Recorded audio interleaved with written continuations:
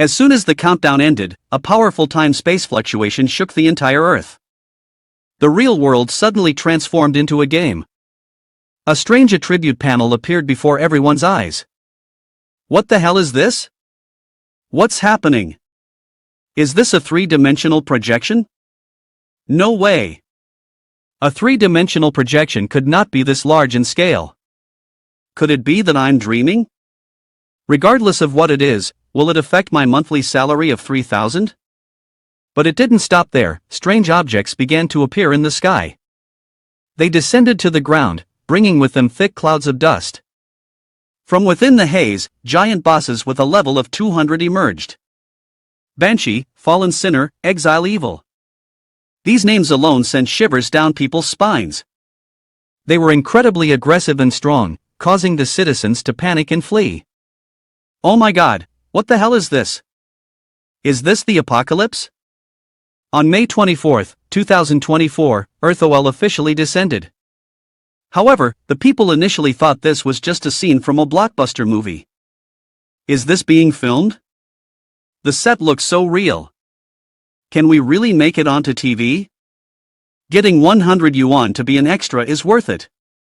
Some people even eagerly ran out to deliberately get in front of the camera, hoping to get on screen.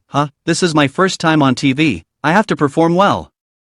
Some people took out their phones to film. How are you doing, you monsters? The boss monster saw that the people were not only unafraid but were also shouting provocations. It immediately attacked those nearby. The attacked people screamed in pain, crying out in despair.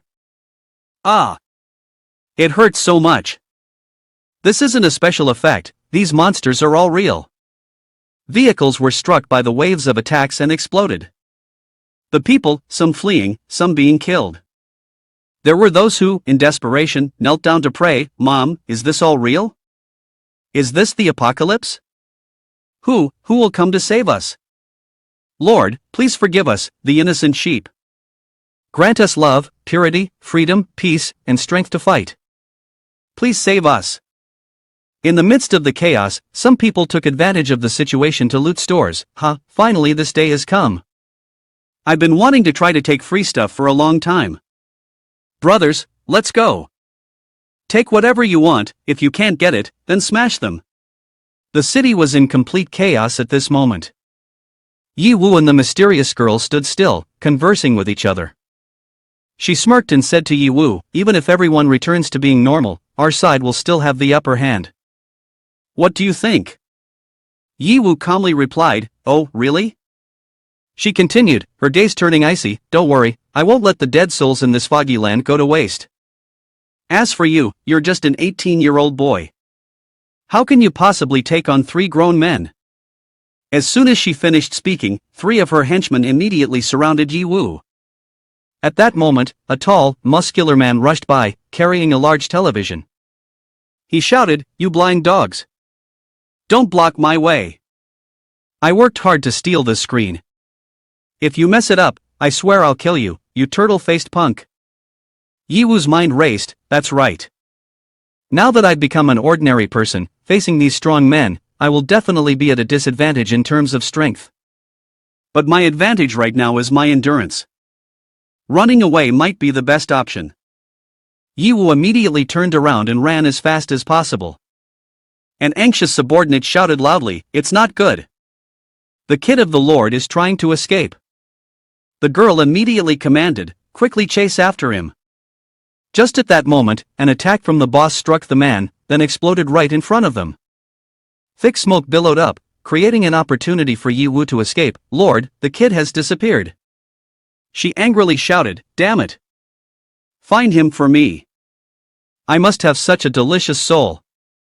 One subordinate suggested, my lord, please calm down. The important thing right now is to find a way to survive these 24 hours. After that, dealing with the kid can wait. A little later, Yi Wu had blended in with the crowd of refugees, finding a safe place to hide. He told himself, in the past, I read records about the first phase of EarthOL. At that time, the bosses suddenly appeared, dominating and destroying the Earth, leaving humanity unable to respond. But then, humanity counterattacked with existing weapons. Indeed, military aircraft launched, heading straight towards the boss standing there. Operation Sword begins. All units pay attention and prepare to concentrate firepower. Flying Eagle, read loud and clear. Vulture, read loud and clear. Condor, read loud and clear. However, this firepower is still not enough to harm the boss. It merely needs to swing its tail to cause the planes to lose balance and crash down. The attacks have completely no effect. Flying Eagle is under attack, about to crash. Vulture is damaged, falling down. Condor has fallen, Condor has fallen. In just a moment, 3 planes have been destroyed. The firepower is not even enough to scratch the boss. At this moment, people begin to rush to the shelter. Mom and Dad, where are you? Woo woo. Look over there, there's a lost child. Forget it, we can barely protect ourselves right now. Hurry, get into the shelter. In this urgent situation, the shelter is perhaps the best choice to ensure survival. But for Yi Wu, following the crowd to hide underground is not the safest option. According to the woman earlier, the original divine artifact is destined to descend in this era. The heroes of Salvation of Yore were able to extend the lineage of humanity only after achieving the God Spirit. Right now, the most important thing is not finding refuge, but figuring out how to obtain the original divine artifact. Yi Wu thought, only by obtaining these God Spirits can I smoothly surpass this 24-hour dangerous phase. Furthermore, I might even be able to counterattack the boss monsters. If I want to detect the descent of the God Spirits, I must first reach a high place. This building is just suitable for that. With that thought, Yi Wu ran into the building, trying to climb up to the higher floors to observe. After a while, upon reaching the 25th floor, Yi Wu was out of breath and tired, thinking, the mortal body is truly not easy. Is there still chaos outside? I must find the God Spirits before the human forces are nearly exhausted. Looking outside, Yi Wu saw the army still persistently attacking the boss monster. The firepower was fierce, but it seemed not to inflict any significant damage. Just at that moment, a large rift unexpectedly appeared in the sky. From within the rift, a colossal stone tablet began to descend. The surface of the stone tablet was engraved with numerous strange characters, resembling the world stone, but its size was enormous, combining to be as large as hundreds of buildings. Yi Wu stared, wondering, could this be the first original divine artifact? From the stone tablet in the sky, a myriad of different original divine artifacts gradually emerged, glowing brightly in midair. The battle seemed poised to embark on a new turning point. Yi Wu was taken aback by the scene before him and exclaimed, the objects next to the world stone are original divine artifacts. It seems that the woman did not lie. Original divine artifacts are born together with the rules, and naturally possess supreme power. On the other side, the bosses, upon seeing the world stone fall, shouted in panic, we must destroy it immediately. Soon after, all the bosses present concentrated all their firepower to attack the world stone, as if it were an inveterate enemy. Yi Wu was stunned by this scene and said, why do those bosses seem to suddenly go insane, desperately attacking the world stone? Could it have restricting or even destructive power over the bosses? In an instant, the world stone was shattered by the combined assault of the bosses. Fragments flew everywhere, and with it, the original divine artifacts were sent flying from the explosion. Yi Wu inadvertently saw one original divine artifact flying toward him. Nearby, one of the original divine artifacts fell into an alley not far from where he was. Yi Wu immediately ran as fast as he could toward that direction, thinking to himself, I must hurry. I have to obtain that original divine artifact, only then can I survive the next 24 hours. On the streets, it is still very chaotic. Why did such a disaster happen? Is this world about to be destroyed? Oh God, please save us. We are all innocent. Yi Wu quickly ran to the alley where the original divine artifact had fallen. Fortunately, it seemed that no one was paying attention to this area. Upon entering the alley, Yi Wu saw the God Spirit lying on the high wall. He thought to himself, what strange luck. The God Spirit fell right on this high wall. Previously, a height of more than 3 meters was nothing, but now I am just an ordinary teenager, 18 years old, level 1. There's no way I can easily climb up. There's nothing around to step on. While Yiwu was still contemplating how to climb up, the ground where he stood suddenly cracked open. He fell into a hole. No way? Can I be this unlucky? Fortunately, Yiwu managed to grab onto a metal bar, hanging precariously at the mouth of the hole. This is even more troublesome. Before I think of how to get the god spirit, I need to find a way to climb out of here first. At that moment, an arm unexpectedly reached out, seemingly wanting to help Yiwu. This person was the guy in the superhero outfit. He stretched out his hand towards Yiwu while asking, "Brother, do you need any help?" In the end, he helped Yiwu climb out of the pit. Yiwu expressed his gratitude, saying, "Thank you so much." According to the information panel, this person was a member of the Marvel Task Force, named Ison. Noticing that Ison's level was somewhat different, Yiwu wondered, "You reached level 5? Ison proudly replied, "I always feel that disaster can strike at any moment, so every day I persist in doing 100 push-ups and 50 sit-ups. It's all just to prepare for this day. But I didn't think that helping others could also earn me experience points. Before you, I have helped many people already."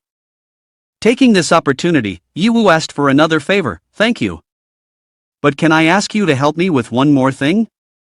I want to climb over this wall." Ison immediately agreed. He got into position and said, "Alright, it's a piece of cake.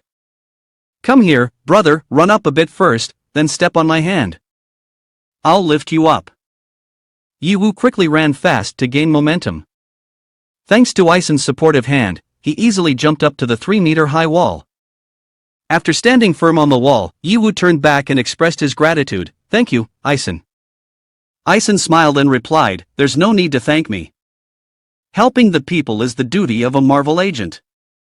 He continued with a serious expression, "Brother, I see that you are special compared to others. While they are panicking and running away, you are going against the flow. There must be something important going on, right?" Yiwu nodded. Ison looked at him with an encouraging gaze. "Do what you have to do. I will go save more people. Young man, let's ignite our passion. Even though we are just ordinary humans, as long as our souls blaze bright, we can surely turn the tide. Take care." With that said, Ison quickly left to seek out more people in need of help. Yiwu watched the figure fade away, silently thinking, "What an interesting man." If there were more people like Ison, then even if an apocalypse occurred, humanity in the real world would not find itself in such a dire situation. He said, "Now, show me the true face of this original divine artifact." The original divine artifact is the Fate Dice. Class, unknown. Basis, based on the rolled points to satisfy the wishes of the holder. The higher the points, the greater the chance of fulfilling the wish. The fortune value of the holder also affects the rolled points. Note, the more difficult the wish, the lower the chance of satisfaction. Any wish, no matter how low the chance, is never completely impossible. Cooldown time ranges from 1 to 100 hours depending on the difficulty of the wish. Yiwu was very surprised after reading the information. He murmured, "Is it really that amazing? Isn't this the pure rule of the god spirit type?" He thought further, "What should my first wish be? It's best not to wish for things that are too difficult, like please take me out of the foggy land immediately. Such a wish has too high a difficulty level. If I fail, the cooldown time will extend too long, making the god spirit useless for the next 24 hours. Yiwu considered, in other words, I should now make some small wishes that could save my life but are not too difficult to fulfill. Yiwu thought for a moment and then expressed his first wish. My first wish is to ensure that the group from the eastern region will not be able to obtain any original divine artifacts within 3 hours of entering the foggy land. Attack is always the best form of defense. Based on his luck stat, Yiwu guessed that the number rolled on the dice would be quite high. He picked up the dice, silently contemplating the information on the god spirit board. A person with a high luck value would influence the rolled score. He wondered, will a high luck value help achieve a high roll, or will the results simply be announced after the dice come to a stop? When the dice finally stopped rolling, an announcement rang out, "Congratulations!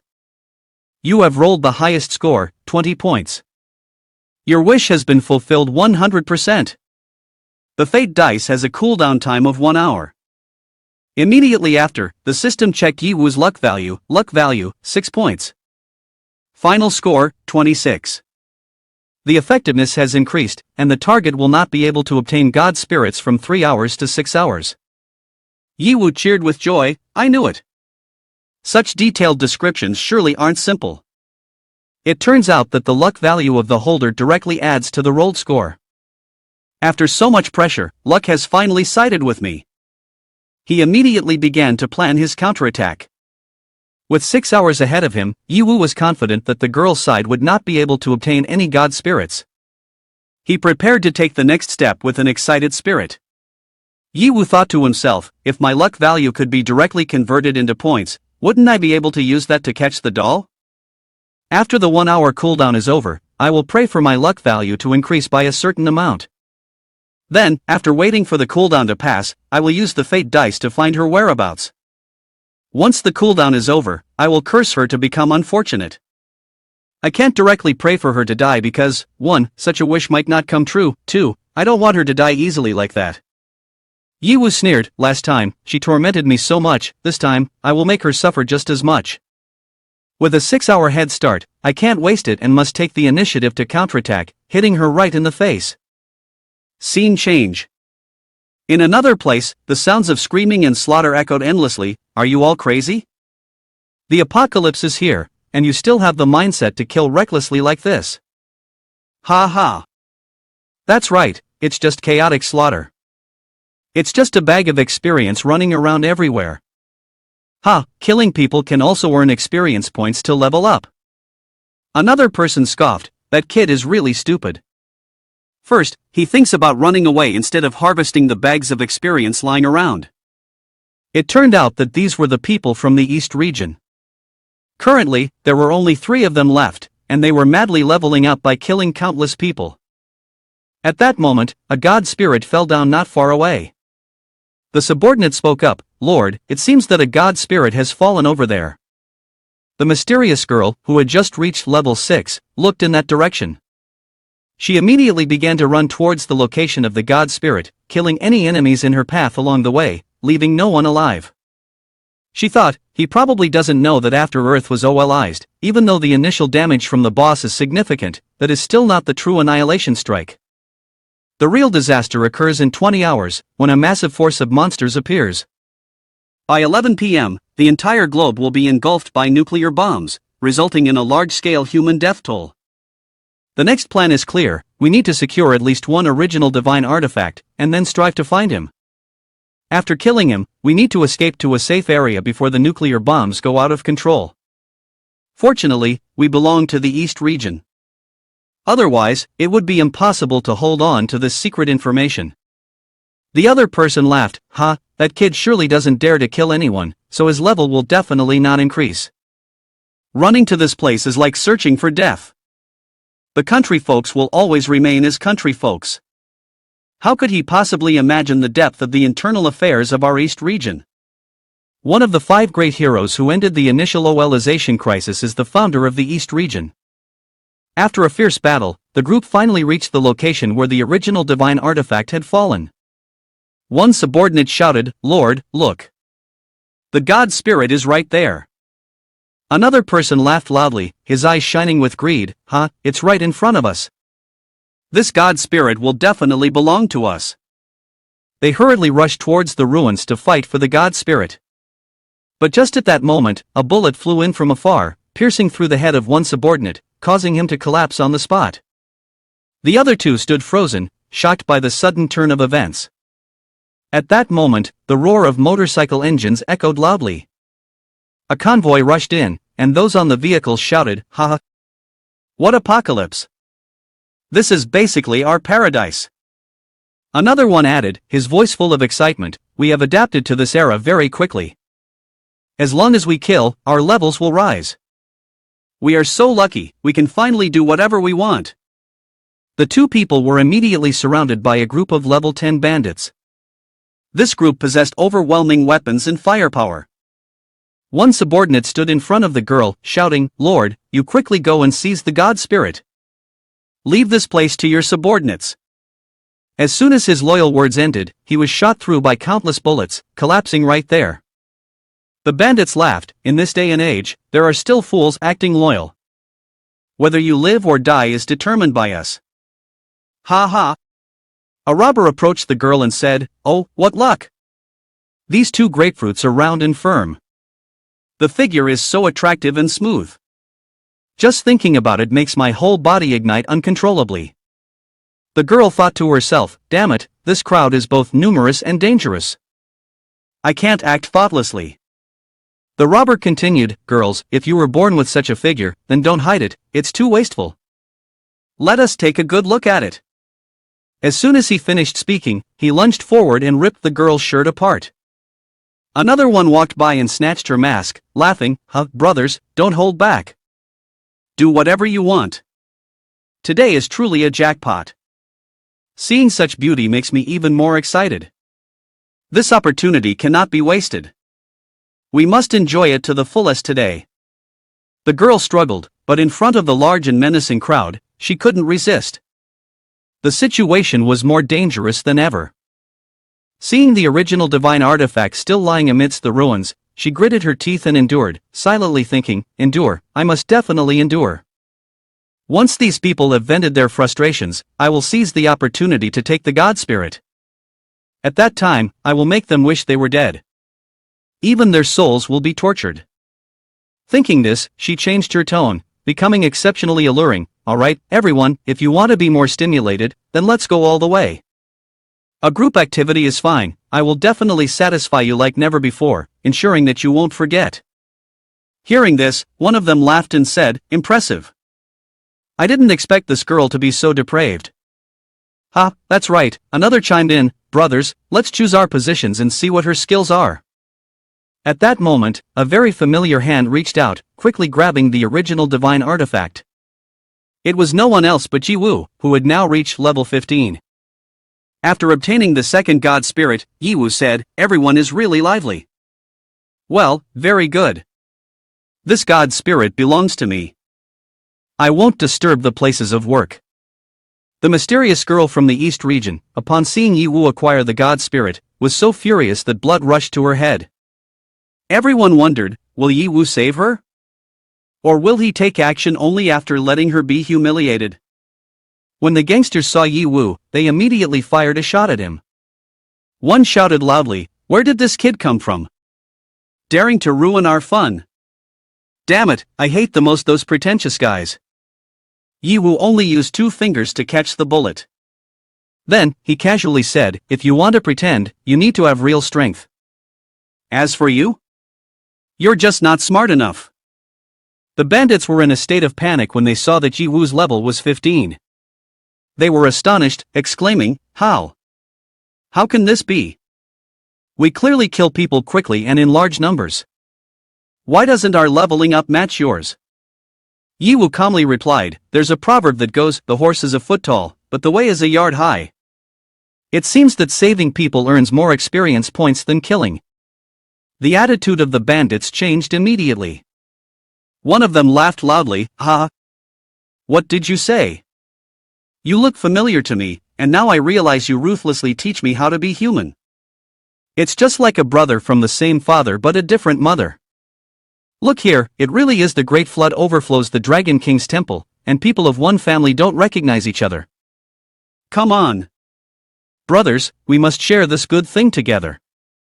Another one chimed in, "Don't be fooled by this woman's fierce appearance, she is actually very gentle." Exactly. Yiwu coldly said, "You all take your time to enjoy. I have other business and will not participate." Saying that, Yiwu turned to leave. At this moment, the girl burst into tears, sobbing, "I'd rather die." "Wait. I know you must want to kill me. Then kill me now." She thought to herself, "All my patience and all the humiliation I have endured are no longer meaningful." Yiwu calmly said, "I remember you once said that fragile hopes often cause more pain than complete despair. So it turns out, you were speaking to yourself. But it's not just that, I want you to feel even more suffering than that. I will not only spare your life, but I also want to ensure you survive to leave this land of fog." After saying that, Yiwu threw the dice of fate and then declared his wish, "I wish for you to continue living." The result showed the number 15, and the wish was granted. The system announced, the target can live, but integrity is not guaranteed. Yiwu turned to the girl and coldly said, I can assure you of one thing, wanting to live is impossible, wanting to die is equally futile. The girl screamed in pain, why? Why can't you let me die in peace, you scum? I swear, even if I become a ghost, I will not spare you. Her screams gradually faded, mingling with sounds of despair. She mumbled, You are not enough yet? Don't come anymore. Yiwu silently turned and walked away, leaving everything behind, including the girl's sorrow and hatred. Somewhere else, the military was still actively fighting against the boss. Yiwu took out the second primordial god spirit to check the information. The Wanxiang magic pen has the ability to materialize items drawn, based on the will of the holder. The level of the item will depend on the accuracy and aesthetics of the drawing. The more exquisite the painting, the higher the rank and the stronger the effect. Finally, Yiwu also achieved the second primordial god spirit. Yiwu thought to himself, I know everything, but I completely do not know how to paint. Well, let's just give it a try. Saying that, he drew a sword. But the result was not as he expected. The sword looked ugly, with the stats, accuracy level E, aesthetics level F, component level E. The final evaluation showed that the effect was only at level 1, with no special effect.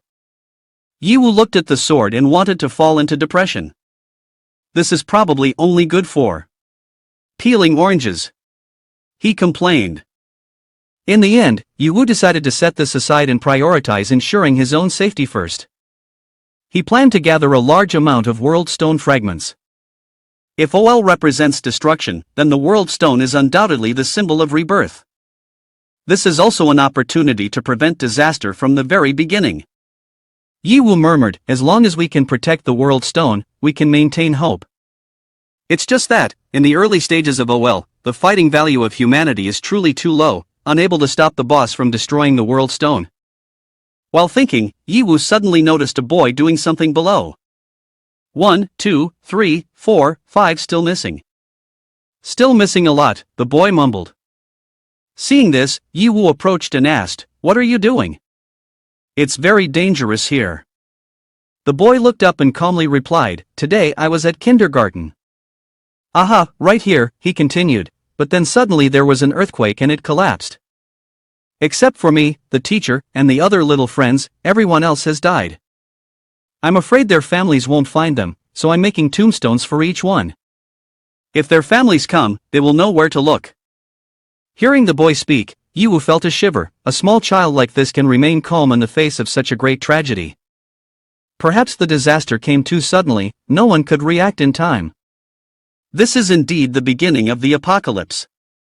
Thinking that, Yiwu softened his tone and advised, Little buddy, quickly leave here. Find a safe place to hide. When you grow up, you will have the strength to rebuild here.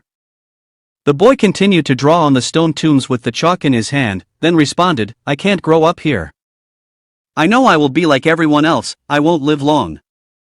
But everyone likes the drawings I make. I also really enjoy drawing. As long as I draw well, adults will surely recognize us and take all the little friends home. At this moment, Yiwu took a closer look at the images the boy had drawn. They were so vivid and realistic that it was hard to believe. He thought to himself, this is just a kindergarten kid? The Wanxiang magic pen in my hand has probably found the right place to exert its effect. Seeing the boy looking sad, Yiwu gently patted his head to comfort him, It's okay, you've done very well. These crises will pass, and you will definitely grow up. The boy felt a little more cheerful upon hearing this. Yiwu continued to ask, You seem to be very good at art, huh? The boy proudly patted his chest and said, Don't be fooled by my age, I've received many awards already. Everyone says I'm a painting genius. But all of that is meaningless. Drawing beautifully doesn't help anyone, it can't bring them back to life. Hearing this, Yiwu handed the boy the Wanxiang magic pen and said, This might not be the case. Take this pen and try to draw the best machine gun you can imagine. Having played Free Fire and climbed up to the legendary rank, drawing a gun was too simple for him. In just a moment, he completed the drawing of the thunder gun. Is this good enough, brother? The system provided an evaluation for the Thunder submachine gun: accuracy, A, aesthetics, B+, components, B+, and C+. Final evaluation, level 100. Special effects: infinite ammunition, infinite firing rate, capable of attacking both long range and close combat. Seeing the Thunder submachine gun was so impressive that Yiwu felt so delighted he wanted to jump up. He never expected to own a weapon of level 100. With this gun, surviving for 24 hours was no longer a significant concern. Yiwu turned to the boy and said, "Little buddy, it's so beautifully drawn. Help me draw a few more items, will you?" Hearing that, the boy broke out in a sweat. "Brother, you're exploiting child labor here." That being said, his passion for drawing remained extremely strong. In less than an hour, the boy gifted Yiwu 3 more high-level equipment: a level 90 machine gun turret, a level 88 energy shield, and a level 80 handgun. However, the magic pen can only create a maximum of 5 items per hour. This time, it has reached its limit and entered cooldown. But that was already fantastic. Yiwu patted the boy's head, smiling and saying, "Alright, that's enough.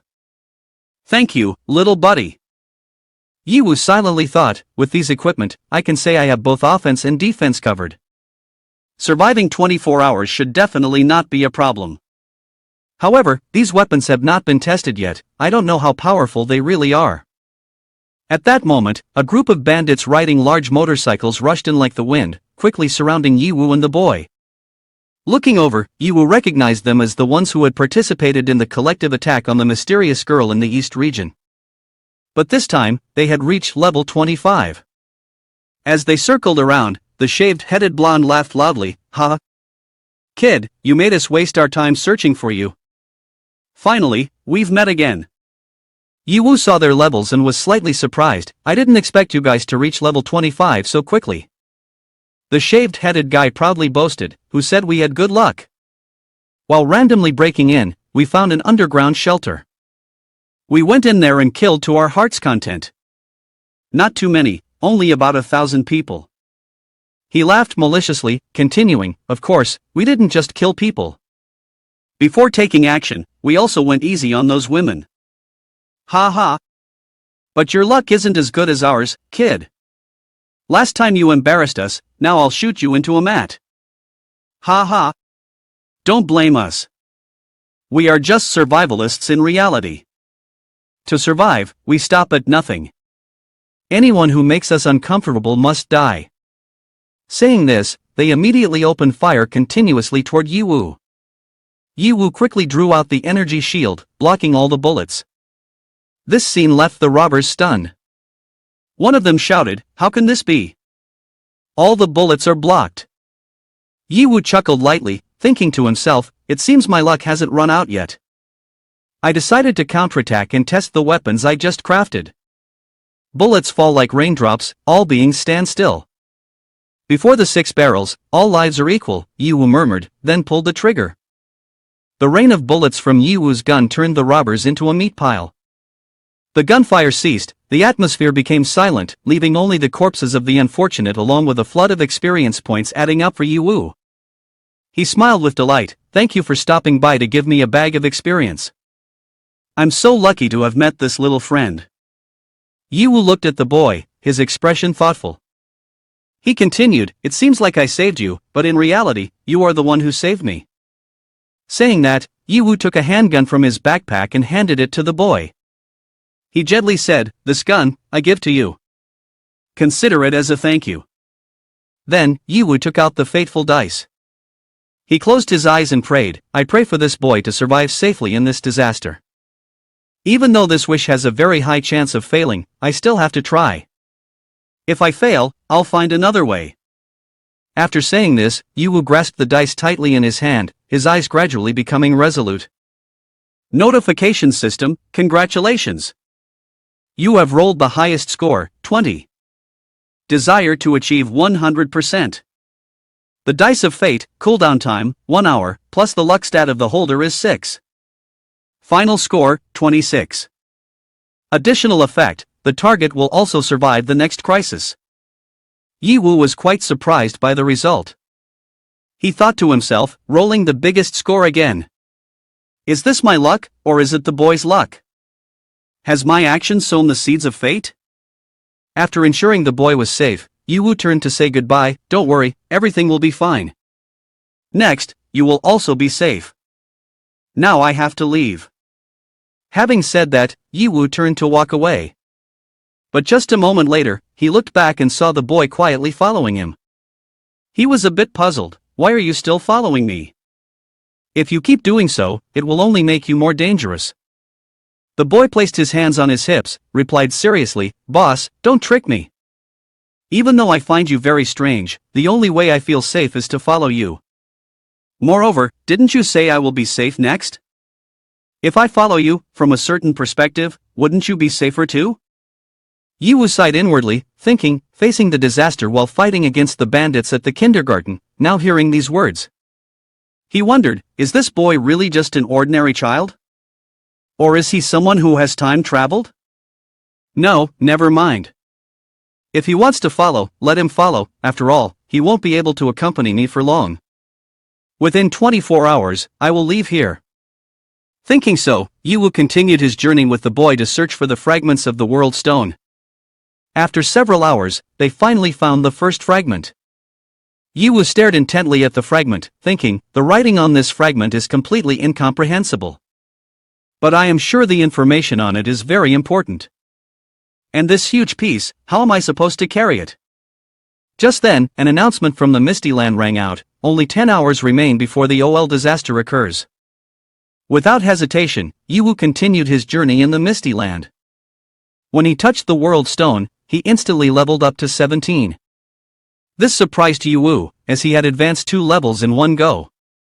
It turned out that collecting fragments of the world stone could bring about a significant amount of experience points. Moreover, the account system, which had previously limited leveling up due to the rules of the Misty Land, had been completely lifted. Yiwu's journey continued with new challenges ahead. Not only Yiwu, the boy had also leveled up to level 5. Very excited, he said, Boss, we are shining. Seeing this, Yiwu thought to himself, this kid has also continuously leveled up.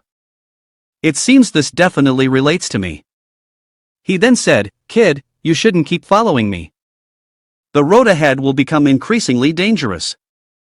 Hurry back home. Your parents must be very worried about you. When he mentioned his parents, the boy's face suddenly darkened, looking sad. With a trembling voice, he said, My home has long ceased to exist. My parents divorced. I live with my dad, but he has never cared about me. In fact, he doesn't see me as his son. Isn't that a family? It's just a broken house, without any kinship. I don't want to go back there. Boss, please let me follow you. He raised his head, his gaze resolute. Even though I don't know you well, and you are very strange, I know you are very strong. I want to become strong with you. Yiwu thought to himself, I once read in a book that before the apocalypse, the divorce rate was astonishingly high. In contrast, after the apocalypse occurred, the divorce rate dropped sharply. Looking at the determination and spirit of the boy, Yiwu finally agreed to let him accompany him. He said, All right, but you need to prepare yourself mentally. What comes next will not be a joke. We have to collect the large black stones while fighting monsters to help others. This is how we level up. If you slow me down, I won't hesitate to leave you behind. The kid confidently replied, Humph, don't worry. I absolutely won't hold you back. So, the two siblings journeyed together, battling and leveling up. After 2 hours, Yiwu had reached level 20, and the boy had reached level 12. Boss, look. We found another large stone. 3 hours passed, and they coordinated smoothly, defeating monsters and rescuing people. Yiwu leveled up to 35, while the boy reached level 16. Their leveling speed was astonishing. 17 hours had passed since Earth OL began. The two siblings found fragments of the world stone, and Yiwu reached level 40. The boy could hardly contain his excitement. Boss, thank you. Thank you so much. When 20 hours had passed since the Earth was corrupted, Yiwu had reached level 50, and the boy had reached level 20. The boy eagerly said, Boss, this is just like playing a game. Now I can defeat those monsters with my bare hands. But just then, Yiwu recalled the words of the mysterious girl from the East region who had said, "The 20 hours are just the beginning. The coming time will truly be the destruction of humanity." Tens of thousands of monsters poured down to Earth from the teleportation gates.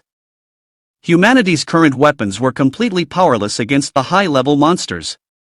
The supreme leaders of humanity began to consider the final option, using nuclear weapons. However, a bigger problem arose. Not only could humans level up, but the monsters were also gradually evolving. The low-level swamp monsters had now become a nightmare as they successively transformed. "Eat up!"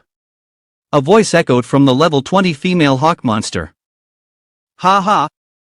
Kill all these reptiles. These non-flying ones are nothing." The savage laughter resounded. The situation was becoming increasingly chaotic. Monsters seemed to pour in endlessly, killing without respite. The level 30 highly toxic fishman appeared, further plunging humanity into despair. Yiwu thought to himself, "We level up, and the apocalypse is leveling up too." This time, I encountered a level 50 hunting soul deer and a level 70 jackal warrior.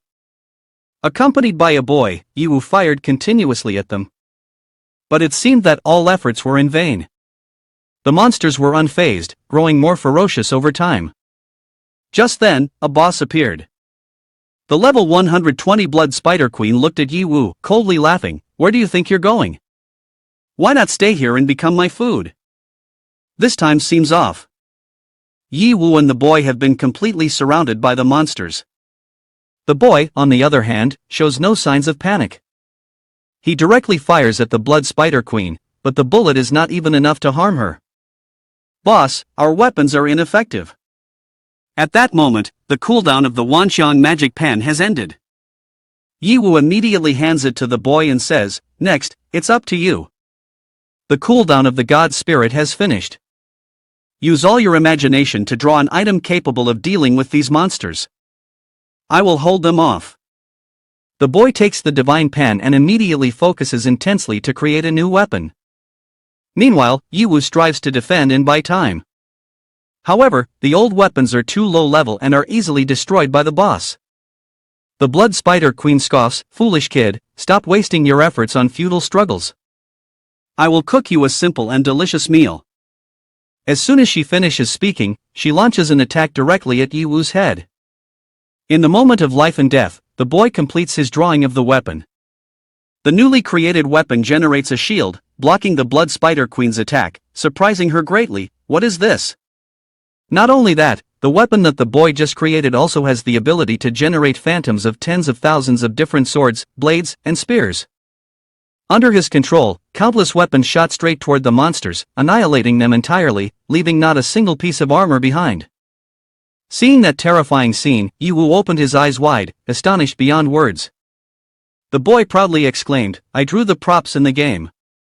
Have you ever played it before? I didn't expect to draw a level 200 prop." He even winked, smiling brightly. "Boss, I'm not hindering you, am I?" Yiwu thought to himself, this boy's talent is truly against the heavens. I've really stumbled upon a treasure. While Yiwu was still amazed at the boy's abilities, the unexpected happened. The highest leaders of humanity decided to use nuclear bombs to eliminate all the monsters. A massive mushroom cloud erupted, marking a historically destructive moment. Yiwu contemplated, this is what ancient texts call the strongest finishing move of humanity, nuclear weapons. Could it be that humanity has decided to adopt a strategy where both sides suffer? This time, humanity unleashed countless nuclear bombs on the cities occupied by monsters. Witnessing that terrifying power, Yiwu could not contain himself, exclaiming in panic, "Is this the ultimate finishing move of ancient humanity?" Architecture and monsters evaporated in an instant. Everything truly exuded the aura of annihilation. Yiwu stood there, his eyes clearly showing surprise. The shield that the boy created truly astonished him. The shield was not only powerful but could also withstand the shockwaves from a nuclear explosion. He thought to himself, this boy is indeed a genius. If nurtured, he will definitely achieve great things in the future. But then, a wave of anxiety began to fill Yiwu's mind. He wondered, even if we escape this explosion, what about the radiation afterwards? Will the radiation automatically dissipate once we leave the fog-covered area? While he was deep in thought, Yiwu suddenly faced another situation. A girl from the east appeared, her eyes filled with rage. As soon as she saw him, she shouted, "You dare to make me endure unprecedented humiliation and suffering? You are truly despicable." In her hand was a holy sword, looking incredibly domineering. It was a god spirit of the Sea of Time level, wielding terrifying power. This sword not only contained endless primal energy but also emitted sword aura that surrounded her entire body, forming a strong defensive barrier. Its defensive effect reduced 80% of all damage for 30 minutes. As for the sword's attacking ability, it could break through time, space, and even the rules. Its power was determined based on the level of rules it countered. Yiwu looked at the holy sword in the girl's hand, thinking to himself, "I never expected that she possessed such a terrifying weapon." The girl joyfully shouted, "I risked my life searching for the god spirit, and finally found it before the nuclear explosion. Moreover, this god spirit is stronger than all the primordial god spirits collected in the East region. All the hardships I endured are worth it. What you've done now holds no meaning. No matter what happens next, you will die." Ha ha. Yiwu was quite surprised by this girl's fierce spirit. He silently thought, this woman is indeed resilient. Clearly tortured to the brink of death, yet she was still able to find the god spirit. But thinking back, my earlier decision to pray for her to not obtain the god spirit for a period of time was completely correct. With her tenacity, if I had directly prayed for her to die in this foggy land, that wish likely wouldn't have come true because it would have been too difficult to accomplish. She swung her holy sword directly at the protective barrier of Yiwu and the boy, causing the support value to drop to just 20%. This is not good. The god spirit in her hands is too powerful. Yiwu exclaimed. The shield that can withstand nuclear attacks can't endure 2 strikes from her sword. Seeing the critical situation, the boy quickly began to draw a holy sword that resembled the girl's sword from the East region. Yiwu held the fake holy sword in his hand, facing the girl from the East region. She looked at him with a gaze full of disdain, her voice cold. "The primordial god spirit has no rank. Its power is merely based on attributes. And what you have in your hand is just a piece of trash, a fake item, all attributes reduced by half." Yiwu pursed his lips, trying to evade the space-ripping sword strikes from her while searching for an opportunity to counterattack. Seeing this, the girl from the East region sneered, "Just like you, trash will forever remain trash. You, a country bumpkin from the Southwest region, what do you rely on to fight against the deep-seated roots of the East region?" She curled her lips, her tone even more mocking, "Whether it's you or the god spirit in your hand, everything is too weak. The so-called weakness is a type of crime. What you do is merely prolonging the inevitable for a bit. But how long do you think you can last?" Ha ha. Yiwu listened to every word of ridicule but did not let them shake his resolve. He looked at her, his eyes flashing with determination. Even with a fake sword, he would find a way to turn it into an advantage. "If I cannot be strong right now, I will fight smarter." Yiwu silently vowed, tightening his grip on the hilt of the sword.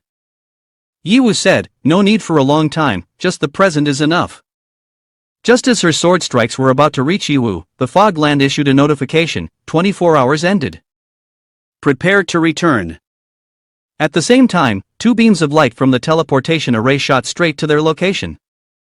Yiwu looked at the girl and smiled teasingly. "It seems that the power of the rules of the fog land is still greater than the god spirit in your hands." The girl gritted her teeth, thinking, "Damn it. Just a little bit more." Clearly, he was about to die, but why did the time in the fog land end right at this moment? "What are you so smug about? Even if I can't kill you here, as long as I have this god spirit, I can torture you every second, every minute outside." As soon as she finished speaking, the fog land announced again, "Except for the fragments of the world stone, nothing else can be brought out.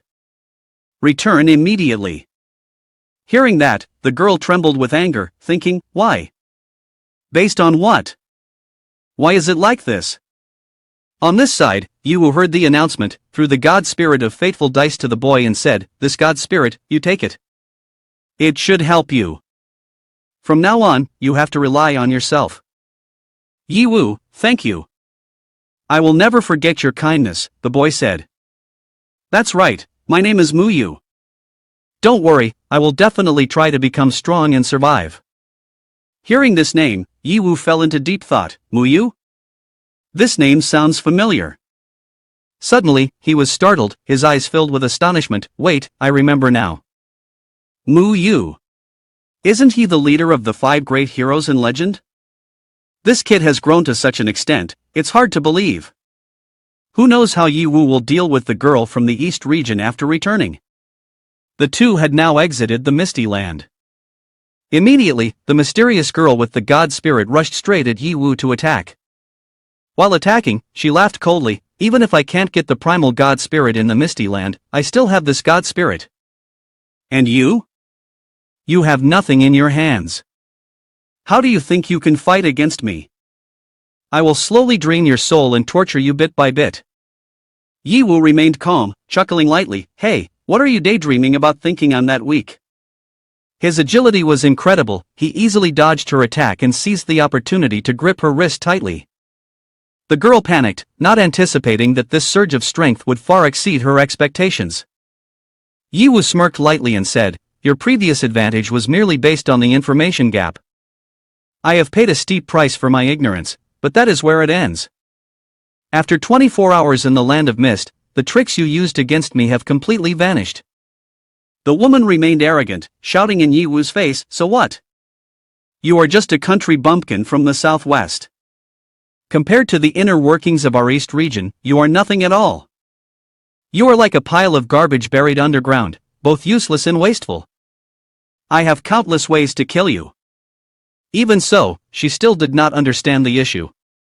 Yiwu sighed, deciding to take a moment to explain things to her. He snapped his fingers and laughed coldly. Oh really? Fine, since you want to talk about inner workings, then open your eyes wide and see what true inner workings are like. The woman was taken aback, stepping back a few paces, screaming, What? What do you plan to do? Yiwu did not answer. He simply summoned 4 ancient gods, not to fight, but just to let her take a look. The 4 names appeared: Thousand-Eyed Demon Lacus, Origin of Nature, Return to Oneness, Disaster Plague Jubino, and Chaos Lanradia. System notification, successfully summoned 4 ancient gods. Duration, 30 seconds. Seeing the magnificent scene before her, she began to tremble, filled with fear, and exclaimed, For ancient gods? How is this possible? The ancient gods are the biggest trump card of the East region, yet you possess all 4 at once. This is terrifying to a degree I can't even fathom. Immediately, she knelt down, her mind completely in chaos. Fear, regret, unwillingness, but also full of worship and negativity. Those emotions surged like a storm.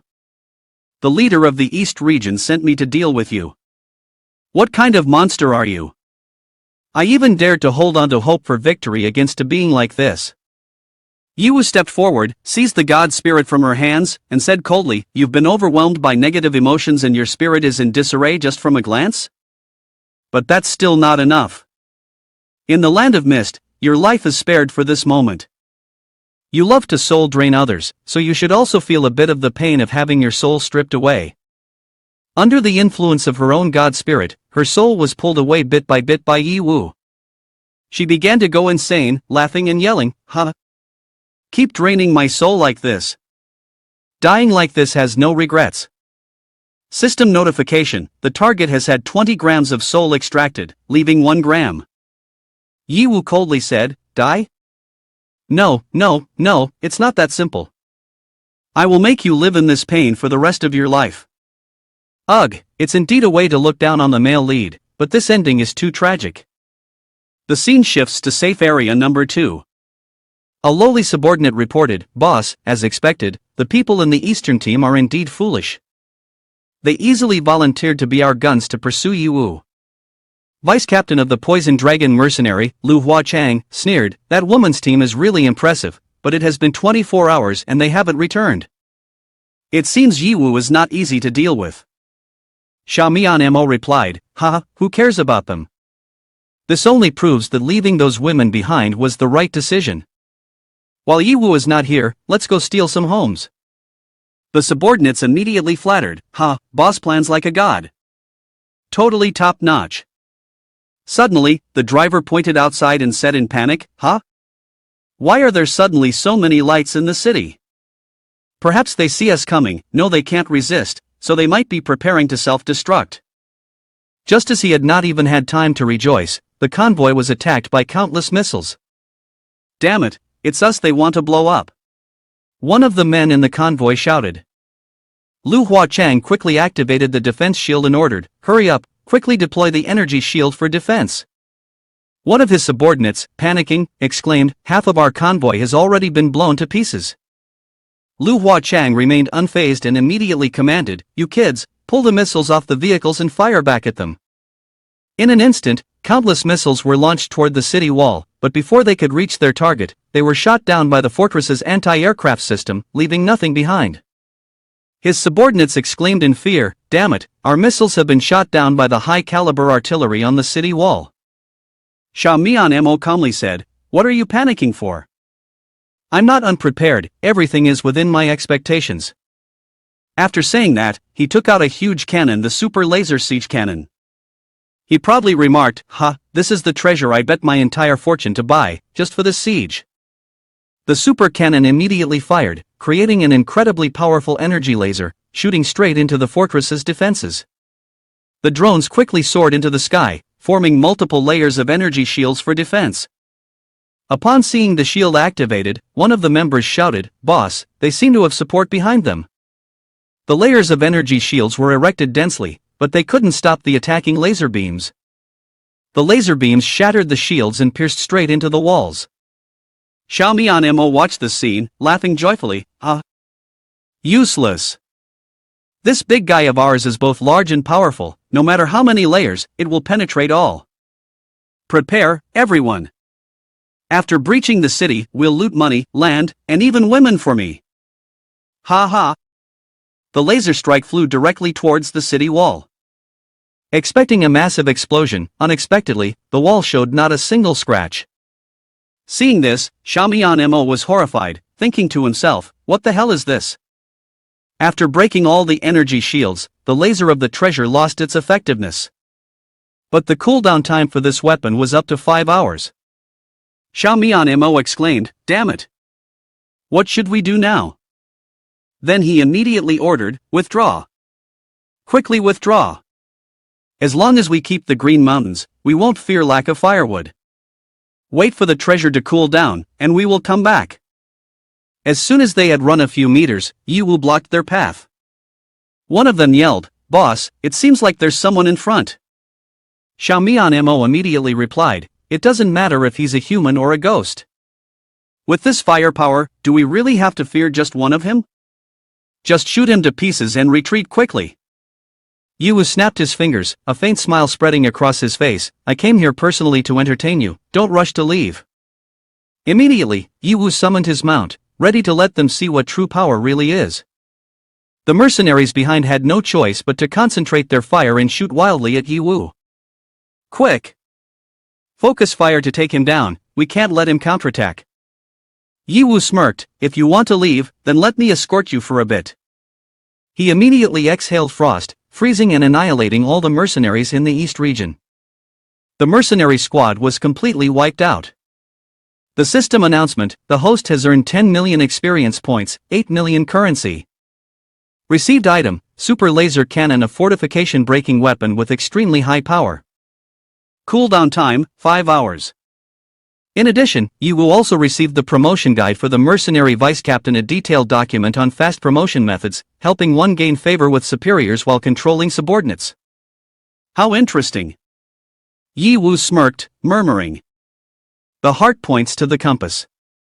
Just imagine what you are searching for in your mind, it will guide you to your destination. The more complete your imagination is, the easier it is to receive accurate guidance. The mercenary corps rolls around in the wilderness all year round, relying on this tool to track down the traces of enemies and the direction of various wild beasts.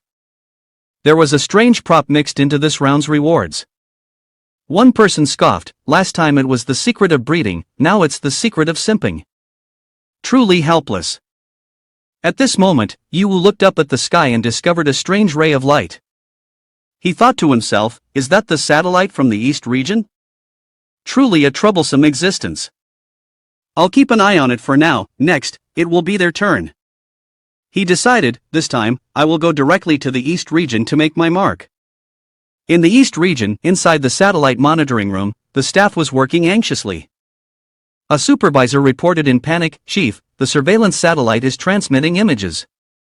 All members of the team and the mercenaries we dispatched have been eliminated." Moreover, it was all at the hands of a teenager named Ji Woo. Hearing this, Victor slammed his hand on the table in anger, shouting, "Waste! Waste!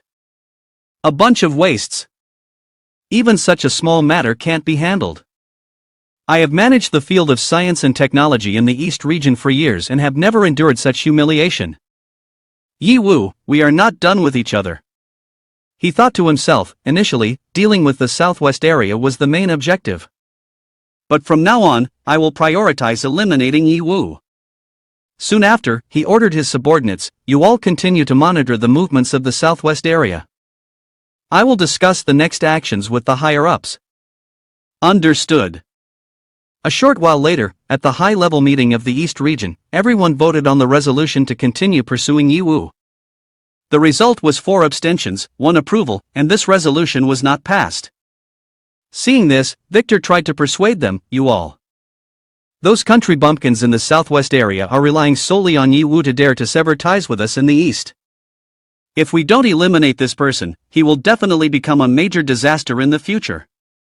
Someone on the screen retorted, "With the internal situation of the East region, are we really afraid of just Yi Woo? That's right. Don't waste so many resources solely on Yi Woo anymore. We should make some adjustments to our strategy against him." Another person interrupted, "All right, no more buts. Victor, you have failed in this mission. You have wasted the resources of the East region, so prepare to face the consequences." With that, the other 4 turned off their screens. Victor was angry, thinking to himself, "These stupid, uncultured fools fundamentally do not realize that Yi Woo has become a threat to us. If we let him fully grow, we will have to pay the price. Even if the other high-class groups in the East region let you go, Yi Woo, I will definitely not spare you. If you dare to appear, I will surely crush you." The scene shifts to the hangar at safe zone number 2. At this moment, Nana was still focused on repairing the spacecraft. Master, come quickly to see. The progress of repairing and upgrading the spacecraft is already 90% complete. Amazing." Hearing this, Yi Woo walked over, patted Nana's head and praised, "Nana is truly amazing."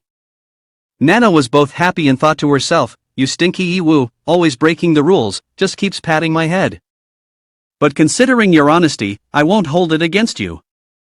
Yi Woo then pondered, "Before, I used to count power but still couldn't fly out. This proves that the products post-OL cannot surpass the confinement limits of the universe." He then turned to Nana and asked, "What is the current propulsion energy source of the spacecraft?" Nana replied, "The initial driving energy source is almost depleted, so I have upgraded it into a high-energy explosion magic crystal." She seemed very proud of her invention. In her heart, she urged herself, "Come on, Yi Woo, don't hold back anymore, hurry up and praise me." However, Yi Woo felt uneasy. This high-energy explosion magic crystal, after the OL world, has indeed been widely used to provide mechanical energy. However, this product is from the OL period, and certainly not suitable.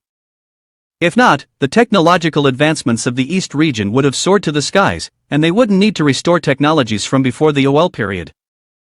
Nevertheless, Yi Woo admitted that he understood too little about the period before OL.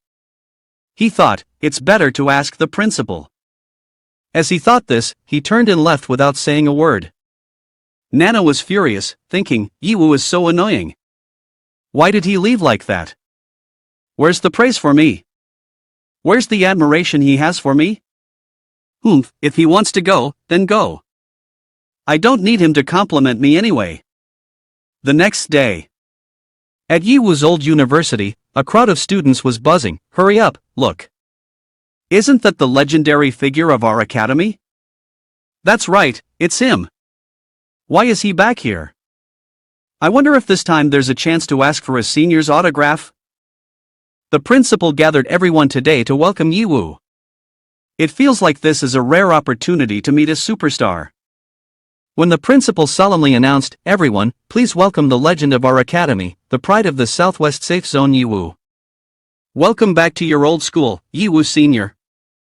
The atmosphere around became lively. People stood together whispering, "I want to get a little closer to see Yiwu Senior.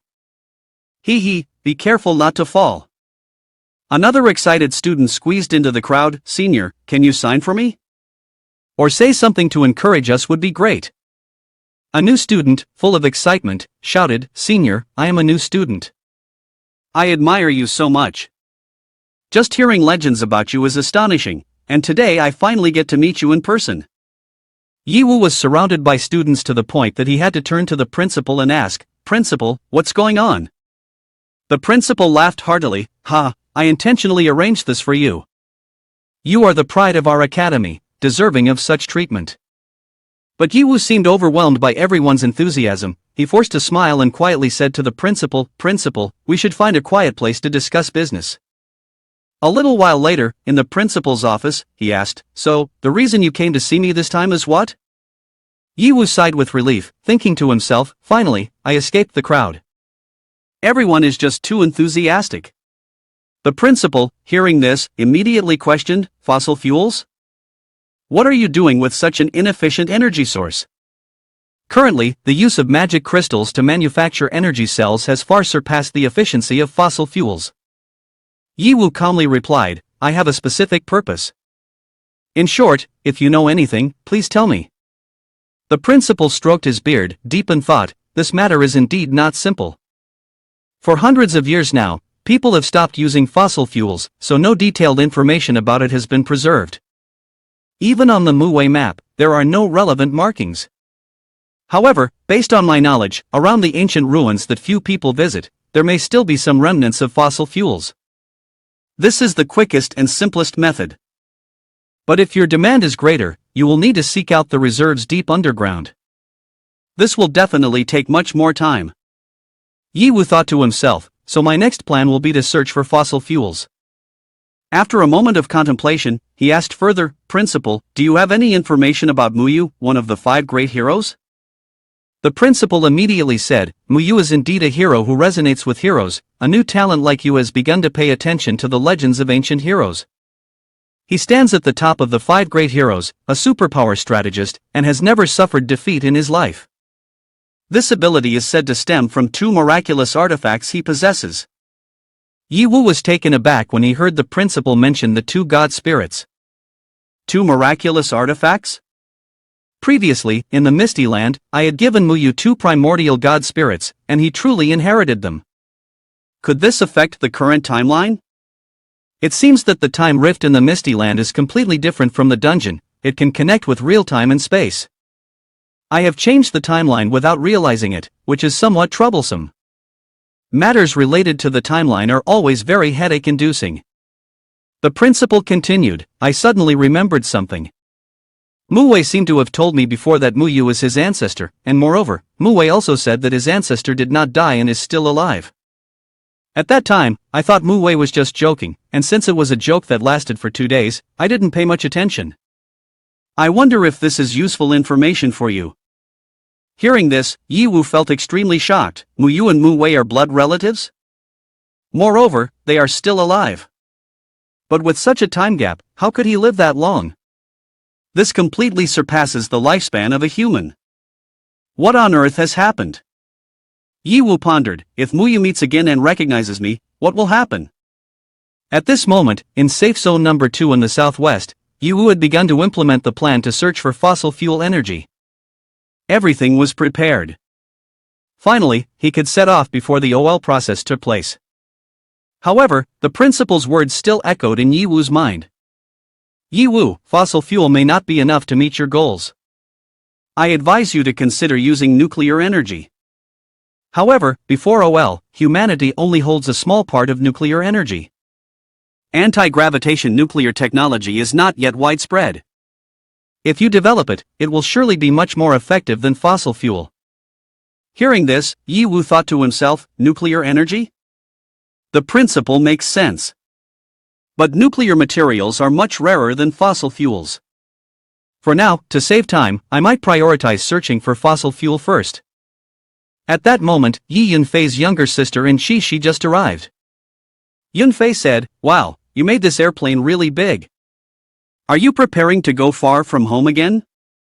Shi, who just reached level 100, excitedly boasted to Yi Wu, "We have always listened to you, continuously training ourselves. Now I have become really strong, you can feel it, right?" Xiao Chun, who reached level 260, laughed while drinking and said, "Not bad. It's only been a short time since we last met, and you've gotten stronger. But during this time, I've been eating at your place, and I've been a bit lax in leveling up." Yi Wu chuckled, Xuelu has also reached level 220 now. Yin Huan at level 170, Wan Hao at level 185, and Jia Wangchuan at level 200 also just arrived. Yin Huan said, "Yi Wu, we just cleared the dungeon, and you called us all here. Is there a new plan?" Seeing Shi hugging Yi Wu, Yin Huan felt a bit jealous and teased, "Leave the job of protecting Yi Wu to me. Our team is much more professional." Shi replied in panic, I'm not saying I have to protect Yi Wu. With his strength, it's not up to me to protect him, right?" Wan Hao hugged Yi Wu's shoulder and laughed loudly, "You truly are impressive. I've heard you've tamed all the monsters. During our time clearing this dungeon, what great things have you accomplished?" He continued, "When we came out of the dungeon, we saw the monsters helping the residents repair and build houses on our way back. It was such an unbelievable scene, so harmonious that I thought I was dreaming." Jia Wangchuan looked surprised and turned to Yi Wu. "Yi Wu, the monsters all say you are their king. What exactly is going on?" He hesitated. "I don't mean to doubt you, I just want to understand the situation.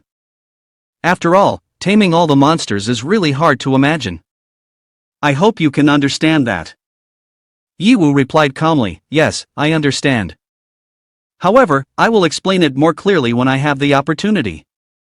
For now, I will tell you about what has happened recently and what is about to come."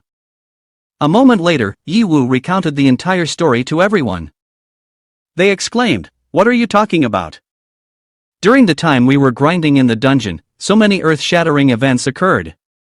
Did you really single-handedly eliminate the notorious East Region Team Number 4? I thought that after leveling up from the dungeon, I could match up with them. But now, it seems there's no longer any chance. Moreover, is the primordial god spirit you mentioned really so powerful that it left you in awe? But why have we never heard of such a thing until now?" Xiao Chen stood behind, silently thinking, "The primordial god spirit, huh? That old man Mu Wei did mention it to me before, but at that time I thought it was just a fictional story, not paying much attention. I didn't expect it to be real." Then, Xiao Chen looked up at the sky and said, "Are you saying that the bright spot in the sky is the satellite of the East region? I didn't expect them to have made it this far.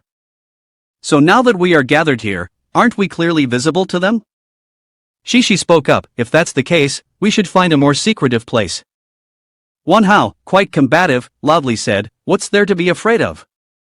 If they want to watch, let them watch. No need to be scared, we can just go all out." Xiao Chen calmly replied, "If that's the case, I also suggest we change locations before discussing further." According to Yin Huan, she completely trusts Yi Wu. She said, "If you are aware of the existence of the surveillance satellites in the East region, Yi Wu must have already taken effective shielding measures." Hearing this, Wan Hao quickly replied, "That's right, I think so too." He continued, "It makes sense. It seems that the one who understands Yi Wu the most is still our Yin Huan." Upon hearing Wan Hao's words, Yin Huan's face immediately turned red. She stammered, "You. What are you saying?" Xue Lu next to her also expressed agreement, "Of course. Yi Wu is very reliable, I have never doubted him." "I feel the same," another person added. Wan Hao thought to himself, "All right, Yin Huan. I help you push the boat, and you join the others on the same side. It seems Yi Wu will be lucky later." These women are united in support of an outsider for him. Seeing that everyone was going a bit off topic, Yi Wu pretended to cough and said, "I have tried hard to shield, but unfortunately, it didn't work. After breaking through the atmosphere, the ozone layer of the Earth will lose its effectiveness. Therefore, from space observing the Earth, all indicators related to the capabilities and protective measures on Earth are very likely to become ineffective. Upon hearing this, everyone was in a panic. There's also such a thing. So everything we are doing now in the eyes of the East region is like running around naked, right? Yiwu calmly said, what I want is for all of them to see that the magic crystal is not suitable for a non-corrupted state. We can only rely on collecting fossil fuel to power the spaceship. Our next goal is to collect enough fuel for this ship. We will all act separately. Each person will disperse to collect fossil fuel, which can effectively divert attention from the East region. On the other hand, the East region will definitely focus their attention on me. Therefore, I will act as bait to lead them away. I leave the task of collecting fossil fuel to all of you. Xiao Chen anxiously said, that's a good idea. But, can our conversation right now be overheard by the satellites of the East region? Yiwu replied, of course not. The people of the East region can only see what we are doing, but they cannot hear what we are saying. Their satellites are not advanced enough for that. Jia Wangchuan continued, according to Yiwu, the biggest challenge ahead is how to find fossil fuel or ancient relics in a short time. Wanhao agreed, the captain is right. The most difficult part of this mission is that I am not afraid of fighting, but I really am not good at finding things. This had been anticipated by Yiwu. He opened the map and said to everyone, you don't need to worry about this. I have already made arrangements. The monsters all over the world are currently carrying out the tasks I assigned. A monster stepped forward to report, King, I have found the ancient ruins you mentioned. There, I can also smell the fossil fuel as you described. This place has a lot of untapped fossil fuel. Yiwu nodded in satisfaction, well done, you have worked hard. The monster hurriedly replied, it's not hard at all, King. We only did a small thing, yet we are praised by you. Oh, my life is truly fulfilling. King, please wait. We will continue to search for more fossil fuel and ancient ruins for you. Hurry up, everyone, keep searching. On Yiwu's map, bright spots began to appear, marked by the monsters. These were the locations containing oil and fuel. Someone spoke up, looking surprised, Yiwu, are you really using the monsters to scout the map? If it were before, no one would dare to think about this. The monsters that have turned into juniors can help you become the Monster King, this is truly amazing. Yiwu pondered, this cannot be delayed. Everyone, let's split up and take action. After identifying the exact location, everyone immediately flew in to gather. After assigning the mission to search for fossil fuels to everyone, Yiwu said, Mo Tsong team, your strength is very impressive. I hope you can split up and act separately, each person responsible for a site. That way, we can distract the attention of the East region. Yin Huan immediately hugged Yiwu's left arm, her voice full of concern, Yiwu, it's too dangerous for you to act as bait alone. I will team up with you, this does not contradict your plan to separate the Mo Tsong team. Shishi quickly approached, hugging Yiwu's right arm, if that's the case, I also want to go with you, Yiwu. Shishi thought to herself, with Yiwu's strength, I am not worried about him being in danger as bait. What I worry about more is letting him act alone with Yin Huan. Yin Huan showed her displeasure, looking at Shishi, Yiwu has me to assist and protect him, that's enough. There's no need for you to interfere. Shishi immediately reacted, not willing to back down, I am not interfering at all. I just want to be a companion, and let each person fulfill their own responsibility. Seeing the tense situation, Shuelu also chimed in, since you two have said so, then we don't mind making it a bigger deal. Yiwu, I also want to team up with you. Jia Wangchuan was extremely upset upon seeing this, and the others felt the same, even Shuelu. Senior Xiao Chen was also exasperated. There is a saying, 3 women, 1 drama. You'll have to fend for yourself then. Yiwu lightly coughed and then got straight to the point, we should disperse our actions, it will be more effective that way. Before he could finish speaking, Wanhao interrupted, you don't need to worry about the efficiency of the search. After all, it's just looking for oil, nothing difficult about it. Moreover, the monsters right now aren't a threat, you can rest easy and leave it to us. Instead, Yiwu, you should treat yourself a little. Ha ha. Yiwu was at a loss for words in response to Wanhao. At that moment, Yunfei ran over and said, I want to be in the same group as you. He immediately refused, no way, you have to be in a group with Jia Wangchuan. Hearing Yiwu say that, Yunfei looked displeased, huh? What's that based on? I don't want to. Jia Wangchuan also seemed a bit unhappy, Yiwu, don't joke like that. Wanhao then came closer and whispered, Yiwu, are you serious? You're going to sell your own sister off? Are you just hoping our team leader will become your brother-in-law? Yiwu was at a loss for words for the second time. He patted his younger sister's head and asked, Yunfei, do you want to become stronger? If you do, you must follow a true expert to train yourself. Yunfei nodded, of course I want to. But.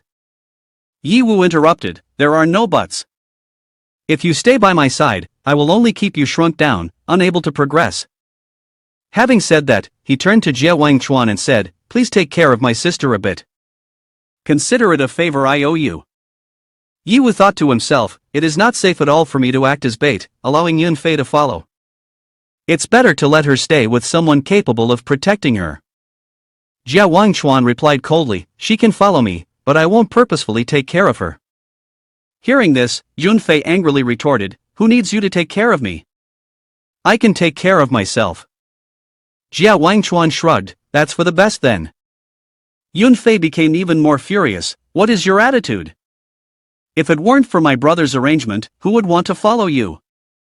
Yiwu was at a loss for words for the third time. He didn't know whether his decision was right or wrong. At that moment, Xiaochen finally spoke up, are you acting as bait while also looking for fossil fuels? He thought to himself, this maneuver is intentionally pushing others away, not only because using bait is dangerous but certainly there is some other calculation behind it. Yiwu indeed had a different plan, this time, he wanted to bait and also intended to find Senior Muwei.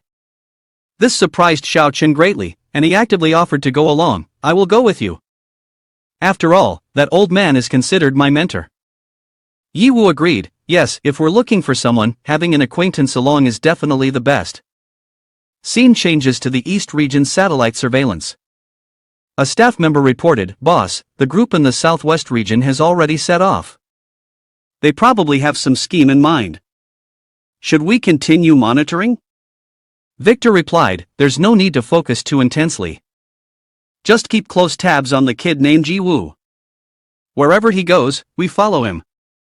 The others are unimportant. Then, Victor asked, how is the progress on the second rocket's creation? The staff member responded, everything is on track. It will be ready to launch in 15 days. Victor continued, what about the satellite weapon testing?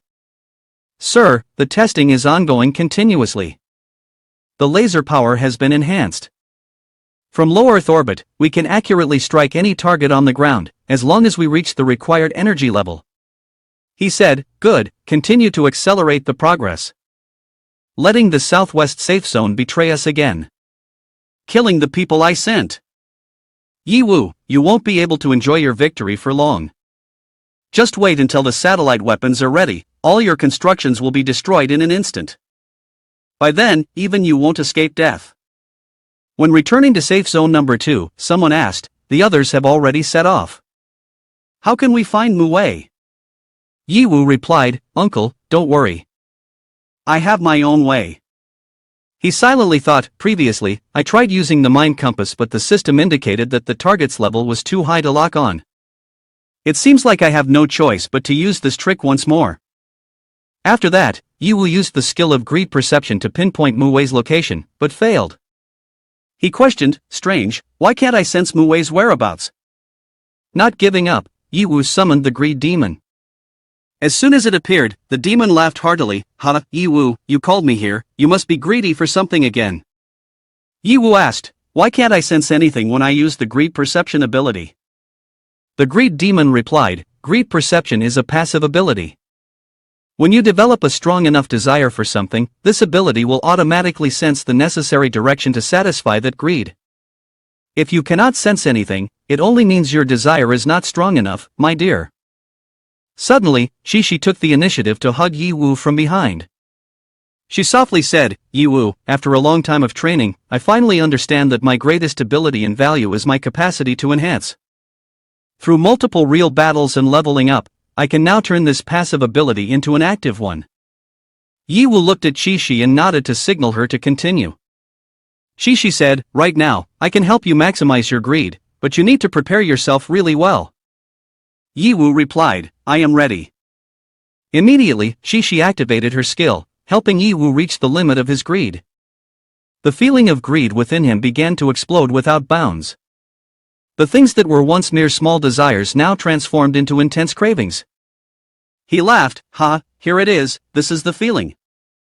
I want to dominate the world. I want all the women in the world, I want to possess all the assets and power. He continued, I want even more. Just at that moment, when Yiwu thought about meeting Mu Wei, a portal appeared before him leading into the dungeon. This is the entrance to some dungeon. Could it be that Mu Wei is inside? Identifying the location of Mu Wei, Yiwu then said, the location of Mu Wei has been determined. System, dissolve the state of greed. Yiwu's body was undergoing strange reactions at this moment, leaving him bewildered. What is happening? My heart is racing too fast, my whole body feels like it's being burned, I feel like I'm about to explode. He mumbled, truly feeling uncomfortable. The system immediately announced, due to the host's greed dramatically increasing in an instant, this has affected the other 7 desires. This state will last for 4 hours. Inhuan rushed over in panic, her voice full of concern. Yiwu, what's wrong? Is something not right? Shishi Lian interjected, analyzing seriously, it must be that his greed was exaggerated too much just now, leading to an impact on the other desires. Theoretically, as long as you release the desires, you can stabilize.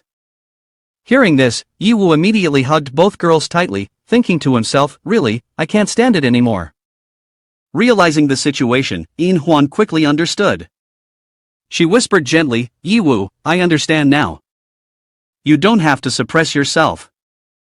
I don't want to see you uncomfortable like this. If it were you, I would be willing to help. Shishi Lian softly added, me too. It's my fault for not being able to control my greed, causing you to suffer. I am willing to help you return to normal. Suddenly, Yiwu pushed the 2 girls away, leaving them feeling quite taken aback. He said, in 5 hours, we will regroup. After saying that, Yiwu turned and left, leaving the 2 girls staring after him in a daze. Both felt regretful about that cold action. One of the girls sighed, Yiwu, wait. However, he continued walking while waving his hand decisively, not looking back, you 2 don't need to follow me. Right now, I need some quiet time alone. Xiaochen stood nearby, observing the situation, and chuckled lightly, this kid is really too naive. He complicates things for himself even in a mutual consent situation like this. On the other hand, Xuelu found it interesting and nodded, saying, oh? But I actually admire him. It's good that he has the ability to self-control. While his career hasn't taken off yet, maintaining self-discipline is commendable. A moment later, in a private room, Yiwu sank down onto the sofa after having used up all the tissues in the room. He sighed and murmured, that was dangerous. The side effects of greed almost made me lose control. It seems I'll have to be more careful with this tactic in the future. After all, I'm fortunate that I've finally pinpointed Mu Wei's location. I think, if Mu Wei is in the dungeon, can Mu Yu also be there? If so, has Mu Wei been searching for his ancestor Mu Yu all along? If Mu Yu is still alive, then he must have developed the 2 primordial god spirits to their limits.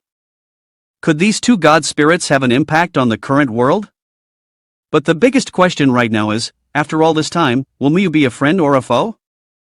While Yiwu was still pondering about Mu Wei and Mu Yu, the system suddenly chimed in with a notification, in 10 minutes, you will enter the world of the Shadow King. As the mission progress has reached 50%, the host may freely choose whether to enter or not. Yiwu was slightly surprised, then said, the world of the Shadow King. It has been quite a while since I last entered. Let me remind everyone about the final part so you remember. Last time, he and Laguna, with the help of the Hunter Guild and the Saintess Kalina, successfully entered the castle and disrupted the secret blood cult's conspiracy. We also encountered the ancient god Dark Blood's secret lord. But at that time, we couldn't defeat it immediately. Also, in an effort to restore the state of prosperity, we had flown towards the royal city, intending to absorb a large amount of life force and fresh blood.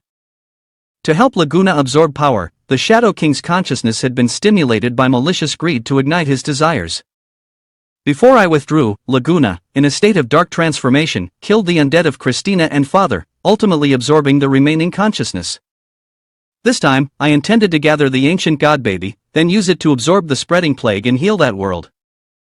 In the end, I would elevate Laguna to the throne of king. Thinking that, he said, system, enter the world of the Shadow King. After capturing the ancient god baby, I will have enough ancient gods. By then, the path to achieving the final level will be one step closer. Upon entering the Shadow King world, the scene revealed Laguna frantically destroying the worship of the secret blood cult. Then, she unleashed her power, her gaze ablaze, shouting, "I have endured enough of that weak and powerless version of myself. Always the one that no one can save, unable to change anything. From now on, I completely bid farewell to the past. Finally, I have acquired the greatest power. From now on, I am the lord of this world. Who lives and who dies is entirely under my control."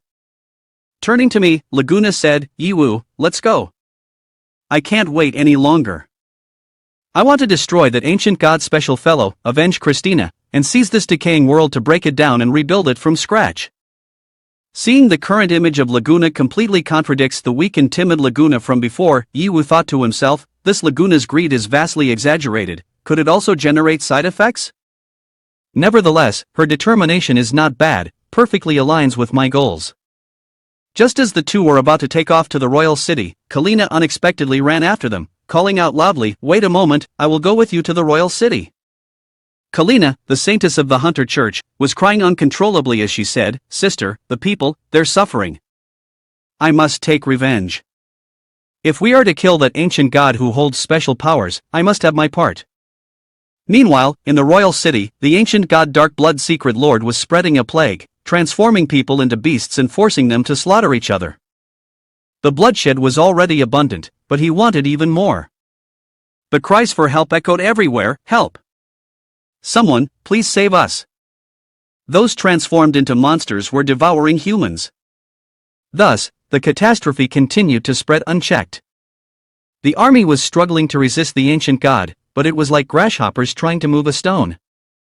A panicked voice echoed through the radio, "Report! Report!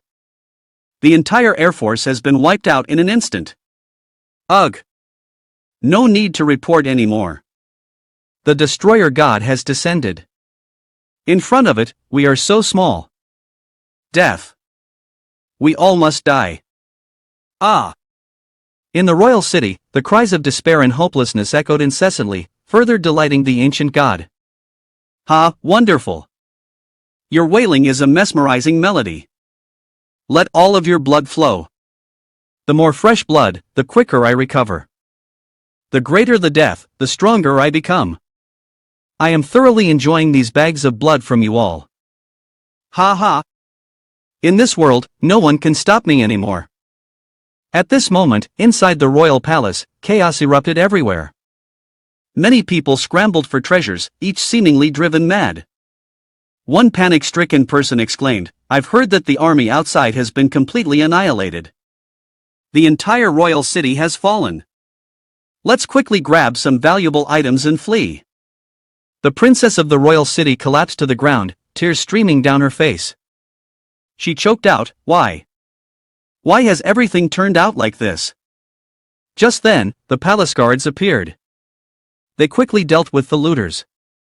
The shouts rang out, "Please spare our lives. We know we were wrong. Please let us go. We won't dare again." The princess saw the general appear and immediately pleaded, "It would be great if you could really come. Please take me with you to escape. Whatever rewards you want in the future, I will fulfill." The general coldly stabbed the person beside him and then said, "Who cares about your lives?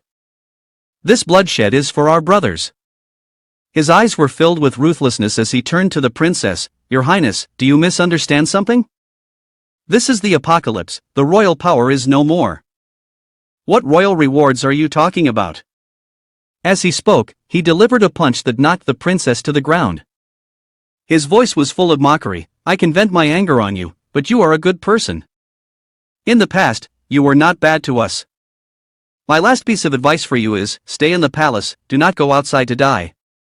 Turning to the brothers, he ordered, quickly take everything valuable that can be carried away.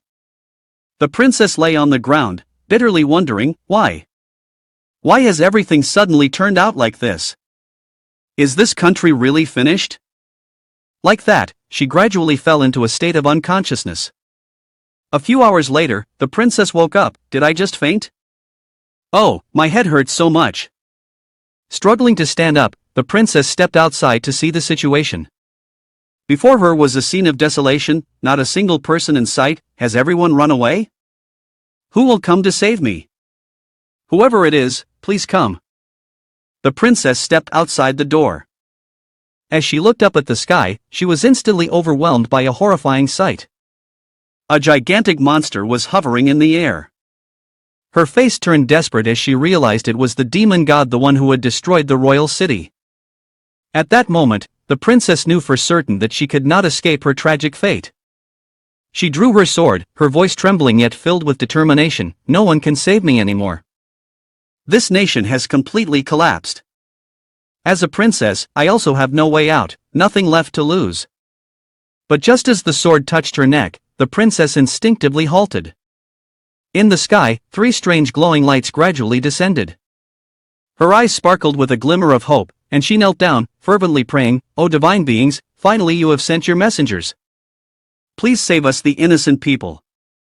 Grant us love, purity, freedom, peace, and the strength to escape the suffering." Those 3 glowing lights were Yiwu, Laguna, and Kalina. As they landed, all 3 noticed a thick black barrier enveloping the entire royal city. Kalina immediately said, "The royal city has fallen. We must break the barrier of the Dark Blood Secret Lord right away to save everyone." Laguna was anxious and quickly deployed the barrier to separate the outside. This showed that he had begun to feel fear. He said, "Now I will kill it." After saying that, Laguna attacked the barrier directly with the hand of the Shadow King. However, the barrier did not budge at all. He was astonished. How can this be? This barrier clearly cannot be destroyed. Could it be that my power is still not enough? Seeing this, the Dark Blood Secret Lord laughed smugly. He said, "You are too late. I have become much stronger than before. Just a little more, and I will restore my peak state. At that time, you will only be able to watch as I continue to become invincible without being able to do anything." Yiwu chuckled softly, confidently, "Oh, is that so?" He then summoned the ancient god Origin of Nature, returned to oneness. The purpose was not to engage in battle, but to use the time-space transformation ability to bring the 3 of them inside the barrier. By the way, he wanted to show a bit of majesty, making the Dark Blood Secret Lord feel fear. Kalina thought to herself, astonished, "It's possible to get in. Who exactly is this kid?" Although I had already guessed he was very powerful, it seems that I had underestimated him too much before. Dark Blood Secret Lord was extremely startled upon witnessing this scene. "You have another ancient god within you, and even at a higher level." Laguna replied, "Yiwu, I know you want to deal with him, it shouldn't be difficult, but please hand him over to me. He is the root of all misfortunes. I want to take revenge for Christina, for the countless innocent lives that have perished tragically, and for myself as well." Yiwu nodded, flew away and said, "All right, I will leave him to you. Kalina, let's go rescue the surviving civilians, and stop Bet from continuing to use their blood to make him stronger." At this moment, only 2 figures remained on the battlefield. Laguna stared directly at the ancient god, gritting his teeth, and said, "I will kill you." Hearing this, the ancient god laughed heartily, "Ha! A defeated foe dares to be arrogant. Even if you didn't come to die today, I would eventually seek you out." As soon as he finished speaking, Laguna immediately severed one of his tentacles, surprising him, "You have grown stronger than before, you can inflict some damage on me. But don't waste your energy. For every person in this royal city, there is a corresponding bag of blood for me. No matter how injured I am, I can always recover back to my original state using those bags of blood." He thought, "Moreover, I can become stronger and stronger. The biggest mistake of yours is daring to attack a deity with a mere mortal body. After saying that, he used his tentacle to strike Laguna down hard onto the ground. The impact caused rocks and dirt to explode, making everyone believe that Laguna had been severely injured. But unexpectedly, not only was she unharmed, but she also exuded even more power. Laguna suddenly unleashed a huge strength from within her body, then coldly laughed. A deity? Ha ha! This makes me look forward to the next battle with you. As a deity, do you know what it feels like to experience pain like a mortal? Just as the two were locked in a tense battle, the princess of the royal city unexpectedly appeared, causing Laguna to be distracted. Laguna looked at the princess in surprise. You are the one I met before. In an instant, memories flooded back. Laguna recalled the past when she was just an ordinary kid standing by the roadside, watching the army march by. At that time, the princess was riding a horse, accompanied by a general. The general spoke up, worried, "If you want to know the situation of the people's lives, we can report to you at the palace. You should return quickly. If His Highness finds out about this, we will also be punished." The princess replied, "As the princess of this nation, I must naturally understand the lives of my subjects myself. If father were to know, he would certainly support me." They had walked for a while when suddenly they saw a woman kneeling in the middle of the road, holding a child and pleading, "Is it the princess? Please save my poor child." The guards immediately drew their weapons towards her and shouted, "Impudent! Who is this commoner daring to disturb the princess's royal procession? Get out of the way immediately." The princess dismounted her horse, visibly displeased, and reprimanded the guards. "What are you trying to do? Your swords are meant for fighting enemies and protecting the people. Sheath them now." Yes.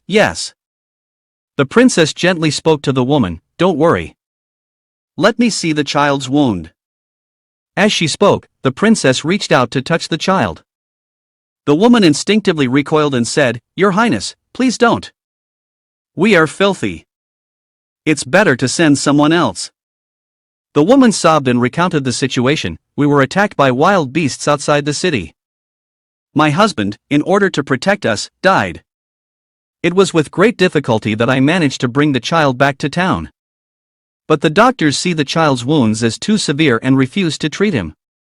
I truly have no other way but to stop your Highness."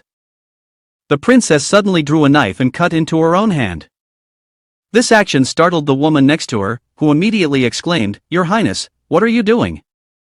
However, the princess merely let a few drops of blood fall into the mouth of the boy lying there, and then calmly said, "It's okay, don't worry. I will heal your child." The entire event had been witnessed by Laguna from start to finish. Returning to reality, Laguna saw the princess appear and immediately inquired, "Princess, given how dangerous the situation is right now, why are you here all alone?" The princess trembled all over and replied, "The guards and servants in the palace have all abandoned me and fled. I truly thank you for risking your life to confront the monster and trying to help the people of the royal city. You possess a courage that no one else has, but even so, you cannot defeat that monster. You don't need to put your life on the line against it. How about we escape together?" Laguna spread his wings and said, "No, I have my own reasons. I must kill it. Princess, you should find your own way to escape." Just as Laguna was about to take off to confront the ancient god, the princess quickly grabbed his hand and said, "Wait. If you really have to fight that monster, perhaps I can help you. My blood may have some effect." As she spoke, the princess took a knife and cut her hand, then offered the blood to Laguna. "Since I was young, I have known that my blood carries a unique power. It is because of my blood that the royal family and the nobles have not been infected with the plague, as they used my blood to create a special medicine. Moreover, my blood has the ability to stimulate and enhance the combat abilities of the royal soldiers." Laguna saw blood on the princess's hand, his eyes like a hungry tiger spotting its prey. Nevertheless, he still tried to control himself, thinking, aside from her healing ability, her blood possesses a miraculous power. But why do I feel such a strong desire for her blood?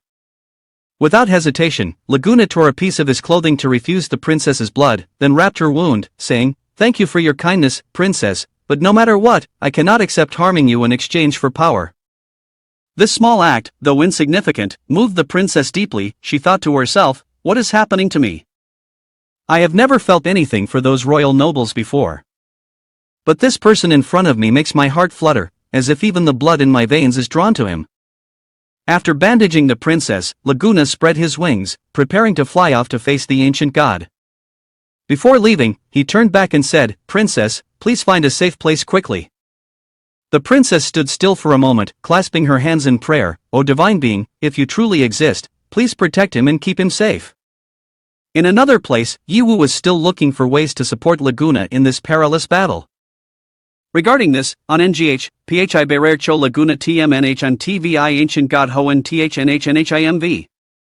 NHing THI, Tasing CNing NCN Berer TIPTCLIDing PHPTRNHTM Ugia Ting SCMNH. NUKHing, TNHHNHG and USing YCing BTLI Cho Laguna. Yiwu thought, I must let Berer allow Laguna to face the ancient god by himself to complete the mission. But at the same time, I also need to stop Berer from continuing to exploit the blood-sucking formation to increase his power. Otherwise, the battle situation will become increasingly unfavorable for Laguna. Not thinking any further, Yiwu immediately summoned the ancient god plague of calamity Bino. He said, Bino, blood rain can also be considered a form of plague. With your abilities, absorbing the plague should definitely not be a problem, right? Bino confidently replied, of course. Not only can I absorb it, but I can also become stronger from the energy derived from it. Immediately, Bino activated his powers, absorbing all the plague spreading throughout the royal city. In an instant, all the citizens in the city returned to their normal state. This not only helped Yiwu resolve the plague but also advanced the progress of the ancient god plague of calamity mission. The system quickly announced, task completion progress for the branch mission plague, 80%. Once the plague had been dealt with, Yiwu did not hesitate and summoned the ancient god Ke. He said, Ke, next I will ask you to use your powers to move all the citizens of the royal city to safety. Ke nodded, immediately activating the formation and replied, this is just a small task for me. Suddenly, Ke exclaimed in surprise, strange. There is still one person who has not been teleported. Except for this person, I have taken all the others away. But this person is very special, resisting my spatial transfer. Yiwu was quite surprised and immediately went to check who it was. As it turned out, the last person who could not be teleported was the princess of the royal city. She was kneeling, continuously praying for Laguna. At the same time, Yiwu approached her and thought to himself, the person Ke cannot teleport is her? Dressed in this attire, and being in the palace, she must be the princess. Is the blood on the ground hers? That blood gives me a sense of an immense power and a special enhancement ability. She is indeed not an ordinary person. When Yiwu got closer, the princess opened her eyes, looked at him, and said, you are one of the 3 who have flown here. I have met your teammate. But he refused to accept my blood, even though my blood could make him stronger. Suddenly, the system announced, progress on the main quest has increased by 10%. This surprised Yiwu. He thought, the progress of the main quest has increased? So this is the next direction. It seems that if Laguna wants to become king, he not only needs to absorb the blood of the princess but must also become the royal son of the royal family. Laguna is still fighting fiercely against the ancient god, but it seems he has yet to gain the upper hand. As Laguna's attack rushes toward him, the ancient god smirks and says, relying solely on the body of a mortal to endure until now, you truly exceed my expectations. But this won't last long, do you know why? With that, the ancient god swings his tentacle, piercing through the blood arm that Laguna had just created and stabbing straight through his chest, leaving a large hole. However, immediately, Laguna uses his own blood to form a new arm, grabbing the ancient god's tentacle. Watching this action, the ancient god continues, we all fight using the power of blood, but you can only use your own blood. That means your blood will soon run dry. As for me, I absorb the blood of the entire royal city. My power is limitless, growing stronger by the moment. Laguna pulls the ancient god's tentacle out, thinking to himself, his strength has truly surpassed before. But why hasn't Yiwu made a move yet? The situation is becoming increasingly dire, and a part of the Shadow King's consciousness appears, echoing in Laguna's mind, Why don't you drain the princess's blood? Clearly, her blood is very important to us. If this continues, we will perish. The Shadow King continued, I am the true form of all sources of haunting power. At this moment, you must listen to me.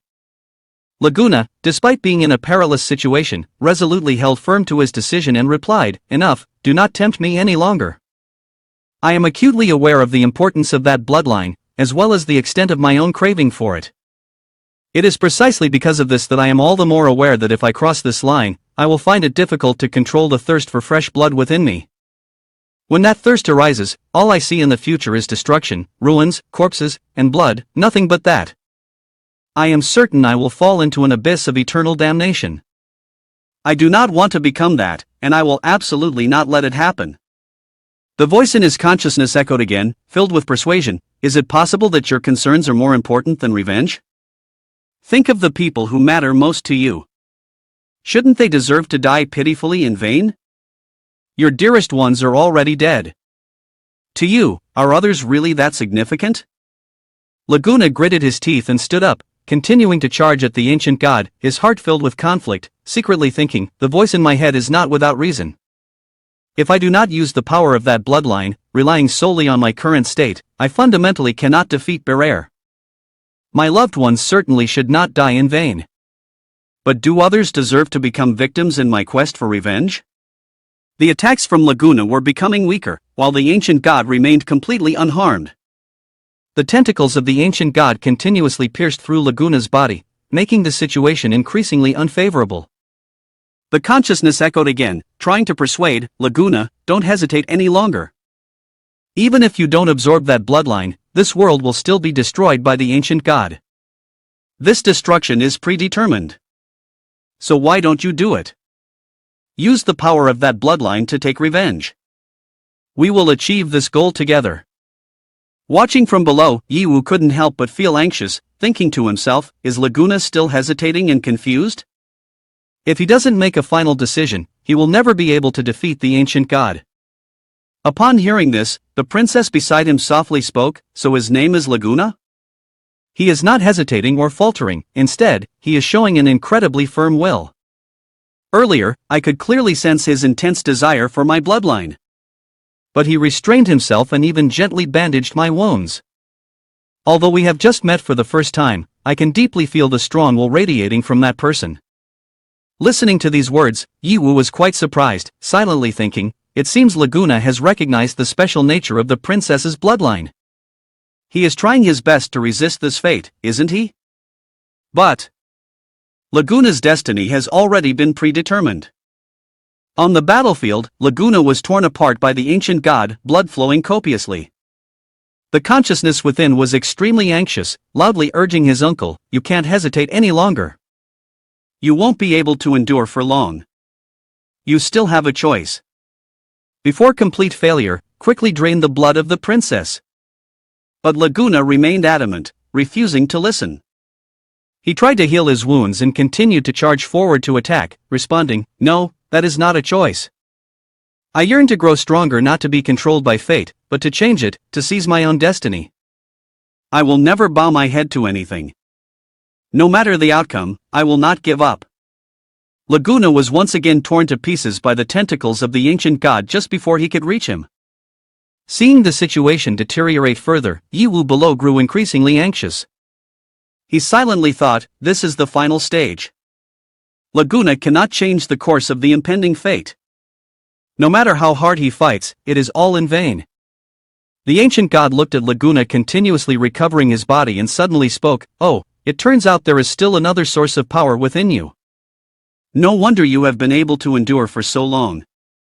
Each time I tear you apart, you regenerate thanks to it. That power is truly astonishing, but what impresses me is your unyielding will. Human, I have underestimated you before. Now, I acknowledge you as a worthy opponent. And to show my respect, I will send you off with this punch, allowing you to feel all your pain before leaving this world. The ancient god coldly laughed, raised his gigantic fist, and prepared to deliver the final blow. As the words faded, the ancient god gathered all his strength to deliver a punch, piercing straight through Laguna's body, creating a fatal wound. The punch continued to resonate down to the ground, coming dangerously close to the princess. At this moment, Laguna's body was riddled with holes, blood gushing everywhere. Seeing this, the princess hurriedly ran over, quickly supporting Laguna in her arms. Lying in the princess's embrace, Laguna murmured weakly, continuously muttering, "No. No. I will not accept this fate." High above, the ancient god, noticing the princess, exclaimed in surprise, "In this royal city, there is a human who has not been infected by the plague? Wait a moment. There is an unusual aura emanating from her. It is a threat. Her existence is a danger that cannot be allowed to survive." As soon as he finished speaking, the ancient god immediately charged towards the princess, launching a full-force attack. But just when the massive tentacle was about to reach her, a hand unexpectedly reached out, gently grasping the tentacle as if it were nothing more than a trivial object. This action left the ancient god horrified, and he screamed, "What is happening? What is this? Power?" Yi Wu, observing from a distance, spoke up, "This is Laguna's final transformation. You must not interfere." Having said that, he fell into deep thought, pondering, Laguna's fate cannot be changed. But he dares to resist strongly. Should I follow the path that has been predetermined for him, or stand by his side to fight against fate together? On this side, the princess had begun to remove the bandage from her hand, preparing to give her blood to Laguna. However, Laguna still tried to refuse, his voice weak but full of determination. "No, you can't do that. I do not want to lose myself, and I certainly do not want all life in this world to pay the price for my revenge. I do not want to create a monster more ruthless than the one I seek to destroy. Moreover, I would rather sacrifice myself than ever do that." The princess shook her head, her eyes filled with tears, but her voice was resolute. "I'm sorry, I don't understand what you're saying. But if it means saving you, I am ready to use my blood. I cannot just stand by and watch you die without doing anything." Just as the princess was about to drip her blood into Laguna's mouth, Yi Wu suddenly appeared, gripping her hand tightly, stopping that action. The princess turned back in panic, her voice full of anger. "What are you doing? Don't you want me to save him?" Meanwhile, the system in Yi Wu's mind was continuously sounding alarms. "Host, please do not forcibly intervene in the main storyline. If you continue, your Shadow King account will be forcibly deleted." Despite the warnings, Yi Wu did not release the princess's hand. Meeting her furious gaze, he said, his voice dropping, "No, stop. I know you want to save him, but this is not the way." The princess pushed Yi Wu's hand away and shouted, "Get off me. If this goes on, Laguna will die." At that moment, the system continued to issue warnings. "Warning, the host must not disturb the main storyline. Please release your hand immediately." Yi Wu, fully aware of the risks posed by the system's warnings, remained steadfast in his decision. Internally, he was battling fiercely. "I do this for Laguna, for a future that he can choose for himself, not under the influence of anyone, even fate itself." Laguna is still risking everything to resist the temptation of the power of blood. Even though that power lies right before him and could be easily obtained, he remains resolute and refuses to yield. This unyielding will seems to echo in his mind. "You would rather die than become the Shadow King. Is this your final choice, Laguna?" Yi Wu, standing beside and observing everything, immediately asks the system, "Will the Shadow King account disappear if I intervene and alter the timeline?" The system responds in a calm but icy tone, "That is correct. The host should understand that your encounter with Laguna, as well as his becoming the Shadow King, is an inevitable result of the flow of fate. Please do not blame yourself too much. However, if you deliberately intervene to prevent Laguna from becoming the Shadow King, the event of you obtaining the Shadow King account will not occur either. The account you currently possess will completely disappear. Please think carefully before taking action." Yi Wu is stunned by the system's warning, agony rising within him. He tells himself, "In order to complete the mission and keep this account, I have gradually pushed Laguna onto the path of evil. I am the one who has caused him to end up in this situation. Laguna has never doubted me. In fact, he always regards me as his most trustworthy friend. If I continue to push him into the abyss of evil for personal gain, how am I any different from those despicable scoundrels who betray their friends for power?" But then Yi Wu hesitates, his heart full of conflict. But Do I have the right to change this predetermined fate? And can I save him without losing everything? Yiwu realized that his reasoning was so convincing that even the system could not refute it. He thought, the Shadow King has indeed helped me a lot, and losing this account is truly a pity. But now I am much stronger than I was at the beginning, when I was just a weak child relying on the power of the Shadow King to overcome dangers. Now, I have the assistance of countless ancient gods, and more importantly, I have come to understand that friendship and loyalty are more valuable than strength. After that, Yiwu asked the system an important question. System, I want to ask one thing. Throughout this time, I have used the Shadow King account to defeat many powerful enemies. If this account disappears, will it affect the events that have occurred in the past? The system replied, its tone still calm and emotionless. In principle, the two timelines operate independently, but there is still some influence. However, any differing details will be corrected by the world's coercive force. The only thing that will remain is the final result of the Shadow King, depending on whether he exists or not. Yiwu pondered, so that's how it is. While he was still thinking, the battle situation took a turn for the worse. On the other side, Kei had fallen into a disadvantage against the enemy. Looking at the foe who was overwhelming him, Kei whispered to himself, this guy. I thought he was weak, but turns out he is incredibly strong. The enemy in front sneered with a contemptuous expression, Kei, you are a full-fledged ancient god, yet you willingly obey the commands of humans. Don't you feel ashamed? Kei, while raising a defensive shield, coldly replied, Humph, you are truly a fool. I see you completely do not understand what is happening. Think carefully, who would willingly work for humans in the first place? Hearing Kei say that, Beirere became even more confused and sneered, are you trying to say that you were defeated by that human? How is that possible? You are the ancient gods. How could you let an ordinary human defeat you? He must have used some despicable trick. But I will not fall into the same trap as you. Right now, I will kill that human and all of you. As soon as he finished speaking, ancient god Beirere continuously attacked Kei's shield. His powerful strikes quickly created countless cracks on the shield, making it nearly unable to withstand any longer. On this side, Yiwu had found the answer for himself and for Laguna. He stepped forward towards ancient god Beirere, preparing to confront him. Meanwhile, the princess was still crying and pleading, don't worry about me, let Laguna drain my blood. Save him. Seeing Yiwu step forward, Laguna couldn't help but be surprised and asked, what are you planning to do?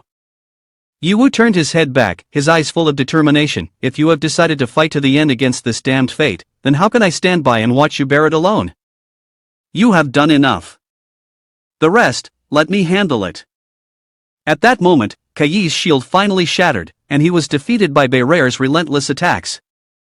Without hesitation, Beirere launched a fatal strike, using endless bloody stabs, aimed directly at Yiwu. He growled, want to be a hero? Then let me see what you are capable of to dare to confront an ancient god. The terrifying tentacles of Beirere lunged straight towards Yiwu. But just as they were about to touch him, a strange light flashed. The gigantic tentacles were instantly petrified by a mysterious curse, turning to stone right before his eyes. The entire battlefield froze for a moment, and Beirere's astonished gaze was fixed on Yiwu. Seeing this, Beirere was greatly surprised and said, the petrifying power.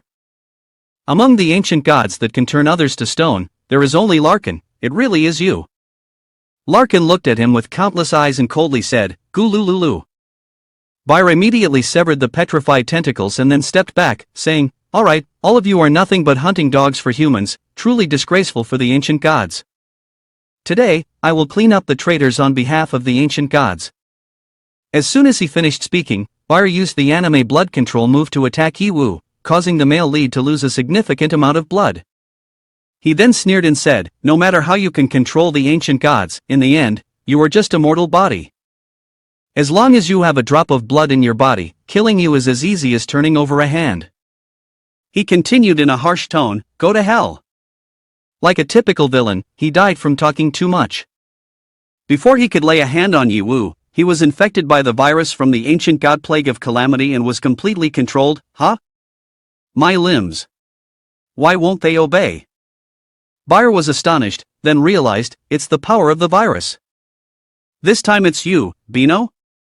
The ancient god plague of Calamity Bino appeared and gave him a sincere piece of advice: give up the struggle, buyer. You have no chance of winning. Yiwu did not hesitate and summoned the third ancient god. However, buyer still refused to yield. He immediately used the technique blood-eating sea poison to eliminate the blood containing the virus. He sneered and said, "It's just a trivial virus, what can it do to me? Without blood, how can the poison cling to me? If you have any other tricks, feel free to use them." But before he could bask in his arrogance, an attack descended from the sky, striking him squarely in the face and driving him headfirst into the ground. This attack was called Chaos World, and the one who unleashed it was the ancient god Saradia. Upon appearing, Saradia coldly said, "The system of rules seems to have little effect on you. Then, as you wish, let us return to the most primal violence." Seeing the fourth ancient god of Yiwu, Bar couldn't help but feel panic. He shouted in anger, "Saradia! Do you want to die too? Damn it, damn it! Why do all of you want to block my path? How can you control the four ancient gods in turn like this? That kid, are you really a person of this world? Why have you never shown your power before? What is your ultimate goal?" Yiwu looked at him and calmly replied, "This has nothing to do with you. You only have two choices: either submit and retain your consciousness, or die and become my tool." As soon as he finished speaking, Bayer immediately turned and ran, shouting as he fled, "Ridiculous! How could I ever submit to you like those four disgraceful ones? Dream on!" Seeing Bayrer fleeing, Saradia was casting a spell while asking Yiwu, "Do you want to finish him off? Just give the order, and I will take action." At that moment, the system announced, "If you kill Bayrer, Laguna will completely be unable to become the Shadow King, and the Shadow King account will disappear. This is the final option, please consider carefully, host." Yiwu did not hesitate, giving a resolute command, "Saradia, finish him off." Immediately, ancient god Saradia harnessed her strength and unleashed a will of chaos that pierced straight through Bayrer. Before dying, Bayrer stubbornly shouted, "Damn it! I am not reconciled." His voice gradually faded as his body was utterly torn apart by the energy beam. The system quickly reported, "Ancient god Bayer has been eliminated. The host has obtained Bayer's summoning magic crystal." Yiwu held the magic crystal in his hand, looking at it with satisfaction, saying, "So now, everything has been concluded." The princess, witnessing everything from a distance, could not hide her astonishment and exclaimed, "Yiwu, you really can kill an ancient god?" Meanwhile, Laguna was trying to stand up, staggering towards Yiwu. He attempted to say something, but before he could finish, he collapsed and fainted. The princess hurriedly ran over to support Laguna, anxiously asking, "Laguna, what's wrong? Are you okay?" The next day, Laguna was taken back to a room to recuperate, resting after the brutal battle. In the quiet room, gentle light streamed through the window, everything seemed to finally return to peace. Yiwu stood by the window, his gaze contemplative as he looked into the distance. From a world once filled with the smell of blood and death, everything had now become bright and full of life. Outside, Inhuan's voice echoed everywhere, "The city wall has been breached. Bring the stones and scaffolding here. Hurry up, brothers. Let's do our best to restore the glory of Royal City as soon as possible." The atmosphere was filled with hope and positive energy. At that moment, a part of the Shadow King's consciousness suddenly emerged, separating from Laguna's body. Its cold voice rang out, "Why have you changed your mind at the last minute? Didn't you try to drag him down into the abyss for a long time?" Yiwu turned around and calmly replied, "Laguna has always held on to his faith. He did not allow hatred and anger to consume himself, but fought to the end against his fate. I really can't bear to push him into the abyss of despair anymore." The Shadow King sneered contemptuously, his voice dripping with disdain, "I thought you were a man full of ambition and schemes. Unexpectedly, you are just like Laguna, a naively foolish person." Yiwu chuckled lightly, responding, "Ha, who would have known? But on the contrary, I have a question. Now that the whole world has been purified, and darkness is no longer present, can your power still exist?" The Shadow King narrowed his eyes, his tone becoming sharp, "Do not underestimate me. When this world was submerged in darkness, my power came from blood and fear. But if this world is filled with light, then that light is my glory. You need to remember, I am the Shadow King. Wherever the stars shine, there I am darkness born from light. Yiwu fell silent, staring directly into the eyes of the Shadow King. Light and darkness, in this world, seem to always coexist, never to be separated.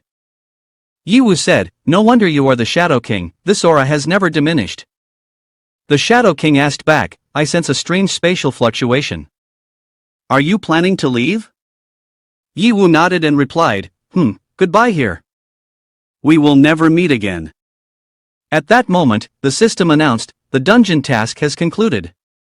Teleportation will soon begin, please prepare, host. Before leaving, Yiwu did not forget to say his final words, farewell, Laguna, my friend. The Shadow King gently replied, in my eyes, nothing can permanently sever time. All things are embraced by the stars, and you are no exception. Yiwu smiled and responded, although I don't fully understand, perhaps I will believe that what you said is beautiful. As the two shook hands, a beam of light shone down from above, enveloping Yiwu and bringing him back to reality.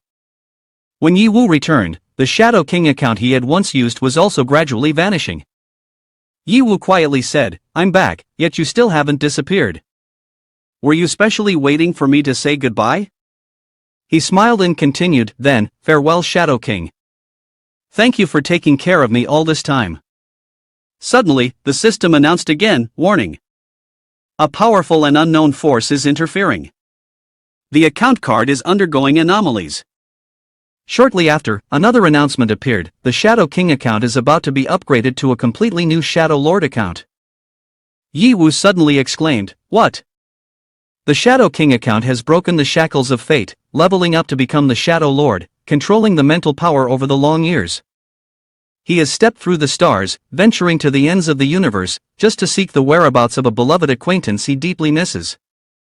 In the end, he returned to the embrace of the starry sky, transforming into the supreme will of the star. After reading the information, Yiwu was once again astonished, exclaiming, the Shadow King account not only did not disappear but also leveled up. But these chains. What the hell is happening? The system immediately explained, because the original account possesses extraordinary strength, this has created a certain impact on the system, hence it has been locked. This is an extreme case, the host need not worry. Yiwu continued to ask, how can I use this account? The system replied, with the host's current strength, this is not impossible. However, this account contains many obsessions of the original owner. To use it, the host must remove those obsessions. Yiwu furrowed his brow, contemplatively stating, obsessions. Could it be the beloved acquaintance that the Shadow Lord missed?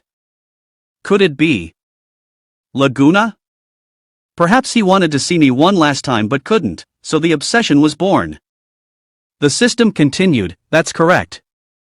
If the host wishes to use this account, it is essential to go back and meet Laguna one last time. Returning to Laguna's world, after a long month of coma, he finally woke up. As soon as he opened his eyes, Laguna immediately asked, where is Yiwu? The Shadow King, standing beside him, replied calmly, he has already gone. He will never return. Hearing this, Laguna was stunned and immediately asked back, his voice filled with worry, what do you mean? Where has Yiwu gone? The Shadow King fell silent for a moment and then slowly recounted everything that had happened, from the fact that Yiwu did not belong to this world to his final choices. After listening, Laguna was dazed, his eyes filled with pain and confusion, so Yiwu really is not a person from this world. Turns out he has always wanted me to become the Shadow King. The Shadow King looked at Laguna and gently asked, do you hate him? Laguna shook his head, a sad smile emerging, hate? How could I possibly hate him? On this perilous journey, if it weren't for Yiwu, I don't know how many times I would have died. He protected me, guided me, was my advisor, my partner, and even more than that he was my family. I understand that Yiwu is so formidable, how could he always stay by my side? He must have his own goals. But no matter what, I trust him and steadfastly support him. As he said this, Laguna lowered his head, his voice trailing off, filled with sadness, but why? In the end, am I still all alone? Why do those who are important to me always leave? Yiwu, will you really not come back? At that moment, the door to the room suddenly opened, and the princess ran in, her face radiant, her eyes full of joy, Laguna. Are you awake? Immediately, the princess hugged Laguna tightly, joyfully saying, "Good, so good. You have been in a coma for a whole month. I was really scared you wouldn't wake up again." Laguna smiled gently, saying, "Princess, don't worry." After a moment, the two released each other, stood up, and held hands. The princess looked at Laguna, her eyes filled with hope, asking, "So, Laguna, from now on, will you always be by my side?" Laguna did not answer immediately, only silently squeezed her hand. Then, they both stepped outside to participate in the victory parade. The princess stood before the crowd, solemnly announcing, "Please listen, everyone, today I want to introduce to you a hero. The person next to me is the hero who has saved our royal city Laguna." The citizens were overjoyed, cheering loudly and clapping incessantly, some even asking, "What? Lord Laguna, you are our savior?" Laguna quietly said to the princess, "Princess, I am not deserving." The princess hurriedly explained, "I understand your intention, but your friend has long since departed. I have sent people searching everywhere but found no trace of him. If you hadn't fought bravely against the ancient god, everyone here would not have survived. Therefore, you can hold your head high and be proud, this glory is entirely yours. A hero cannot flee at this moment." Laguna nodded and replied, "You are right." Then, in his heart, he silently thought, "Iwu, I will protect the glory that rightfully belongs to you." Years ago, the hero Laguna defeated the ancient god that occupied the royal city, freeing the world from their domination. Finally, the world welcomed peace after so many years of war. After that, the princess ascended to the throne and married the hero Laguna, holding a grand wedding unprecedented in history. A year later, the queen gave birth to a son, naming him Hao, in memory of a close friend of the hero Laguna. The hero Laguna continued to lead the army, fighting in various places, ultimately eliminating all the monsters that threatened the world. However, why did he always wear a look of desolation and loneliness on his face? He pondered, "Iwu, if only you were here to fight alongside me, how wonderful it would be. Will you really not return? I will not stop searching for you. If I cannot find you on the ground, I will ascend to the sky, to those stars. One day, you and I will finally meet again." Decades later, the queen passed away, and the entire nation mourned. The hero Laguna ascended to the throne. Time flowed swiftly, and tens of thousands of years later, the world underwent earth-shattering changes, but the only thing that remained unchanged was King Laguna. Under the rule of the immortal emperor, humanity finally managed to leave their planet, directing themselves into the vast and unfamiliar universe, not knowing where it would end. The Shadow King appeared, looking at Laguna and said, "It's time for us to return to the stars." Laguna replied, "Wait a moment. I have always persevered in staying in this world for one reason. I believe he will surely come back. Tens of thousands of years have passed, what's the harm in waiting a little longer?" The Shadow King responded, his tone serious, "Iwu is no longer in this world, you must accept that truth. The lifespan of this planet has come to an end. If we do not leave, we will not be able to make it in time." Laguna was silent for a moment, then resolutely said, "If that is the case, I will traverse through space and the universe, searching anywhere until I find him. I will never give up." The Shadow King shook his head, chuckling softly, "You remain as stubborn as ever." At that moment, an incredibly familiar voice echoed, leaving Laguna in disbelief. Even after tens of thousands of years, that voice was unmistakable. Laguna panicked and exclaimed, "Yiwu, is that you?" Immediately, Laguna turned around and saw Yiwu, saying, "I thought I truly would never find you again. In this long, endless life, the thing I cannot forget the most is the adventures alongside you." Yiwu smiled, but he couldn't help being surprised as just by touching Laguna's hand, he was transported to tens of thousands of years later. Fortunately, this planet was in a time of apocalypse, and everything seemed to still be salvageable. Yiwu stepped in front of Laguna and said, "Still want to adventure, Laguna? There are countless wonderful worlds waiting for us ahead." As he spoke, Yiwu extended his hand towards Laguna. Upon seeing Yiwu standing before him, Laguna was so moved that he trembled, as if he could not believe this reality. After a moment, he grasped Yiwu's hand and said, "Let's adventure together." At that moment, the system announced, "Shadow Lord account has been unlocked. Congratulations, host." After Yiwu abandoned the Shadow King account, his account evolved and became the Lord of the Stars, 100 times more powerful than the old account. Yiwu asked the system. This is the Lord of the Stars account, so can the system tell me what abilities it has? The system replied, this account possesses specific powers that have yet to be clarified. The host will need to explore them through practical combat. As this account comes from a higher dimension, it can only exert its full strength in the universe or cosmic attribute dungeons. In the current world, it can only use 50% of its force. Hearing the system's explanation, Yiwu felt extremely disappointed. What? Only 50% of my true power? Doesn't that mean this account is just a half-finished product? Too disappointing. The explanation system said, rest assured, host, do not worry too much. Although it can only exert 50% of its strength, its power still far exceeds that of the Shadow King at its peak. This foundation is quite solid.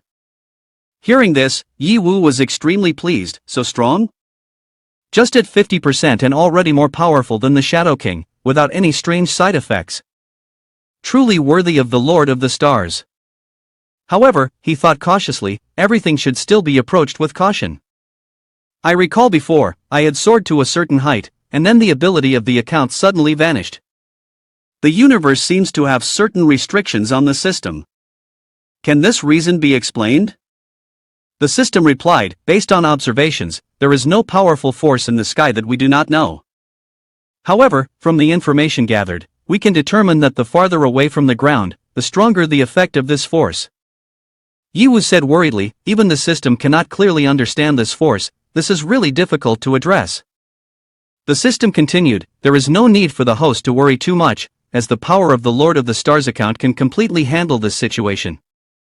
Hearing this, Yiwu felt much more confident.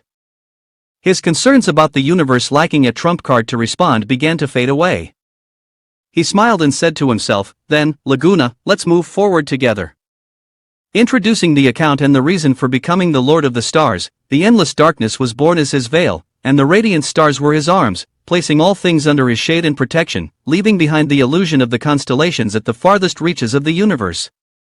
He has many names, Lord of the Stars, Lord of Light and Shadow, Ancient of Days. But still, he is just a yearning young man, wanting to embark on the journey with his best friend once more.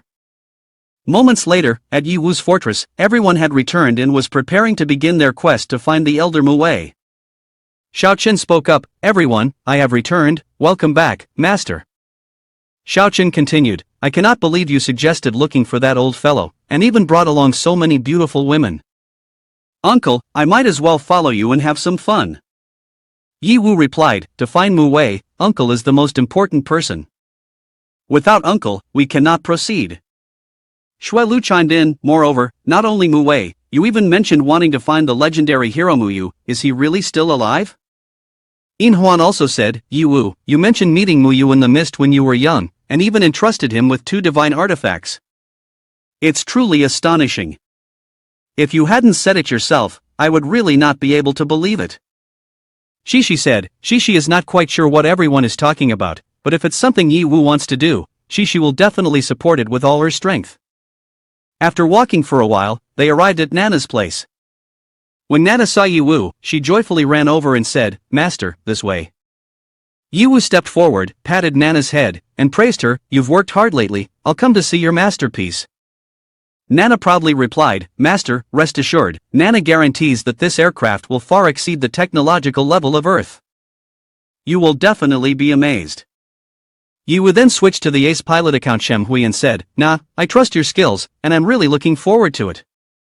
Xiao Chen appeared confused and asked, Huh? Do we really have to sit in that thing?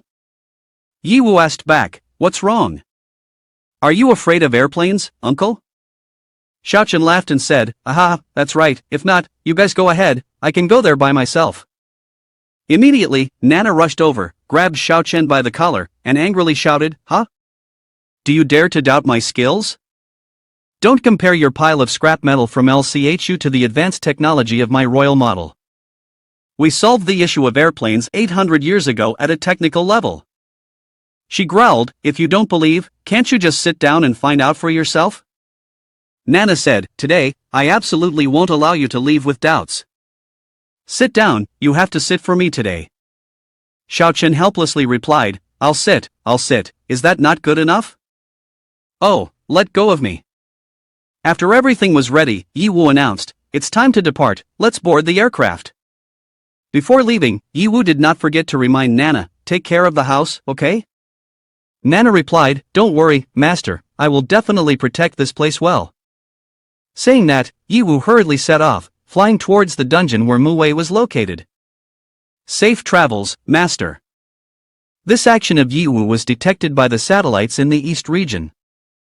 At the satellite monitoring station in the East region, the alarm went off. The technician reported. Report, Yi Wu has mobilized.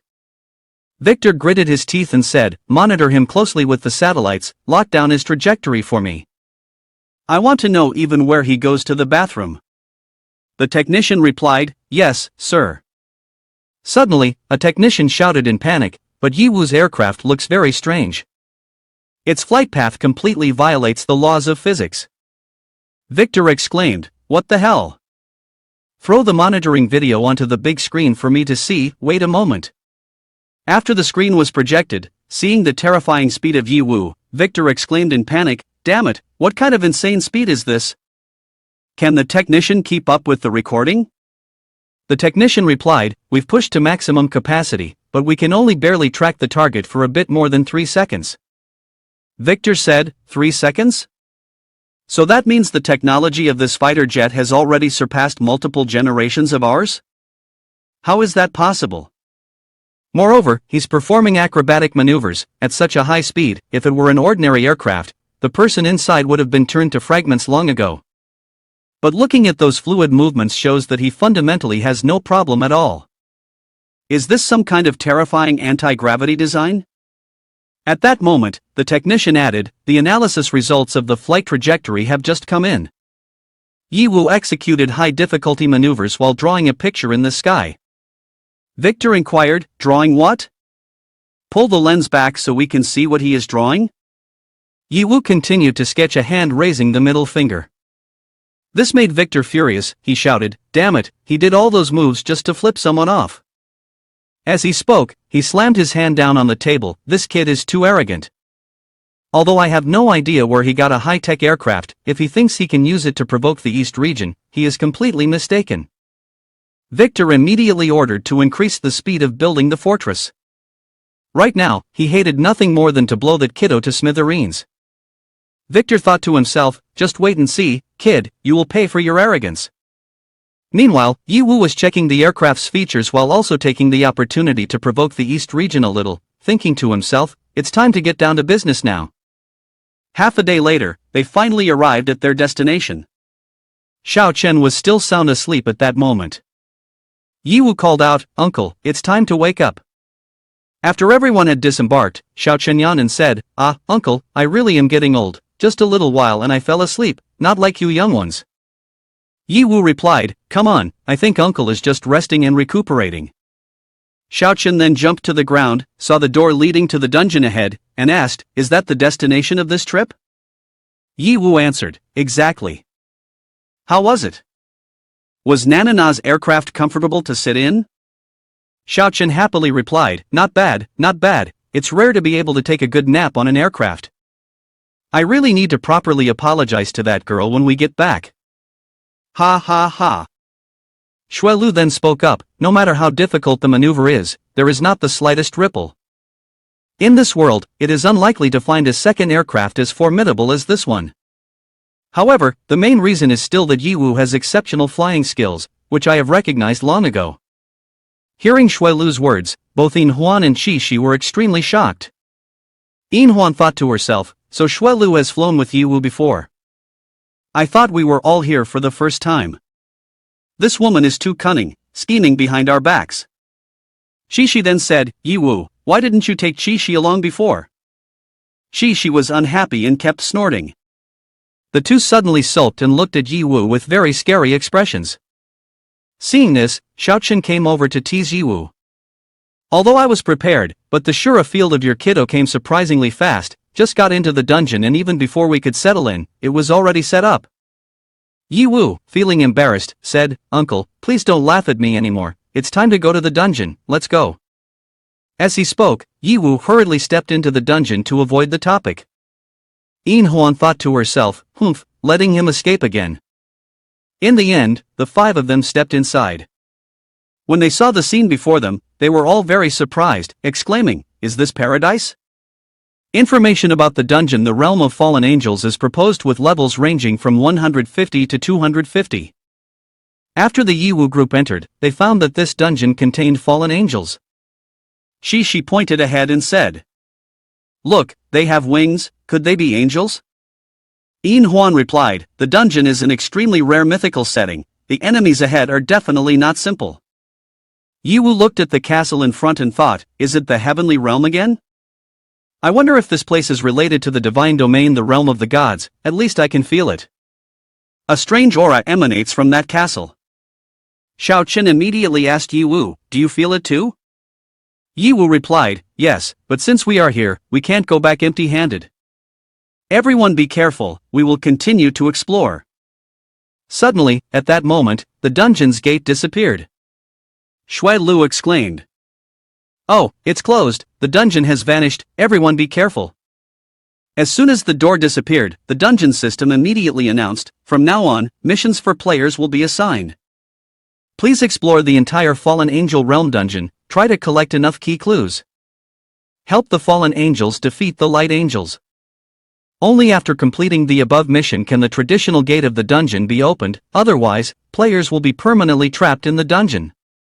Immediately assign players the identity of a level 1 fallen angel."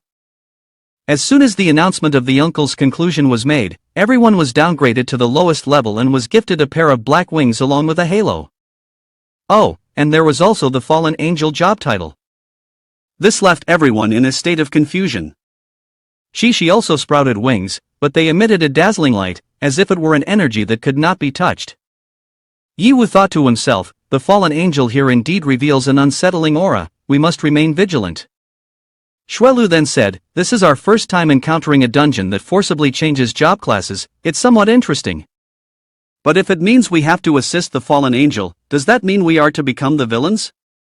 Yiwu steadied his mind and replied, "Everyone still lacks information, we shouldn't rush to conclusions. We have encountered too many scenarios of black and white cuts before. It's not the first time, we just need to follow the dungeon's requirements, which doesn't contradict our goal of searching for a way. At the very least, it will help restore the traditional portal."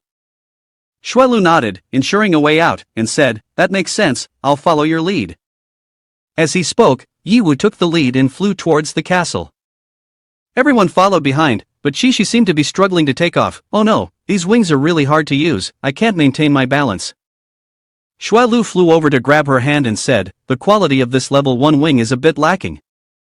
Once you reach a higher level, it will be better. If you can't maintain your balance, then hold my hand." She said, "Thank you, Sister Shuelu." After a while, In Huan spoke up, "Yiwu, look down there, I always feel that this land seems a bit dark and eerie. It seems that it's not just simple pollution, you should tell everyone to go down and remain vigilant." As she spoke, Yiwu dashed down quickly to check, and immediately froze in horror at the sight before him.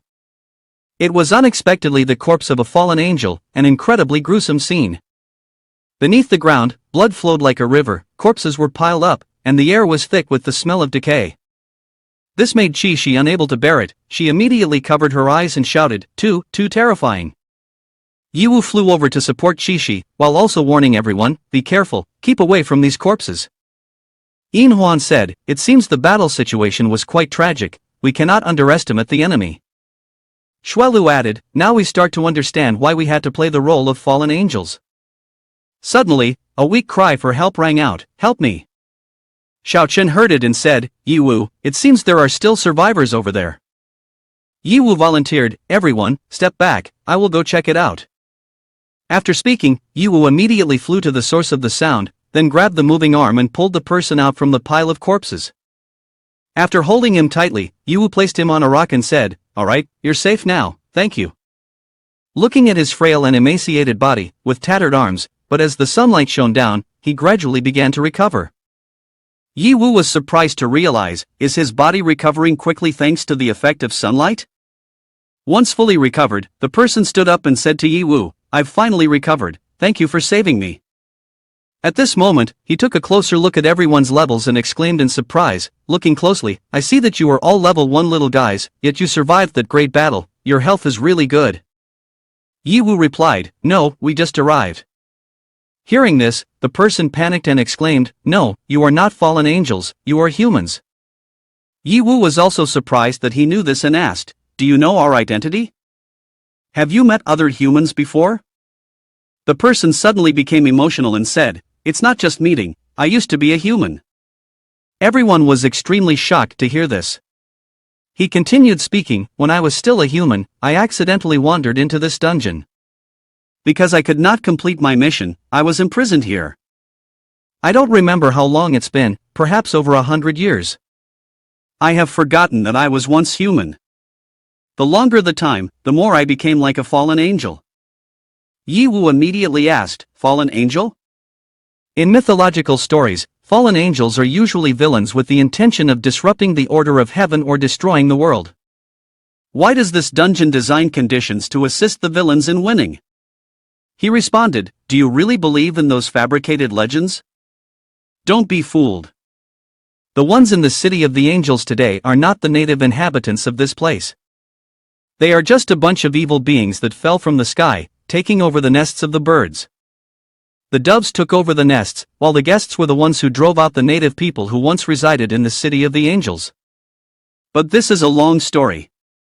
Over a long period, he had transformed into a fallen angel, and his consciousness became connected to the collective consciousness of the fallen angels. That is why he knew the true history. He continued to recount, one day, a group of glowing tentacles suddenly appeared, invading the city of the angels.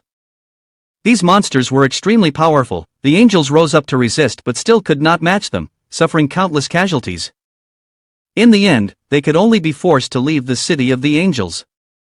He continued, after the control of the city of the angels was usurped, the angels lost their source of light power and became the ugly fallen angels, only able to wield the fallen dark forces.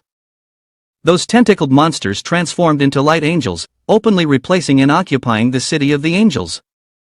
Yiwu then added, after that, the fallen angels must have attempted to resist, but failed, right?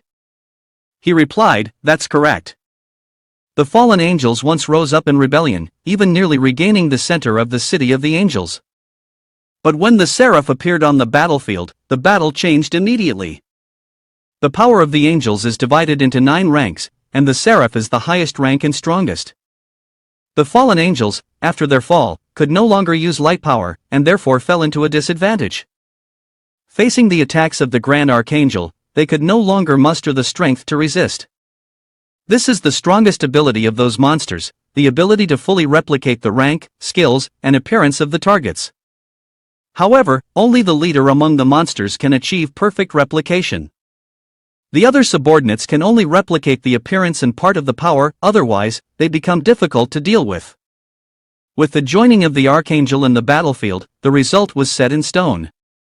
The fallen angel soldiers were wiped out, countless casualties. The scene that remained was a dark and gloomy land, created by the corpses of the fallen angels, which is the remains of that terrifying great war. Hearing this, Yin Huan was startled and said, perfect replication not only can level the playing field, but more crucially, it will create internal suspicion. Fallen Angel is very likely the reason why Mia Fong feels that this enemy is incredibly difficult to deal with. Just one slip up and they will strike immediately. Chi seemed quite fearful and asked, so can we still get out of here? Xiao Chen then asked him, is there any way to recognize this replication ability?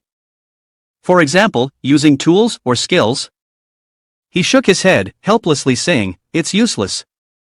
Those beings are like life forms from a higher dimensional space, we are simply not on the same level, so we can't even talk about replication and restoration. Yiwu suddenly remembered when he was in the dungeon of that race. Previously, when they were in the dungeon of the monster's nest, they also encountered a similar situation. At that time, it was indeed very dangerous, the whole group was trapped in a spiritual illusion, and only Yiwu, relying on the upgrade system of the Wick card, could defeat it. However, that time was just an illusion.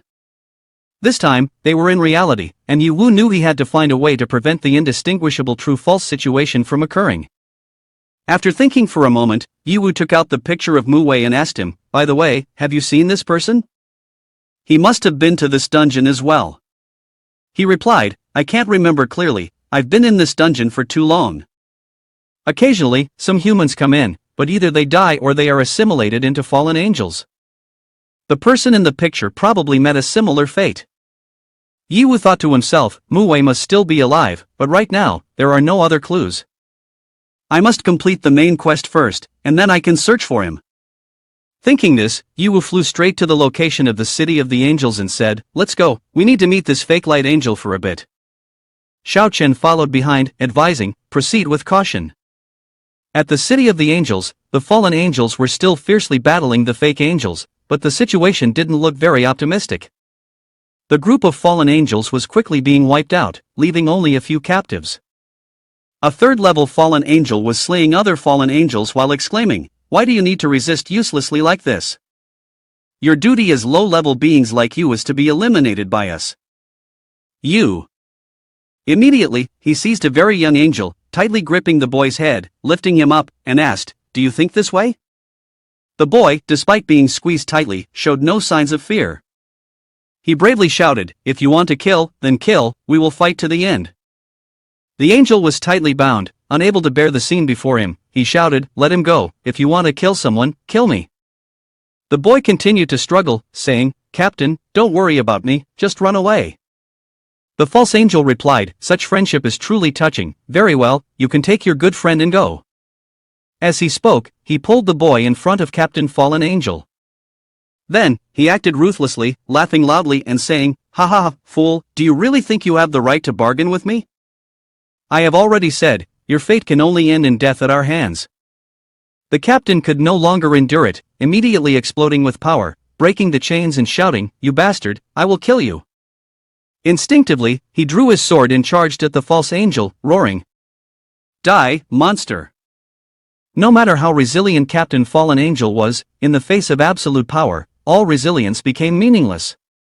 With just a few light sword strokes, the false angel sent the captain on his way, along with the boy, with no miracles occurring. The false angel spoke as he burned the captain's body with light, making it vanish into nothingness. Then, he turned and walked inside, ordering, you are just a pile of worthless corpses. Kill them all, Fallen Angel has been captured, throw them all down, leave no one behind. The subordinate shouted, yes, my lord. Immediately, the sounds of desperate screams echoed, and he gleefully remarked, truly a melodious sound of lamentation, how wonderful it is. Too bad I can't sit here to enjoy it slowly. Although he had not laughed for long, suddenly a familiar voice rang out, my lord, save me. He was startled, recognizing the voice, and turned around only to see his subordinates completely annihilated by Yiwu. He asked in astonishment, who are you? Yiwu slung his sword over his shoulder, stepping on the corpse of the subordinate, coldly declaring, no need to ask, I am Fallen Angel, and I am also the one who wants your life. Seeing his men wiped out, the commander showed no signs of panic, only a disdainful attitude. You claim to be Fallen Angel, then why are all of them dead? Could it be that you sent a few first-class rubbish to their deaths? He noticed the old Fallen Angel standing behind Xiao Chun and pointed, continuing, so it's you, old man Tai Lao Fei. Aren't you supposed to be dead? If you kill my men, don't hide behind the scenes, come out here. As he spoke, he snapped his fingers, and immediately, many first-class heavenly soldiers appeared, seemingly very strong. But in reality, they were just a bunch of third-class, causing Tai Lao Fei to panic. He fearfully said, this is a misunderstanding, right? I didn't do it. Tai Lao Fei thought to himself, these kids really don't know the heights of heaven and the depths of the earth, yet they dare to provoke the archangel. Now it's all gone wrong, even if I can stop that archangel, these third-level angels are not easy opponents like the previous angels. Immediately after, the commander ordered, kill them all, spare no one. As soon as the order was given, the group of angels simultaneously attacked Yiwu's team. In this situation, they were not worried at all. On the contrary, Tai Lao Fei held his head and turned to run, repeatedly saying, I'm sorry, but facing such enemies, we have no hope of victory. I can only leave you all behind to escape and will strive to become stronger to avenge you, absolutely not letting your sacrifice be in vain. He had barely taken a few steps when he heard Yiwu's voice calling, hey, where do you think you're running off to? Tai Lao Fei suddenly stopped, thinking, this voice. Isn't it from the city? Why is he running around like this? He was astonished to see Yi Wu's group easily killing the angels as if they were chickens. Even Xiaochen felt bored because the angels were too weak. He had thought they were stronger, but it turned out to be just like this. Yin Huan also realized this when the angel could not withstand a blow from her. That's right, just an ordinary monster, nothing special. At this moment, Yin Huan became more serious. She had frozen the entire group of opponents and shattered them into pieces. Then she said, "We cannot be careless," and explained in Tai Lao Fa's words, even the great angel that looks very strong is actually just the lowest level of angel. The true boss level angels have yet to appear. At this point, Tai Lao Fa was so shocked that his nose began to run, his eyes wide open in disbelief. He could not believe that an angel could be defeated so easily. Who on earth are these young people? Wait, I remember now. Although when entering this dungeon, everyone was assigned the title of Fallen Angel Level 1, it does not erase their true strength and rank. Could it be that here, each of them is a powerhouse of 100 stars? Moreover, the young man has not yet made a move, clearly he is the one commanding the team. So what level is he? I don't understand why I feel an unprecedented pressure emanating from him. This commander is a great angel, seems to belong to the spiritual level, but is extremely powerful.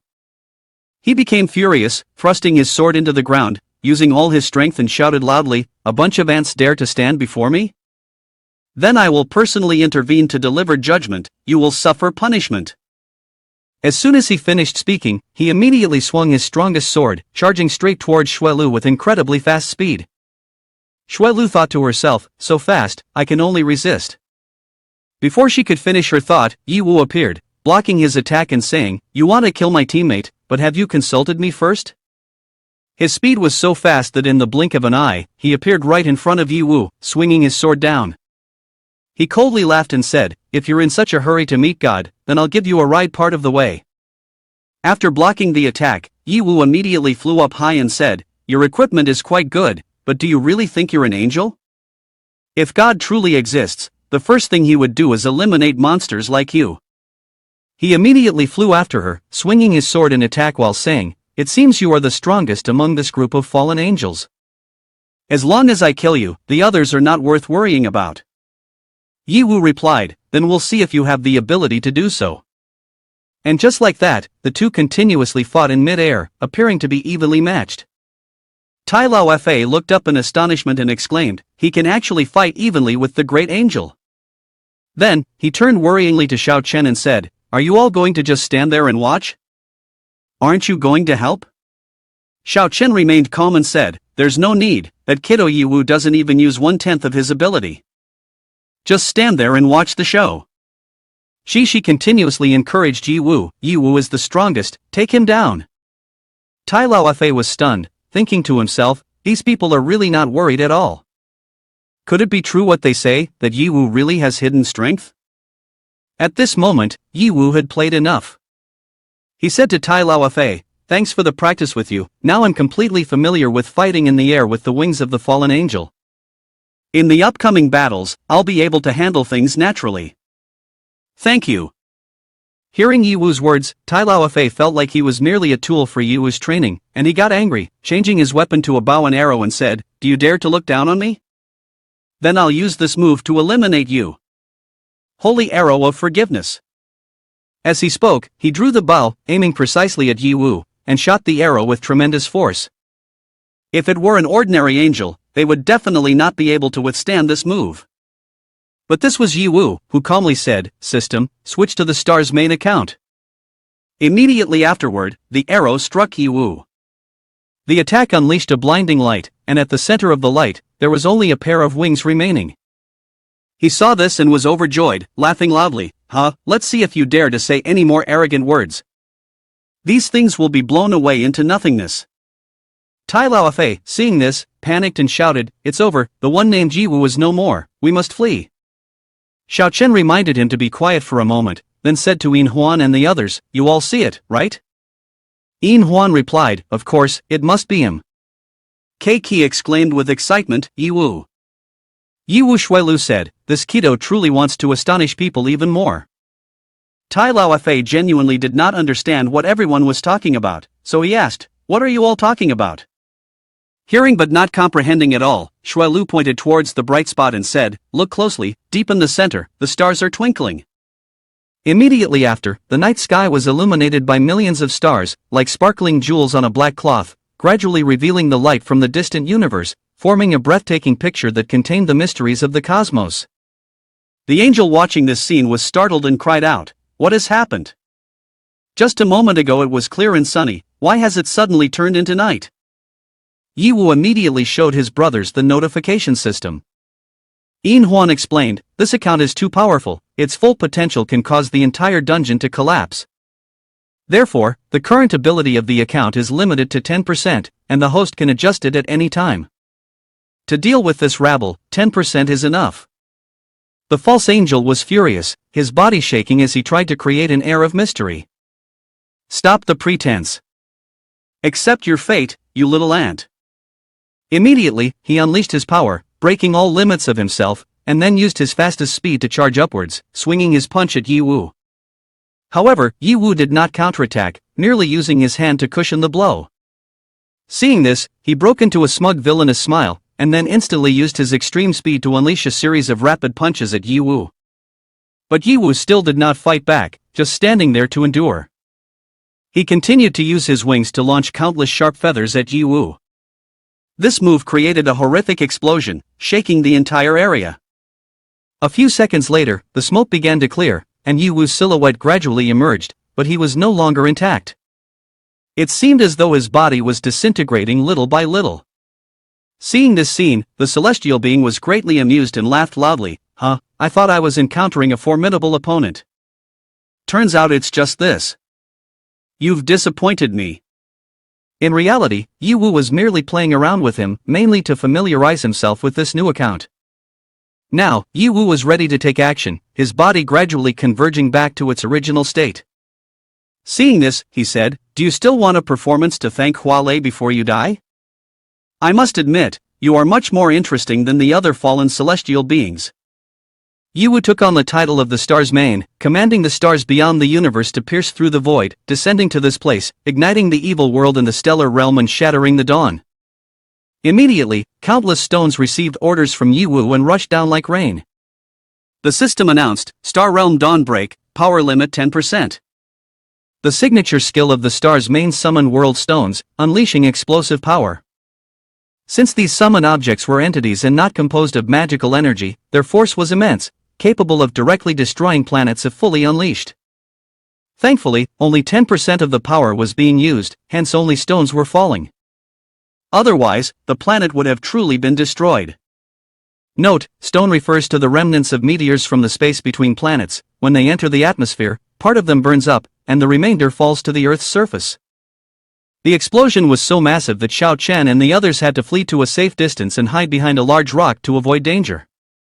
Tai Lao Fei was extremely panicked, clutching his head and exclaiming, "I can't be dreaming, right? This must be a dream, right?" After a while, the space began to quiet down. Yin Huan and Shuelu peeked out to see if the explosion had stopped. "Yes, it's over now." Yin Huan said, "This angel still has 10% of its health, it seems to have some skill." Tai Lao Fei struggled to sit up, thinking to himself, how can there be such terrifying power like this? A fallen angel like you is truly a monster. I have never heard of this before.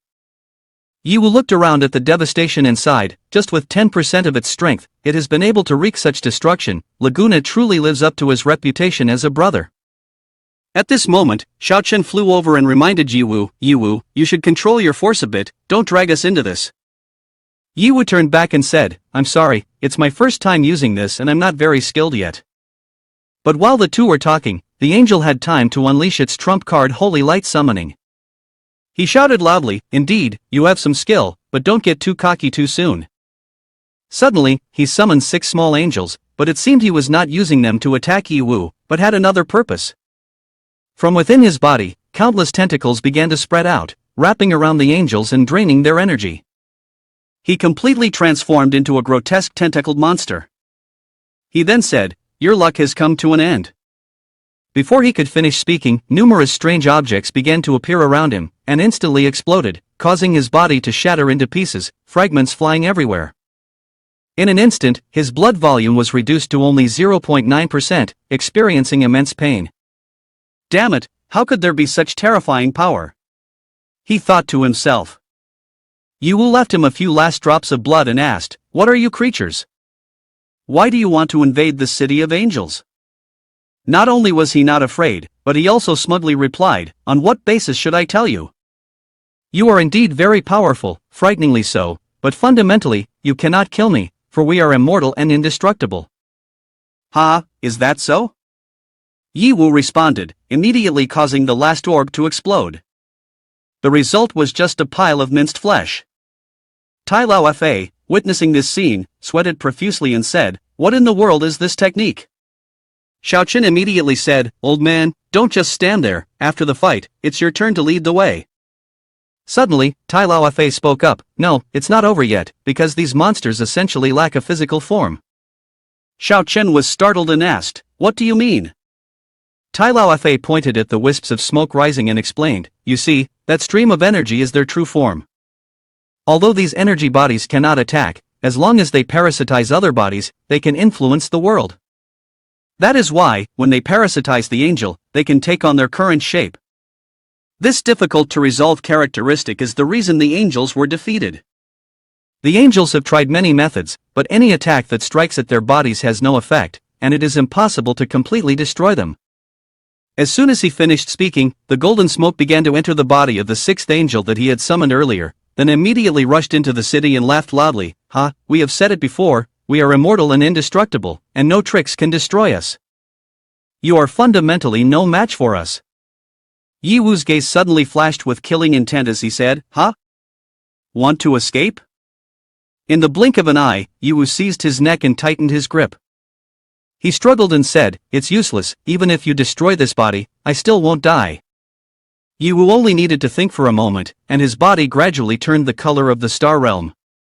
He panicked and shouted, "What? What are you doing?" Yiwu smiled and said, "It's just an energy body, and you dare to claim immortality in front of me, don't." Immediately, all of his energy body was absorbed by Yiwu. This move is called Star Devour. With the power to devour planets, anything will be sucked into the endless void, ultimately turning into star fragments. Currently, this move cannot absorb enemies of equal or higher level than itself. Holding an energy orb in his hand, Yiwu said, "Do you know why the stars in the universe can shine forever? Besides their own energy, there is a more important factor: they will devour each other. The weak will become nutrients for the strong, making the starlight even more brilliant." After absorbing the false angel, Yiwu logged out of the system account. Immediately, the system announced, energy body absorption reached 1%, unlocking hidden mission. The birth of the Archangel King. Collect energy bodies and evolve to 100% to become the Archangel King. Yiwu happily thought to himself, another destiny mission unlocked, the distance to the strongest account is getting closer. I wonder how it compares to Star Lord, which one is stronger, which one is weaker? We are looking forward to it more and more. At the same time, Xiao Chen and the others had also reached level 3. Everyone was very excited, saying, "Oh, we leveled up. Our bodies feel much lighter." Even Tai Lao Fei, who was watching, had reached level 2. He was surprised and said, "Even I leveled up? It has truly been a long time since I felt such a surge of power."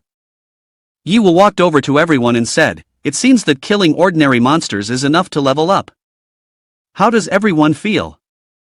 Yin Huan replied, "It doesn't feel particularly special, perhaps because our levels are higher than ordinary fallen angels." Shuelu then said, "According to Tai Lao Fa, the leveling mechanism of angels is different from the outside. Right now, we are probably still at the bottom tier of spiritual level 3, perhaps it will be different when we go higher." Tai Lao Fa approached Yiwu, looking ashamed and said, I must apologize to you all. I thought you were just low-level adventurers and wanted to leave you behind and run away." Yiwu replied, "It's nothing, these things are quite normal. As long as we cooperate well in the future, that's all that matters." After witnessing the strength of Yiwu's group, Tai Lao Fei curiously asked, "May I ask, can you tell me your true levels? When I first entered the dungeon, I was only level 50, but you all have completely surpassed what I can comprehend." Shuelu introduced herself first, "I am currently at level 200. Upon hearing this, Tai Lao Fa was startled. Level 200, really? Xiao Chen modestly said, Uncle, I'm not far behind either. Shishi then said, my level has always been a question mark, but after going through several battles, it suddenly showed as over level 100, which is quite strange. Tai Lao Fa then turned to Yi Wu and asked, what about you? What level are you at? Clearly, you are the strongest one here. Caught off guard by the sudden question, Yi Wu felt a bit lost, unsure of how to respond. My level, you say? Yi Wu thought inwardly, it has been a while since I've checked my account level. System, if I review all the experience points I have accumulated and convert them into a level, what might I be able to reach? The system responded, due to the excessive amount of experience points of the host, it will take some time to calculate. Please wait a moment. After a while, the system announced, calculation complete, the host can currently reach a maximum level of 500. Yi Wu was also surprised by his current level, about level 500. I never expected that, suddenly I have become so powerful. He thought for a moment, this level might still be a bit modest. If I were to say it out loud, they would probably be scared. Thinking this, Yi Wu replied, I am currently probably around level 200. Hearing this, Xiao Chen immediately reacted, level 200 is just like us, right? I don't believe it, Xiao Chen said, then walked over and put his arm around Yi Wu's shoulder. We've known each other for so long, is there really a need to hide anything? What is your true level? I am very curious. Yi Wu smiled and replied, if I say it, my uncle might have a very good psychological endurance. In the end, Yi Wu had no choice but to tell the truth, about level 500. Although Xiao Chen had prepared himself, when he heard Yi Wu say that, he was still shocked. He exclaimed in panic, level 500? Immediately, he collapsed. I thought this kiddo would only be a bit over level 300, but I never expected he has completely surpassed my limits. Tai Lao Fa was also stunned, unable to speak. In his heart, he thought, impossible, level 500 could completely crush this dungeon. How could someone so young become so powerful? Yin Huan immediately said, it is both unexpected and yet expected. Yi Wu should indeed be as strong as this. Shishi joyfully said, Yi Wu is the strongest person in the universe. She suddenly recalled past events and said, looking back at the promise with you, it seems like it was a long time ago. Right now, I can only chase after your shadow. In legend, the 5 great heroes only reached over level 500. You never expected to have achieved a height similar to theirs.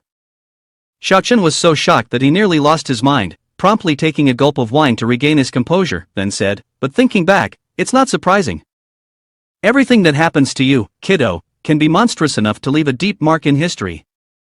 But what's level 500? Ha, what a level 500, too clear already, let's have a drink. Yi Wu promptly declined, my tolerance for alcohol is not as good as your uncle's, we can drink together after we get out of the dungeon, I promise. Now let's get back to the main topic.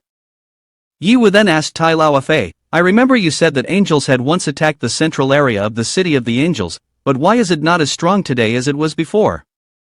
He immediately replied, that is because the leader of the fallen angel was seriously injured in that campaign. Although he has survived, he has not yet recovered his strength. Losing the strongest strategic leader, the fallen angel has fallen into such a miserable state. Today, if you want to meet the leader, I can try to introduce you, he continued. Yi Wu thought for a moment and said, let me think. The leader of the fallen angel is not dead, this is good news. However, is withdrawing at this moment the right decision? Although the reason the master can suppress the opponent's strength, it cannot guarantee that the opponent has no hidden tricks left. Just now, Yi Wu had revealed the ability to devour that could break their resurrection tricks. If he were to be discovered leaving with the method of resolving it, it would cause great trouble.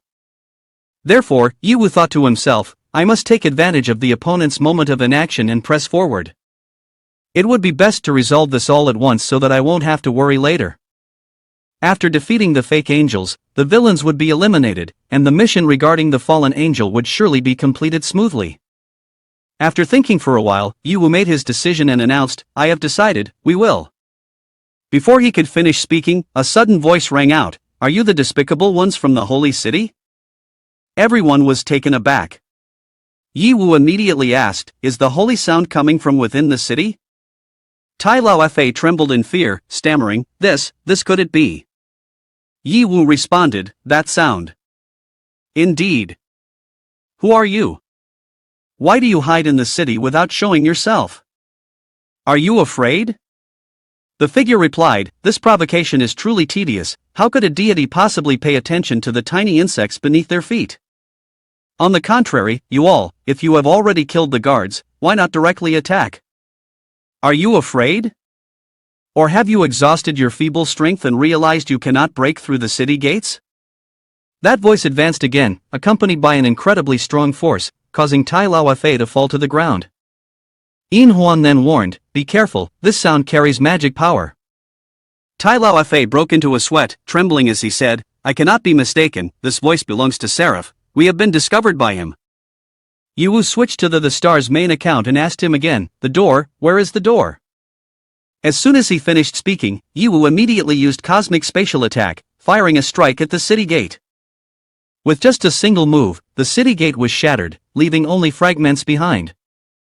Yi Wu stepped onto the ruins, nonchalantly saying, in this city of angles, I come and go as I please, can you control that?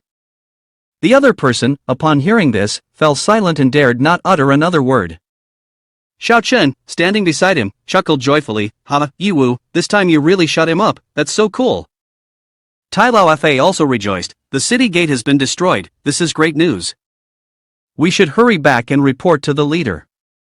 Yi Wu shook his head firmly, no, I have decided to continue the attack. What?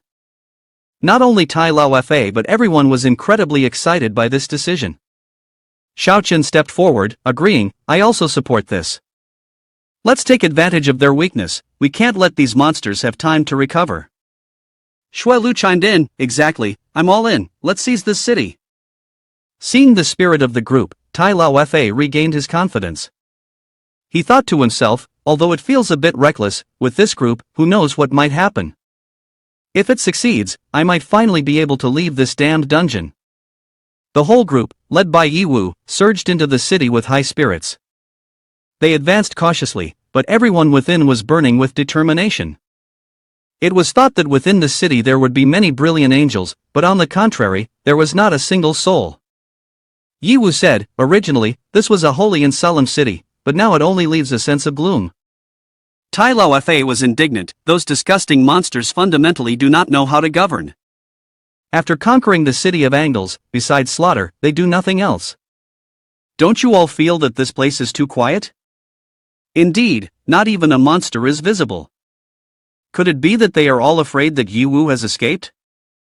At that moment, Tai Lao Fa sensed a terrifying force approaching. He warned, there is only one enemy here, and he is about to arrive. What? Suddenly, everything around them shook violently. Xiao Chen exclaimed in panic, is it an earthquake? Yi Wu quickly replied, no, something is trying to break through. Just as Yi Wu finished speaking, a massive piece of metal along with chains erupted from beneath their feet, pulling the entire group upwards. Looking further, they saw that what had just emerged was the scale of an angel. Its size was so enormous that Yi Wu and the others now appeared as tiny dots. Yi Wu turned to ask, Tai Lao Fa, do you know any details about this enemy? The scales rang out with the announcement, beginning to weigh the soul. As the words finished, 5 soul orbs appeared on the other side of the scale. These orbs weighed much more than the group of Yi Wu, causing the scale to tilt immediately to one side, raising Yi Wu's group high up. The scales continued to announce, the weight of the soul does not exceed 21 grams. First judgment, not sufficient standard. A countdown of 3 minutes begins. The scales suddenly moved violently, making everyone lose their balance and fall. In the chaotic situation, Yi Wu found himself in a very dangerous predicament. 2 huge grapefruit-like objects from Shui Lu inexplicably headed straight for his face, leaving no way to avoid them. Yi Wu could only accept his fate, rendered speechless. Shui Lu sat on Yi Wu, flustered but then burst into laughter, saying, oh, sorry. Shi, seeing this scene, panicked and shouted, do you want to crush Yi Wu? Quickly get up. Yin Huan was so enraged that her body trembled, but she still tried to keep her composure to speak. What I want to remind you is that there are only 2 minutes 16 seconds left on the countdown. Stay calm, we must keep our cool. Xiaochen quickly helped Yiwu up and then said, "Wait until we get out of this dungeon, I have a unique secret technique that I want to quietly teach you." Shishi, as naive as ever, saw the blood flowing from Yiwu's nose and asked, "Yiwu, why is your face so red? Are you seriously injured?" Yiwu hurriedly wiped the blood from his nose and changed the subject. "This debuff cannot be dispelled. We encountered a special mechanism right at the start. The soul balance does not take any damage, but those in this state cannot leave the weighing platform and also cannot use their skills. The effect lasts for 3 minutes. If the time runs out and the tilt of the weighing platform does not change, everyone will fall into an endless abyss. This state cannot be removed. There is 1 minute 58 seconds left on the countdown." Tai Lao Fa pointed towards the 5 orbs of light in the distance and explained, "These are the powers of the angle of power, Nisalik. These souls correspond to the 6 of us. When the total weight of our souls exceeds 21 grams, these orbs will resonate with us and disappear. As a result, the tilt of the weighing platform will change. However, whether it is angels or humans, the total weight of all the souls is only 21 grams, it cannot exceed that." He said, in the past, the leader Sala developed a type of secret technique for soul linking. This method allows people to link their souls with each other, evenly sharing their souls and using this to eliminate each orb of light, thus being able to overcome the challenge. Yiwu immediately asked, "Can this type of secret technique be effective on us?" Tai Lao Fa replied, "You are now also fallen angels, it shouldn't be a problem. Then, let's give it a try." Hearing this, Yiwu decided to cooperate. Tai Lao Fa quickly used the soul-linking secret technique with Yiwu. However, at this moment, the balance sounded an alarm, illegal activity, illegal activity. This operation will accelerate the tilt of the scale. Yiwu thought to himself, have the rules changed? If the method of fallen angels cannot be executed, then we can only find another way to solve it. The countdown timer showed only 1 minute and 5 seconds left. Yiwu then took out his syringe, an original divine artifact capable of separating and pouring souls. However, inside the syringe was filled with mixed souls, interspersed with the resentment and malice of that woman, posing a great risk. "I will go first, cannot hesitate any longer," Yiwu decided. He immediately transferred the soul of that girl into his own body. Seeing this bold move, the others panicked and shouted, "Yiwu, what are you doing?" For the first time, Yiwu transferred someone else's soul into his own body, and indescribable pain erupted within him. Perhaps it was due to the lingering resentment in this soul, Yiwu shouted angrily, "Restless spirit, get away from me." Immediately, that resentment dissipated. After the soul transmission was complete, the system announced, "The soul is full. Capable of causing damage to the energy body. Each time the weight of the soul exceeds the limit of 1 gram, the damage increases by 100%. A maximum of 3 stacks can be accumulated, lasting for 2 hours. However, if exceeding the 3rd stack, it will fall into an abnormal state. The soul will continuously exit the body for 1 hour. During this time, if not returning to the body, it will be completely disintegrated." Xiaochen looked at Yiwu and frowned, "Kid, you always like to do things that scare people to death." Tai Lao Fa, witnessing the scene, exclaimed in astonishment, "What? What kind of god spirit is this? It can actually make the soul exceed the highest limit? Truly unimaginable." Shishi worriedly ran close to Yiwu, asking, "Yiwu, are you okay?" Yiwu smiled, although his body trembled slightly. After the weight of the soul increased, he transmitted a portion of his soul to Minhuan. "Everyone, come here." Yiwu said loudly, "There will be a moment of great pain, but afterwards, everything will become comfortable. Just bear with it a little." Minhuan received the soul from Yiwu, trembling slightly. Contrary to expectations, she sighed in relief and smiled, saying, "It doesn't hurt at all, in fact, it's a bit pleasurable." Gradually, everyone received a part of the soul from Yiwu, causing the weight of each person's soul to increase by more than 21 grams. When everything was completed, Yiwu smiled confidently, "We did it." Yiwu immediately asked Can, "So what? Can we pass the test?" Can replied, "Currently checking." Conditions met, determined to be up to standard. Angle of Power said, "I didn't expect someone to be able to pass the challenge. However, this data isn't bad, it will surely be used again next time." Yiwu stepped off the weighing scale, flew down, and said, "Next time, do you think I will give you this opportunity again?" After saying that, Yiwu used the skill True Eyes to locate the target. After confirming the position of angle of power, Yiwu drew True Eyes and slashed towards him. Yiwu's strike was so powerful that it could destroy a structure, not only forcing angle of power to reveal himself but also taking away 80% of his health. However, angle of power remained calm and said, "You were able to find my true form. Interesting." Inhuan immediately drew her sword and charged at him, stabbing straight towards him. Angle of Power chuckled lightly and said, "If we don't follow the rules, then let you regret not leaving. I am the ruler of the angel's domain. Now, I will turn this entire area into a gigantic soul maze. You will be trapped here forever." With that, he unleashed his maze domain. Yiwu saw this and also took out a high-level labyrinth artifact, saying, "I know you have hidden tricks up your sleeve. If that's the case, I will use a higher-level maze to completely envelop you." What Yiwu held in her hand was a divine-grade chaos labyrinth artifact, capable of creating an indestructible maze area. Those who are not verified by the owner of the artifact, if they step inside, will be permanently lost within it. At this moment, the angle of power had been trapped by Yiwu inside the chaos labyrinth. However, he showed no signs of worry. On the contrary, he smiled disdainfully, "Is this little skill all you dare to show before me?" Immediately after, he spoke in a serious tone, "Activate all domain powers. Begin analyzing the structure, recording the calculations." In just a moment, he quickly found the path that could lead him out of the maze. Instantly, he soared along the route he had mapped out.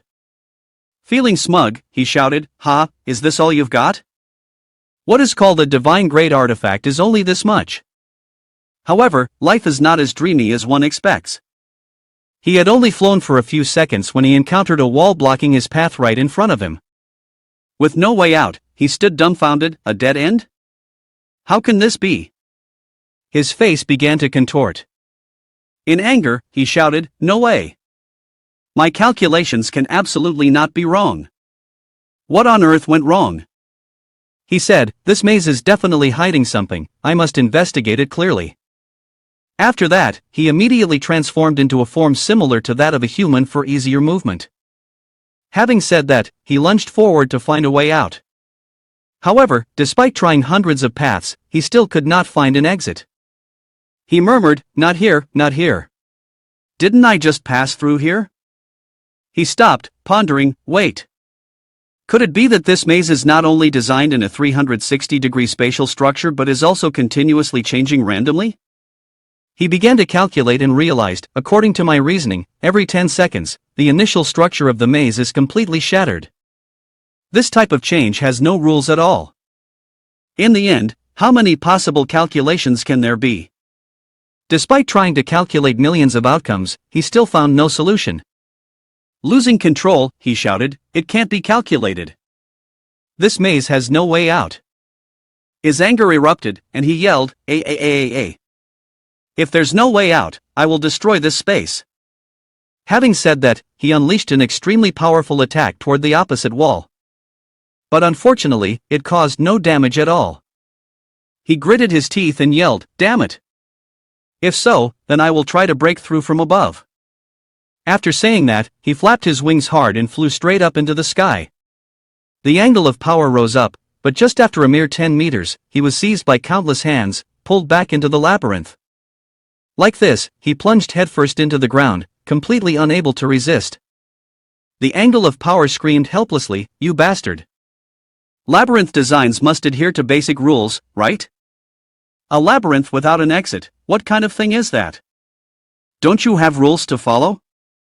Yiwu projected the image calmly and replied, "Why would I not mention the rules?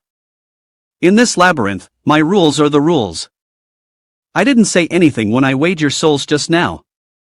If you can't get up after losing, then don't play, it's really frustrating."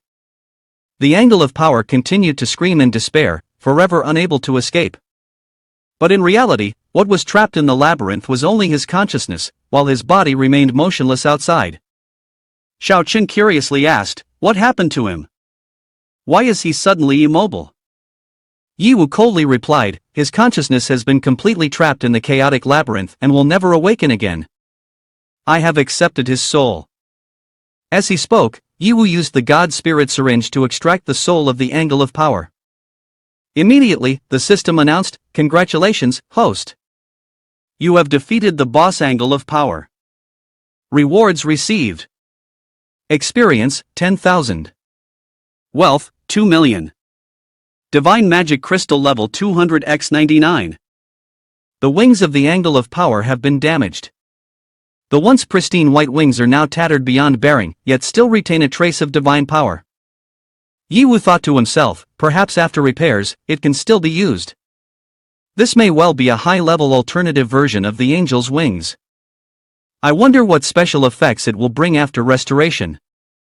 Next, there was a rather strange item, a mask made of metal. The origin of the mask is unclear, but at night it seemingly emits eerie laughter. According to the information, this mask is suitable for hanging at the entrance of a house to ward off evil. If equipped, it has the ability to conceal or modify personal information, but at the same time, it increases others' suspicion toward you. Yiwu muttered, "This bizarre thing is quite interesting." Then, he came across a special music sheet called Music Sheet of the Ashman. It is rumored that this music was composed by the Angle of Power during a sleepless night while crafting an artifact. When used, this music can permanently raise energy limits and enhance immunity against fatigue. Yiwu chuckled as he read the lyrics. I never expected the Angle of Power to have such a down-to-earth side. The pure heart of an artisan is hidden within these lyrics. In addition, he discovered a special piece of jewelry, the essence of a master craftsman's soul, condensed into form. This item, when equipped, can increase the success rate of artifact crafting. Yiwu told himself, what I love are my own works. The soul scale is an extremely rare artifact of rules. It is the most prized work of the Angle of Power. Any soul weighed by him is unlikely to escape.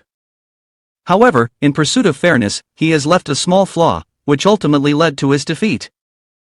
This artifact has a special effect. When used against enemies of a lower rank, it can directly destroy the target. You can aim at up to 100 targets at once, but it cannot be used against high-level bosses. The execution time ranges from 5 to 60 seconds, depending on the number of targets. After use, the cooldown time is 72 hours. Angle of Power, now you are facing an adventurer with a rank exceeding 500. Suddenly, a strange glowing object appeared ahead. Shishi wondered, is there something appearing over there? Tai Lao Fa immediately explained, that is the mechanism leading to the next floor. That floor belongs to the realm of Imula. Yiwu curiously asked, who is Imula? What kind of opponent is he? Tai Lao Fa replied, Imula is the warden of the City of Angles. That prison holds many dangerous prisoners and monsters. But the scariest thing is the warden himself. He is not like the Angle of Power, who is based on rules. Imula is an absolute combatant. Not only is he skilled in using various forms of powerful evil magic, but he also controls the entire prison and the prisoners, making them completely obey his commands. If you want to challenge Imula, it is best to prepare everything thoroughly. Imula said, the energy Angle of Power has disappeared. Humph. Has he lost? Truly a waste. Imula looked around and ordered, listen to me. When the passage opens, immediately launch the strongest attack. We must destroy the intruder in one go. The subordinates responded in chorus, understood. As the light from the passage appeared, Imula shouted, it's here. Attack, fire at will. Immediately, countless attacks surged toward the passage, creating explosions that shook the heavens and the earth. But when the smoke cleared, the position of the passage was vacant, with no one appearing. A subordinate reported, my lord, they did not come. At this moment, Yiwu activated the projection, smiled faintly, and said, in the past, your boss thought I wanted to leave. But no, I want to go in. Now, as you prepare to ambush me, I want to return even more. This time, I anticipated your intentions. Thank you for the fireworks. Imula angrily growled, don't be so smug. Sooner or later, you will die at my hands. Outside, Tai Lao Fa looked at Yiwu and asked, are you really not going to continue? I think you have enough strength for that. Yiwu calmly replied, no need to rush. The angle of power in charge of the domain is no longer here, so we don't have to worry about encountering any bizarre rule mechanisms. But to prevent the enemy from reclaiming it, it's best to let the fallen angel manage it for now. As for me, there are a few things I need to ask the leader of the fallen angels. Fallen Angel Asala, Level 1. At this moment, in the domain of the fallen angels, inside the main hall, Asala was seriously injured and could only prolong her life with the support of machines. Below, the high-ranking members of the fallen angels were still discussing their next plan. A figure in purple attire, named Colluder, spoke up. We have suffered too many casualties. We couldn't even break through the city gates. What is the meaning of such sacrifices? Is it just for self-comfort? The figure in black sitting above nodded in agreement. Colluder is right. For now, the most important thing is to preserve our strength. However, a girl with green hair named Ophelia expressed her disagreement. She said, up until now, we only have one option, to fight to the death against those monsters. That is the only way to survive. Anyone who wants to hide like a turtle can go ahead. A little girl standing nearby interrupted, Ophelia, stop it. Colluder turned back, retorting, so do you have any way to kill those monsters? Even Seraph Lord was defeated. Others who go will only die in vain. We need to find another way to survive. Ophelia immediately rebuffed fiercely, have you cowards fallen so long that your souls have rotted? As long as I still breathe, the city of angels must be reclaimed. You all can continue to live in fear. At this moment, Asala spoke up, what is the situation with the daylight team we sent out? Ophelia reported, my lord, there has been no news at all. I also cannot sense their energy. Colluder then said, my lord, it really is impossible to resume the battle. We should let go of our hatred and seek other peaceful solutions. Ophelia opposed, what a joke. Don't tell me you don't know the ruthless tactics of those monsters. Do you really think that if we surrender, they will spare us? The person in black robes asked, then do you have a better solution? Ophelia angrily replied, dying in battle is far better than being a coward like you. While they were arguing fiercely, suddenly the main door of the throne hall opened, causing everyone to stop. The person who entered was none other than Tai Lao Fei along with Yi Wu and his group. Tai Lao Fei spoke, my lord, I'm back. Colluder, seeing Tai Lao Fei, looked surprised, I thought you were dead. Who are these people? Tai Lao Fei explained, they are new friends. They saved me. Let me introduce them to everyone. Tai Lao Fei had not finished speaking when Colluder interrupted, step aside. You have no right to speak here. Wait, Lord. Tai Lao Fei hurriedly said, not only did we breach the gates of the city of angles, but we also defeated the angle of power from the first domain. Hearing him say that, everyone showed surprise and skepticism. Ophelia immediately spoke up, what? How can that be? Today our team sent out was completely annihilated. Moreover, your levels are so low. Colluder smirked, showing disdain, you? Someone who peed their pants at the mere sight of an angel? Don't brag without a script. Tai Lao Fei panicked, everything I am saying is true. If you don't believe me, you can go see for yourselves. Yi Wu cut in, alright, let's not waste words anymore. Then, Yi Wu took out the original divine artifact containing the soul of the angle of power for them to see. The light from that soul left Colluder stunned, this is the soul energy of an angel. Moreover, looking at the soul and the purity of this energy. This is not the energy of an ordinary angel. Ophelia also realized this and said, if my judgment is not wrong, this must at least be obtained from a third-grade angel. Could it be that everything you said is true? Yi Wu directly approached Asala. Seeing this, Colluder drew his sword in warning, stop. If you dare to come any closer, I will kill you without hesitation. Yi Wu turned his head and said, I have no malicious intent. I just want to give the Lord a gift for our meeting. Asala then said, you all step back, let him approach. He continued, young angel, I can sense a remarkable power hidden within you. What brings you here? Yi Wu stepped closer and then asked, I want to ask you if you want to return to your peak? Asala sighed and replied, return to my peak? Ever since that great war, my body has not been able to recover. I can only rely on these devices to barely prolong my life. Do you have a way? Without hesitation, Yiwu immediately used God's spirit to inject the soul of Angel of Power into Asala's brain. Upon witnessing this scene, the subordinates lost their composure. They swiftly drew their swords, rushed forward, and shouted, "Assassin! Quickly protect Seraph Lord! It must be another scheme from those monsters. Slay them at once!" As soon as Ophelia charged, Xiaochen immediately drew his sword to block her attack and said, "Are you fallen angels really so stubborn? Before making a move, shouldn't you take a good look first?" The Seraph Lord, after receiving the soul of the Angle of Power Asala, began to absorb the energy of light and transform it into her own energy. In a very short time, she restored her healthy state. Her legs regrew as before, and 5 pairs of wings spread wide, full of vitality. However, since Asala was originally a seraph, when she absorbed all the energy of the Death Angel, she could only recover to 3 parts of her power. Kalutar appeared surprised. He actually managed to heal the Seraph Lord. "We couldn't do that even with all our strength." Ophelia exclaimed with joy, "The Seraph Lord has finally recovered. We have hope now." The people around them congratulated in unison, "Congratulations to the Seraph Lord for recovering." Asala still couldn't believe that she had been restored. Although it was only 3 parts of her power, she had escaped the weakened state. "Thank you, young angel," she said. Kalutar immediately asked, "Seraph Lord, please guide us. The future of our entire clan now relies on you." Ophelia was extremely excited, saying, "Seraph Lord, please command the attack." "We will absolutely obey." Asala heroically shouted, "We were once the proudest warriors in the sky.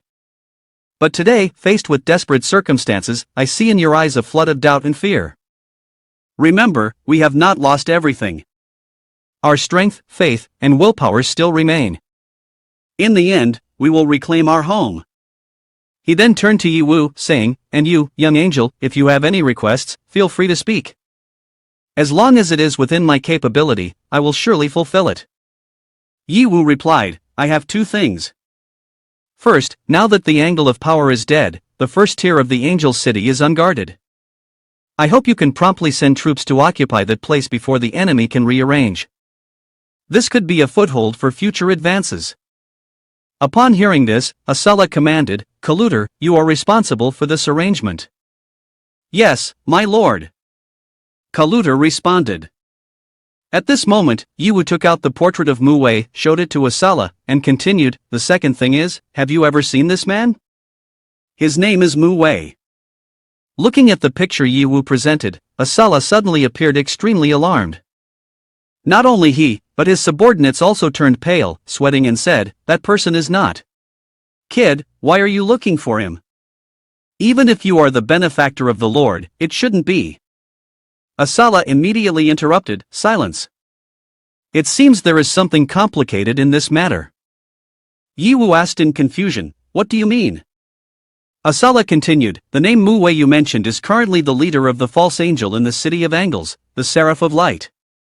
Hearing this like a thunderbolt, Yiwu was extremely shocked and shouted, "What?" After hearing that the leader of the fallen angels said Mu Wei was indeed the Seraph of Light, everyone was surprised. Xiaochen also exclaimed in shock, "He is the Seraph? How can that be?" Asala then recounted the time Mu Wei appeared. "I do not know who Mu Wei really is, but the Seraph I saw was indeed exactly like the person in the portrait. His power was extremely formidable, and it was not merely a disguise. At that time, to cover the retreat of the main force, I fought him with all my might but could not inflict much damage. In the end, I was utterly defeated and fell, from which I could not rise again." Yiwu frowned, worriedly thinking, if what he said is true, this Seraph, even if he is not the real Mu Wei, must have a significant connection to him. This situation has become complicated now. Xiaochen said, "Why is it like this?" Yiwu replied, "No, if that's the case, it might make more sense." Yiwu continued to ask, "Uncle, do you really think it's him?" Xiaochen smiled, "Whatever that old madman does, I don't find it weird." Asala asked worriedly, "You two are indeed acquaintances. I wonder how we will fight." Yiwu reassured, "Don't worry about this. No matter who Seraph really is, we will help you return to the City of Angels. To thank you for your help, we will send a few elite members to accompany you. Right now, my forces are not fully recovered, and I can't accompany you. If in the future you gather more angelic energy, could you give it back to me?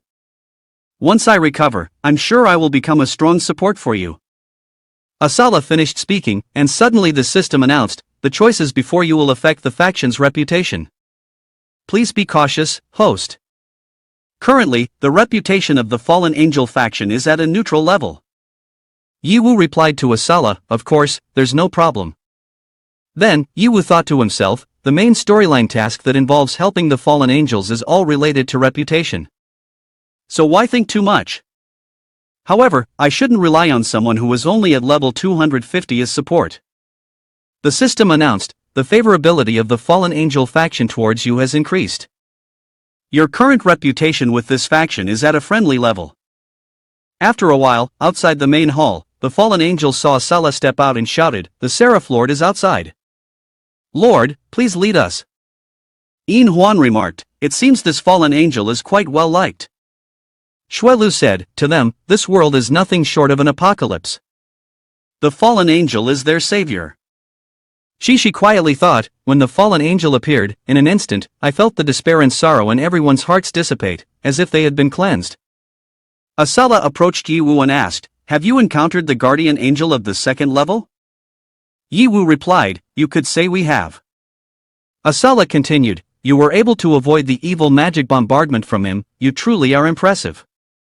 Imula has actually been dead for a long time, and the current impersonator has copied all of his powers. His magic power is boundless, and he is extremely cunning, making him a very difficult entity to deal with. He added, you are all very strong, even potentially stronger than I was in my prime. Therefore, I have full confidence in you. Asala suddenly looked at Shishi and said, however, this girl seems a bit. Upon hearing this, Shishi sadly replied, I truly am very weak, I can only support you all. Asala interrupted, no. You are the most special. I sense that within you exists a colossal magic power, but it is restricted by some force. Asala took out an item and suddenly said, your magic power resonates with the ancient necklace. Is this really the will of the great deity? He looked at the item in his hand, his expression full of doubt, and continued, item information, the ancient necklace is broken, its status unclear. The Black Seraph's necklace has no light, still retaining a trace of magic power fluctuations, waiting for the next heir. The specific effects are unknown. After a moment of contemplation, Asala handed the item to Yiwu and said, this is the ancient relic of my clan, and for a long time, we have not found the appropriate heir. If it has resonated with this young lady, perhaps she can unlock the seal on herself. As for my gratitude to you, I truly do not know how to repay it. I hope this item can be of help to you. Yiwu took the necklace in his hand, looked it over, and thought to himself, the effectiveness information is completely unclear. How can I let Shishi take such a risk? He opened the system and switched to the MOC account to appraise the item. The system quickly reported the results, item information, Divine Seraph Glimmering Circle, damaged. Weak fluctuations, silent for thousands of years, seemingly rejoicing at the appearance of the heir. Equipment effect, specific character gains a large amount of magic power. After reading the information, Yiwu breathed a sigh of relief and thought, it seems there are no side effects. He handed the item to Shishi and gently said, Shishi, this item can truly enhance your power. But I want to know, what do you really think in your heart? Can you tell me? Shishi said, Yiwu, as long as you can help me, I am willing to do anything. Yiwu placed the halo on Shishi's head and said, you foolish girl, such words should not be said casually, understand? As the ring was affixed to Shishi's head, a beam of holy light shone down from the sky upon her, the Divine Seraph's holy form was quickly restored, and Makik completely transformed into a Divine Seraph of level 9 with 5 pairs of white wings and 1 pair of black wings. Shishi joyfully exclaimed, so powerful, so warm, such a force of love and light. Note, the Seraph fully restores its strength at level 9, equivalent to level 2500, but the Divine Seraph possesses much greater strength. At this moment, all the fallen angels suddenly knelt down in reverence before her, and Shishi unexpectedly became the junior Seraph Lord. Even Atasala also knelt in respect. Yiwu was astonished and asked, what is happening? Shishi responded in surprise, huh? Why are even you kneeling? Asala said, the year of the 2 pure white wings and 1 pair of dark wings. These are the 6 pairs of wings of the primordial divine sacred celestial messengers, our ancestors. The world once faced an extreme crisis. The sacred celestial messengers born at the dawn of creation sacrificed themselves to save the world. The form and spirit were annihilated, only the luminous celestial messenger was preserved, and from then on, our celestial messenger lineage was created by the deity. For many years, no celestial messenger has ever been able to resonate with it. I originally thought that she had merely gained power, but unexpectedly, she actually became the new divine sacred celestial messenger. Could it be that she is the reincarnation of the primordial soul? This must be the guidance of the deity. Hao, upon hearing this, broke out in a cold sweat, secretly thinking, reincarnated soul? That can't be right. Shishi is clearly a native of the life-sustaining dungeon forest, but why is she able to resonate with the divine messenger's luminous halo?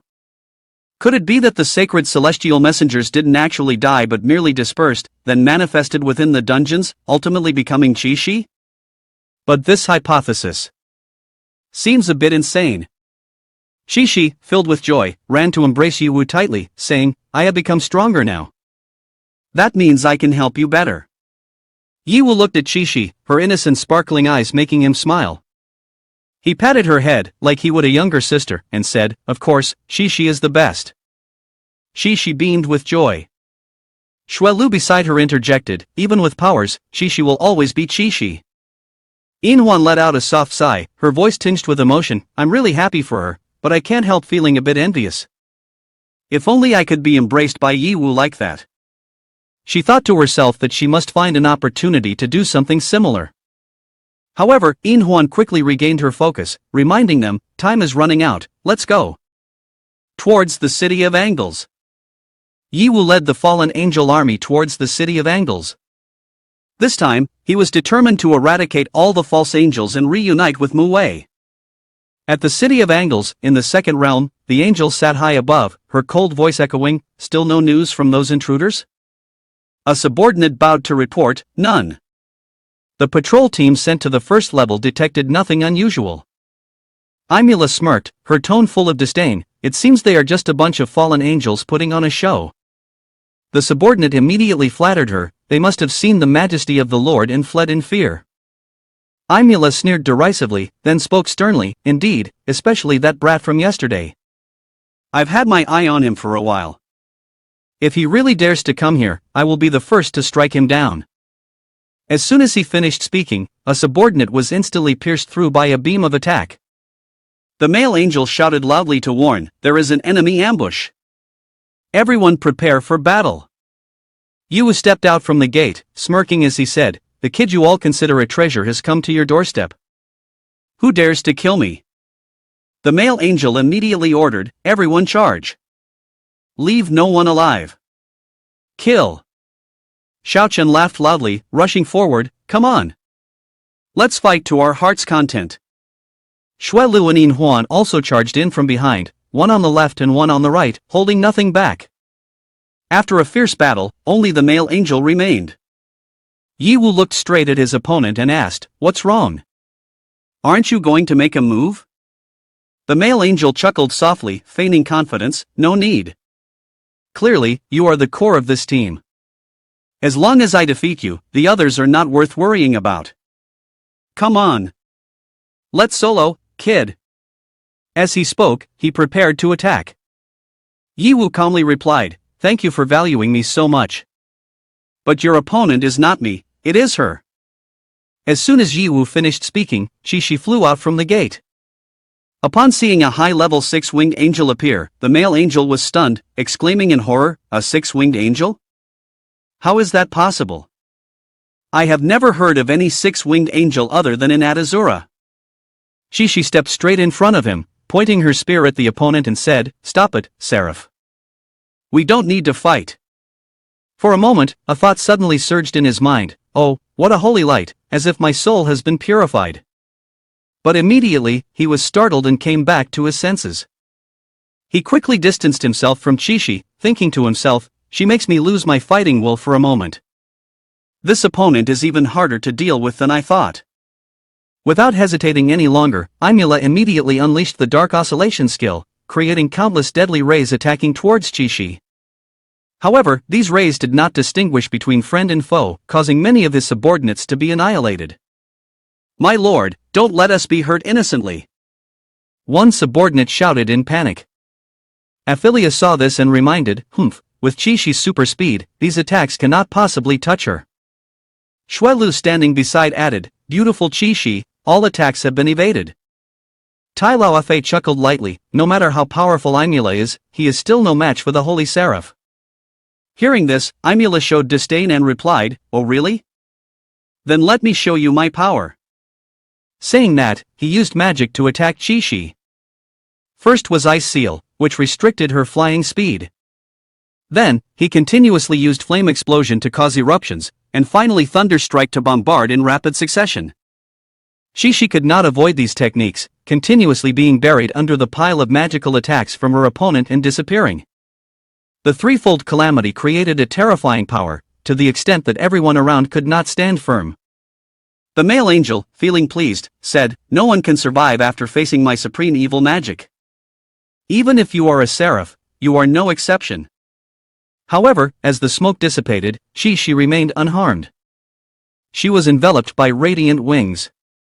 Seeing this, the male angel exclaimed in horror, "No harm at all? No way. Such a thing is absolutely impossible." Chi-Chi slowly opened her 6 pairs of wings and clasped her hands in prayer, "Oh God, please forgive those who are suffering." After that, she activated the skill Purification Blade. This was Chi-Chi's special ability in the Seraph Holy form, capable of removing all negative statuses from allies and bringing enemies into a state of compassion. This skill lasted for 2 minutes, during which the opponent had to face a deep sense of remorse for their sins. Their fighting spirit was extinguished, and their attack and defense power significantly diminished. The holy light created by Chi-Chi immediately covered the entire second floor. The male angel's subordinates were purified and felt an extraordinarily warm sensation. They knelt down, tears rolling down their faces, choking out, "Please forgive us for our sins. Please forgive us." Seeing the scene before him, Yiwu couldn't help but be stunned. In his heart, he thought, what a powerful ability. In an instant, it has controlled the entire battlefield. Moreover, this force seems to come from the enhancement of the ring that Chi-Chi transformed. It seems there is still a lot of space to explore, the potential is almost limitless. Suddenly, Imula stabbed himself with his own hand. He said, "Do you want to control me? Dream on." Yiwu sighed, "Oh, what a reckless person." Immediately, Imula transformed completely. He became a fierce monster, roaring in anger, "If evil magic is ineffective, I will use primal power. Tear you apart, bite you to pieces, smash you all." This time, Chi-Chi no longer advised. She immediately switched to combat mode, pointing her spear at Imula and said, "Obsessed and lost? Then face judgment." In an instant, a killing array appeared beneath Imula, binding him tightly. Imula screamed in horror, "Huh? I can't move anymore. Why? Why do I feel so terrified inside?" At this moment, Yiwu took the original divine artifact, approached him, and said, "It's time to end this." After Chi-Chi and Yiwu successfully eliminated the male celestial, everyone was extremely joyful and excited. One person exclaimed, "Sister Chi-Chi is incredible, she managed to take down the boss all by herself. Truly deserving of the title Seraph Lord." Qian ran over to Yiwu, his face filled with delight, "Yiwu, you did it. You really did it." Yiwu smiled and praised, "Chi-Chi, truly impressive. With you here, I don't even need to lift a finger." Chi-Chi happily replied, "So can I get my reward now? For example, having a child." Yiwu immediately understood and quickly interrupted, "Stop, stop. The celestial beings are still watching over there." Chi-Chi then gave Yiwu a pleading look. He sternly said, "Not even a bit of sulking." Xuelu, witnessing the scene, smiled and commented, "I really admire the silly, natural personality of Sister Chi-Chi. She makes so many people infatuated with her." Yin Huang also agreed, "Indeed, that's true. But in her heart, she felt sad and thought, that's right, only someone beautiful, adorable, and strong like she deserves to stand beside Yu. What about me? Suddenly, the distance between me and him grew wider. The lowly angel looked at Shishi and excitedly said, Shishi Lord is just too slay. Xiao Chen sighed and lamented, i.e., this kid. Aphilia then asked, hey, Xiao Chen, do you know what Shishi Lord wanted to say just now? I'm a bit curious, Xiao Chen replied. What else could it be? It must be about wanting to have children. After that, he secretly thought, this kid makes people anxious every day. Today, Uncle will add some fuel to the fire for him. Xiao Chen chuckled softly. Upon hearing him, Aphilia and the lowly angel drew their weapons angrily, shouting, shameless. What on earth has Xiao Chen taught Shishi Lord? Daring to sully Shishi Lord, they all must die. Tai Laofei was taken aback and quickly exclaimed, everyone, please calm down. Please calm down.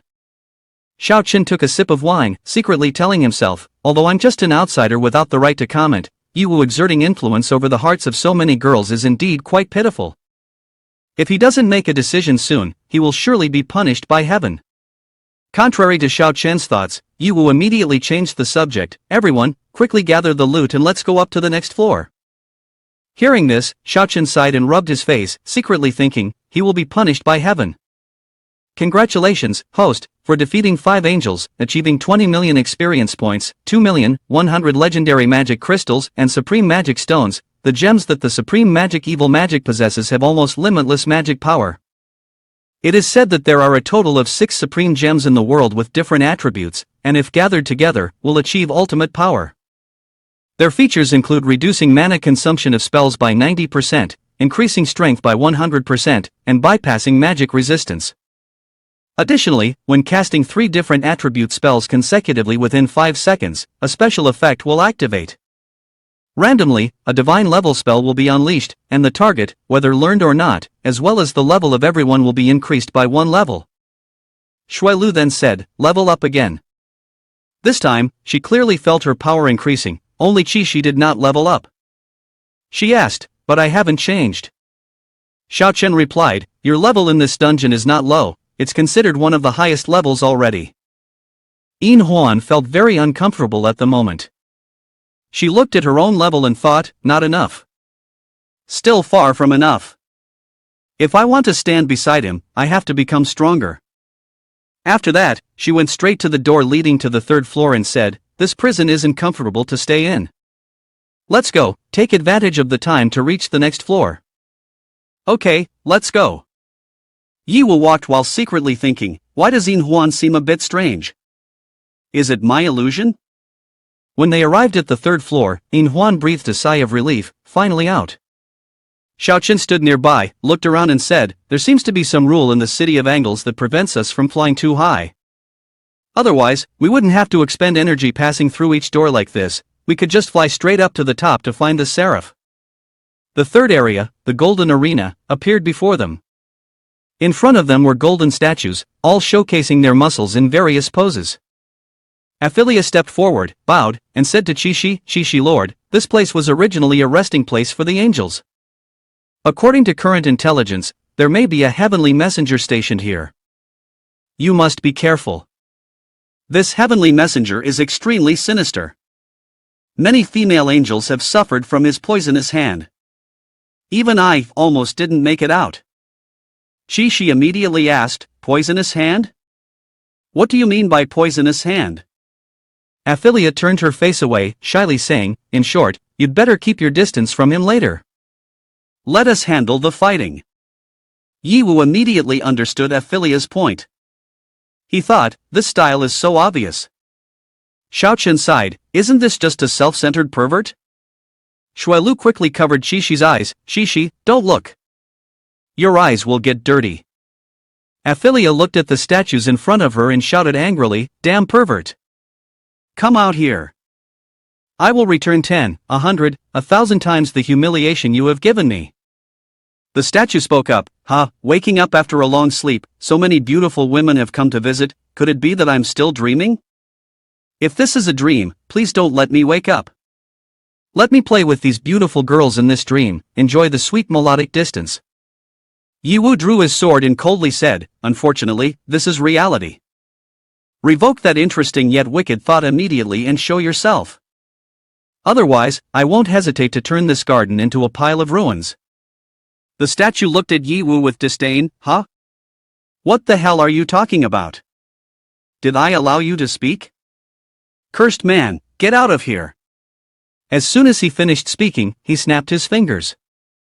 Immediately, Yiwu, Xiaochen, and Tai Laofei were transported to another location, along with a barrier separating them from Qixi's group. Xiaochen quickly drew his sword and struck fiercely at the barrier but caused no damage at all. He said, forced teleportation combined with evil magic. This muscle-bound old man operates beautifully. Is there a way to break this barrier? Yiwu replied, it is quite clear that this is a rule similar to the angle of power. This rule only allows fighting among women, men cannot intervene. The twisted angel licked his lips, grinning wickedly, and shouted, the obstacles have disappeared. Ladies, come and play the game of men and women with me. Before his words were finished, he was struck in the head by an attack. Yin Huan, venting all the frustration and discomfort she felt, swung her sword fiercely at his neck, gritting her teeth, are we done with the nonsense? Then go to hell. Yin Huan charged forward, launching another slash from behind. The angel used his hand to block, thinking to himself, that sword aura is really strong. Yin Huan's slash caused the angelic statue to lose 65% of its health and severed one of its arms.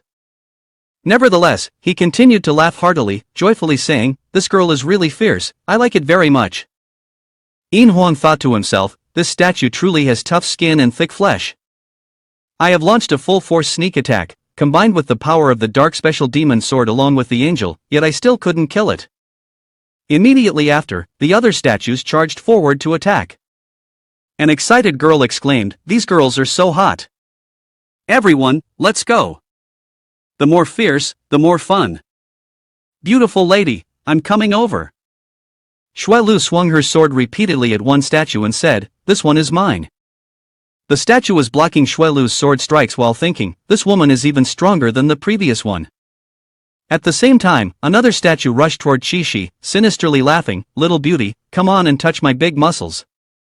Qixi instantly covered her eyes, fearfully exclaiming, no, don't come here. Immediately, the lowly angel and Ophelia charged in to support Qixi. Lowly said with concern, Qixi Lord's divine power is weakening. Damn it! This bastard is using such despicable tactics. Ophelia also spoke up, Qixi Lord, I'm coming to help you right away. The heavenly angel statue laughed, using the skill love beam and said, you all can't go anywhere. Let's enjoy fighting with me to the end. The love beam skill created a mocking effect in the area targeting the opposite sex, lasting for 5 minutes, preventing them from taking their eyes off the statue. Ophelia shouted in anger, damn it!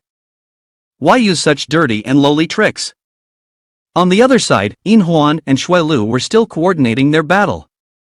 Yin Huan spoke up, these statues clearly aren't very strong, but fighting back is quite frustrating. Xuelu replied, if we don't resolve this quickly, it will become dangerous. Let's aim for a swift victory. After saying that, Xuelu used the skill Frozen Fall, Eternal Winter. This skill froze all enemies within a large area, causing them to lose 1% of their maximum health for 60 seconds. Notably, this skill's effectiveness was not reduced against monsters level 200 and above. When all the statues were frozen, Xuelu said to Yin Huan, the rest is up to you. She thought to herself, even though I could eliminate them directly, it's good for him to let off some steam. Yin Huan nodded, thank you. Then, he immediately activated the improved skill body of the celestial demon. This skill significantly increased his speed and power, while also unlocking entirely new skills. The effect lasted for 60 seconds. Yin Huan used the celestial demon shield and no weapon strike, charging forward to slash continuously with countless sword strikes. The statues instantly shattered, turning to dust. Ophelia and the lowly angel looked at the scene before them, both unable to hide their alarm. They exclaimed, we never expected that in an instant, the power of our sisters would be on par with Qixi Lord. Qixi hurried over, excitedly saying, sisters, you are truly amazing. Yin Huan smiled in response, this little matter is nothing much. Xuelu reassured, Shishi, don't be afraid. These dogs are only using despicable tactics to disturb your mind. Your strength is sufficient to crush them in an instant. Yiwu stood outside, observing and reminding, everyone be careful. The battle is not over yet. This barrier has not been broken. As Yiwu said, the shards of the statue that Yin Huan had previously sliced began to gather. They moved slowly, then transformed into a new statue. This was the real boss of this third level. The third level transformed statue suddenly flew high up. With a rose in its mouth, it displayed an elegant demeanor and said, what just happened was merely a prologue. Now, let us begin the second battle filled with tension and excitement. Then, it shouted loudly, stop the nonsense. Prepare to die. Yin Huan and Xuelu immediately charged forward, combining their strength to strike at his back. But this time it was different from before. The body of the statue man was so hard that both of them were sent flying back by the recoil. The statue man flexed his muscles and laughed heartily, useless. Against my solid body, your weapons are as thin as a piece of paper. Bring it on. He unleashed his special skill, Field of Secret Labyrinth. This was a specialized skill of angle of power, particularly effective against women. Once hit by this skill, the victims would abandon all resistance, becoming infatuated and unable to resist the allure of the user. Immediately, the three of them, Shishi, Yin Huan, and Xuelu, fell into a dazed state, experiencing illusions. Before them appeared the image of Yi Wu, who smiled and called out, beautiful ladies, do you wish to spend a spring night with me? Shishi did not hesitate and immediately replied, I am willing. Yin Huan trembled with joy, softly saying, Can I really? Xuelu also felt shy but excitedly exclaimed, why am I so bold today? Under the influence of the skill, all three slowly walked toward the statue man. He looked at them with a satisfied gaze, laughing loudly, hurry up, my beauties. A spring night is worth 1,000 gold. Seeing this scene, Xiaoqin was extremely panicked and anxiously said, Yiwu, hurry up and think of a way. The girls have been enchanted. This is too dangerous. At this moment, Yiwu had switched to the female form of the immortal bald head account and reassured, don't worry, I will handle him. Xiaoqin was taken aback, stunned, and blurted out, no. No, beautiful, who are you? The three girls of Yiwu had been mentally controlled by the statue. In this urgent situation, Yiwu immediately changed to female form and rushed in to rescue them. He thought, bullying women is not a sign of true skill. Soon after, Yiwu made them drink a potion to break the state. The mastery level clarity potion quickly removed all abnormal conditions. When they woke up, the girls saw Yiwu in female form and couldn't help but be confused. Wow! Yiwu turned into a great beauty. Yiwu. Is that you? Yiwu simply replied, the explanation would be lengthy. In short, you all should retreat. I will handle him. Xuelu thought to herself, this look actually seems quite handsome, huh?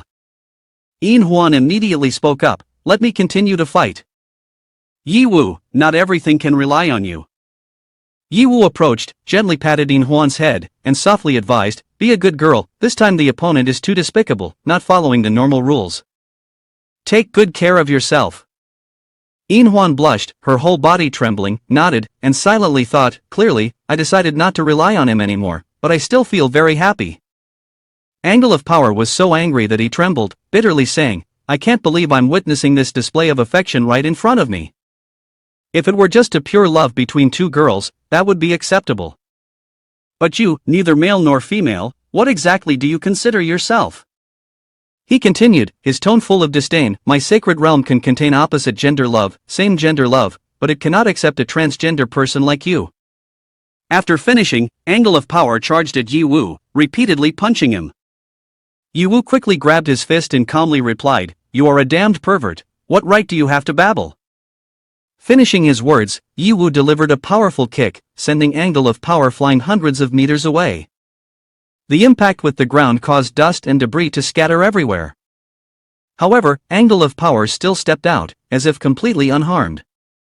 As he walked, he coldly laughed, not bad strength. But unlike those weaklings who only know how to rely on the immortal soul, I am a proponent of perfect flesh. Anything will shatter and crumble before my perfect muscles. The statue person had just received a sudden blow from Yi Wu. A feeling of discomfort surged up to his throat. He vomited right on the spot and looked down at his chest, discovering a deep imprint in the shape of a fist clearly visible on it. Stunned, he exclaimed, "How is this possible? My immortal body!" Yi Wu did not hesitate, immediately rushing forward, coldly replying, "Daring to speak the words immortal in front of me?" Seeing Yi Wu charge, the statue person hurriedly activated his domain to resist. He shouted, "If you're a woman now, then my domain." But before he could finish his sentence, a punch like a thunderclap struck directly at his face. Yi Wu didn't let the opportunity slip away, glaring at his opponent and saying, "Show your true abilities. Stop with the nonsense." The statue person began to worry. He realized that this domain was ineffective against Yi Wu. After a moment of thought, he gritted his teeth and decided to convert all of his magic power into pure muscle strength. Field of Secret Labyrinth, activate. He roared, his muscles bulging, his enormous body now much larger. He charged at Yi Wu, confidently shouting, "To force me to use this form, you should be proud. Watch me crush you with pure strength." Yi Wu merely smirked slightly. In an instant, he unleashed 1,000 consecutive punches, all aimed directly at Lucian. He coldly said, "Stop talking nonsense. The muscles of the statue are not just a false facade." He took a full blow from Yi Wu but did not die, he was merely knocked away and lost some health. He thought to himself, "I've lost. I've completely failed in this battle of strength. Why? Why do I gradually feel joy during this process?" Suddenly, his expression changed. Not only was he not angry, but he also appeared extremely delighted. The statue charged at Yi Wu, filled with affection, as if he wanted to embrace his opponent. He gently said, "Ah, come here. Hit me, trample me, torture me." This scene shocked Yi Wu greatly. He shouted, "What the hell? What is this situation?" Xuelu standing nearby explained with a helpless expression, "The perverse level of this guy has completely exceeded my imagination." Yin Huan showed a look of disgust, continuing, "I almost lost to a guy like this." Xiaochen covered his eyes and yelled loudly, "Damn it, it stings my eyes." Yi Wu nodded, looking at the statue, and said, "You quickly eliminate this damn pervert, don't let him pollute our spirits anymore." Yi Wu replied, somewhat helpless, "I know. I'm also dying to be bothered by him." With that, Yi Wu used a super serious punch. A lethal blow shattered the entire body of the statue. After the body was crushed, his energy essence finally revealed itself. Aphilia exclaimed in panic, "Not good. This guy's true form wants to escape." On the contrary, he did not run away but charged straight at Yi Wu. "Damn it. Who wants to run away? After being beaten by you, I couldn't forget that feeling. Let me be a part of you." Saying that, the figure slipped straight into Yi Wu's body. The system then announced, "Kill the statue, gain angel energy. The Archangel King mission progress has been updated." Yi Wu felt utterly disgusted, thinking to himself, "Even though I completed the mission, why do I feel completely unhappy?" The system continued to announce, "Congratulations, host has gained, wealth, 8 million. Experience points, 10,000. Epic pheromone glands, these glands emit a mysterious fragrance that has a strong attraction to women, while also enhancing certain special abilities of men." Additionally, Yi Wu received, legendary grade golden triangle briefs, although the fabric is very minimal, this item still provides a strong sense. Only the confident dare to wear it. When equipped, all attributes, rates, and physical damage dealt are doubled. Intense red lipstick of epic grade, a premium lipstick that men can also use. Not only does it enhance attractiveness, but it also has a powerful enchanting effect. In an instant, the favorability of the opposite sex will reach its maximum level. Duration, 2 hours, cooldown, 24 hours. Yi Wu looked at the items in his hands, shook his head, and sighed. Despite the enticing rewards, he could not erase the feeling of emptiness in his heart. Receiving these bizarre items, Yi Wu felt surprised. He sighed and said, "What kind of messy and weird things are these? Clearly, they didn't consume any stamina, but I feel really tired." Aphilia and the lowly angel both leveled up and happily announced, "I leveled up too. The level 3 shackles that have been holding me back for years have finally broken through. The lowly angel named Mei-Chi cheered as she reached level 4, exclaiming, "Awesome! Aphilia Lord!" Aphilia stepped forward, patted Yiwu on the shoulder, and smiled appreciatively. "Well done, kid. You can easily defeat that twisted pervert. Your strength makes me acknowledge you." Yiwu scratched his head shyly. Thanks, sister." Suddenly, Aphilia leaned close to Yiwu and whispered something that left him frozen. "If it were you, it wouldn't be impossible to hand over Chi-Chi Lord to you. Or both of us would be good too. I would be very happy to have a child with a strong person like you." Yiwu broke out in a sweat, silently thinking, what is this sister saying? Too open-minded. Mei-Chi heard this, her face instantly turning crimson. She awkwardly whispered, If it's not a bother, I would also like to." Yiwu quickly interrupted loudly, "Mei-Chi, be careful, the FBI might be knocking at the door." Xuelu stood by, unable to suppress her laughter at the scene before her. Things are getting more and more interesting." Yin Huan showed a look of displeasure and asked, "What's so interesting about it?" Chi-Chi innocently replied, "It's wonderful that everyone can be friendly with each other." At that moment, Xiaoqin stepped forward from behind and asked Yiwu, "This floor has nothing to do with me. What's next? Should we continue to cultivate the next level of power?" Before Yiwu could respond, strange pattern formations suddenly appeared beneath their feet. These patterns created a barrier, isolating each person from the surrounding space. Yin Huan was startled and said, "This is not good. We're trapped." Xuelu swung her sword at the barrier and said seriously, "It seems this is the power of some kind of rule. It cannot be broken." Aphilia panicked, trying to say something, but Yiwu couldn't hear her. He looked at her expression and thought she must know something. However, the sound seemed to be blocked as well. He could only try to read Aphilia's lips. Just now, Aphilia's lips seemed to mention danger in angels. Before Yiwu could think carefully about what those words meant, everyone was suddenly transported to another place. Suddenly, a voice rang out. Yi Yanfei laughed mockingly and asked, "Brother, what's going on? Why are you in a daze? Did you eat too much?" "Ha ha." Yiwu's mother said, "We can't blame your brother. Our family hasn't eaten out in such a long time. The two kids are really missing out a lot." Yiwu's father smiled and added, "I have to try harder." At that moment, Yiwu had just turned 18. He suddenly felt a sense of emptiness in his heart. He told himself, "It's strange. Why do I suddenly feel this sense of lack? But it's okay. As long as the family is still together, I have nothing to regret."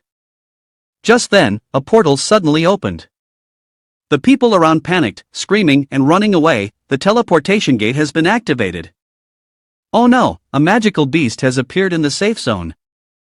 However, from the portal, it was not a magical beast that emerged, but a terrifying creature slowly approaching Yiwu, looking at him and saying, "Finally, we meet again." The pressure emanating from this person was incredibly frightening, making Yiwu tense up. He thought to himself, "Not a magical beast. But why does this feeling seem contradictory? Do I know this person? He is very dangerous." In another world, a small boy named Xiao Chen, 8 years old, was struggling with hunger. After many days without food, he was nearly exhausted. Suddenly, a voice rang out, "Huh? I didn't expect to find a human kid in such a remote place. Has this little guy not eaten for 10 days? A figure slowly approached, crouching down to look at Xiao Chen and asking, "Are you still alive, kid?" Xiao Chen slowly opened his eyes. In front of him was Mu Wei, a 37-year-old man. He looked at Xiao Chen and said, "Oh, I didn't expect you could survive alone deep in this wilderness. Your desire to live surpasses my imagination. It seems we are destined to meet. Follow me, and I will teach you survival skills in this apocalypse." In a frozen dungeon, Xuelu entered a cave. She silently thought, "Become stronger. I must become stronger. Even if the boss of this dungeon is far beyond my level, I absolutely cannot back down. Only through fighting can I continue to grow stronger. Otherwise, surviving holds no meaning." At that moment, Xuelu, who was only 13 years old, drew her sword and pointed it at the boss, shouting loudly, "Mighty snow goddess! I am Xuelu. Please accept my challenge." On the other side, Shishi was unsure of her age, but it seemed like she was the only one in this world. Why? Why do I feel this inherent loneliness? Why is this world only populated by me? What am I ultimately born here for? Suddenly, a figure appeared. Shishi exclaimed happily, "Who is that? Who is there? Are you?" In another world, at park number 9 on Valentine's Day, 19-year-old In Huan was sitting on a park bench, waiting for someone. She silently thought, "Why is my heart racing like this? This is the first time in all my 19 years. Before, even when facing strong enemies or the most challenging situations, my emotions had never wavered like this. So why does it feel this way every time I think of him?" While In Huan was still pondering, suddenly, a familiar voice rang out, "Sorry, I'm late." She looked up, joyfully replied, "No, it's okay. I'm so glad you came." Before In Huan now stood Yi Wu, the grown version of the man. She happily ran up close and said, "Yi Wu, I've been waiting for you for so long." Yi Wu smiled, gently hugged her and said, "Making my beloved wait this long, I deserve to be punished. How about I spend the whole day with you today, what do you think?" In Huan suddenly felt anxious inside, thinking, how strange, Yi Wu has never been this proactive before. Meanwhile, in front of Yi Wu, a strange creature suddenly appeared before him. He frowned and coldly asked, "Who are you?" If I remember correctly, the one standing before Yi Wu right now is one of the ancient gods. He appears mysterious and says, "Who I am is not important. What matters is that you are about to die." Yi Wu is startled and exclaims, "What do you mean? Trying to threaten me?" Then, Yi Wu thinks to himself, "Why do I sense a feeling from this person that is both contradictory and intensely oppressive?" Suddenly, the ancient god speaks again, "Reflect on this. This world was never meant for you. If you continue to sink deeper into it, even you will forget who you are. If you insist on staying, we will not hesitate to help you destroy this world." Yi Wu feels anxious, thinking, this person is absolutely dangerous. What should I do? I only have the strength of level 3, surely I cannot be his opponent. But if I run away, that might truly be the end. In his confusion, Yi Wu suddenly sees Yunfei rush forward, shouting, "You must run away." The ancient god sneers, his voice dripping with sarcasm, "What a touching performance. It's just a pity that it is all in vain." Saying that, he reaches out and tightly grasps Yunfei. Seeing this, Yi Wu panics and shouts, "Let her go. Your target is me, right? Don't harm my family." The ancient god tightened his grip on Yunfei's neck and said, "Then prove it to me with your actions. Just how far can a level 3 waste truly go?" Yi Wu immediately drew his sword and shouted, "I told you to stop. Damn it, go to hell." Immediately afterward, Yi Wu swung his sword at the ancient god, rescuing Yunfei. The ancient god suddenly smiled with satisfaction and said, "That's right, this is who you truly are." As soon as he finished speaking, the space around them unexpectedly shattered into pieces. Yi Wu exclaimed in astonishment, "Is the space collapsing?" Memories rushed back. Yi Wu held his head, his voice lost. "Ah, I remember now. I was just in the city of angels, but then I was enveloped by a beam of light. If it weren't for you, I might still be lost in that illusion. But why did you help me? Earlier, in the ancient god illusion, you clearly wanted to kill me. Now you come to my rescue, what exactly is your purpose?" The ancient god replied briefly, "Soon, you will know." After saying that, he vanished along with the illusionary space. Once the space completely collapsed, Yi Wu opened his eyes and discovered he was tightly shackled. Not only him, but the others were also in a similar predicament. Yi Wu thought to himself, "It's not about killing but imprisoning. It seems this boss has some rules to follow this time." Thinking that, Yi Wu strained himself to break the chains and escape. He then approached In Huan and said, "These chains are made of magic power. I wonder if they can be destroyed from the outside." After speaking, Yi Wu swung his sword towards In Huan but immediately stopped, thinking, "No, I can't attack recklessly without understanding the rules. What if I accidentally harm the essence? This enemy uses illusions to attack. In other words, it can only be resolved from within. Either they find a way to break the illusion themselves, or I have to enter their illusion to rescue them. But how do I enter someone else's illusion? Inside In Hwan's illusion, she hugged Yiwoo and asked, I know there's a new pastry shop that just opened. Do you want to try it? Yiwoo replied, sure, but did you bring the equipment from the last dungeon you fought in? In Hwan asked back in confusion, huh? Why are you asking this? Immediately, Yiwoo slapped her in the face, causing her to bow her head. Yiwoo shouted loudly, what are you pretending to be clueless for? In Hwan covered her face, tears streaming down her cheeks. Yiwoo, why did you do this? Did I do something wrong? Yiwoo frowned, his voice filled with anger. Didn't I tell you before? You all have to hand over all the loot from this dungeon to me. You are the main damage dealer of the team, and you will definitely get a good share of the good stuff. Hand it over to me quickly. In Hwan was stunned, thinking to herself, what is happening? Yiwoo wasn't like this before. I have the feeling that something is wrong. Suddenly, Yiwoo changed his attitude. He looked gently at In Hwan, his voice calming down. Baby, I'm sorry. I got too emotional earlier. But Yun Fei is suffering from a terminal illness. I have to run around to prepare money for her treatment. Thinking of this, he became anxious to the point of losing control. If you're angry, you can hit me. I was wrong. In Hwan froze. Suddenly, a voice echoed in her heart. Yiwoo hasn't changed at all. He is still the person I love deeply. Do I really want to lose him? Thinking this, In Hwan tightened her grip and silently replied, no. He is the most important person in my life. I absolutely cannot lose him. Yiwoo noticed that In Hwan had been silent for too long and asked, why aren't you saying anything? Are you still angry with me? In Hwan smiled, her face turning red. No, it's nothing. It's just that I didn't pay attention to your matters. This time I got many good things, you can take all of it. As long as you always stay by my side, that's enough. A foolish infatuation was evident in In Hwan's words. Ladies, take note that if you encounter someone like Yiwoo in this story, think carefully before continuing with the relationship. After a day of relaxed fun, Yiwoo's doppelganger pretended to take In Hwan to a love hotel. He softly said, don't go home tonight. In Hwan felt tense and stammered, This is too fast. I'm not ready yet. Leaning close to In Hwan's ear, Yiwoo's doppelganger whispered, no need to worry. Just entrust both your body and spirit to me. In Hwan blushed, about to nod when suddenly a voice called out from afar, stop. How dare you impersonate me, taking advantage of someone else's difficulties?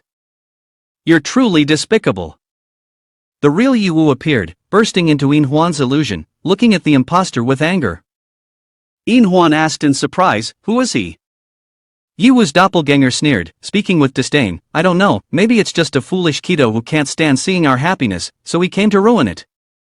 In Hwan said, why do I feel that this person is both strange and familiar, but I can't remember who they are?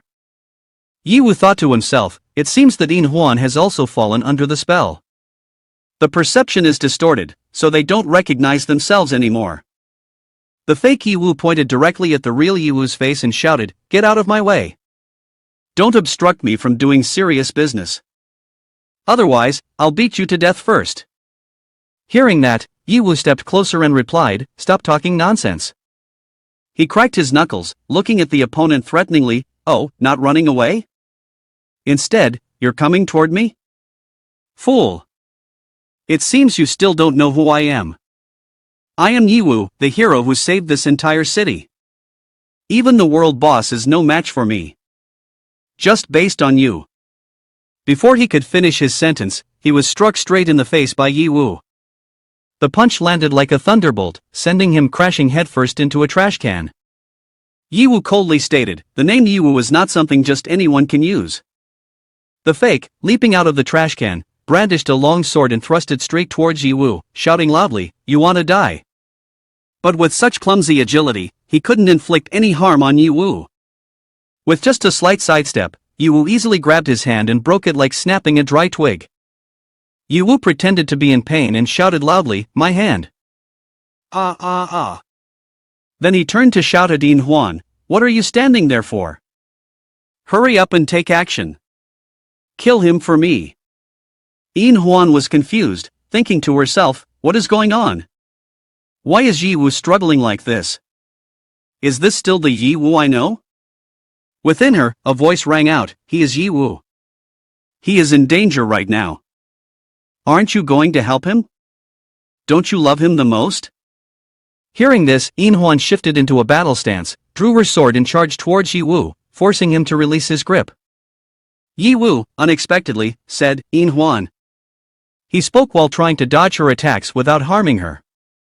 Yi Wu seized the opportunity to run away, laughing loudly, "Huh, that's right, finish him off."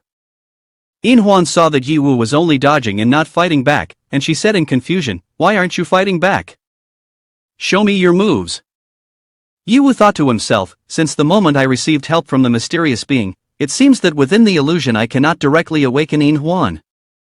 I can only use another method to stir her consciousness. The fake Yi Wu on the other side kept urging, "What are you doing? Why does not even a scratch appear on you? Haven't you eaten enough? As the main force of the combat team, why are you so weak? I hate weak women the most." Yin Huan, upon hearing this, felt a surge of strong emotions. Am I a weak woman? I am not weak.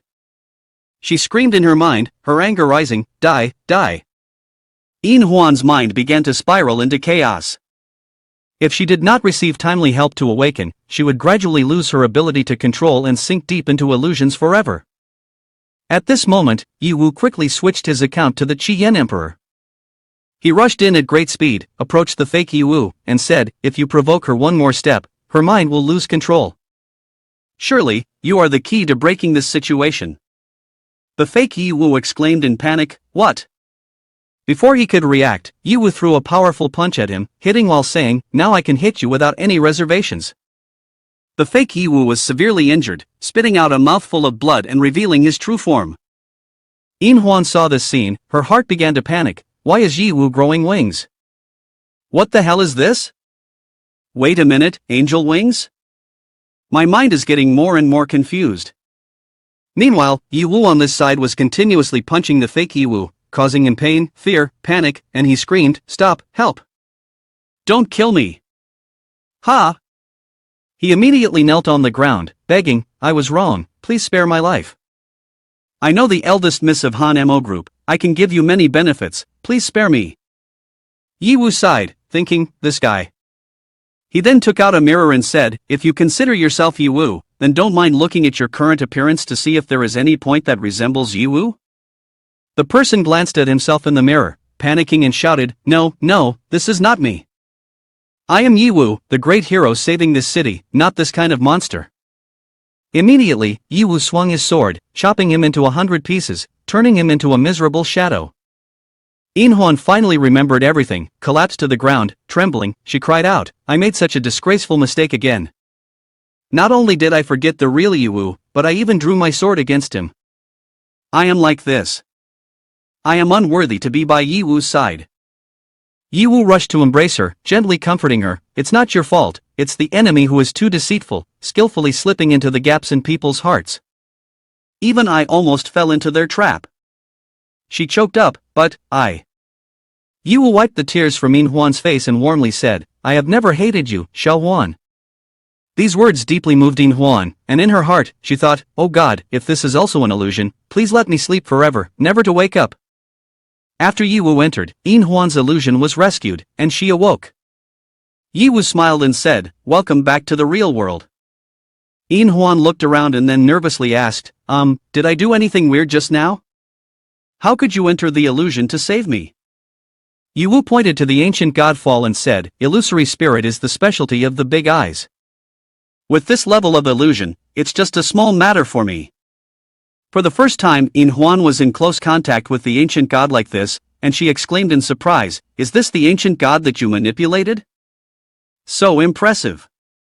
Yi Wu looked towards Yin Huan and said seriously, "Next, you have to go save the others. The mastermind behind the scenes has not yet revealed himself. You must stay vigilant and wait for my return." Yin Huan responded, but in her heart, she felt joy and blushed, "Okay." She thought to herself, so the first person Yi Wu saved was me. Am I really that important to him? Even though he is so strong, he never thought about abandoning someone as weak as me. On the contrary, he has always been forgiving and has helped me. Yi Wu, I will definitely protect you well, even if it means sacrificing my life. At this moment, in Chi-Chi's illusion, she saw a figure appear and was delighted, rushing over. Yi Wu, is that you? But the person who appeared was not Yi Wu, it was an old friend she had lived with in the dungeon. Seeing Chi-Chi approach, he smiled and said, Chi-Chi, we meet again. Chi-Chi exclaimed in surprise, Abel? How is that possible? Weren't you killed by Yi Wu? He looked at her and said in a deep voice, what are you talking about? In this world, there has only ever been you and me. After saying that, he suddenly hugged Chi-Chi tightly and gently said, come here, Chi-Chi. Become my queen and together we will have children. Isn't that what you have always wanted? Chi-Chi panicked and pushed him away, shouting, how absurd, get away. Then, she thought to herself, only Yi Wu can talk to me like that. Abel immediately shouted in anger, you rejected me. It seems you still retained your composure in the illusion, this is unacceptable. If you can't be controlled, then kill her. He immediately summoned countless demon beasts to attack Chi-Chi. Just at that moment, Yi Wu rushed in from outside and shouted, you will not succeed. Then, he instantly unleashed a dark flamestorm, burning all the demon beasts advancing towards Chi-Chi. Abel continued to command the demon beasts to charge and yelled, it's that brat again, why do you always want to stand in my way? As soon as he finished speaking, he was immediately smashed to pieces by Yi Wu, as the mist dissipated, rescuing Chi-Chi. Chi-Chi anxiously asked, Yi Wu, are you alright? In Huan had a somewhat pale face, but Yi Wu replied, I'm fine, just a bit tired, some medicine and a little rest will do. As Yi Wu was about to take the medicine, the system announced, energy consumed in the illusion cannot be recovered by medicine. Only when all illusions are dispelled can the host recover. Please take note, host. Yi Wu thought to himself, is that so? It seems that this time the boss is truly formidable. From the process of awakening in Huan and Chi-Chi, it can be seen that to escape the illusion, two conditions must be fulfilled. One is to make them realize that they are in an illusion, or to defeat the special person within the illusion. That person must be the boss's spiritual form. The two forced incursions into the illusion have consumed more of my mental and physical strength than I had anticipated. It seems that I must achieve a swift victory to ensure the safety of all members. At that moment, within the illusion, Xuelu was still struggling to fend off the powerful attacks from the Icebone Princess. The eternal frost breath created an intensely cold gust of air that caused the surrounding atmosphere to freeze solid. Xuelu thought to herself, so strong, the colossal demonic power seems to freeze even the air itself, maintaining my form without falling has exhausted all my strength. She then shouted loudly, but it is this resilience that is valuable for defeat.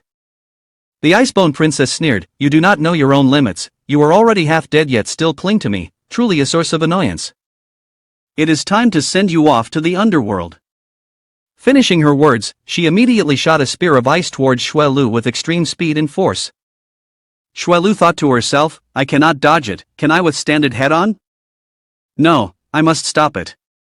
At that moment, Yi Wu appeared just in time, slicing the ice spear in half, be careful.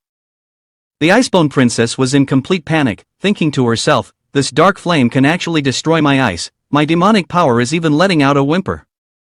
After intercepting the attack, Yi Wu stepped toward Xuelu and asked, Xuelu, are you alright? Xuelu immediately pointed her sword at Yi Wu and threatened, if you come any closer, I won't hold back. That last attack was enough to demonstrate your strength, but no matter who you are, the Icebone Princess is my prey, no one can stand in my way. Yi Wu silently thought, Xuelu is deeply entrenched in her obsession, thirsting for power without realizing herself. While the two were in conversation, the Icebone Princess had accumulated enough demonic power and was preparing for her next attack. Xuelu hurriedly said, she's gathering demonic power again, step aside and let me handle it. Yi Wu immediately said, stop talking nonsense, you can't even stand, how can you fight? Right away, Yi Wu snatched Xuelu's shield and rushed forward to defend. But unexpectedly, this attack from Icebone Princess was so cold that it froze both of them at once. Seeing this scene, Icebone Princess couldn't help but laugh triumphantly and said, "Ha, no matter how powerful your flames are, in the face of the absolute zero cold, you can only be frozen into an ice statue." But perhaps Yi Wu would disappoint her. In an instant, Yi Wu used her flames to shatter the ice, causing Icebone Princess to exclaim in panic, "What?" Yi Wu wielded her fire sword and stepped out, disappointedly saying, "I went through so much trouble to counter the elemental properties, and this is all I get?" After that, Yi Wu directly charged forward, slashing her sword straight at her, inflicting serious injuries, causing her to fall headfirst into the ground, unconscious. Yi Wu then approached, raising her sword to deliver the final blow to finish her off. But just at that moment, Xuelu rushed out to block Yi Wu's sword, leaving Yi Wu extremely confused. Yi Wu asked, "Xuelu, what are you doing?" Xuelu stood in front of Yi Wu, resolutely saying, "I told you she is my prey, you and I are not acquainted, why must you interfere in my business?" She looked at Yi Wu with eyes full of hatred, and after speaking, she vanished. "Let me regain my strength, and I will fight again. I must become strong, stronger than anyone, you cannot destroy everything." Yi Wu thought about Xuelu in the past, surely after this battle, she will undergo a transformation and become a true peak powerhouse. However, based on previous experience, Yi Wu knew that only by killing the Icebone Princess could he break free from the control and mental attacks of the boss. Thinking this, Yi Wu quickly took action, delivering a finishing blow and said, "I'm sorry, we have no other choice." Seeing this scene, Xuelu was extremely panicked, her eyes widened as she erupted with killing intent, shouting, "You dare truly kill her? Unforgivable, I will kill you." She had lost control, her mind in chaos, charging forward, slashing continuously at Yi Wu. At this moment, Yi Wu could only dodge while trying to awaken her. "Xuelu, wake up, it's me, Yi Wu." Afterward, he thought to himself, her spirit has been controlled too deeply, it seems that even if I knock her down, I cannot help her break free from the boss's mental control. I must come up with another plan. Yi Wu looked closely and discovered that around Xuelu were snow egrets. He silently thought, could it be like that time with Marilyn, where overwhelming emotions created an illusion? Perhaps I will find a clue in that. From the perspective of the snow egret surrounding Xuelu, it turns out she is the daughter of a large clan, and at such a young age, she has already exhibited a powerful innate fighting talent and the aura of a natural-born expert. In a chaotic room, the head of the Huang Zhang group stood outside the door and said, "Little girl, your clan has gone bankrupt. If you don't join my team as an underling, with your talent, perhaps you could quickly earn enough money to help your father pay off his debts." Xuelu's father immediately said, "Xuelu, don't listen to him. Your father will think of a way, I will never let you and your mother suffer." Yi Wu silently thought, it seems that her clan has been threatened by the Huang Zhang group. At that moment, Xuelu stepped forward and said, "Mr. Huang Fu, I am willing to follow you." Her father tried to stop her. "Don't, if you do this, his plan will succeed." Xuelu's expression darkened, thinking, "Father, to prolong the glory and future of our clan, I must go. Please believe that I will definitely reclaim everything that belongs to us." She left for a while, and when she returned, she discovered that her parents had hanged themselves. Why did my parents do this? Why didn't they wait for me? I could have become stronger, could have destroyed the Huang Zhang group and reclaimed our happy life. Clearly, all of that could have been achieved in a very short time, but why didn't they wait for me? Yi Wu thought to himself, so this is the reason she wants to become so powerful. Although he and she have almost nothing in common, their pursuit is the same, we just want our loved ones to be happy and to live together. Back to the battle, Xuelu was still frantically attacking Yi Wu, attacking while shouting, "Why aren't you fighting back? Do you look down on me?" Yi Wu was dodging while trying to awaken her. Her frenzied attacks truly seemed like a search for self-destruction. After a moment of thought, Yi Wu immediately used his bare hands to grab Xuelu's sword and said, "Everything is over now. Xuelu, the Huang Zhang group has been destroyed a long time ago, you don't need to be stubborn about revenge anymore." Hearing Yi Wu say that, she hugged her head and screamed, "No, it can't be. The Huang Zhang group can't be easily destroyed like that. You must be lying to me." Yi Wu patted her on the shoulder and advised, "I am not deceiving you. You can try to remember a little. A matter as important as this will surely be etched deeply in your memory." Yi Wu thought to himself, the psychological attack of the enemy is the deepest obsession within each person. If Xuelu's obsession is like that, perhaps I can awaken her memory. Suddenly, Xuelu erupted with intense power, gathering all the ice around her close to herself. Seeing this, Yiwu worriedly thought, is she trying to freeze herself? He quickly said, Xuelu, you're not trying to escape reality, are you? I know you're not someone who is shy like that. At that moment, the space around Xuelu unexpectedly shattered, and she said, I am not escaping, I just want to give myself a moment to calm down.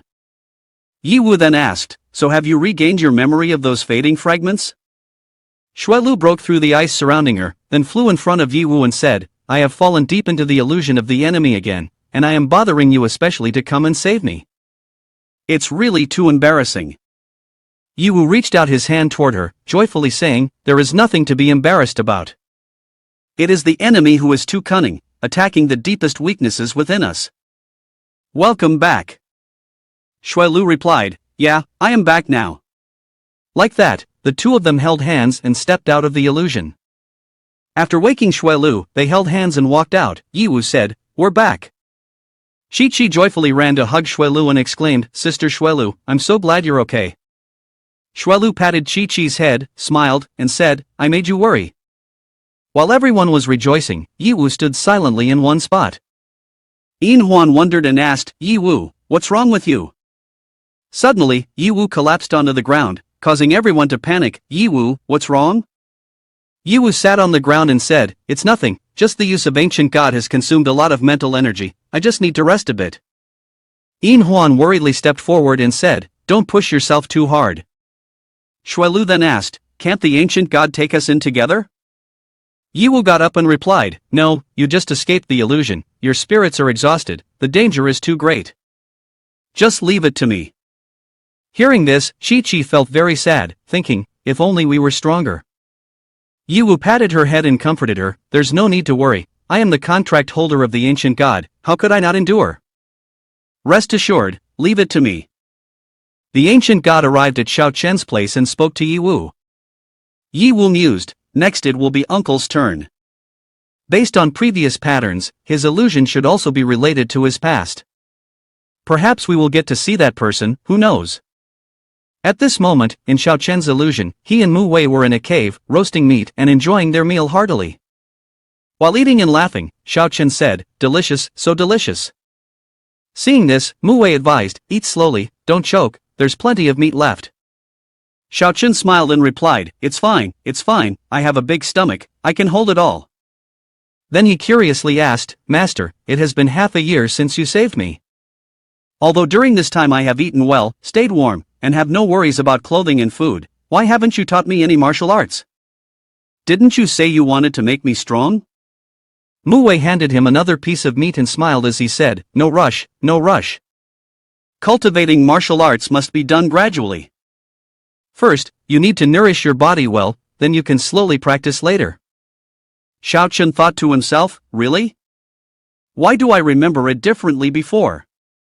But who cares, Master wouldn't lie to me, enjoying the meat is what matters most. Thinking for a moment, Xiao Chen continued to eat voraciously without stopping.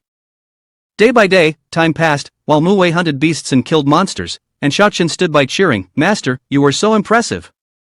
Master, you should also teach me swordsmanship. Mu Wei replied, you have a master to feed you, you eat well and drink well every day, isn't that enough?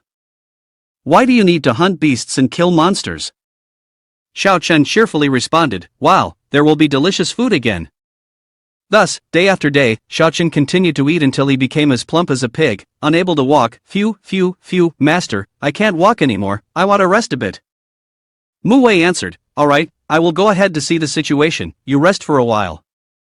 Xiao Chen smiled and said, thank you, Master.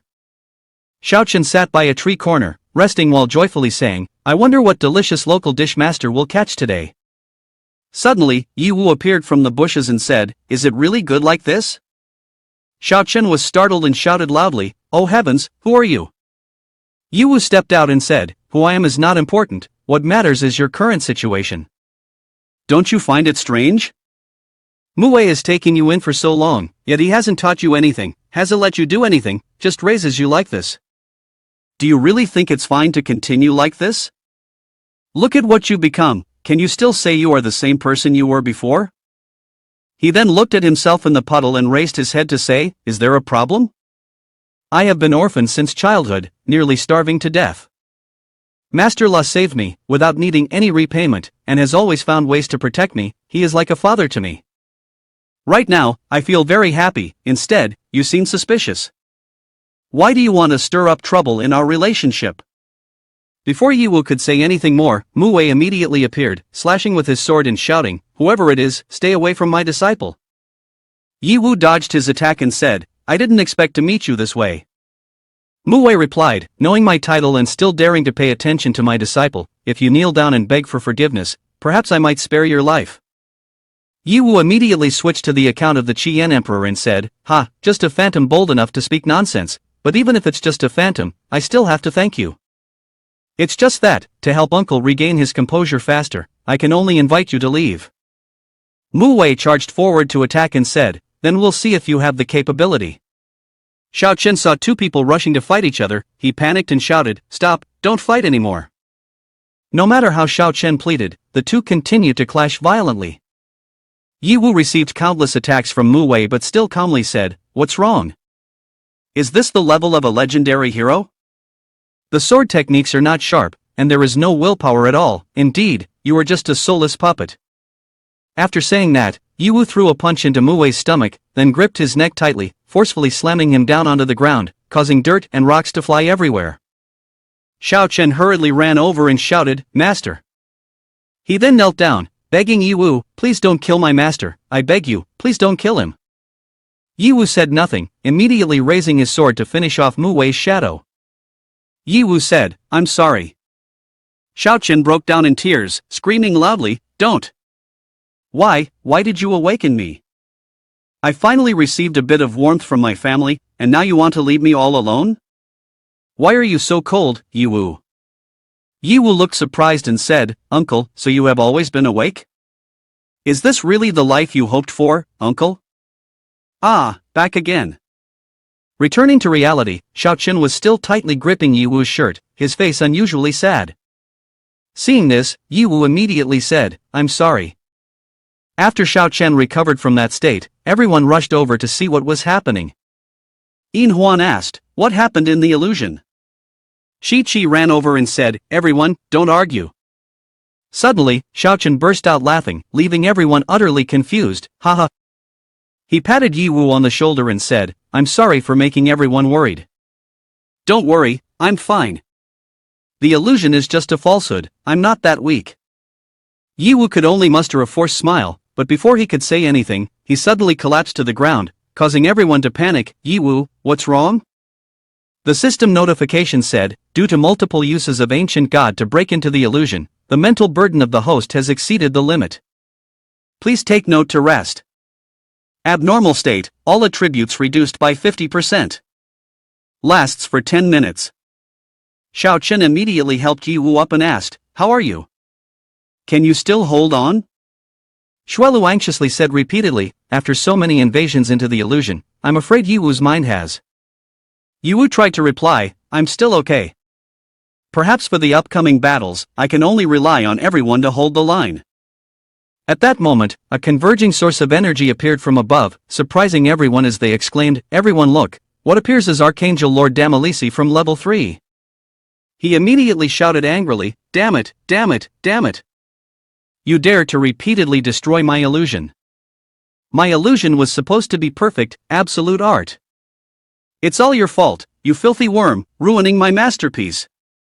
I want to kill you, chop you into pieces, crush you into the most useless debris, and throw you down the sewage of the city of angels, down to hell." As soon as he finished speaking, he immediately shot an archangel ray toward Yiwu and the others. Xiao Chen drew his sword and shouted, "So you are the bastard behind the scenes." Yin Huan angrily charged forward and said, "You are the one who harmed me, nearly unforgivable." Xuelu also rushed forward and shouted, "You even said where to find you? Truly thankful to you for walking right into the trap." Archangel Lord Damalisi panicked and yelled, "What do you want to do? Do you really want to resist me? Surely you feel very happy in the illusion, sensing the most important pursuit in your life, finding the meaning of your existence, right?" Archangel Lord coldly said, Don't you think that the reality itself is the world that makes people feel bored and desperate? I am Archangel Lord Domzit, the one who holds emotions, and if you give up your resistance, I will grant you peace and happiness." Before he could finish his sentence, he was struck in the face by Chi-Chi's attack. She was extremely angry, her fury reaching its peak. "Don't talk nonsense. A world without Yiwu is not a world I want. Your illusion is just a trick.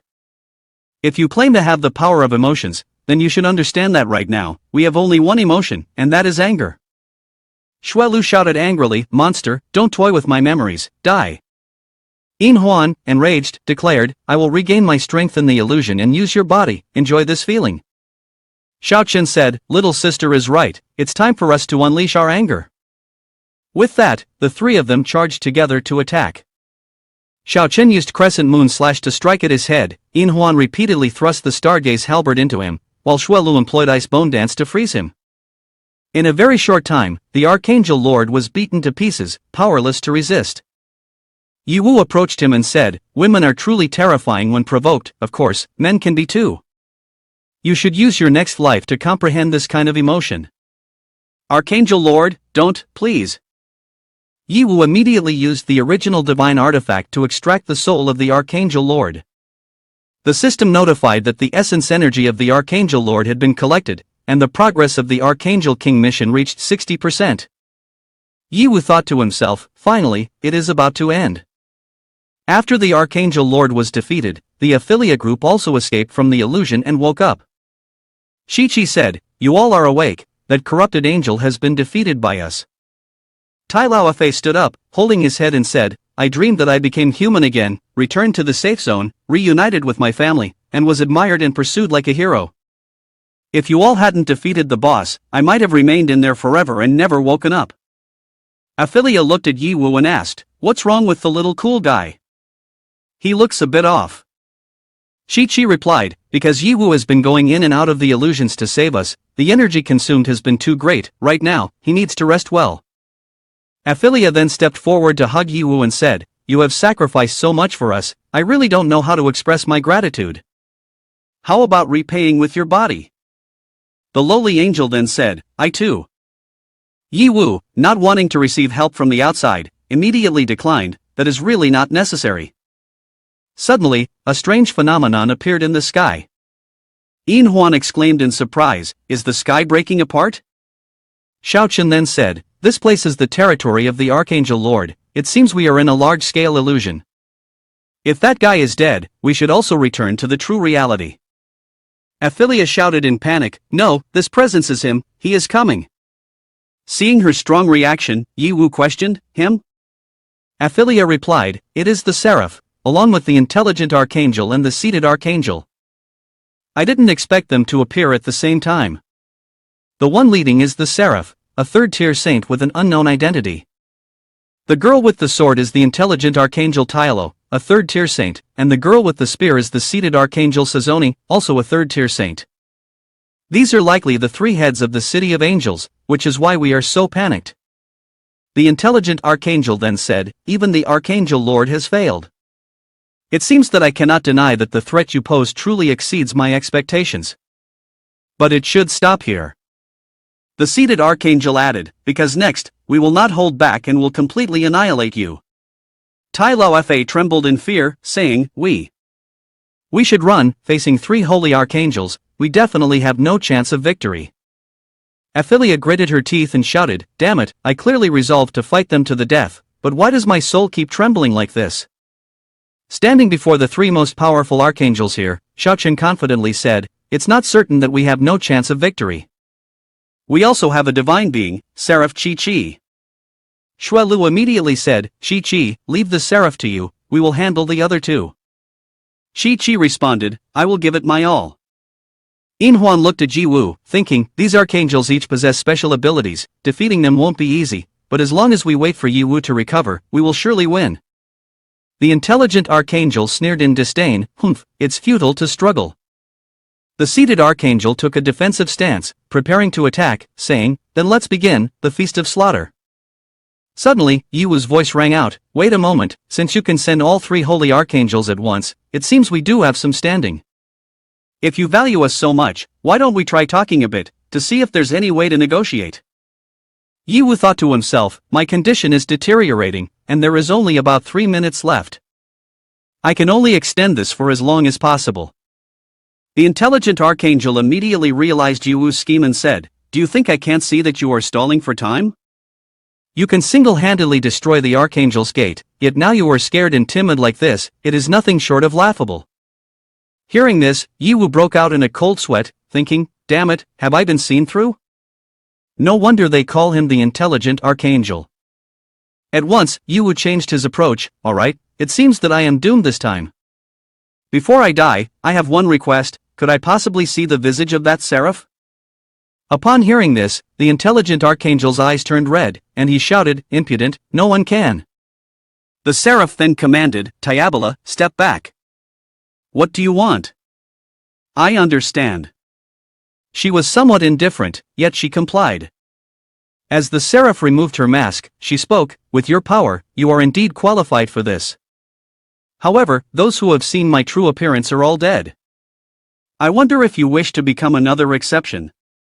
Yi Wu replied, I do not understand what you are saying, but since you see me as someone who must die, it would not be a loss for you to show me a little, right? The seraph responded, ah, then as you wish. As soon as Seraph finished speaking, he removed his mask. The mysterious person was none other than Mu Wei, whom Yi Wu had been searching for all along. Although they had prepared themselves mentally, both of them were still taken aback. Xiao Chen, seeing Mu Wei, who had transformed into Seraph standing in front of him, could not believe his eyes and exclaimed, Mu Wei, is it really you, old man? Is it really you? Mu Wei Seraph also appeared surprised. Seeing their astonishment, he immediately asked, could it be that we knew each other before? Yi Wu quickly interjected, we recognize this face, but you are not the person we know. In his heart, he thought, Tai Lao Fa once said that Seraph has the ability to perfectly replicate not only appearances but also abilities. It seems Mu Wei must have had contact with Seraph in the past, maybe even fought against him. Xiao Chen, feeling extremely agitated, said, why did you take on the appearance of that old man? Where is he now? Have you hidden him away? Seraph coldly replied, the reason I did this is not something you need to know. As for him, he has been dead for a long time. Xiao Chen panicked and shouted, what? Seraph continued, that old man does not know the heights of heaven or the depths of earth and dares to challenge me. Although he does possess some talent, how could an ordinary angel possibly defeat me? The only outcome for him is death. However, his techniques and methods of fighting are quite interesting, which is why I transformed into his likeness, to understand his memories and way of thinking. Hearing this, Xiao Chen could no longer restrain himself and immediately drew his sword, charging forward while shouting. Yi Wu attempted to intervene, but it was too late. Xiao Chen was instantly struck down to the ground by Seraph's spear. Seraph barked, you disrespectful fool, step back. Yi Wu rushed to catch Xiao Chen, gently saying, it's alright, it's alright. I am currently filled with strength, only wishing to chop that bastard into 100 pieces. Xiao Chen bellowed, leave him to me, I have had enough. That dog wearing the face of that old man keeps blabbering on. Seeing Xiao Chen losing his composure, Yi Wu quickly advised, do not be too emotional, we have not yet witnessed it with our own eyes, we cannot confirm that Mu Wei is dead. Xiao Chen maintained his attack stance, saying, don't worry, I have never lost my composure since leaving that old man. It's the same now. Or rather, the flame of rage in my heart is burning, making me more alert than ever. Seraph also changed into a form resembling a human, stepped down, and said, you are indeed the ungrateful disciple in Mu Wei's memory. I give you this opportunity for revenge, none of you are allowed to intervene, let me face him one-on-one. This is also a good chance to understand the world outside. Xiao Chen rushed forward to engage and said, it's as easy as flipping my hand, I thought you would employ even more despicable tactics. As Seraph slashed down, he stated, dealing with you like this is sufficient. In Mu Wei's memory, your odds of winning in a confrontation with him are only 30%, and facing a winner like me, do you still think you have a chance? While speaking, Seraph utilized Mu Wei's divine swordsmanship to attack Xiao Chen. Xiao Chen immediately countered with his dusk sword formation and said, oh really? Then why don't you take a closer look? Observe how I seized the opportunity before me and claim victory. Interesting, with that, the two sides collided fiercely, evenly matched. Yiwu stood aside, observing, and thought, well done, uncle, you truly have been hiding your strength, the power you display is definitely not inferior to Seraph's. But if that fellow really can defeat Mu Wei, then he must have another trump card hidden away. I need to carefully analyze his abilities. At that moment, an attack from the sky came crashing down, aimed directly at Yiwu's position. Fortunately, Yiwu managed to avoid the danger in time. He immediately said, suddenly ambushing like this is quite lacking in martial ethics. The seated archangel replied, I give you more time, although I don't know what your intentions are, it's best to kill you as soon as possible to ensure safety. Yiwu thought to himself, one more minute, I need to buy more time. The system announced, abnormal status, all attributes reduced by 50%, 1 minute remaining. Yiwu quickly stepped back and said, sorry, I'm not interested in you. Your opponent is them, Chi will protect me. Yin Huan thought to herself, this is one of Yiwu's strategies, we must coordinate well with him. Xuelu also thought, but we cannot show weakness in front of the enemy. The seated archangel observed the three and calculated, the legendary seraph? The other two also have some strength, indeed, they can put up a fight. Our winning odds are 60%. Xuelu immediately said, you have quite the bravado, let me see what I can do. The intelligent archangel charged forward to attack and shouted, stop talking nonsense with them, just attack directly. The seated archangel replied, understood, execute the attack order immediately. Yin Huan and Xuelu launched their attack together, shouting loudly, determined to win quickly to assist Yiwu. Chi from behind used the blessing of the seraph to enhance their power. They thought this attack would pose a significant threat to the seated archangel, but unexpectedly, as their strike made contact, it was held firmly in midair by a strange wave. Not only that, but the seated archangel also controlled the ice blocks of Xuelu and retaliated against them. While the three girls struggled to cope with the seated archangel, the intelligent archangel had already approached Yiwu and began attacking. Indeed you are no longer in good shape, this is the opportunity to kill you. Your teammates can't help you, just accept your death. The countdown time for Yiwu was down to 30 seconds, 29, 28. Yiwu immediately switched to engineering master mode, using Pandora's secret and switching to flight mode. Instantly, he flew away at super speed to buy more time.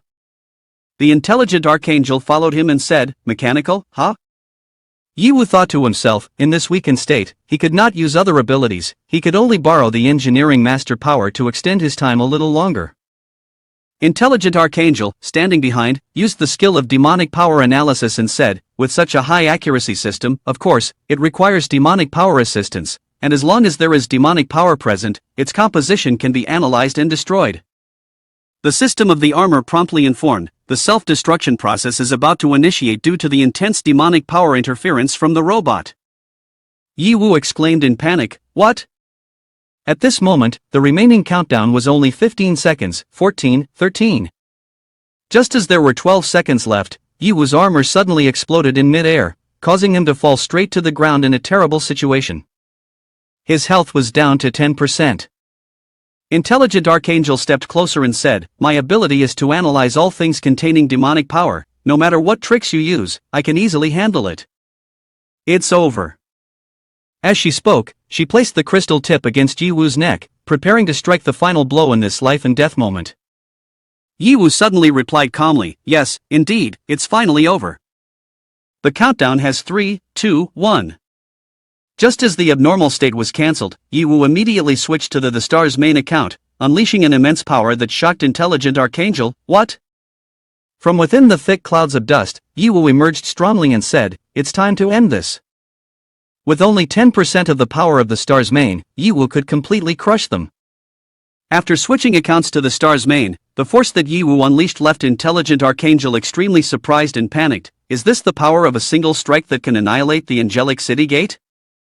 You prolonged the time just for this? Yiwu replied, congratulations, you answered correctly. Now you can go die. As soon as he finished speaking, Yiwu unleashed the nebula storm towards Intelligent Archangel. The power of this skill was so immense that Intelligent Archangel felt like a frog sitting in front of a car tire, completely unable to resist. She panicked and shouted, dissolution failed? How is this possible? What kind of power is this? How can I die here? This was not in my predictions. With just a single move, Intelligent Archangel was obliterated into nothingness by Yi Wu. On this side, Yin Huan also sensed Yi Wu's power and turned back to say, Yi Wu, you have finally recovered. Seated Archangel said, the life signs of Diabola have disappeared, calculating the winning odds to nearly zero. I recommend immediate withdrawal. Without further ado, the seated Archangel immediately turned around and ran quickly. Yin Huan shouted, not good, she wants to escape. But how could she easily get away? Yi Wu had long since created an astral gate to block her escape route. Stepping out from the door, Yi Wu said, want to run? Did you ask for my permission? The seated Archangel panicked and shouted, what? She quickly converted all her energy into a defensive reflex, but her shield in front of Yi Wu was completely like dirt, offering no resistance whatsoever. Without hesitation, Yi Wu grabbed her by the stomach with one hand. She was terrified and asked, why can't I escape? Yi Wu used his devouring skill to absorb her energy and coldly said, still want to transform into energy form to escape? Not a chance, disappear in the power of Star Bite for me. System notification, seated Archangel has been eliminated, mission progress for Archangel King reaches 80%. At this moment, Yi Wu suddenly noticed something was off. He thought to himself, strange, why wasn't there a system prompt when I killed the Intelligent Archangel before? Moreover, it didn't turn into energy form either.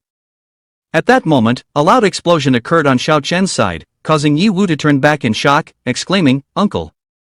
Xiao Chen had completely fallen into a disadvantage, with only 15% of his blood left. Attempting to sit up, Xiao Chen forced a bitter smile and said, cough cough, damn it, I really have recreated all the sword techniques of that old fart. Clearly, before this, I was still strong and fierce, but in the end, I've turned into this. This is too embarrassing. Yi Wu stepped forward and said, Uncle, it's better if you don't overexert yourself, I'll take care of this place. Although Xiao Chen was unwilling, he had no choice but to entrust the matter to Yi Wu, saying, go ahead, teach him a good lesson for me. Yi Wu then walked over to Seraph. He acted surprised and said, you've killed Diabola and Intelligent Archangel already? Indeed formidable, you are the strongest fallen angel I have ever encountered. Yi Wu did not waste words, he immediately flew at his fastest speed behind him and attacked in the blink of an eye, saying as he struck, stop with the nonsense, give me your life. Yet Seraph remained calm and easily gripped Yi Wu's hand, then said, you really are very clever, since you entered the City of Angels, you have never used this power, precisely to guard against my perfect copy, right? Seraph continued, it's a pity that the combat situation has somewhat slipped out of your control, and in the end, you still had to use that technique once again. Although you wanted to quickly end the battle, it's unfortunate that I have completely replicated it. Seraph managed to perfectly replicate not only the appearance, skills, and power of Yi Wu, but with only a differing pair of wings to distinguish their strengths. The explosive impact sent Yi Wu flying back, but he quickly regained his balance, turned to attack, and shouted, once it has come to this, I have nothing left to hold back. Immediately, Yi Wu delivered a straight punch to Seraph's face, but it only left a scratch on him. Seraph pointed at Yi Wu and said, taste your own technique. His technique was entirely identical to Yi Wu's, unleashing countless projectiles and explosions in the air. The powerful explosion seemed to have inflicted damage on Yi Wu, but no, emerging from the blast, Yi Wu charged towards Seraph, declaring, this level cannot harm me. Seraph remained calm and said, of course, the battle has only just begun. Let's continue. The two fists, two immense forces collided with each other, generating incredibly powerful shockwaves in the air. Everything around them seemed capable of being destroyed in an instant. Xiao Chen said, it feels like we are filming a movie. Shui Lu replied, there is absolutely no room for us to intervene, we can only trust Yi Wu. Meanwhile, suddenly Tai Lauafei clutched his head, trembling from a severe pain. Shi Qi saw this and asked, huh? What's wrong with you? Are you frightened by this intense battle? Tai Lauafei could not speak clearly, only stammered, I am. Then, suddenly his eyes turned bloodshot and he replied to Qi Qi, it's nothing, I just remembered something I had forgotten. Inside his mind, the voice of the Intelligent Archangel rang out, everything is proceeding according to plan. As long as Yi Wu knocks down Seraph, I can take the opportunity to absorb him. Of course, the prerequisite is that Seraph should not be immediately destroyed. You need to endure until the end. Brother Seraph, this chance is fleeting. Analyze the enemy's combat strength once again. Tai Lao Fa had been controlled by the intelligent archangel. Was the intelligent archangel the one that Yiwu had killed earlier? The system showed no response, and the battle between Yiwu and Seraph continued. The two had exchanged blows for over 300 rounds without a victor. Seeing this, Seraph laughed and said, "Haha, it seems that if we keep fighting like this, we won't reach a conclusion, so why don't we each unleash our final ultimate moves?" Yiwu replied, "I was just thinking the same." Immediately, both of them used the astral world breaking dawn technique, utilizing 10% of the strength of the star's main. They could only generate a mini version of Timeless Star to attack each other. Looking at the momentum, both were equally matched, and neither was superior. However, Seraph, with the advantage of the home ground, seemed pleased and said, "Indeed, our strengths are equal. But in this city of Angel, I am backed by endless demonic power. How long can a mere human like you sustain this?" Yiwu replied, "Let me tell you something, no matter how perfect the counterfeit is, it still has a critical flaw, which is it cannot renew and upgrade instantly." Yiwu secretly commanded the system to use 30% of the stored experience points to level up. The system announced, "Experience transformation complete, the current linking level is 35, and Yiwu's level in the dungeon has increased to level 10. Immediately, Yiwu created 4 massive timeless stars, shattering Seraph's timeless star. He was utterly horrified, unable to believe this, and shouted, "How could your power suddenly become so strong? No, I can't endure this anymore, I have to restart the perfect copy." But Yiwu was not foolish enough to give him time to do that. He said, "You are out of chances, go to hell." With that, 4 rows of energy struck directly at Seraph, causing him to scream in agony. The intelligent archangel rushed over to Seraph, thinking to himself, "It is time." Seeing this, Shaochen said, "Hey, where do you think you're going?" At this moment, Seraph had been beaten to a pulp by Yiwu, lying on the ground and reverting to his original form. He gasped and unexpectedly said, "I never expected you to be so powerful, I have failed. It seems the fate of our tribe has come to an end." Hearing this, Yiwu stepped forward and asked, "What are you beings? Why did you invade this dungeon? After all, you're about to perish." Seraph began to recount the entire story to Yiwu. "We are the Jester clan, originally living in a place somewhere in the universe, coexisting with other races. That place was once a paradise, where everyone lived peacefully without conflict. But one day, the sky was suddenly torn apart, and terrifying demonic beasts from the void surged out from within the universe, ambushing us. Our city was destroyed, and the once magnificent planet became a hell." He continued, "The survivors have discovered a new rule, which is hierarchy. Killing other beings and collecting old equipment can enhance strength. However, in order to level up, the survivors have started to kill each other. In the end, except for us, all other races were completely annihilated." Hearing this, Yiwu couldn't help but startle and exclaim, "Wait, are you saying this is not Earth OL?" Seraph replied, "That's right, in Muwei's memories, this has been described as such." Yiwu thought to himself, the influence of this OL game is surprisingly not limited to Earth, it is spread throughout the universe. Perhaps it can no longer be called Earth, but should rather be called the OL universe. Seraph continued, "In order to survive, we attempted to traverse a wormhole to find a new home. However, during this shift, we were severely misaligned. Most tribes were annihilated, leaving only a few survivors. All have become non-material energy forms, with only a handful of experts like us able to retain memory and reason." Yiwu reflected, "Indeed, these 3 high angels obviously feel different from those I encountered before." Seraph went on, "After that, I defeated a man named Muwei. From his mouth, the outside world intrigued me greatly. He continued, therefore, I have transformed into his appearance and received the task of leaving the dungeon. However, this way, only I can be saved, and I have always been unable to make a decision, dragging on my last breath in this isolated world. The mission is to help the fallen angel return to the city of angels." Yiwu approached him and said, "It seems that you are quite miserable too, but right now your tribe hardly has any members left. So, can you leave without worry?" Seraph replied, "Those words are truly piercing. But I do not wish to gain your sympathy. I only hope that, after we vanish, there will still be someone who remembers we once existed. Yiwu then said, "Tell me where Muwei is, maybe I will consider taking you out of the dungeon." Then, he thought to himself, I know very little about the universe, perhaps he will be very useful if he submits to me. Suddenly, Tai Laofei rushed over and shouted, "Yiwu, don't trust him. This guy is full of lies." Yiwu replied, "Tai Laofei, rest assured, I can make my own judgment. Do not approach him, even if he is gravely injured, you are not his match." Yiwu had not yet had time to intervene when Tai Laofei stabbed Seraph with one hand and said, "Well, that might not be the case." Seraph recognized the familiar aura and exclaimed, "Are you the one behind Yiwu?" Yiwu, in a panic, asked, "What are you doing?" "No, who are you?" The intelligent archangel then said, "Quick reaction, but it's too late now." After absorbing Seraph, the intelligent archangel exploded with power, reaching an entirely new level, 100 times stronger than the original Seraph. The overwhelming pressure made Yiwu, who was nearby, feel as though he could hardly bear it. Tai Laofei transformed into the Seraph of 100 Wisdoms and said, "The vast force opens the door to ultimate wisdom, the essence of all things in the world becomes clear in my eyes. I am the newly born Seraph of 100 Wisdoms, witness my power, my intellect, and kneel before me. O mortals, I shall become the new lord of this universe." Seeing this scene, Xuelu panicked and shouted, "Why? Why did Tai Laofei become the intelligent archangel?" Xiaochen said, "Could it be that he is the true form of the intelligent archangel, having concealed himself among us and deceived us step by step?"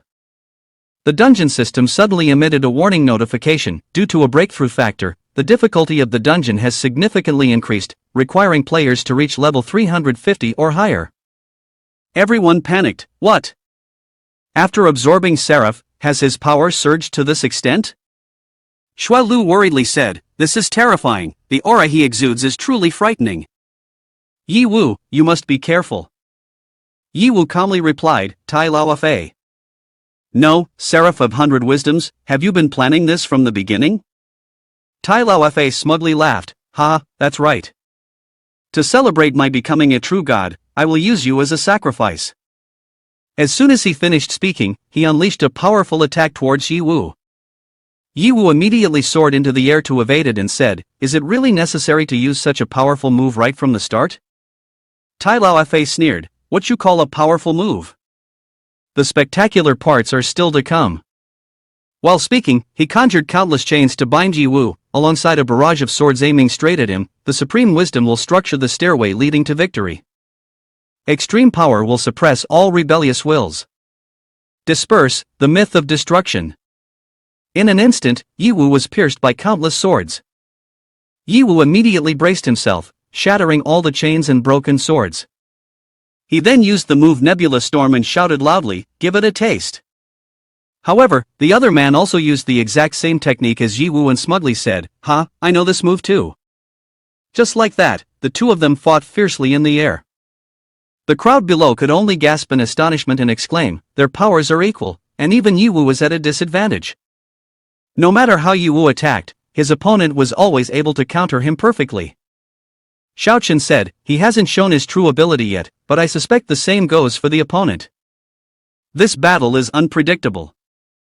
Indeed, every move Yiwu unleashed was met with a flawless counter from the other. This made it incredibly difficult for Yiwu.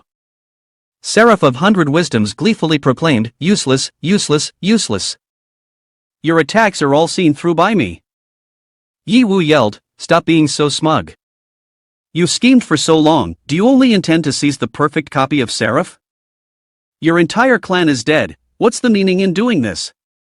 He immediately said, "The more supreme intelligence I possess, the more I feel that space and time become too trivial. What can the foolish clan members be considered? Everything I do is just to wait for someone like you to appear. The strong youth is the vessel to hold my supreme intelligence. But why is it that I can understand everything, yet I cannot see through your origins? Who on earth are you?" Yiwu then asked back, "What do you mean?" He continued, "There must be some flaw in my calculations." "That's right, hand over the celestial energy in your hands. Only when I have this energy can I truly become omnipotent and step into the realm of truth."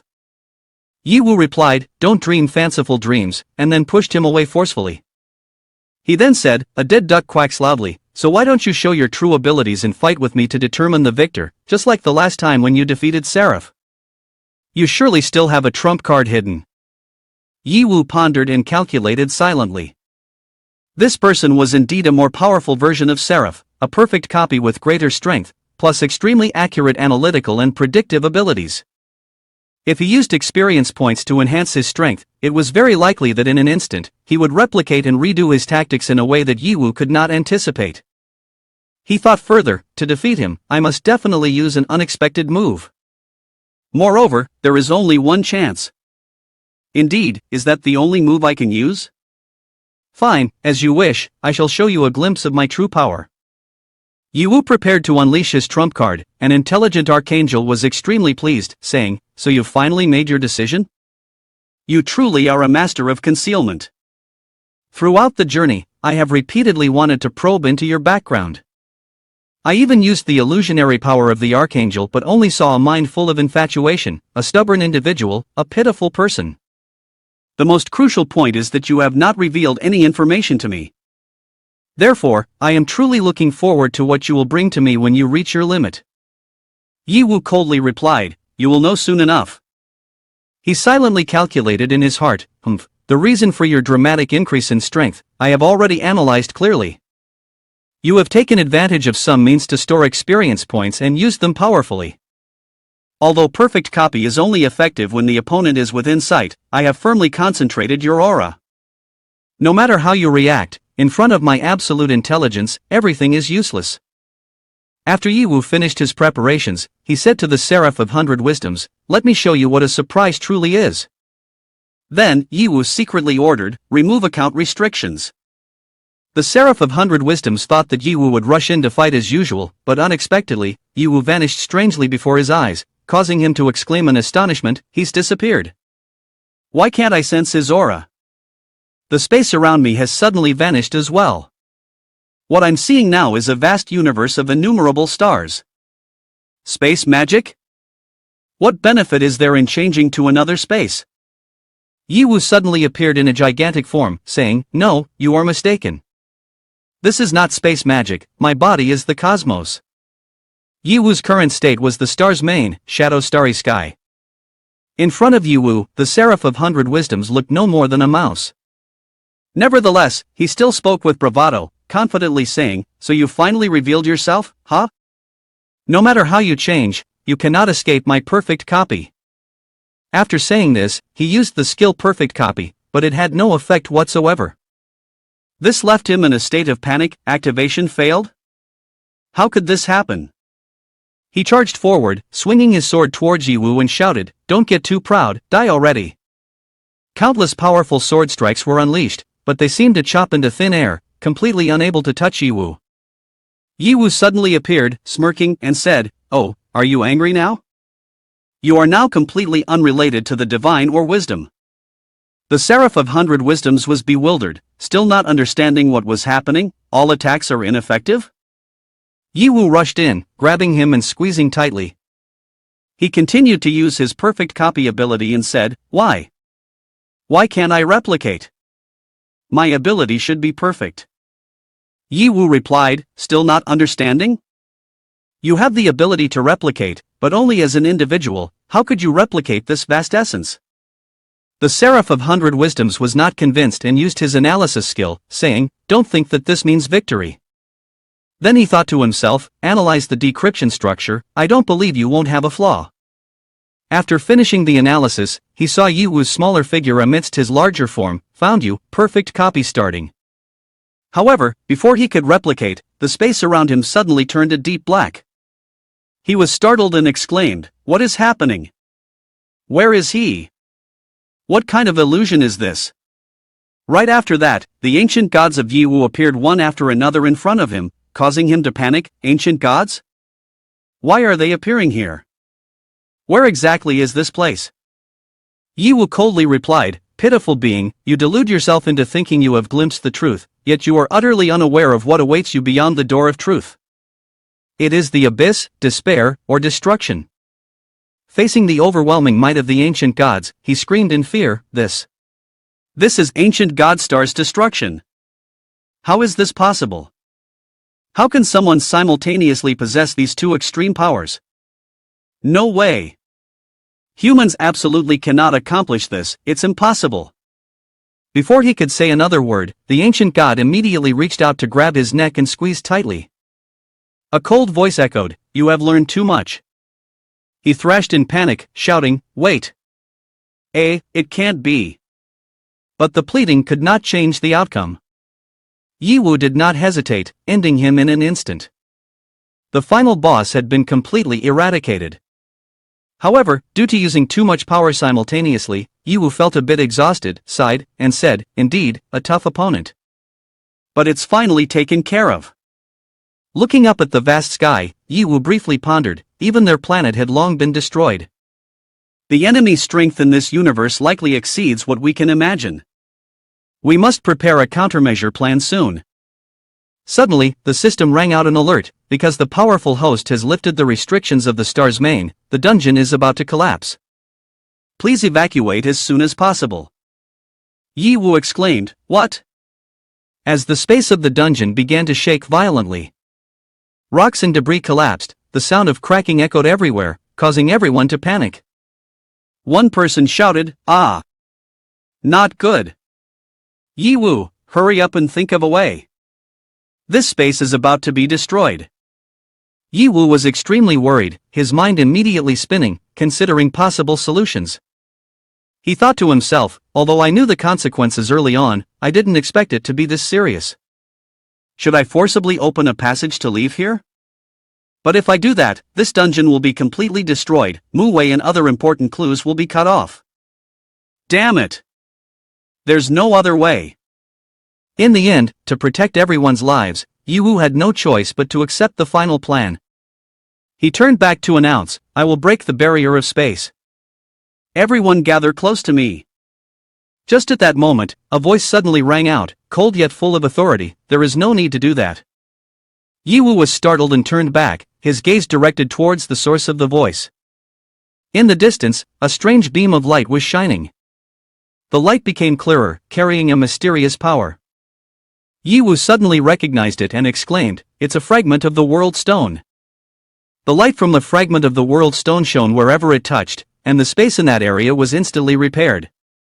Yin Huang exclaimed joyfully, "The spatial rift is gradually being repaired. We're saved." However, at this moment, Xiaoqian only focused on the person wielding the stone. He sensed a familiar aura, his eyes filled with surprise as he muttered, "This kind of magic. Could it be?" Soon after, a man stepped out with the stone in hand and said, "It was a close call, but I managed to arrive just in time." Xiaoqian was astonished, almost unable to believe his eyes, exclaiming, You are Mu-Wei." This was indeed the real Mu-Wei, his rank unclear. He walked over to Yiwu and the others, smiling as he said, "Young talents. Being able to break the imprisonment of Seraph and rescue me, you are truly remarkable." Xiaoqian was still in disbelief, exclaiming, "Old man, are you really not dead? I'm not dreaming, am I?" Mu-Wei chuckled, saying, "It has been many years since we last met, and you haven't changed a bit, kid. I'm sure you all have many questions for me. But this is not the right place to chat. Please follow me." He gestured for everyone to go elsewhere to continue the conversation. However, Yiwu jumped down and shouted, "Wait a minute, there's something I haven't finished yet." Mu-Wei turned back, puzzled, and asked, "What is it?" Yiwu cheerfully replied, "I haven't picked up all the boss loot yet. Just wait a moment." After defeating the final boss of the dungeon, Yiwu received a tremendous reward, 66.66 million experience points, 666 million celestial resources, along with rare items including, the blueprint for crafting the god-tier potion Omniscient and Omnipotent, the Fruit of Wisdom, the Light of Wisdom, the Fragment of True Knowledge, and the Prophet Spiritual. Among these, the Light of Wisdom is a special material, described as one thought connects to the divine, the moment when a flower of fire appears in the mind, symbolizing eternal enlightenment. This material can be used as a synthesis ingredient for crafting the god-tier potion Omniscient and Omnipotent. Yiwu thought to himself, I never expected to receive the blueprint and materials for Omniscient and Omnipotent right here. It seems Chi-Chi in this dungeon must have some special connection. Next, Yi Wu received a special equipment, the Forbidden Book of Truth. This was a magical artifact once used by the Seraph of 100 Wisdoms, with a surface filled with intricate symbols and formulas that were completely incomprehensible. The book possesses the following abilities.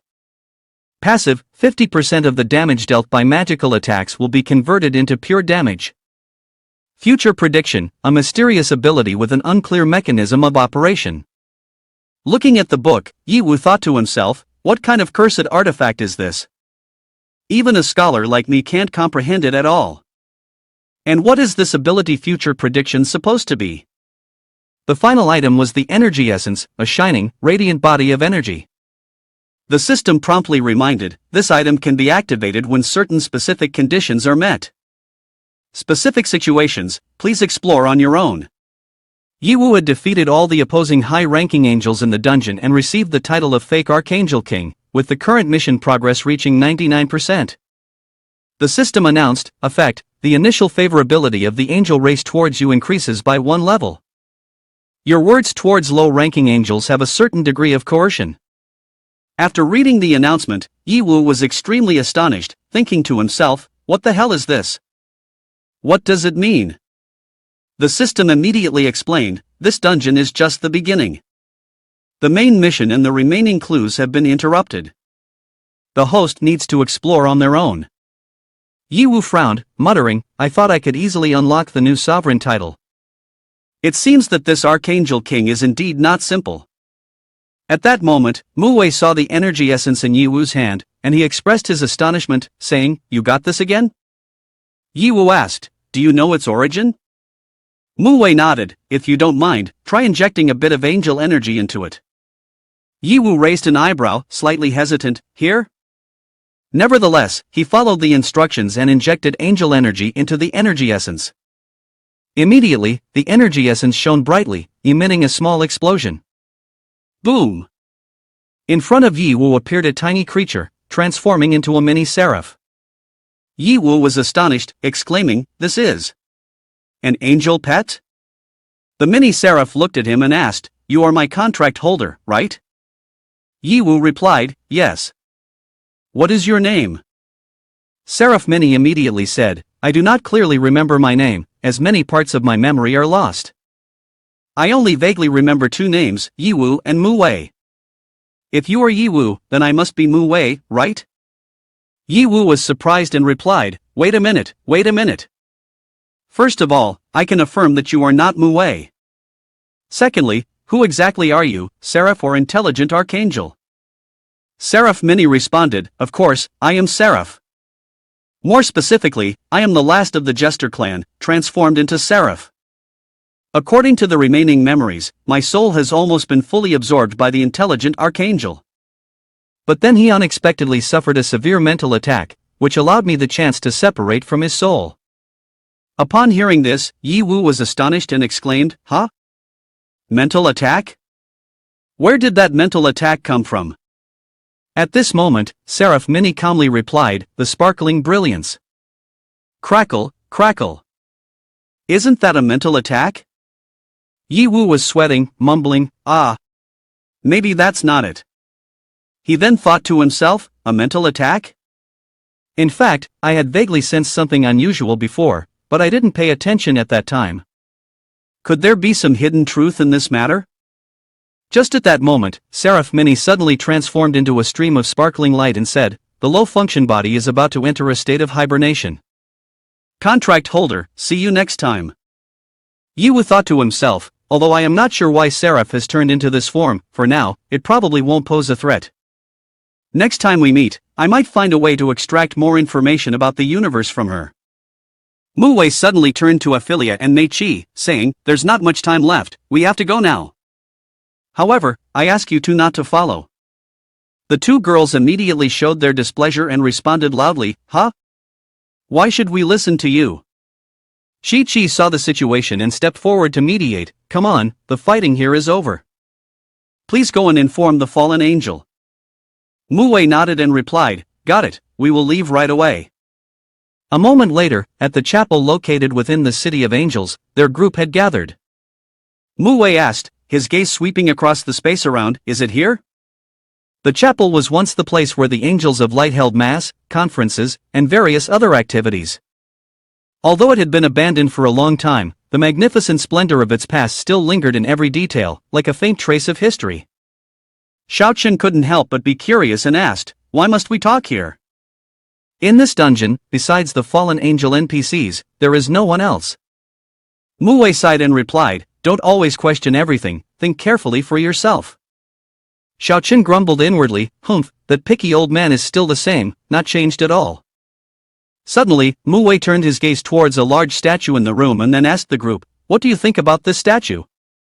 Xiaochen scratched his head, looking awkward. "Why are you suddenly asking about this? You know I'm not interested in art." Xuelu carefully observed the statue, then spoke, "If you look closely, this statue has a bit of the style of old Earth-era sculpture." Yin Huang added, "Perhaps this is an ancient sculpture? But the dungeon has a space setting, so it likely isn't entirely unrelated." Chi-Chi looked delighted. "Oh, Chi-Chi can only tell that this is a very beautiful girl." At this moment, Mu Wei turned to ask Yi Wu, "What about you? What do you think?" Yi Wu was momentarily taken aback. He thought to himself, if Mu Wei is asking, he must have some hidden intention behind it. Moreover, it's true that this statue gives me a sense of familiarity. After pondering for a moment, Yi Wu suddenly exclaimed, "Could this be the statue of the Virgin Mary?" Xiao Chun, upon hearing this, added, "Now that you mention it, I do have some impression. Mary is a religious figure from the old Earth era. There are many legends related to her and the angels." Yi Wu nodded, "That's right. But I still don't understand why she appears here. According to the setting of angels in the dungeon, the more wings someone has, the higher their status. Yet she only has a pair of wings and is worshipped in this place. It really is strange." Mu Wei said, "It's nothing strange, because this sculpture is not an angel, but a human." Xiao Chen then questioned, "What do you mean? Old man, what have you discovered? What is your purpose here?" Mu Wei appeared dissatisfied and replied, "Why are you so impatient? Are you so anxious that you could eat stinky tofu? Instead, you should learn from Yi Wu and think carefully about where the problem lies." Mu Wei was indeed strict with Xiao Chun, causing him to recall the bizarre illusions that had appeared in his dreams. Then, Mu Wei continued to explain, "I don't know if you guys feel this way, but this dungeon has always exuded an inexplicable difference from beginning to end. Whether it's the setting, the forces of enemies and allies, or the ranking system, everything is so tight-knit that it's suspicious. For example, the sculpture before us, though it is clearly just a two-winged angel, it occupies a central position, worshipped by the entire group of angels without anyone questioning it. After numerous investigations, we have finally reached an astonishing conclusion: this dungeon is not a naturally formed era, but rather a product of human hands. It was constructed as an experimental base, intended for some purpose. Moreover, the angels you encounter in this dungeon are not NPCs or monsters, but artificial beings."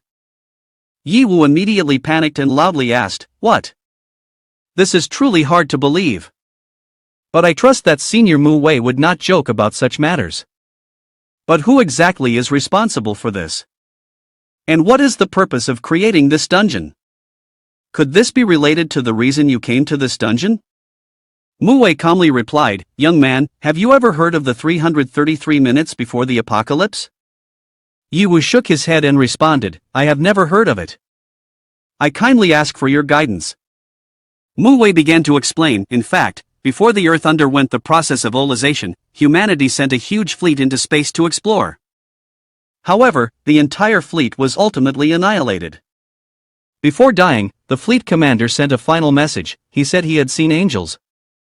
Shortly after, communication was cut off for 333 minutes, and the entire system only received an uninterrupted series of static. Then, the process of olization descended upon the Earth." Yi Wu listened attentively, unable to hide his astonishment. Mu Wei continued, "The truth about the Earth's olization may be related to the angels. After many years of traversing countless dungeons for investigation, I finally found this clue.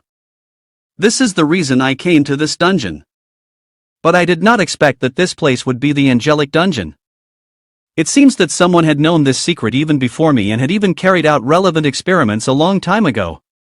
Hearing the information from Mu Wei, Yi Wu could not hide his excitement. thinking to himself, no wonder he is a legendary hunter, he has already provided crucial intelligence right from the start. Combined with the previous information, I have realized that the root of everything truly lies in the universe, and Earth is just a small corner of the OL universe. Furthermore, I have also discovered the reason behind my title as the fake Archangel King. I never expected this dungeon to be fake. Then where is the true dungeon Archangel King? Xiao Chen asked curiously, and continued, Old man, weren't you defeated by Seraph? Why do I see you completely unharmed? Mu Wei replied, what's wrong? Seeing me healthy and fine, are you not satisfied? Xiao Chen hurriedly answered, I didn't mean that. Mu Wei continued to explain, indeed, I was reconstructed by his special ability, but he couldn't do anything to me. He could only imprison me within the area inside the City of Angels. Little did I expect that this would grant me a huge favor. The central area of the City of Angels is buried deep underground, and that is the secret sanctuary of the Angel tribe, where a fragment of a world stone is venerated. But in fact, even that fragment is artificial. Yi Wu and Xiao Chen were both extremely surprised and exclaimed in unison, what?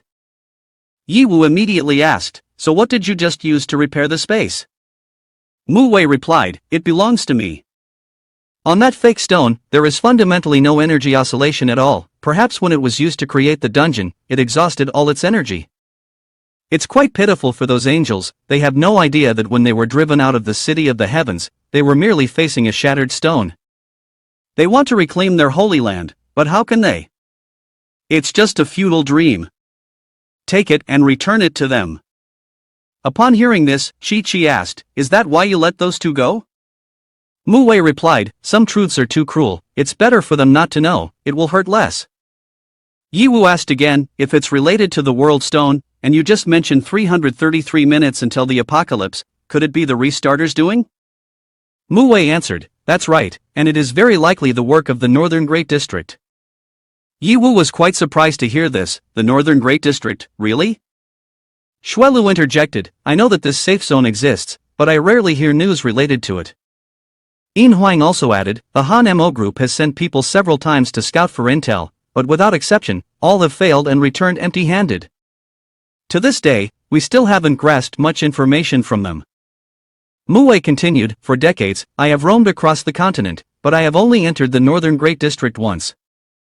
That place is always covered by snow and ice year-round, with a colossal barrier surrounding the mountain range, making it completely isolated from the outside world.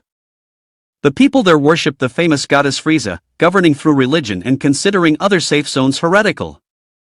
Their greatest ideal is to use their belief in the goddess to dominate the entire continent, and they are the most steadfast sect in rebuilding it. Xiao Chen then threw his arm around Yi Wu and said, you even ventured to such places? Were you searching for a way to rebuild the world? In the past, I really didn't believe your excuses, but after meeting Yi Wu, I gradually came to understand that this kid might just be the one you were looking for. Mu Wei turned his back and said, rebuilding? I long ago set that matter aside. Xiao Chen shouted, what are you saying? Are you really going to give up? Isn't that what you've always dreamed of? Mu Wei replied quietly, this world is larger than you can imagine, and individual strength ultimately has its limits. I have long since moved past the age of idealism. Today, it's better to be a bit more pragmatic. Hearing this, Xiao Chen fell silent, with nothing more to say. Yi Wu thought to himself, indeed, I remember the principal mentioning that Mu Wei's ideal was to recreate the world, but uncle believes that Mu Wei belongs to the Reconstruction faction. It seems that during the time they were separated, something must have happened that caused Mu Wei to change his mind. Thinking this, Yi Wu smiled to break the tense atmosphere and then said, let's put this aside for now, I'm very curious, why hasn't the elder been turned into a fallen angel? Mu Wei replied, you add me to the party, and you all can try to see what the party is like. Wait a moment. After thinking it over, Yi Wu added Mu Wei to the party. Immediately, everyone returned to normal. Their wings disappeared, and the halo was gone, the fallen angel transformation had truly been lifted. Yi Wu felt very strange and didn't understand how this was possible. Mu Wei then explained, the mission requires investigating the entire dungeon and assisting fallen angels. You all only completed the combat mission, but the exploration mission remains unfinished. However, this mission counts by team. With my joining, you all can consider it completed. Yiwu heard this and asked, in other words, Elder, you have completed the exploration of this dungeon? Muwei nodded and continued, I have explored every corner of this dungeon, achieving a 100% exploration rate. Yiwu couldn't help but feel admiration, thinking, no wonder he is a legendary hunter, even the exploration of the map reaches such a level. After that, he said, after leaving the dungeon, do you want to come and take a look at our southwest area? It is currently developing rapidly, and it would be even better with someone to guide us. Muwei shook her head in immediate refusal, thank you for your kindness. I have already decided to dedicate the rest of my life to seeking the truth of the world. Returning to the safe zone holds no meaning. It's time to leave. After saying that, Muwei drew a sword and slashed downwards in front of her, creating a portal. This left everyone in great astonishment. The artifact dimensional splitting blade. One person exclaimed, this sword can freely traverse the dungeons. It not only allows designated access to the dungeons already traversed but also randomly enters new dungeons. At that moment, a voice sounded from the sword, dimensional artifact has been activated. Checking the difficulty level of the dungeon, 500 levels. Do you wish to enter? 500 levels? Upon hearing this number, everyone couldn't help but panic. Xiao Chen reassured, no need to worry. This old man also possesses a special god spirit item that allows his level to automatically synchronize with the level of the dungeon. In other words, no matter what level it is, it will be the same for him. Hearing this, Muwei immediately took out the god spirit item to show everyone and said, this is the god spirit ring of the King of Equality. Thanks to it, I can explore the large dungeons without having to worry about levels. However, outside the dungeon, it will no longer be effective. Yiwu thought to himself, no wonder the system reminded me earlier that I couldn't detect Muwei's level because it was too high. Indeed, this legendary hunter is not like ordinary people. After thinking for a moment, Yiwu hurriedly asked, finally, I would like to ask one thing. What is your relationship with Muyu? Muwei was a bit surprised by the question. He replied, hearing your tone, it seems you know him? If I say yes, what then? But now is not the time to talk. I'll think more about it when we meet again. Having said that, Muwei immediately entered the next dungeon. Xiao Chen watched the figure leave, looking sad. That old man really left just like that. It's just hard to part. Yiwu chuckled, responding, at least we can confirm he is still safe. There will be opportunities to meet again in the future. Suddenly, Xiao Chen broke down in tears but still tried to argue, don't get me wrong. I'm not worried about him at all. Hoo. Yiwu smiled gently, yes, not worried. After a while, a solace group had also arrived at the place. They all knelt down, paying homage to Yiwu and Shishi, then said in unison, thanks to you eliminating the invaders, we can return to the Holy Land. From today onward, you are our king. Welcome our new king and queen. Shishi exclaimed joyfully, her voice full of excitement, I am your queen. He. Yiwu broke out in a cold sweat, feeling exasperated. The only thought in his mind was, this girl must be thinking something bizarre again. After Muwei left, the fake world stone unexpectedly transformed into a key to the dungeon. It seemed that even an artificial dungeon was affected by OL transformation. Yiwu silently thought, the artificial angel and the false angel king are indeed a perfect match. Moreover, who says fake cannot become real? Alright, let me help you rebuild the city of angels. Just at that moment, an emergency signal suddenly sounded. Yiwu received a call from Emoko and I. Emoko-ni's voice came through, urgent and full of worry, Yiwu. It's not good. The east area is being attacked. The situation is very dangerous. Hurry up.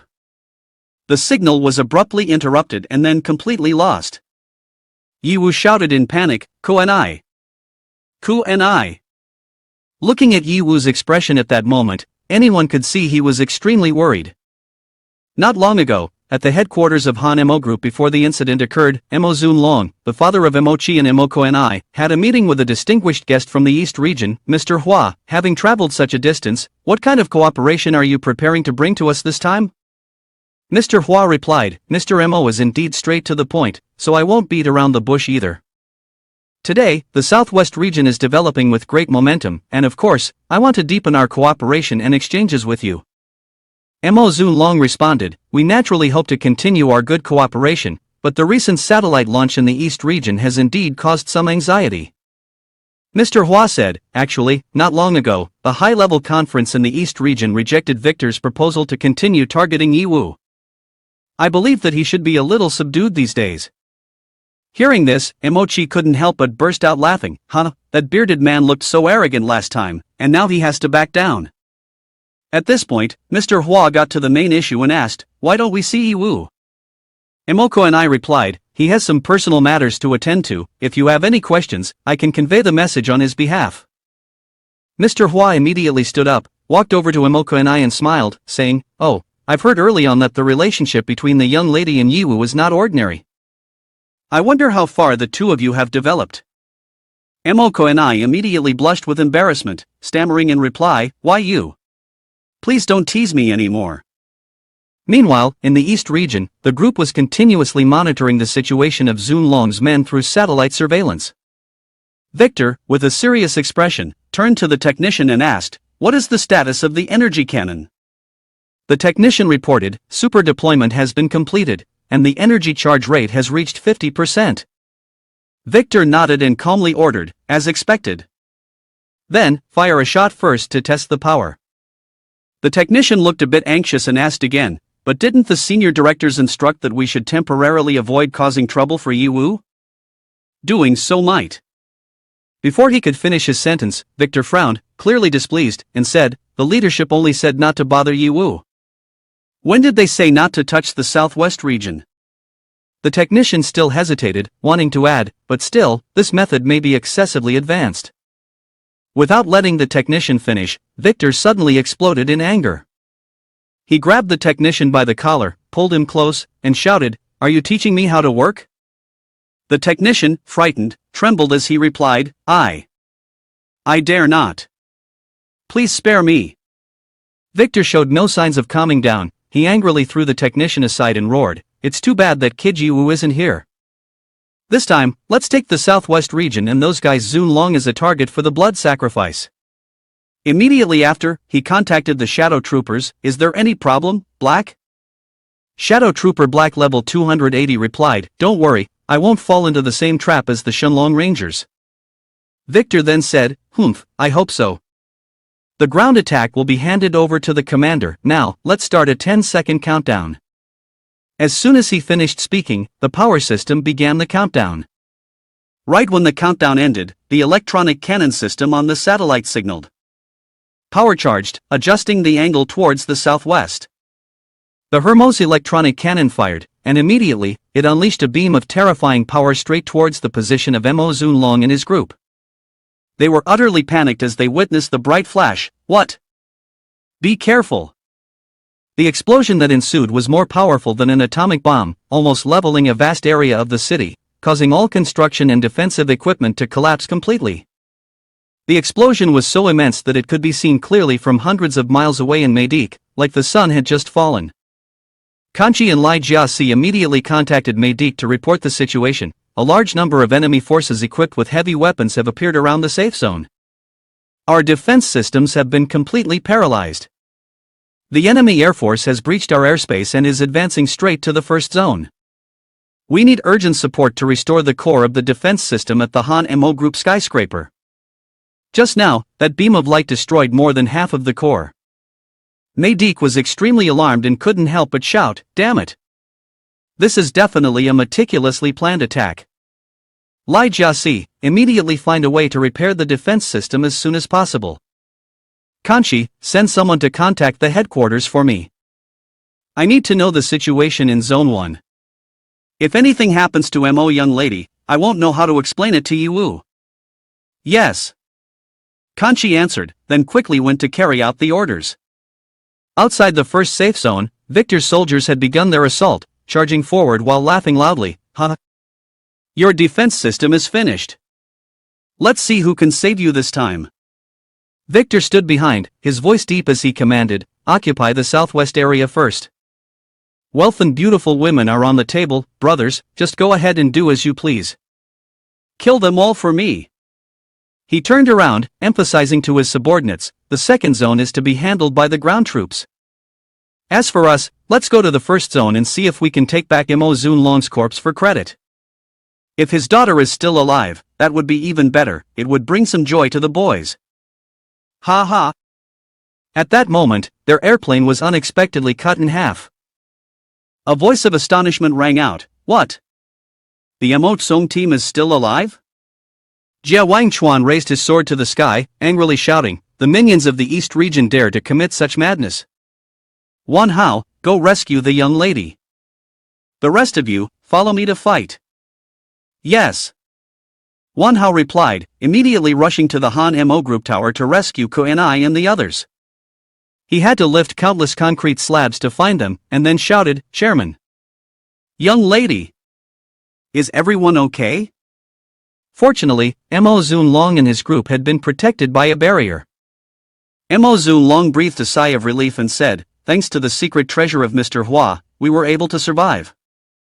Mr. Hua also felt relieved, luckily, I reacted in time.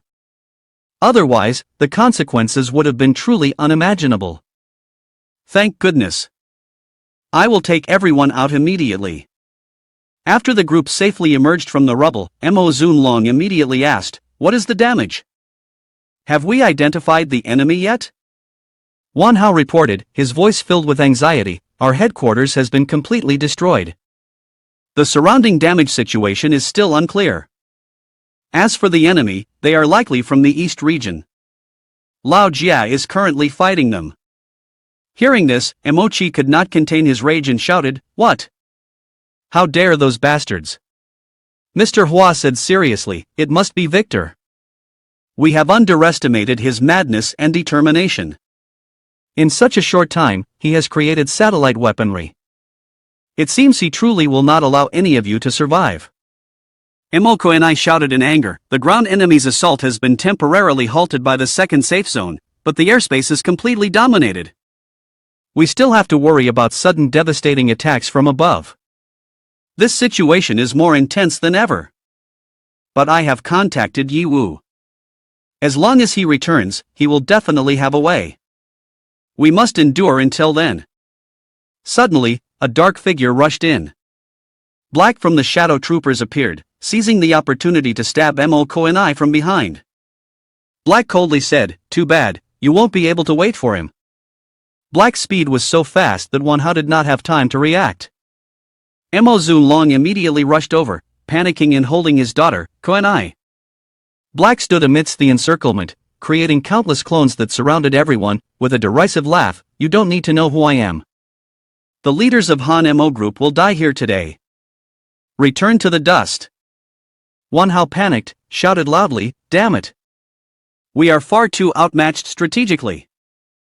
In that tense moment, a rain of bullets suddenly fell from the sky, aimed directly at Black. He had to use his fastest speed to frantically dodge them. The one who appeared was none other than Yi Wu. His eyes burned with a fury, shouting, daring to commit such inhumane acts. I will not forgive you. Touch the one I love? You are definitely dead. Black was astonished to see the aircraft swooping down and smirked, is this the Yi Wu of the rumors? He has finally shown himself. Kill him for me. Bring him down. Black's clone immediately sent forth dark chains, wrapping around Yi Wu's aircraft and pulling it down with force. But, unexpectedly, the aircraft vanished in a mysterious manner. Has it disappeared? Black was confused, his gaze cautious. At that moment, Yi Wu switched to the account of the Qian Emperor, appearing in a different position. His hands, ablaze with fiery flames, clenched tightly around the heads of Black's clones, growling, die. A loud crack echoed as the heads of the two clones were crushed under the power of the skill Balrog takes control. On the other side, Mo Koenai and her group were still surrounded by Black's remaining clones. Yi Wu immediately jumped high, delivering a powerful punch downwards to relieve them. He shouted loudly, Wan Hao. Get everyone out of here right now. Wan Hao replied, leave the rest to you. I will take the young lady for treatment. Manhwa quickly carried Moko and I along with everyone else and hurried back to a safe position. At the same time, Yiwu unleashed a terrifying explosion, creating a massive hole in the ground. He gasped for breath, looked at Black's clones, and said, "The power of the explosion just now is enough to kill you all," but strangely, each clone seems to be a real entity. Yiwu frowned, astonished, and exclaimed, "Clones. And even the identity information is exactly the same. What kind of monsters are you? The East region is actually researching these disgusting creatures?" Opposite him, Black replied coldly, his eyes shining brightly with challenge, "I am the leader, a soldier, and also death itself. We have found our burial place. Can you grant us true death?" Yiwu's tone turned grim as he switched his account to the star's main, speaking coldly, "I just eliminated someone who claims to be immortal and indestructible. You have chosen the perfect moment, so here, I will help you die early." With that, Yiwu used his annihilation skill, piercing through the opponent's body. Despite the excruciating pain, Black calmly replied, "This pain is so real, just like all the times before, it has been a long time since I felt this. You are indeed the one we are looking for, but now is not the time. Do not worry, we will meet again soon." Immediately, Black's clones vanished without a trace, leaving Yiwu in astonishment. The energy completely disappeared, making it impossible for him to comprehend, who on earth is this Black? At safe zone number 2, Li Jiaxi was still commanding the defense system, ordering continuous attacks on the forces of the East region. Team A and Team B took turns firing, covering all firepower, determined not to let the enemy get close. The opponent's armored vehicles were very sturdy, relentlessly bombarding the stronghold of safe zone number 2 held by Yiwu. A cold laugh echoed from the enemy. "Ha, what era are you living in that you still have to use your hands for defense? It's truly no different from primitive people. Leave the close combat to Black, they will defeat that old man for me." Xiao Chen and his team were still fighting fiercely. They were facing Black's Legion from the East region, a powerful army that even had the trump card mobilized. One of them wondered, what kind of people are these? They fight with no emotion whatsoever. They carry a strong resentment, and each one is very powerful. But Yiwu assigned us the task of protecting this place. We absolutely cannot lose. In Huan intended to use the trump card to fight, but at that moment, all of Black's clones disappeared, leaving everyone astonished and exclaiming, "Huh?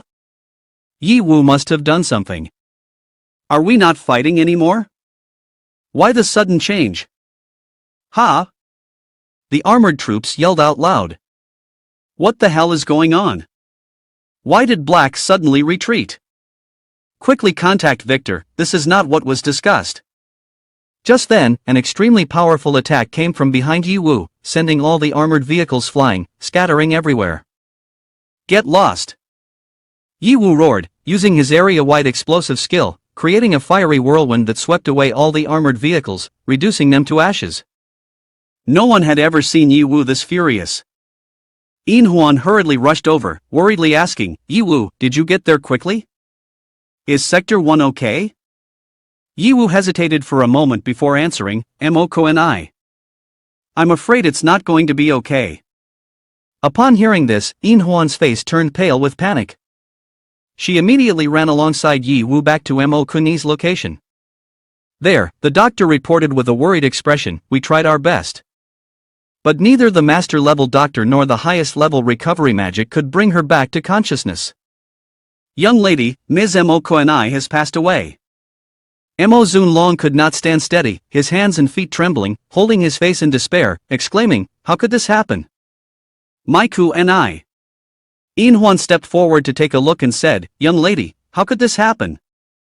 Yiwu gritted his teeth, clenched his fists tightly, and said, "It's all my fault.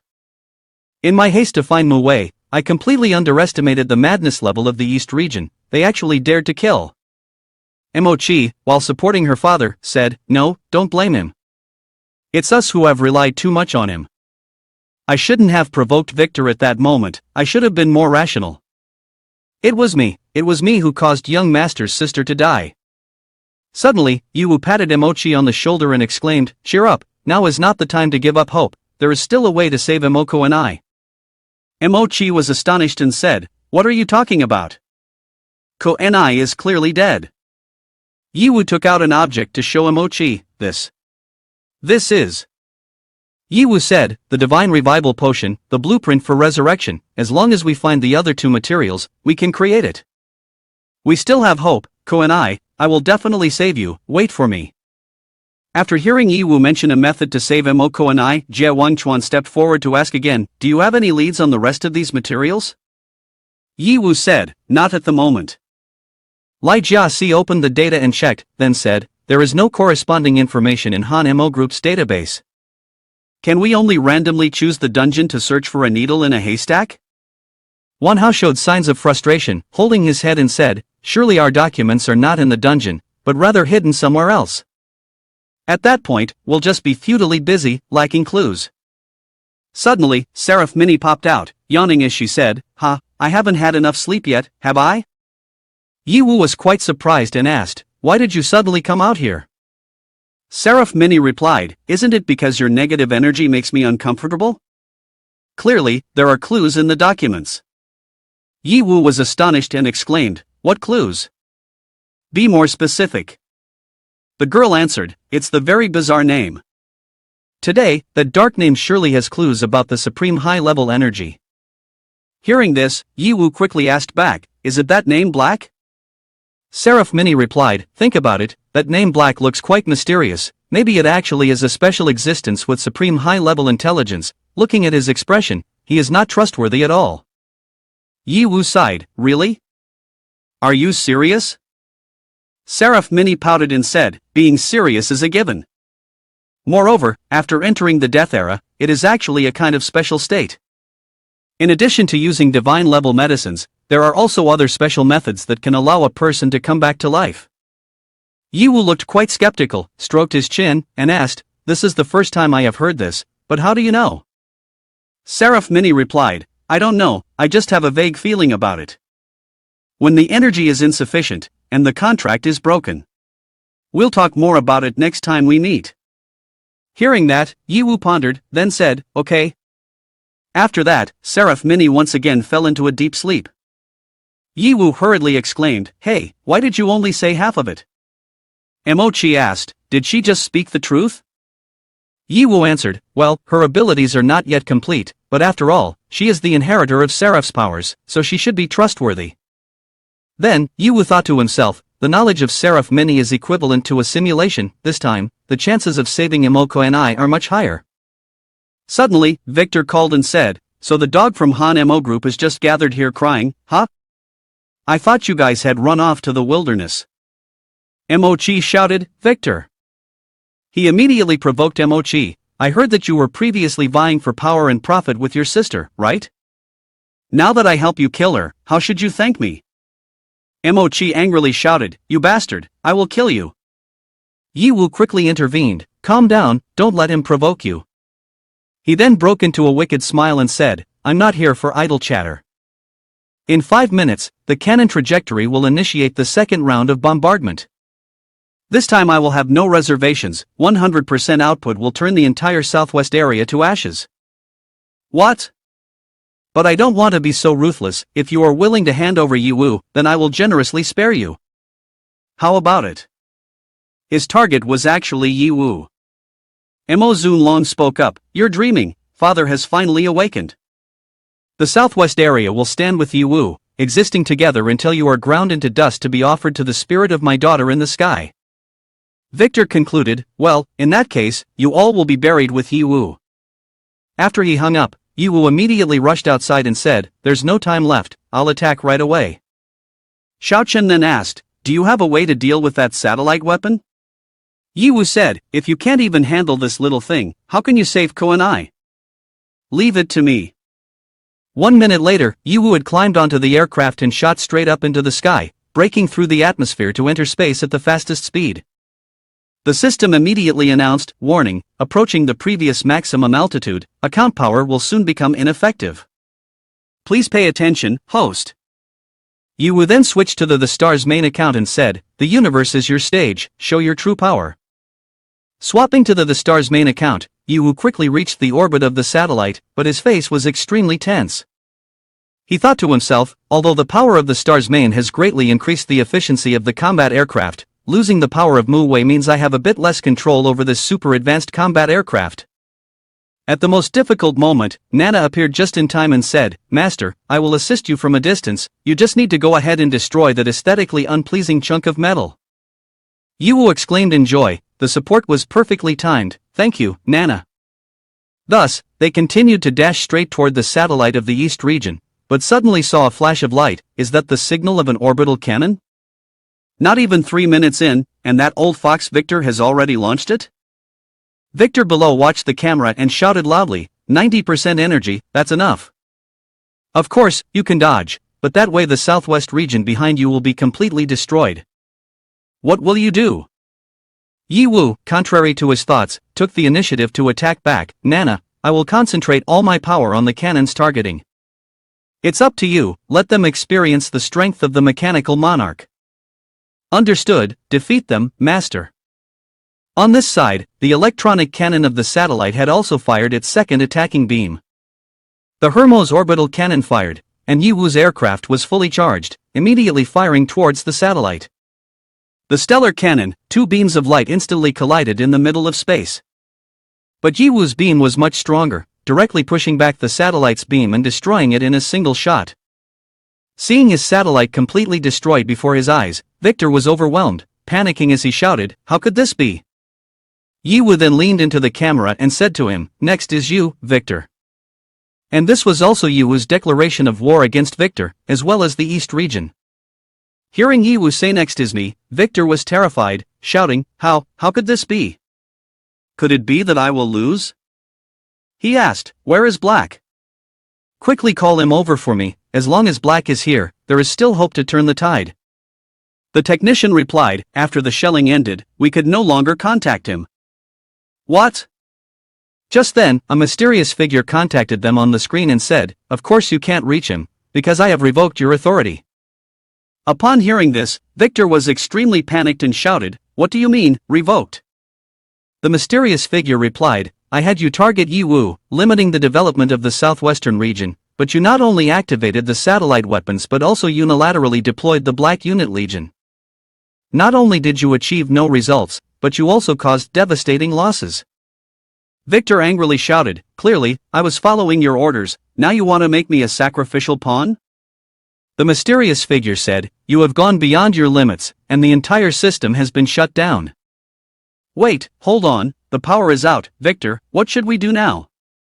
Just then, a violent tremor from outside made the entire room shake violently.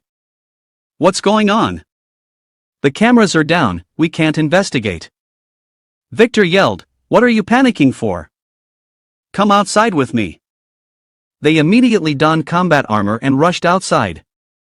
As soon as they exited the door, they were blocked by Yiwu. Yiwu immediately said, the electronic interference, the protection of your base just suddenly disappeared, it seems that the master of this dog has also given up on you. Yiwu, it really is you. Thanks to you, I have lost everything, but I will not give up. Shoot him for me.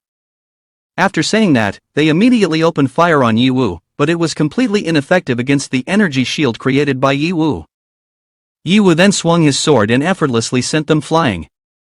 However, Yiwu did not kill Victor, only sliced off his mask and approached him, saying, although I really want to kill you directly to vent my hatred, after all, there are some things I still want to ask you.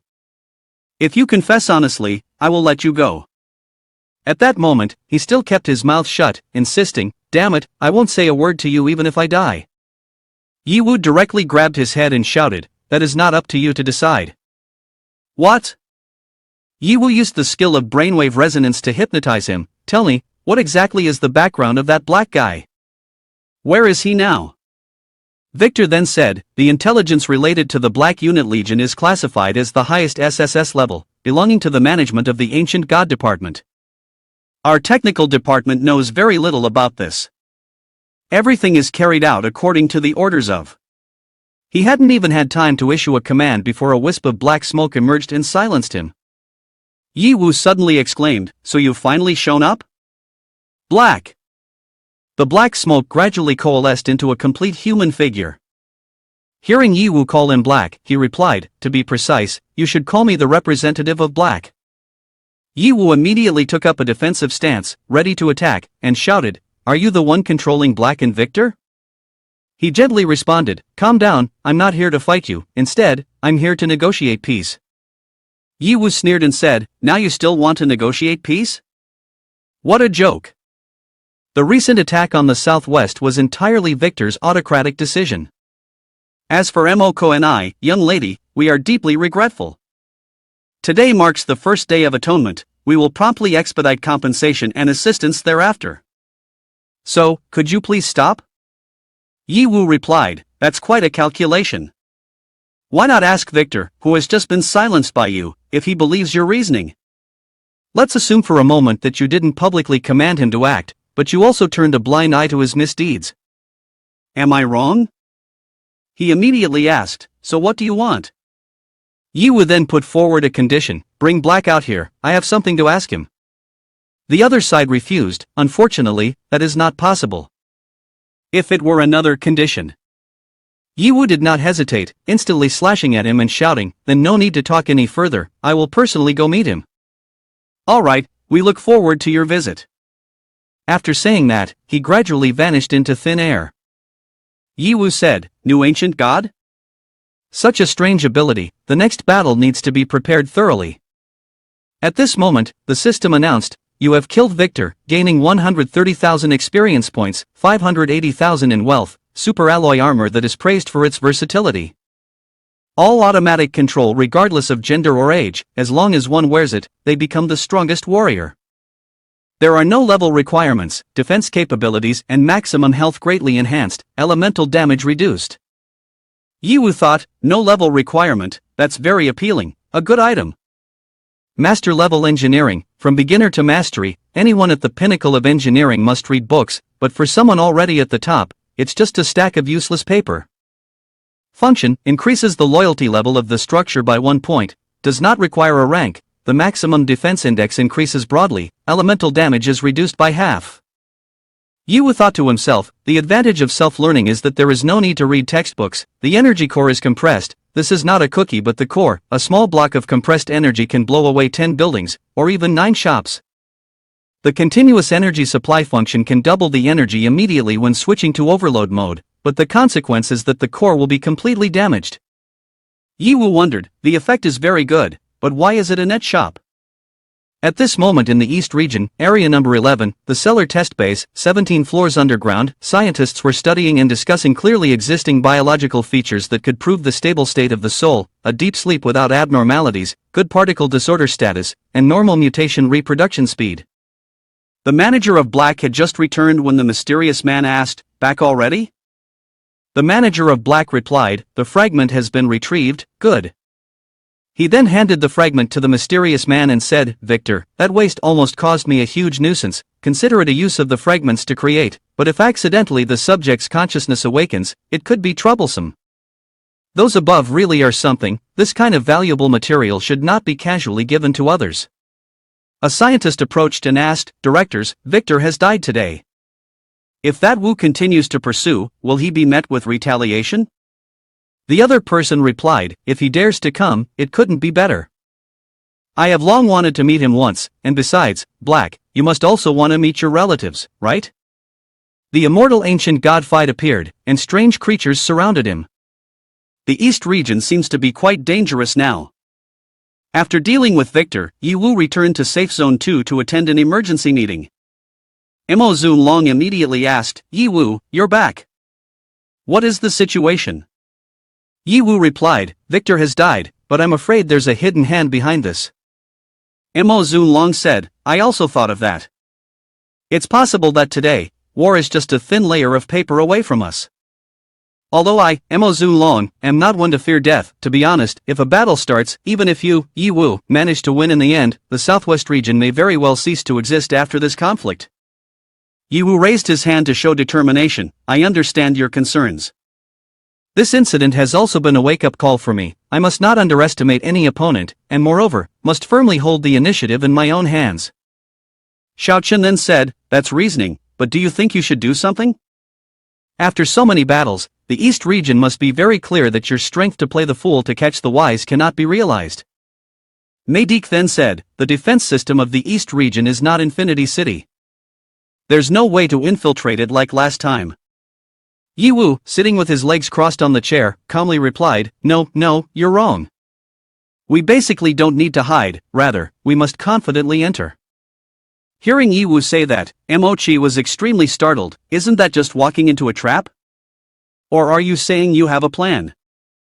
Yiwu smiled and answered, Of course, we should go to the East region to demand payment. At the East Region Alliance team, Mr. Hua was having an online meeting with the region's leaders. She expressed her frustration and angrily shouted, You are outrageous, you actually let Victor activate it, report the trajectory. Are you trying to kill me? At least you should have given me a heads up. The chairman of Bloodhowl Military Group, Munger Level 270, said, You certainly have to rush to negotiate cooperation with those country bumpkins, who else can you blame now? Moreover, the tiny southwest region has already exploded, so it has exploded. Is he daring enough to fight? And Olai, did you run over to negotiate peace with Yiwu? Are you out of your mind? I want to laugh myself to death over you. The person opposite is the head of the Secret Research Department, Olai, Level 255. He immediately said, You should use your brain to think, the southwest region is certainly not a cause for concern. However, this so-called Yiwu is absolutely a presence that can threaten us. Not only does he have a large number of ancient gods, but he also possesses several types of mysterious powers that should not be underestimated. Yet he is burdened in this southwest region, and we must ensure he loses at every turn, caught in a dilemma.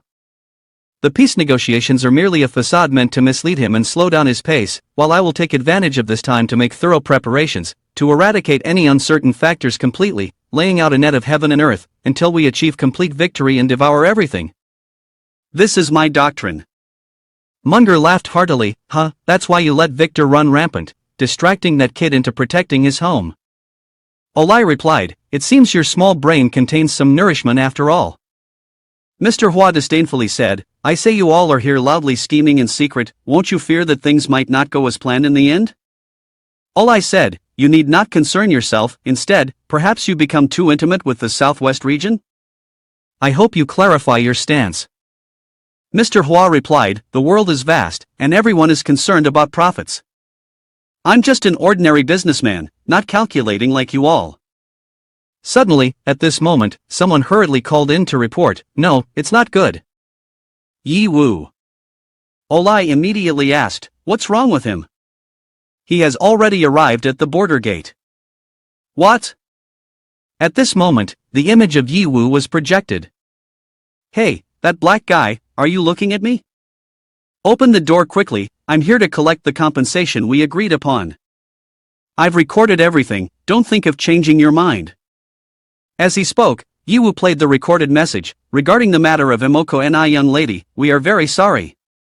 Today is the first day of atonement, and the next compensation and assistance will also be expedited. Seeing this, Olai was extremely furious and shouted, Damn it, this kid even recorded it. No, that's not the problem. Clearly, I have arranged a large number of monitors on the routes that had to be taken between the two major areas, but why is there not a single feedback signal? How did he manage to get through my surveillance network? Is there a secret passage? No way, my strategy should be perfect. Munger then started to move and excitedly said, So, what's the point of doing these little tricks? I'd rather just go out now and smash him. Olai immediately intervened, You fool, stop it. Are you crazy fighting in front of someone's house? If he directly summons the ancient god, do you intend to destroy this entire city? Mr. Hua teased, What's wrong? You were so confident just a moment ago, and now you're flustered like this. Olai shouted, Shut up, I'm thinking about the problem. Mr. Hua thought to himself, What a freak. At this moment, Olai was filled with killing intent towards Yiwu, secretly thinking, Well done, Yiwu. It seems I underestimated your courage and wisdom, but this courage and wisdom will also harm you, because I absolutely will not let you leave the East region alive.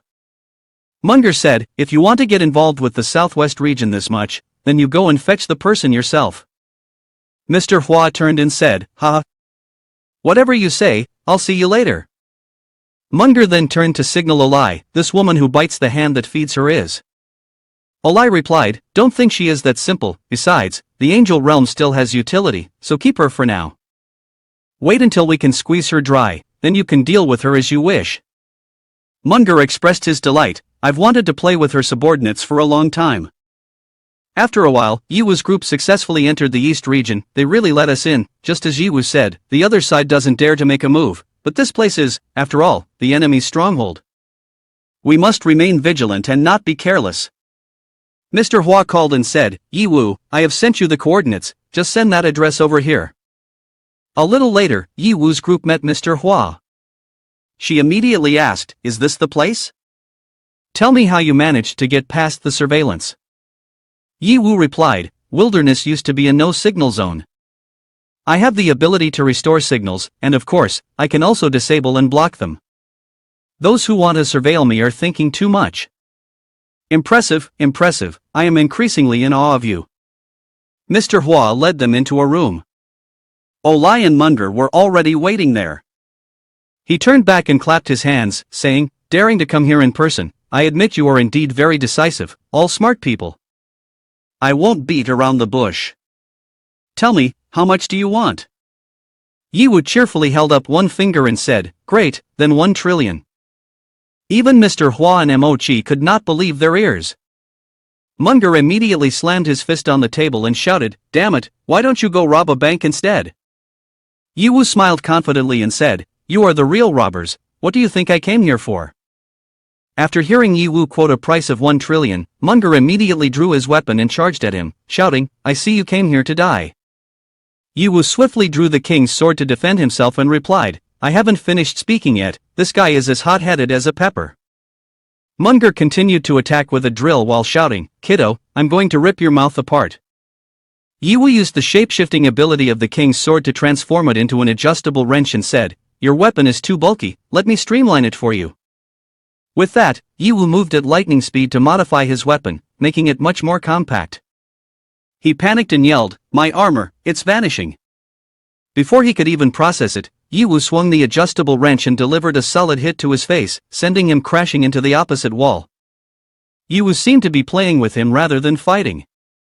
Enraged, he shouted at the top of his lungs, damn it, today you won't leave here alive, everyone, come here. Immediately, dozens of armored individuals wielding weapons surrounded Yiwu's group. Sure enough, there is an ambush. Not only that, the captains of the various combat teams had also appeared. The captain of the Alpha team, Mai Kan, level 248, stepped forward and said, long time no see, Xiaochen. This time, I can invite you to obediently accept your death. The captain of the Genesis team, Hu Fei, followed closely behind and said, Jia Wang Chuan, we have a bit of old ties, new grudges and old hatred. Today, let's end this together.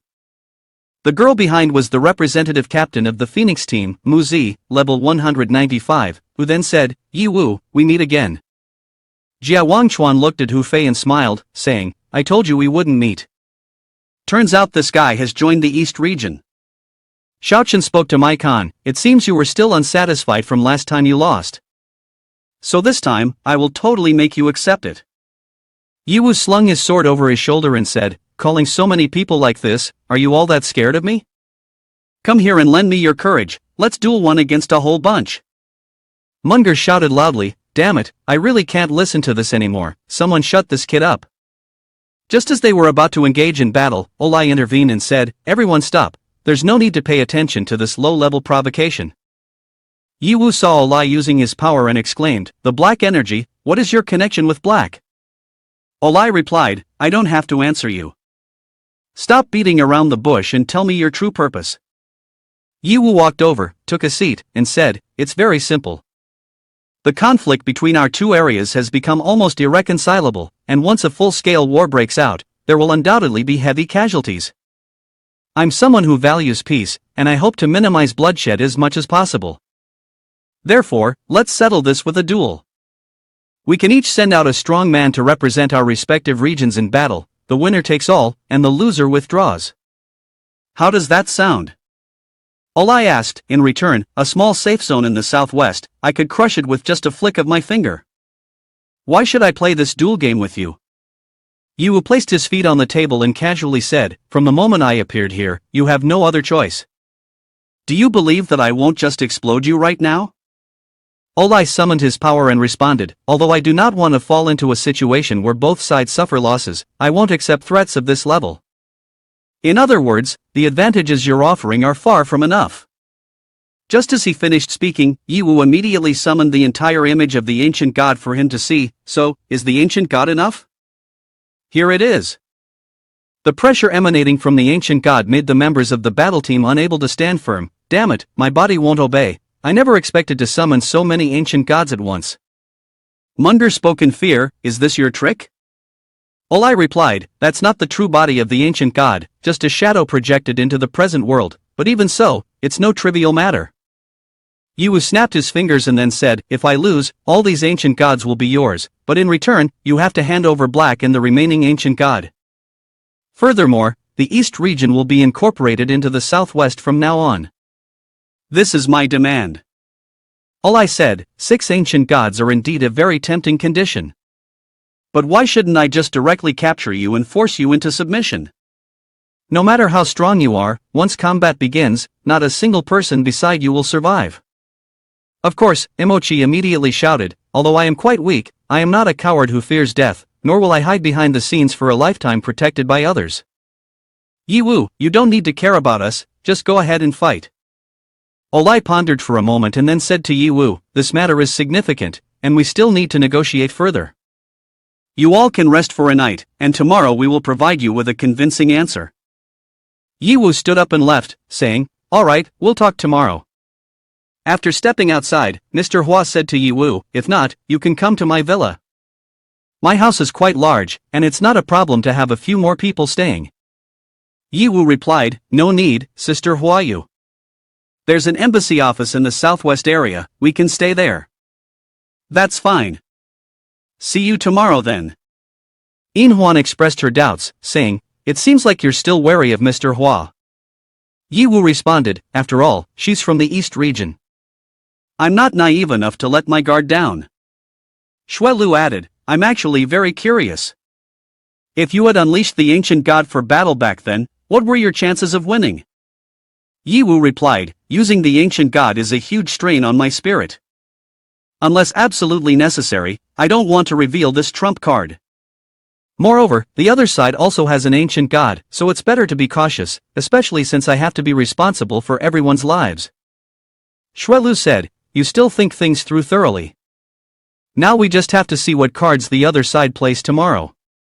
Inhuan then asked Yiwu, so how's the arrangement for the room tonight? The young man seriously replied, I've asked, each person can have a room, that's not a problem. Hearing this, she showed a displeased expression, Yiwu thought to himself, why do I feel like she seems a bit disappointed? That night, while Yiwu was lying on the bed, suddenly a dark shadow appeared and walked into the room. Yiwu pretended to sleep and silently thought, wanting to harm me, isn't that underestimating me too much? But instead of plotting against him, the person pressed down on Yiwu and hugged him tightly. I want you. Yiwu was so surprised that he couldn't help himself and kicked straight at her face, shouting, damn it, where did this pervert come from? How could it be you? It turns out the one who came is Mu Zi, the representative of the Phoenix team. Her face turned completely red as she spoke in a seductive voice, Yiwu lord, I really want to sleep with you. After Yiwu kicked Mu Zi off the bed, he finally recognized her. Mu Zi, what are you doing here? Mu Zi replied, ever since we parted ways in the demon dungeon, I've wanted to see you every moment. During the day, in front of everyone, I can only endure, but now I can't stand it any longer. Come to me, I want us to burn through this night, 1 shot and 10 rounds. Yiwu was taken aback, secretly thinking, damn, the power of this lustful demon is too strong. It's been so long, and not only has it not weakened, but it has actually become even more intense. Wait, since it's the power of a demon, let the Demon King help you sober up. Immediately, Yiwu transformed into the form of the Demon King to help Mu Zi regain her composure. Why can't I move? Moreover, your form is truly a wicked, terrifying demon, exuding tremendous power and spirit. I am completely entranced, can I touch your strong chest? Yiwu immediately shouted, no, I command you to immediately retract your abnormal behavior. Under Yiwu's command, Muzi instantly changed her attitude, kneeling and saying, "Of course, I am very sincere to Lord Yiwu and will absolutely not go against your wishes." Yiwu breathed a sigh of relief, thinking finally it's done. Then he said, "I just arrived in the East region, and there are many things I do not know. Tell me the key intelligence you possess, especially about those two individuals." Muzi began to report, "I understand. First, the East region is different from the Southwest. We have combined all the major corporations and achieved military and scientific concentration, with the leading force being the four big corporations. The Bloodhowl military group holds all the combat teams and mercenaries in the eastern area, and Munger is their leader." She said, "The Research Institute of Secret Arts, led by Olai, has gathered a lot of scientific research, and the magic talents can be said to be the top of the East region area. Victor and the Black Sea Group are all projects developed by Olai. Currently, all remaining members have joined the Research Institute's secretariat, and the last one is Huayu. Her Angel Realm group has nearly monopolized the entire entertainment industry in the East region. Although their combat strength is the weakest, their influence cannot be underestimated. Moreover, today after you all left, I eavesdropped on a conversation between Olai and Munger. Munger said, so, how was my performance just now? Not bad, right? Olai responded with a pleased laugh, saying, Yiwu must think that we are very wary of him now. Relying on the ancient god allows him to rampage, but he absolutely does not realize that controlling the ancient god is as easy as turning over a hand for us. This time, we must not only retake the plague ancient god, but also capture the other ancient gods in one fell swoop." Muzi then said, "Olai is very sensitive to the perception of breaths, so to avoid being discovered, I did not continue to stay there to eavesdrop. This is indeed valuable intelligence." Yiwu said, "In the past, the East region could only forcibly bind the plague ancient god to activate its powers. Could it be that they have now achieved new techniques? It seems I need to investigate further into this." Then he immediately asked, "What do you know about that black guy?" Muzi replied, "I'm sorry, but I don't know much about this. Before I took on the role of captain, I had never even heard of this person. I only once accidentally saw Olai hand a black fragment to Victor, and then that black suddenly appeared." Yiwu was quite surprised and said, "Is this a summoning? Could it be that black is actually not human? The mystery is growing." He then curiously asked Muzi, "Why are you spying around everywhere? Is it some peculiar hobby of yours?" She replied, "Isn't it all for you? In the East region, humans are seen as a thorn in the eye, so I naturally have to think of ways to gather intelligence. This time I even volunteered to take on the mission to monitor you, so no one will suspect anything. So that's how it is."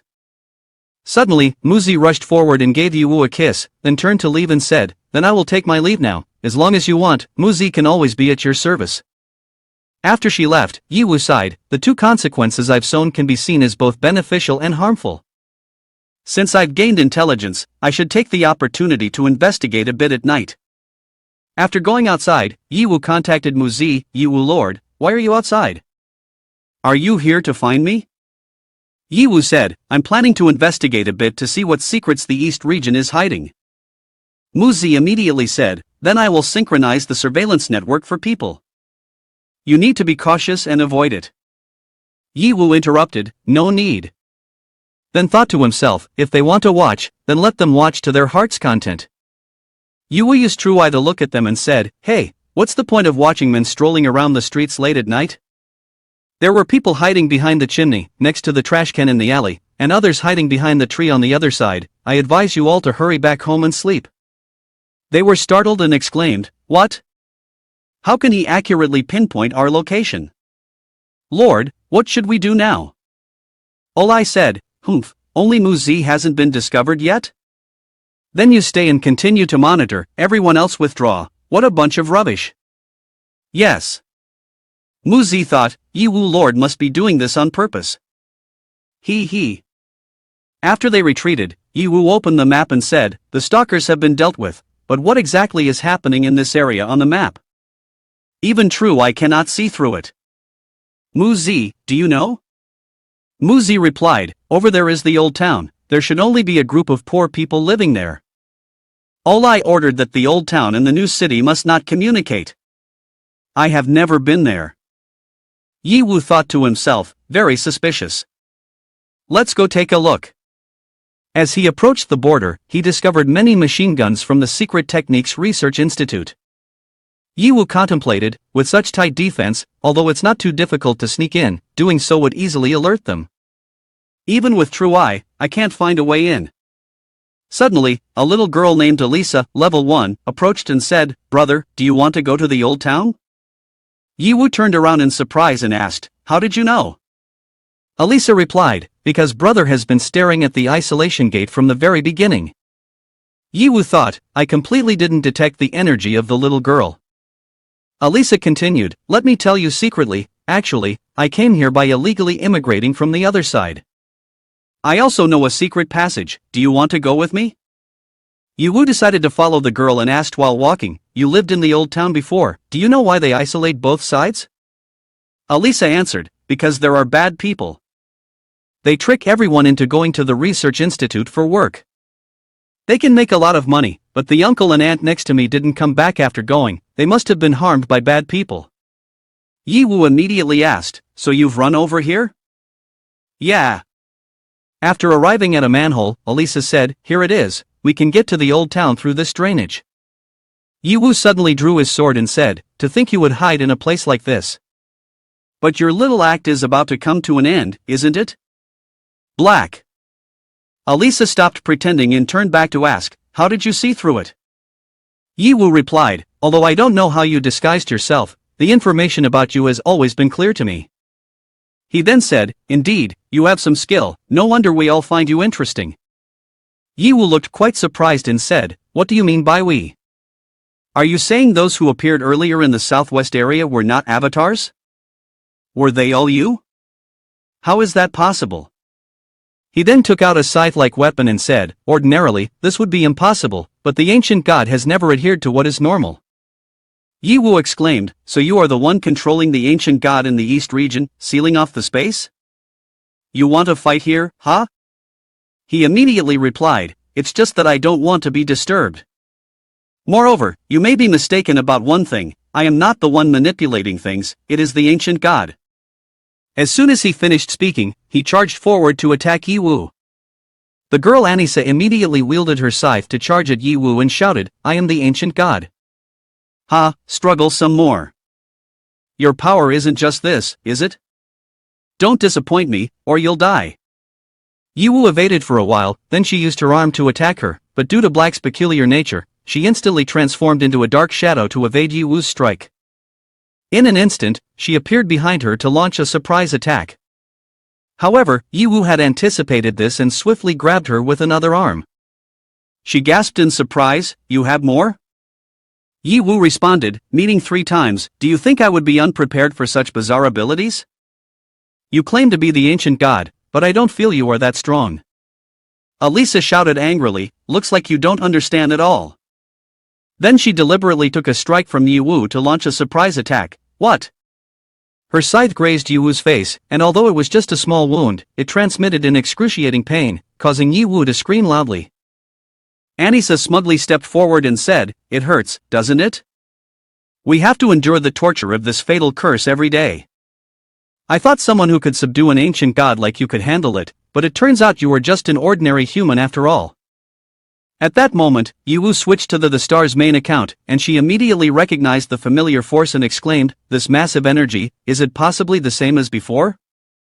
Yi Wu unleashed her powerful energy and said, "Indeed, the curse is very formidable, it is almost indistinguishable from the royal nightmarish bind back then. But in front of the star's mane, it is still far too insignificant." Elisa suddenly changed her attitude and said, "I didn't expect you could actually overcome the eternal curse, you are indeed the one I have been looking for." Yi Wu was quite surprised by her words and asked, "Why has your stance reversed? You want to find me? What is your goal?" Elisa replied, "Don't you want to find Black True One? I can help you, because I also want to save her." Yi Wu asked in confusion, "What do you mean?" Elisa began to explain, "The Secret Research Institute has always been studying how to completely control the ancient gods, among which the immortal ancient god Fat Lich is the hardest to control, not only because it possesses a formidable immortality, but more importantly, it can instantly seize the concept of life and death from all living beings, trapping them in an endless cycle of reincarnation, devoid of birth and immortality. She said, that is more of a curse than immortality. If this difficult problem cannot be resolved, it will be impossible to control the ancient god. The East can only seal it within the space of the dungeon and continuously capture people from the slums of the old town for experimentation. After countless failures, they finally discovered the perfect experimental subject. Black's curse and her body seemed to perfectly merge into one entity, hence she was chosen as the medium. The Research Institute began to continuously extract the boundless power of the ancient god, using Black's spiritual personality as the original to produce the Black Unit Legion, which possesses immortality. Yiwu exclaimed in surprise, "Is that the origin of the Black Unit Legion?" Alisa continued, "Actually, I am a member of the first generation of the Black Unit Legion. At that time, their technology was not yet mature. I figured out a way to escape their control and unilaterally severed the connection of consciousness with the crowd, so that they could not find me. Later, they improved their methods. All the Black Legion were made from fragments of the soul summoning, and the summoned entities could not perform any acts of betrayal. Moreover, they seemed not satisfied with creating a humanoid legion and began to manufacture various kinds of bizarre monsters." Yiwu thought of the black stone and said, "It must be what Muzi saw." Alisa continued, "Until one time I actively connected with a group of consciousness for investigation. I found that although her main body was in a deep sleep, her soul has been enduring tortures until now." She continued, "And in the deepest part of the sea, the only sound I can hear is the plea for death. I truly want to die, please, anyone, just kill me." It can be said that we are completely the avatars of the ancient god. The power of the ancient god grants us the strength of immortality, but it also brings endless suffering and torment. Therefore, I want to save her, to end this nightmare. Yiwu then called Aivis and asked, "How is it?" Aivis replied, "The spectrum shows normal, she is not lying." After Aivis confirmed this, Yiwu said, "It sounds like you want to cooperate with me, so why did you attack me?" Alisa answered, "If I want to challenge the ancient god, I must confirm your strength and resistance to the curse, otherwise, if you are controlled by the curse, you would become a hindrance." Yiwu said, "I see, you are quite thoughtful. Since we have a common enemy, of course, we can join forces. I hear that the East region has specialized techniques to deal with the ancient god. Do you know the inside story?" Alisa then turned to leave and said, "Remember the toolkit to bind the ancient god's plague? That was just a test item. The real binding of the ancient god has been developed now. You'd best be careful, and you should return. I will contact you before we meet next time. Good night." The next morning, Olai contacted Yiwu to inform them of their decision. After hearing this, Yiwu was quite surprised and asked, "Are you saying you want to start a duel right now?" Olai replied, "Exactly, isn't that what you wanted? We have agreed after thorough discussion. Is there a problem?" Emochi then said, "I thought you two would discuss it for a few more days." Yiwu smiled and said, "No problem at all, if you want to fight, we can accommodate whenever." Then he thought to himself, "It seems last night's actions have indeed kept the opponent on guard." Olai then said, "The venue is set at the second arena of the Royal Gold Fighters. You can enter through the dungeon teleportation gate. Please go there yourself." The next day, at the teleportation gate of the dungeon, Xiaochen was quite surprised and asked, "Why are there so many people here?" Inhuan also wondered, "It seems there are even ticket sellers. Could it be that everyone is here to watch us duel?" Yiwu sighed and said, "It's likely that she is the only one who could seize this opportunity for profit." Just then, Huayudi arrived and said, "The southwest region is facing off against the east region. The winner becomes the king, and the loser gets nothing. How could I possibly miss out on such a great chance to earn money?" Trailing behind her was the singer Shueli. "Yiwu, long time no see." Yiwu said, "I knew it." Shuelu looked at Shueli and asked, "That girl is?" Inhuan answered, "Don't you usually watch TV? She is Shueli, the #1 idol in the east region." Shueli walked over, looked around, and asked, "Why haven't I seen Yunfei and Shishi?" Yiwu replied, "This trip is a bit dangerous. Yunfei won't be coming, and Shishi is inside a dungeon helping with support work." Hearing that, she expressed disappointment and said, "What a pity, I actually had a new song I wanted to share with them a bit." Yiwu then said, "Isn't it good that you'll be coming to the southwest to hold a concert next time? By the way, Yunfei is an avid fan of singer Shueli." Suddenly, at this moment, Yi Wu was startled, opened her mouth and silently thought, wait a minute, isn't that concert supposed to take place inside an artificial dungeon? I remember the artificial dungeon is the patent of the angel realm, and with two heavenly angels involved, could it really be a coincidence? Then she said, to be honest, I don't really understand your company very well. Shweli, could you introduce it to me? Shweli replied, well, you've asked the right person. Actually, until 20 years ago, the company was still a research institution. It was only after Sister Huayu took over that it changed into an entertainment business called Angel Realm. I was also discovered by Sister Huayu to become a star at that time. Huayu suddenly interrupted her, Shweli, aren't you supposed to prepare for your live broadcast later? Ah, I almost forgot. Sorry everyone, I need to head to the venue first, see you later. Saying that, she ran off. Yi Wu looked after her, a sinister smile on his face. Huayu watched and felt a cold sweat, thinking to herself, this is very suspicious. After a while, the final match finally commenced. Dear leaders, guests, and audience, the long-awaited showdown between the Southwest region and the East region is about to begin. The competition format this time consists of 5 matches, 1 against 1. Both sides will arrange their fighters independently and the side that wins 3 matches first will take the overall victory. It's worth mentioning that before the battle begins, both sides will not know who the opponent has sent to fight, making the order of appearance extremely important. Will the Southwest region underestimate their own strength and throw stones at a mountain, or will they deliver an intense showdown that exceeds everyone's expectations? Let's wait and see. First up on the main stage is the fighter from our East region, initially representing the mighty Tian Chuan group from the Southwest region and hailing from the Genesis team. Hu Fei. Hu Fei expressed his dissatisfaction, saying, so they've sent me to the stage first. If I encounter Yi Wu, I might as well just kneel and surrender right then and there. What's the point of fighting? The MC announced, his opponent is rumored to hide an unparalleled face behind that mask. Yin Huan comes from the Mo Tsong team. Yin Huan. Yin Huan stepped onto the stage and said, even I didn't expect Yi Wu to let me take the lead. I will definitely not let this trust go to waste. Coincidentally, today we will settle old debts. Hu Fei thought to himself as Yin Huan swung the sword at high speed toward him, Yi Wu has given me such an important task in this first battle, I absolutely cannot disappoint him. The MC excitedly commented, oh my, contestant Yin Huan is unleashing his small sword with the momentum of the mountain and the island sea. Contestant Hu Fei is being suppressed, how will he respond now? Hu Fei immediately activated overload mode and thought, damn it, if I can't even handle you, Yin Huan, then how can I survive in this East region? Contestant Hu Fei opened the overload mode. Although this form could increase attack power on a large scale, after continuous use, he would fall into a long period of paralysis. It seemed he was prepared to gamble one last time. Hu Fei quickly gained the upper hand, but Yin Huan showed no signs of weakness, saying, last time I lost to this move, I won't fall into the same trap again. King's sword. Yin Huan surprisingly took Yi Wu's sword to play, which made Hu Fei extremely astonished. What? It's Yi Wu's weapon again.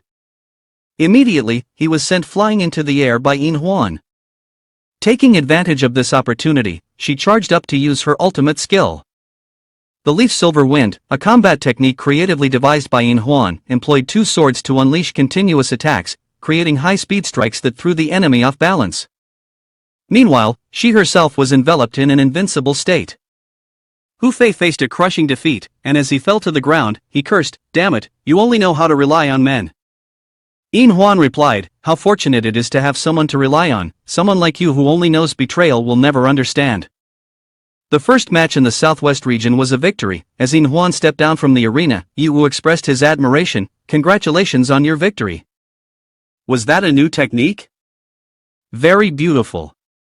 Suddenly, she hugged Yi Wu and said, thank you, Yi Wu, you have provided me with a solid support, helping me regain my confidence. Yi Wu, overwhelmed with joy from the embrace, could only smile, while the audience from the East region was now extremely frustrated, yelling, have we lost again?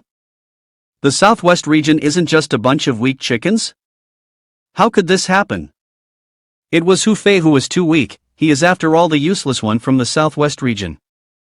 Huayu Yamato Lai, starting off unfavorably then. Olai calmly responded, failing when betting on inferior horses is to be expected. Don't worry, unless Yiwu takes the field himself, the southwestern region will definitely lose the second match. Hua Yuya then asked, so what if Yiwu appears? He replied, then this entertainment performance will come to an early end. At this moment, the MC announced, no mercy for the defeat of Hu Fei. Next up on the main stage is the super-class battle architect, the trump card of the Secret Technique Research Institute, the captain of the A4 team, Maikan, and his opponent is the #1 expert from the Emotsong team, the cold and handsome guy, Jie Wangchuan. Maikan showed disdain and said, I thought Xiao Chen would be my opponent, how could you possibly think you can compete with me at this level? Jie Wangchuan coldly replied, if I'm alone, it would indeed be difficult to deal with you, but I'm not here by myself. As soon as he finished speaking, he drank the master-level all-purpose potion, which maximized attack power, defense power, speed, life points, maximum mana, and greatly increased critical hit ratio and critical hit damage overall. Maikan was suddenly startled and shouted, damn it, you were openly taking drugs. This referee is cheating. The referee replied, using drugs does not constitute a violation. The match is about to start, please prepare, player Maikan. Round 2 begins, and player Wang Chuan immediately initiates an attack. Damn it, how can a technician like me fight against a swordsman? Do you think I would say that? Suddenly, he smiled smugly, and then a beam of light emerged from outside, shooting straight at Jie Wangchuan. With the exceptionally fast reflexes of a swordsman, he easily dodged and exclaimed, an attack from outside? The MC excitedly commented, here it comes, it's the intricate firepower grid that player Maikan knows best. He actually set up numerous fortresses outside before the match, although this doesn't count as a violation, this tactic is truly dirty. Maikan then said, after all, people are lazy, I hate struggling with others, so I naturally had to do some preparation. After using his extreme speed to dodge the beam of attack, Jie Wangchuan activated the domain of the conferred deities and said, a child's game, break it for me. MC immediately exclaimed, oh my god, could this really be the legendary ultimate skill of the leader of Emotsong? A swordplay that moves like the wind, how brilliant it must be. Jie Wangchuan swiftly approached Maikan and said, you have no way to escape now. MC commented, the martial arts of infinity are unleashing all firepower and lasers outward. Is contestant Maikan about to be cornered? Not only was Maikan untroubled, but he also grinned with delight, are you talking about yourself? As soon as he finished speaking, he quickly pressed the activation button, causing a terrifying explosion to occur right beneath Jie Wangchuan on the arena. The situation suddenly reversed dramatically, the explosion caught everyone off guard, could it be that he is invisible? When did he set this up so perfectly? As the host, I completely failed to notice. Maikan smugly remarked, don't underestimate the self-defense capabilities of master-level engineering. Suddenly, a massive whirlwind appeared in the middle of the arena, causing Maikan to exclaim in horror, what is this? At this moment, Jie Wangchuan's health was at only 3%, just enough to activate the skill secret meaning annihilation of all enemies, thank you for locking my health for me, now take this move. In an instant, 1,000 sword strikes were unleashed at supersonic speed, leaving Maikan completely unable to defend. What did I just witness? The cyclone, the air current, even space itself is being sliced apart. What terrifying sword skill is this? Could it be that the player Jie Wangchuan has reached the legendary realm of the Sword Saint? Luckily, the player Maikan appears to still be alive, but he has lost consciousness. I declare that the winner of the second battle is still from the southwest region, Jie Wangchuan. Even Yiwu was quite surprised by this move, OMG, isn't this the ultimate move of the baby beetle? When did Jie Wangchuan learn to steal it? Olai slammed his hand down on the table in anger and shouted, how could Maikan be defeated by Jie Wangchuan? How is that possible? Damn it, it looks like I can only resort to the emergency plan. The control room immediately sealed the dungeon, implementing Plan B. The control room, where are you people? Why aren't you responding? At this moment in the control room, no one is left alive. Those in the East region really enjoy playing devious schemes, but everything was anticipated by Yiwu. Control room, respond. Hello? Hey. Olai turned pale, his inner turmoil thought, clearly both matches should not involve the arena, yet they relied on auxiliary props to exert effects, twisting right and wrong, and now they can meddle in matters outside the dungeon. Could it be that everything is within your calculations, Yiwu? So you are not only a powerful warrior but also a terrifying backstage manipulator. I have to admit you are the strongest enemy I have ever encountered. If there is no way to defeat you fairly, then I can only resort to my final means. As soon as he finished speaking, numerous holes appeared within the dungeon, and countless monsters flew out from them, threatening those present. Everyone remained motionless, with violators facing death. Who are these people? Don't come here. Suddenly, a large number of people wearing mysterious masks surged into the arena. Where are the guards? Where are the guards? At this moment, Yi Wu and his group remained extremely calm. Jia Wangchuan, while taking medicine, said, "The East region here doesn't want to perform anymore. With so many ancient god clones, do you have any countermeasures?" Yi Wu replied, "Don't worry, everything has been planned out. This is exactly the situation I wanted to see." Yi Wu glanced at Huayu and thought to himself, the artificial dungeon is an exclusive of the angel realm. Huayu is undoubtedly involved in this. I just don't know how exactly she plays her role, whether she is merely a gambler for profit or has some other ulterior motive. Huayu also looked at Yi Wu and thought, Yi Wu, show your potential to the fullest. Yi Wu immediately contacted Elisa and said, I'm making good progress over here, the Black Unit Legion has been lured out. You can start your actions now. Elisa quickly replied, thanks for drawing the fire for me, then let's begin the infiltration and combat. At this moment, Elisa had sneaked into the research institute, thinking to herself, thanks to that little brat leading the Black Army to cause chaos, the institute's security system has become weaker than ever. Opportunities like this may only come once in 1,000 years. Thinking this, she immediately used her incredible speed to bypass the security cameras. Even the security robots completely failed to detect her presence. As she moved, she excitedly told herself, let's just push straight into the enemy's lair.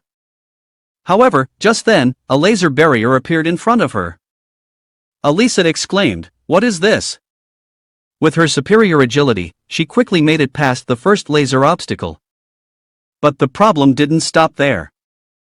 After overcoming the first barrier, she faced a web of laser beams so dense it seemed impossible to get through. For a moment, Elisa felt panic, unsure of what to do next. But suddenly, a thought flashed in her mind, making her chuckle to herself, almost forgot, I am the immortal body. With her calmness restored, Elisa continued to move toward the center of the research institute. Eventually, she reached her destination and thought, I've arrived. I will rescue her right away. Just then, a strange sound echoed in the quiet space, the sound of footsteps. Elisa jumped, quickly turning around, drawing her weapon, and loudly asking, who's there? From the shadows, a man stepped out, his deep voice resonating. Finally, you have returned, my daughter. Elisa did not hesitate, immediately charging forward to attack and yelled loudly, who are you? Dare to call me like that, are you in a hurry to find death? However, just as her scythe was about to touch him, Elisa suddenly halted. She wondered, what is happening? Why can't I strike? He looked at her, calmly saying, it is only natural. How can a child harm their own father? Elisa was stunned, exclaiming, no way. That man has been dead for a long time, you cannot be him. Before she could finish her sentence, the man appeared behind her, covering her mouth. He whispered in her ear, my dear daughter, just sleep. In the haze of falling into eternal slumber, the story shifted to Yi Wu. At this moment, he and his teammates were surrounded by countless avatars of the ancient monster. One person spoke up, relying solely on our strength, we cannot eliminate all these monsters. Conserve your energy and avoid direct confrontation with them. But time and again, the strength of those monsters proved too mighty, making it far from easy to conserve energy. Everyone understood that this was indeed the trial on the path to becoming a powerhouse. They persevered, buying time for Yi Wu to find a way to deal with it. From above, Olai looked down, an air of smugness in his gaze, a cold smile on his lips, it's useless, useless. In front of the immortal Black Army, any resistance is meaningless. I am truly impressed by your foolishness. Olai continued, in such a situation, being able to endure without taking action is admirable, but if this continues, all of your friends will die. Why not obediently summon the ancient god? Yi Wu took out a toy and said, what are you talking about? My ultimate move is already prepared. This soul scale can be used to annihilate enemies of a lower rank than myself.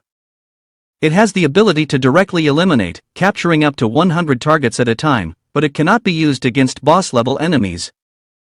The execution time ranges from 5 to 60 seconds, depending on the number of targets, and after use, it requires 72 hours to recover. In an instant, the soul scale sucked all the monsters inside. This left Olai in great shock. God-level props, yet it has the ability for forced erasure of rules. How do you have such a freakish thing? Yiwu replied, you don't need to worry about that. Although there is still no way to completely kill the avatar of the ancient god, at first glance, if it revives, it will certainly take some time. He smirked, looking directly at Olai. What are you planning to do now? I deliberately kept you alive, don't let me down. Upon hearing this, Olai immediately knelt at Yiwu's feet, trembling as he said, I know I was wrong, please spare my life. Yiwu chuckled softly, ha, you understand the situation. Then, tell me your plans. At this moment, he unleashed countless strands that tied up Yiwu tightly and shouted. You have been deceived. Yiwu asked in surprise, is this the ancient god's restrained device? Olai replied, correct, this is my greatest masterpiece. The person locked by it will not be able to use any skills, including the power of the ancient gods. Normally, it would be hard to restrain you with this. But you, after all, are too careless. I will take away your power of the ancient gods. For your foolishness, you will pay a heavy price. As soon as he finished speaking, an attack pierced through his heart. It turned out that Yiwu had long used the machinery control skill to free himself. Yiwu smirked faintly, indeed, a finely crafted artifact. But in front of the god of machinery, all creations are mere toys in my hands. Olai trembled, exclaiming in shock, how is it possible? My greatest masterpiece crumbled so easily? Yiwu coldly replied, a heart pierced through yet still alive. You indeed possess immortal power, but it seems compared to Black, your abilities are much weaker. He trembled, his voice filled with bitterness, I truly am a failed product. If I had the full power of the ancient gods, just relying on you. Yiwu smiled and said, what's so special about a complete ancient god? I have subdued 6 ancient gods, and I am no less formidable than the 2 in your east region. Why don't you summon the immortal ancient god and another ancient god here to save me some time? At this, his face suddenly turned pale. He gritted his teeth, trying to hide the terror in his voice, don't get cocky like that. Moreover, not to mention the immortal ancient god, the other one is a taboo among taboos. Do you know that you are trying to bring disaster to everyone? Yiwu thought to himself, this reaction is quite interesting. It seems that the secret ancient god in the east region is definitely not a simple matter. Suddenly, the door to the dungeon closed. A cold announcement rang out, initiating self-destruct sequence for the dungeon. Countdown, 10 minutes. The crowd began to panic, screams echoed everywhere, the teleportation gate has disappeared. Self-destruct? What kind of joke is this? Open the door. Open the door for me. And what about the organizers? Hurry up and explain. At that moment, an image of Munger unexpectedly appeared on the large screen. He laughed loudly, his voice brimming with arrogance, ha, didn't see this coming, did you? I have waited a long time for this day. This time, both the East region and the Southwest region will belong to me, Hua Yu Yi. Olai and Yiwu, you will die in this dungeon. Farewell. Olai shouted angrily, his eyes filled with killing intent, Munger, you bastard. You dare to scheme against me. Yiwu thought to himself, Marilyn has also lost contact. What on earth is happening out there? At that moment, Hua Yu Yi, followed by Shueli, approached and said, I can't believe we were set up by Munger. Could his usual rude demeanor have just been an act? It seems I underestimated him. Yiwu immediately asked, Hua Yu Yi's sister, what should we do now? Shueli suggested, can we contact the control room outside the dungeon? Before Hua Yu Yi could respond, Shueli shook her head and said, no, this time I'm not an illusion, so I can't do what I did last time. Suddenly, Hua Yu Yi lightly tapped Shueli's back and confidently said, don't worry, I have prepared something for you in advance. Shueli suddenly screamed in panic, Hua Yu Yi's sister, my body? is disappearing. Yiwu stared in astonishment at the scene unfolding before them. He could not tell what the object Huayu was holding was, but it made Xueli vanish right before their eyes. Yiwu shouted, "Huayu, where is Xueli? What exactly do you want to do?" Huayu replied calmly, "Don't be anxious. I won't harm her. Just look up." Yiwu looked up and was immediately astonished to exclaim, "Xueli? Why have you suddenly grown so big?" Xueli, at that moment, was also bewildered, looking down at her body and stammering, I don't know either." Suddenly, everything turned out like this. Huayu quickly explained, "The original plan was to use this key tonight, but due to the circumstances, I have no other choice." Yiwu eagerly asked, "So what do you mean?" Huayu replied, "Inside this key contains all the research data on the artificial dungeon that I have conducted over the past few years. However, at the moment, all the data has been transferred into Xueli's body to activate the latent powers deeply asleep within her." Xueli was surprised, reaching up to touch her neck and then exclaimed in horror, Since when do I have a hole on my neck like this?" Xuelu stepped forward, her gaze fixed on Xueli, and said, "The first time I saw you, I had a strange feeling." "Indeed, you are not like an ordinary human being, are you?" Huayu nodded, continuing, "That's right. But unlike you and Xueli is a product of a gene enhancement experiment." Xuelu immediately asked, "Gene enhancement experiment? Are you referring to the project of cloning newborns, implanting chips, and modifying human bodies? That plan was aimed at creating powerful warriors with special abilities from a young age, correct?" Huayu nodded, his eyes revealing regret, "That's correct. However, an unexpected fire destroyed all of our research achievements. The evidence at the scene clearly indicates that this was a deliberate act of sabotage. Most of the researchers either died or were seriously injured, while the experimental clones were nearly completely annihilated."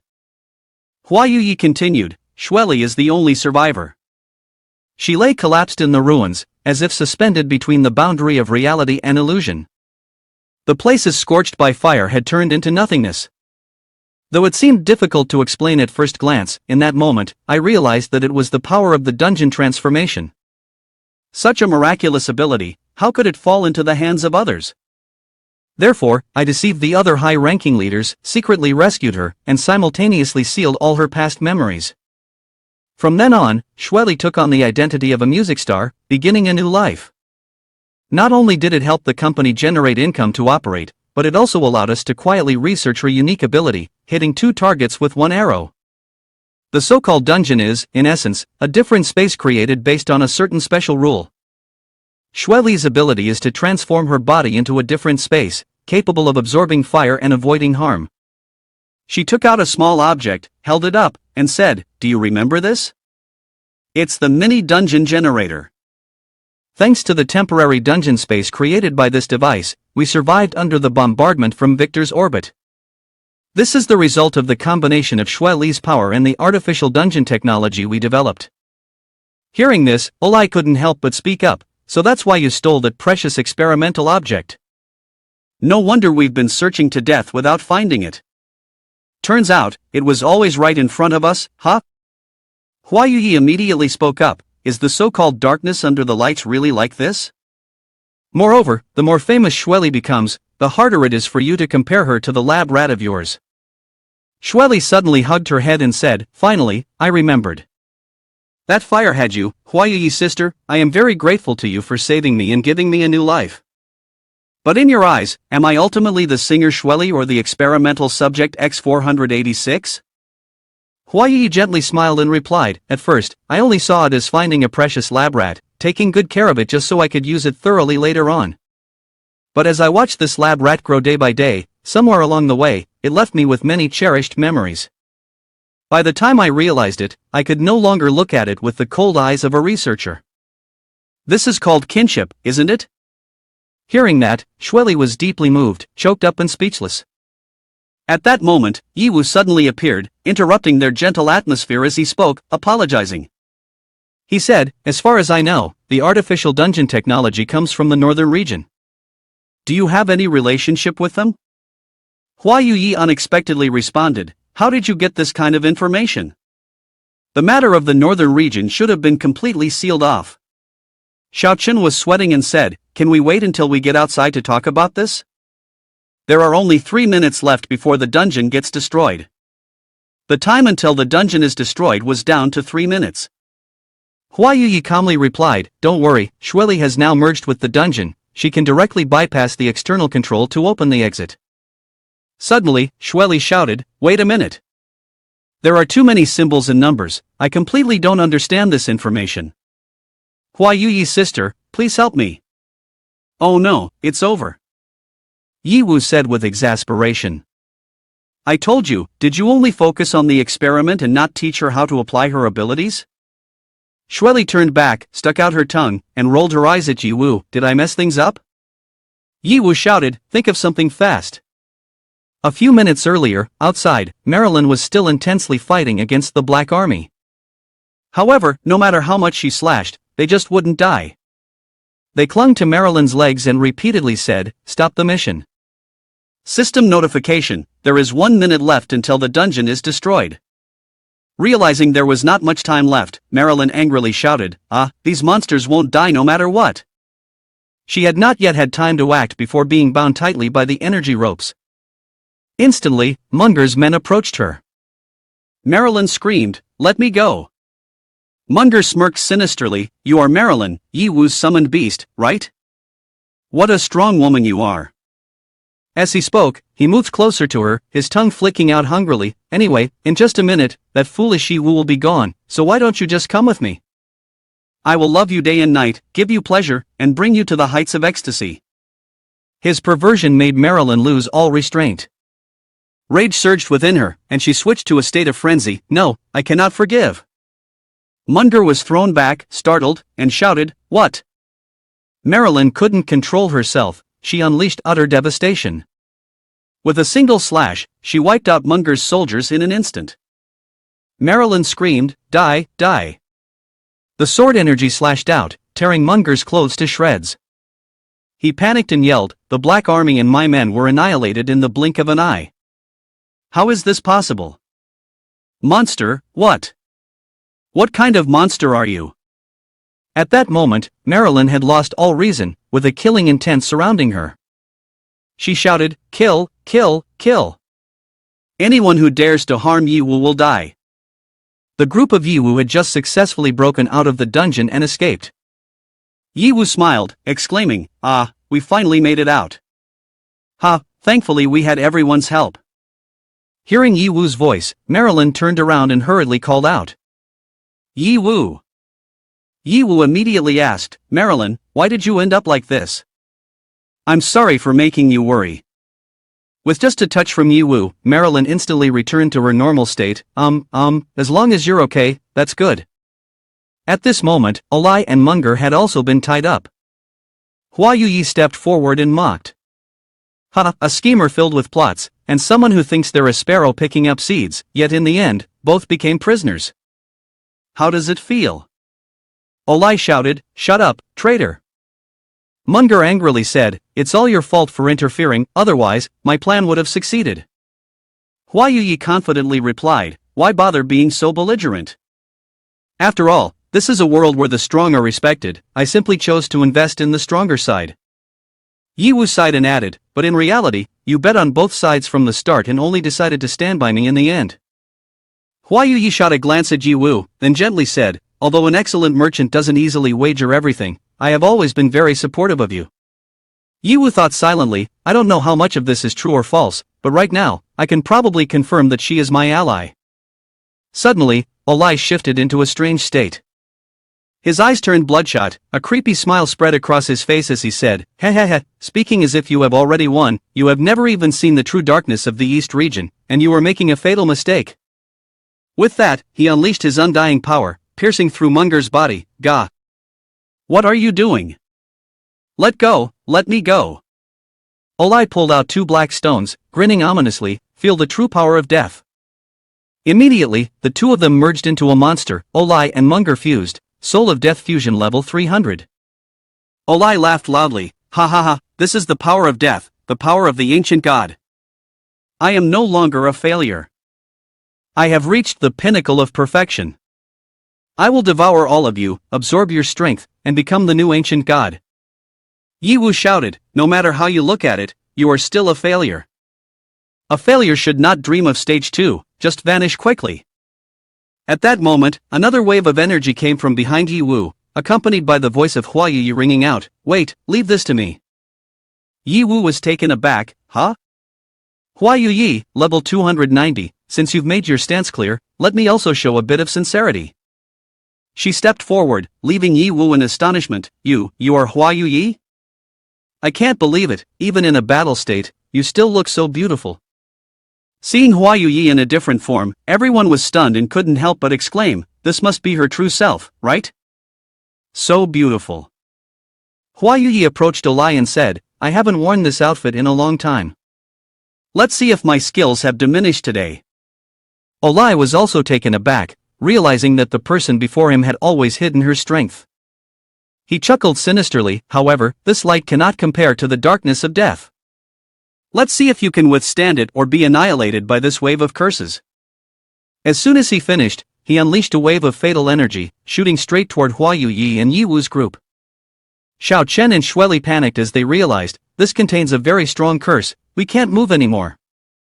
Death curse reduces movement speed by 99%, causing a loss of 4% of maximum health every second. Immediately, Hua Yi activated the Holy Light Curtain, purifying the wave of death energy. Holy Light Curtain purifies all negative effects in a large area around oneself and continuously restores life. The cooldown time is 360 seconds. Hua Yi cast the spell and said, let the darkness dissipate. Holy Light binds the evil enemies. Hua Yi immediately used the skill to bind him. The chains of light bind the target with the power of Holy Light, with a duration of 15 seconds and double the effect against enemies of the undead and demonic systems. No matter how hard he struggles, it is useless, he can only panic and scream loudly, it can't be. With his ability to move lost, he can completely not resist. She turned to Yi Wu, the rest is up to you. Yi Wu replied, then I won't hold back. Yi Wu switched to the account of the Qi Yan Emperor, charging forward and unleashing countless sword strikes towards the enemy. He didn't even have the slightest chance to retaliate, his heart filled only with resentment as he screamed, how could this be? In the blink of an eye, Yi Wu easily sent him back to dust without expending any effort. Hua Yi admired silently and thought, I didn't expect Yi Wu to be able to use a smooth sequence of skills to eliminate a level 3 monster so effortlessly. I know Yi Wu is strong, but I didn't expect him to be this strong. Choosing to side with him was indeed the right decision. Killing a lie in the soul fusion of Munger, Yi Wu received 2 million experience points, a reward of 10 million, death cells, and necrotic biotissue that can be used to craft items. 2 fragments of Dark Soul, surrounded by countless deaths, can summon up to 19 Black Army warriors to fight for you for 2 hours, with a cooldown time of 24 hours. The super elastic triangular tight pants, it is said that Hao Gu has prepared 100 identical pairs of underwear to train strong legs, helping to withstand the intense battles at night. Their attributes are to increase endurance, speed, and the favorability of the opposite sex towards you. Yi Wu thought to himself, is that all it takes to defeat them? After merging, I lost my immortality, it feels strange. Moreover, what the hell is that last piece of equipment? I wouldn't wear it even if you paid me. After gathering the loot, Yi Wu said to Hua Yi, up until now, everything has been according to your plan, right? Olai and Munger are no longer here. Your angel's realm has become the largest force in the East region. Hua Yi replied, aren't you going to thank me? Yi Wu smiled, of course, from now on, the East region will always be loyal to you. Whether it's technology, finance, or manpower, as long as you want it, I can provide it unconditionally. Yi Wu asked, Sister Hua Yi is so generous, there must be something else you require, right? Hua Yi replied, you can't see through me, it's not anything difficult, I just hope that if the northern region attacks in the future, you will protect me. Yi Wu was surprised and said, northern region, you really are from there? Hua Yi continued, don't be tense, I severed ties with them a long time ago. Right now I'm only living for myself, but that's also why I'm worried one day they will come back for revenge. Shueli curiously asked, Sister Hua Yi, can you tell me who you really are? Hua Yi answered, if I tell you, you will be shocked. In the past, I was the priestess of the temple in the northern region, that's the highest position, just below the Pope. Upon hearing this, Shweli exclaimed in admiration, "Wow, that sounds really impressive." Huayu went on to say, although the northern region is closed off, it doesn't completely ignore the outside world. Years ago, I was sent along with another priestess to monitor the other major regions, and I took the opportunity to escape. Yiwu then asked, "Why was that?" Huayu replied, "At first, I just wanted to get close to the upper echelons of the eastern region, so I participated in a talent competition. Unexpectedly, someone from the talent search noticed me and brought me to compete officially, and I unexpectedly made it to the finals." Upon hearing this, Shweli was incredibly astonished and admired, asking, "Is it true that Huayu's sister is Yi, the famous idol singer who appeared suddenly and then disappeared over 10 years ago?"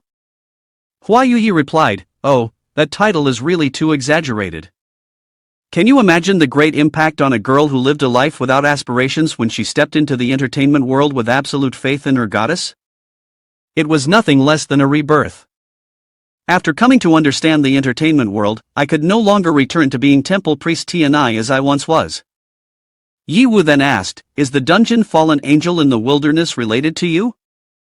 Huayu fell silent, looking saddened, and said, "You truly have been there. That was indeed our main objective back then. We built the experimental base for the Heavenly Angels Descent Plan, and the Angels' Realm was initially established for that purpose. But as you have seen, the outcome was a complete failure." Yiwu asked, "Muwei has also mentioned similar things. If the northern region truly has any schemes, why must they summon the angel?" Hearing Yiwu's question, Huayu was taken aback. "You're talking about Muwei, the legendary relic hunter? It's no surprise you have such information. If it was him who told you, then it's nothing unusual. This matter is complex, it can't be explained clearly in just a few sentences. Dealing with the aftermath of Munger and Olai will take some time. Once everything is settled, I will gradually tell you." At this moment, the Black Army, which Yiwu had influenced using the soul balance, was gradually coming back to life. Xiaochen saw this and shouted in panic, "Stop chatting, these monsters are coming back to life." Yiwu then asked, "Can you purify them?" Huayu replied, "I can't. With Olai's incomplete immortality, it might be possible, but the Black Army has a strong connection to the ancient god, I cannot purify them completely." At this moment, the monsters not only did not attack Yiwu, but instead were polite and asked, "Are you her ally? Do you believe in the method to destroy the immortal?" Yiwu was quite surprised to hear the monster say this and asked, "Her? How do you know?" In her heart, Yiwu thought, "It has been a long time since Elisa sent any information, could it be?" The monster spoke, "Just now, the karmic connection was lost, but now we have understood the cause and effect. Our desire is to eliminate the immortals. She has failed, and now we can only rely on you and your allies. You have possession of the fragment from the soul, which means you are also our master. As long as you channel power into it, you can summon us to serve you." Yiwu smiled, thinking, "Looks like I have an additional team of high-level soldiers, quite convenient." The monster continued, "Our goal is to eradicate the immortals. Once the mission is completed, please release us so that we can return to our place of rest." Yiwu replied, "All right, I agree with you. Time is of the essence, let's depart quickly, allies, and be careful of the immortal in white." As soon as he finished speaking, they immediately dwelled into the soul fragment. Yiwu heard the monster's last words and thought to himself, "Who is that person? Could it be that besides Olai, there is someone else controlling the immortal ancient god?" Suddenly, Shweli spoke up, "Yiwu, the Black Army in the dungeon has also come back to life." Yiwu replied, "I almost forgot about the group resurrected there. I will go subdue them right away. I will open a simple teleportation gate for you." Saying that, Shweli opened a teleportation gate for Yiwu, leading him into the dungeon. Yiwu thought to himself, "Black just mentioned the time is pressing, it seems that the one behind the scenes still has some schemes. Perhaps all the secrets will be revealed at that research institute." At this moment, a black soul was flying into the gates of the research institute. That soul was Olai. Olai thought, I've finally made it. I strained every last bit of my energy to dodge Yiwu's fatal blow, making Munger my substitute and allowing him to survive. But if I delay any longer, my soul will vanish like a candle in the wind. I must proceed with the repairs immediately. Suddenly, a voice echoed, "Is this soul fluctuation from Olai?" Olai was startled and turned around to find a man in white standing behind him. He quickly pleaded for help. Is it you? Thank goodness, come help me, activate the soul repair device and find me a body. The man in white merely smiled and approached Olai, causing him to panic. Why are you still standing there? Hurry up. Olai backed away and said in confusion, No, this isn't right, You can't be. I killed you years ago. The man in white smiled in response, You may kill a mortal body, but can you truly kill a legend? His name is Kaos, one of the legendary heroes with a level of 500. After gathering the Black Army in the dungeon, Yiwu headed straight to the laboratory. When he saw that there was no one there, Yiwu was surprised, exclaiming, Huh? Where are the guards? Why is there no one around? Just yesterday it was all so strict. Shueli, walking behind, said, Could it be that Olai or Munger have sent them away? Given their ambitions, perhaps. Yiwu replied, It's hard to say. Anyway, the research facility is a crucial place. By the way, is it okay for you to be with me like this? It could be very dangerous up ahead. Shueli smiled and answered, Don't worry, I'll take care of myself. She added cheerfully, Hee, it feels adventurous. An hour ago, Yiwu had announced to everyone that he would go alone to find the boss, which made everyone oppose. This isn't right either, just now I missed my chance for a fighting match, my hands are itching. You say you want to go alone to the research facility, why? Huayuye insisted on following, Take me with you, I'm sure I can help you. Another person said, Do you want to be a hero all by yourself? Everyone looked at Yiwu, not understanding. Yiwu explained, I appreciate everyone's kindness, but this trip is likely to face an ancient god. It's not just about having a large group, handling it alone would be easier for me. Upon hearing this, the others had no choice but to voice, Yiwu's words make sense, but do we really have to rely on you? Suddenly, Shueli stepped forward and said, Please let me go with you. Yiwu was surprised and asked, Why should it be you? Shueli explained, After Sister Huayuyi told me the truth, I vaguely remembered some things from the past, but my memories are still incomplete. I want to return to the place where I was born to see it with my own eyes, maybe I can remember something. Yiwu sighed inwardly, thinking, but she completely doesn't know how to fight. At this moment, Huayuyi approached and said, Let her go. Even though Shueli doesn't know how to fight, her special abilities are enough for her to protect herself. She won't be a hindrance to you, in fact, she might even be able to help you. Seeing Yiwu hesitate, Shueli used her cute face to plead, Please. Yiwu truly felt helpless with this girl and ultimately agreed to let her come along. Returning to the present, Yiwu used his employee card to swipe at the gate. The system confirmed successfully, Welcome back, Dr. Juku. Yiwu was surprised and said, Juku has been dead for a long time, yet they still haven't deleted the data, saving me the hassle of breaking into my own place. Shueli exclaimed joyfully, You can come and go here? Since we're already here, let's go in together. Yiwu replied, Alright, let's get going. With that, the two of them entered the laboratory. They encountered several security robots, but Yiwu handled them all with ease. Doors that were locked had also been smashed by him. After a while, they reached the central position. Shueli remarked, Things are going smoothly, aren't they? Yiwu reminded, The defenses in this area are too weak, which is a bit strange, so don't let your guard down. Shueli looked around and said, Is there really no one here? This place seems like it used to hold something, could it be that all the members have fled? Suddenly, Yiwu spoke up, Shueli, what are you doing? Shueli was feeling around for something and replied, After returning here, my memories have indeed become clearer.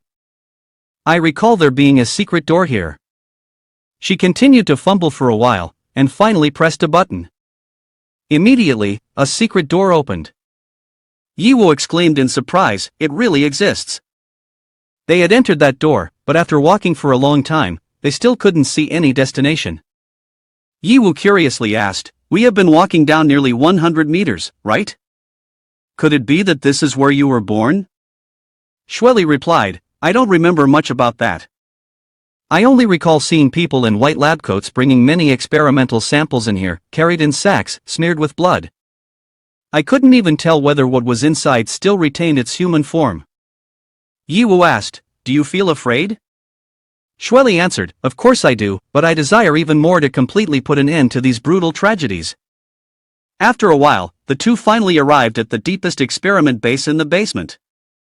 Yiwu exclaimed in amazement, "Are these all corpses of the Black Army?" The chief researcher of the Esoteric Arts Research Society, Kaos, said, "Surprised, aren't you? Actually, those are just the waste of failed experiments. Even the Black Army itself is merely a byproduct of the experiments, only she is truly perfect." Yiwu immediately took a defensive stance, preparing to attack, and said, "It seems you are the one behind all these events." Xueli thought to herself, "Why does this person feel so familiar?" He extended his hand towards Yiwu and politely said, "Don't misunderstand, I have no interest in those boring power plays. My goal from the beginning to the end has only been one, that is the power of the ancient god. As someone who controls the ancient god, why not consider cooperating with me?" Yiwu immediately asked, "May I ask a question?" Kaos replied, "Please go ahead." Yiwu said, "With an arrangement like a cult, how did it end up in the basement of a scientific facility? To be blunt, what is your relationship with the Old World Domination Society?" He answered, "Their ancient god summoning ritual is quite interesting, so I've referenced it and made some improvements." "Is there a problem with that?" Instantly, Yiwu drew his sword and shouted, "Thank you for being honest. There's nothing to say to a mad scientist like you. I will soon collect all the ancient gods, you had better hand them over now to avoid suffering later." He remained calm and said, "Your immense power is the source of your confidence, but clearly, your vision is still not broad enough." Yiwu then slashed down with his sword, shouting, "Arrogant words." He thought he would inflict damage on him, but unexpectedly, the man easily deflected Yiwu's strike with just one finger. He said, "No, I prefer to speak with the truth." From his hand, a soul ray shot out, directly flying toward Yiwu and shouted, "Body, hand over your body." Hearing the voice, Yiwu was extremely surprised. Could this voice be a lie? Olai's soul rushed straight into Yiwu, but in just a blink, it was cut in half by Yiwu. Immediately afterward, Yiwu used Star Eater to absorb his soul, while saying, "This time you won't escape anymore." Olai pleaded, No, I don't want to disappear like this." After eliminating Olai, Yiwu immediately activated Eye of Truth to observe Kaos. He thought, the power just now is definitely not at level 150. This guy has hidden his strength, let's see who you really are. Kaos, level 500, Alchemist Master, Engineer Master, Pharmacist Special Occupation Creator of Darkness, one of the legendary 5S heroes. After reading the information, Yiwu was extremely amazed. Level 500, 5S hero? He then said, "You really can see through my information, truly a person with many miraculous abilities." Yiwu thought to himself, "This is not an enemy to be lenient with, I must use all my strength." Then, he immediately used Dawn Shattering to attack. However, Kaos not only showed no signs of worry but instead was extremely excited. "The power is truly terrifying, I feel as if I can see the brilliant light of the stars in the universe. Is that the source of your power?" Saying that, he took out the primordial sacred treasure, one of the primordial items capable of returning everything to its origin. "Wonderful, truly wonderful, this power must belong to me." Immediately, Yiwu's the star's main form disappeared, causing him to be greatly surprised. What? Why has the star's mane vanished? Kaos had entered a battle stance and declared, "Your power has been expelled, kneel and submit to me." As Kaos took out the primordial sacred treasure, Yiwu's the star's main form instantly dissipated. Yiwu thought to himself, another primordial sacred treasure. What does returning everything to its origin mean? System, explain it to me. The system replied, even you will be restricted by it? This system is of course not affected by such a small tool, please don't misplace blame, host. Currently, due to the effects of the divine weapon, the host is in a special state. Unable to receive any effects, unable to transform forms, and this state cannot be dispelled. The system continued, the currently locked account is the Qi Yin Emperor, and it cannot temporarily switch accounts. This means that Yiwu can only use the account the Qi Yin Emperor for now. Yiwu then asked, that's a bit of a hassle, wait a minute. You said mostly, so does using experience points to level up get restricted? The system was checking. After a while, it replied, check completed, leveling up is completely unaffected. Yi Wu immediately ordered, then use all experience points to level up. The system announced, received, converting experience points. Conversion completed. Linked level raised to 50, equivalent to regular level 500. Linked level reaching 50 unlocks the special job system. Yi Wu was quite surprised, a special job, huh? The system explained, a special job is a new ability unlocked at level 500. Unlike ordinary individuals, you can only have one special job. Each account of the host has a corresponding special job. Completing job missions can yield new powers and special equipment, significantly enhancing account strength. For details, please explore on your own. The special job of the Qian Emperor has been unlocked, the Final Flame Emperor. The current job level is level 1, with a maximum of level 10. Current effects. A dark flame form evolves into a more powerful chaotic blue flame form, which allows for more flexible control over attack fire. The damage of the fire is unaffected by defense and is not restrained by attributes. High, the attack can stack the debuff inflammation. Each level reduces 1% of the enemy's maximum health, stacking up to a maximum of 10 layers. At maximum level, it can stack up to a maximum of 99 layers. All fire and chaos attribute skills will increase damage by an additional 30%. BN, receive a new skill Flame Emperor charge, a quick attack on the target, dealing great damage to the target and enemies in the path. Characteristic, definitely cannot be interrupted, can actively stop. Cooldown time is 1 minute. Yi Wu thought to himself, this is not the maximum form of the Qian Emperor limited edition that I once had in the realm of blazing flames? But here it is only at level 1, could it be that the maximum level Qian Emperor could continue to evolve? Just like the Shadow King evolved into the Star's Mane, does the Qian Emperor also have the opportunity for a new transformation?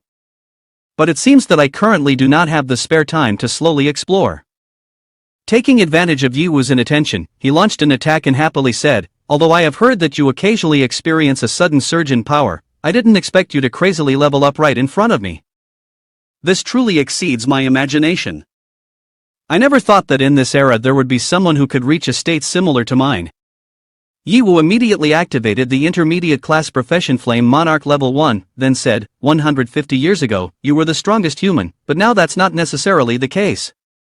Shueli, standing behind, exclaimed in surprise, Yi Wu, you have a new form again, so cool. Yi Wu laughed and replied, ha, leave it to me next. Kaos then used his primordial sacred treasure, saying, the primordial creation has no effect, it seems this faint flame is your potential. Very interesting, I am becoming increasingly intrigued by you, but do you have the qualification to call yourself the strongest?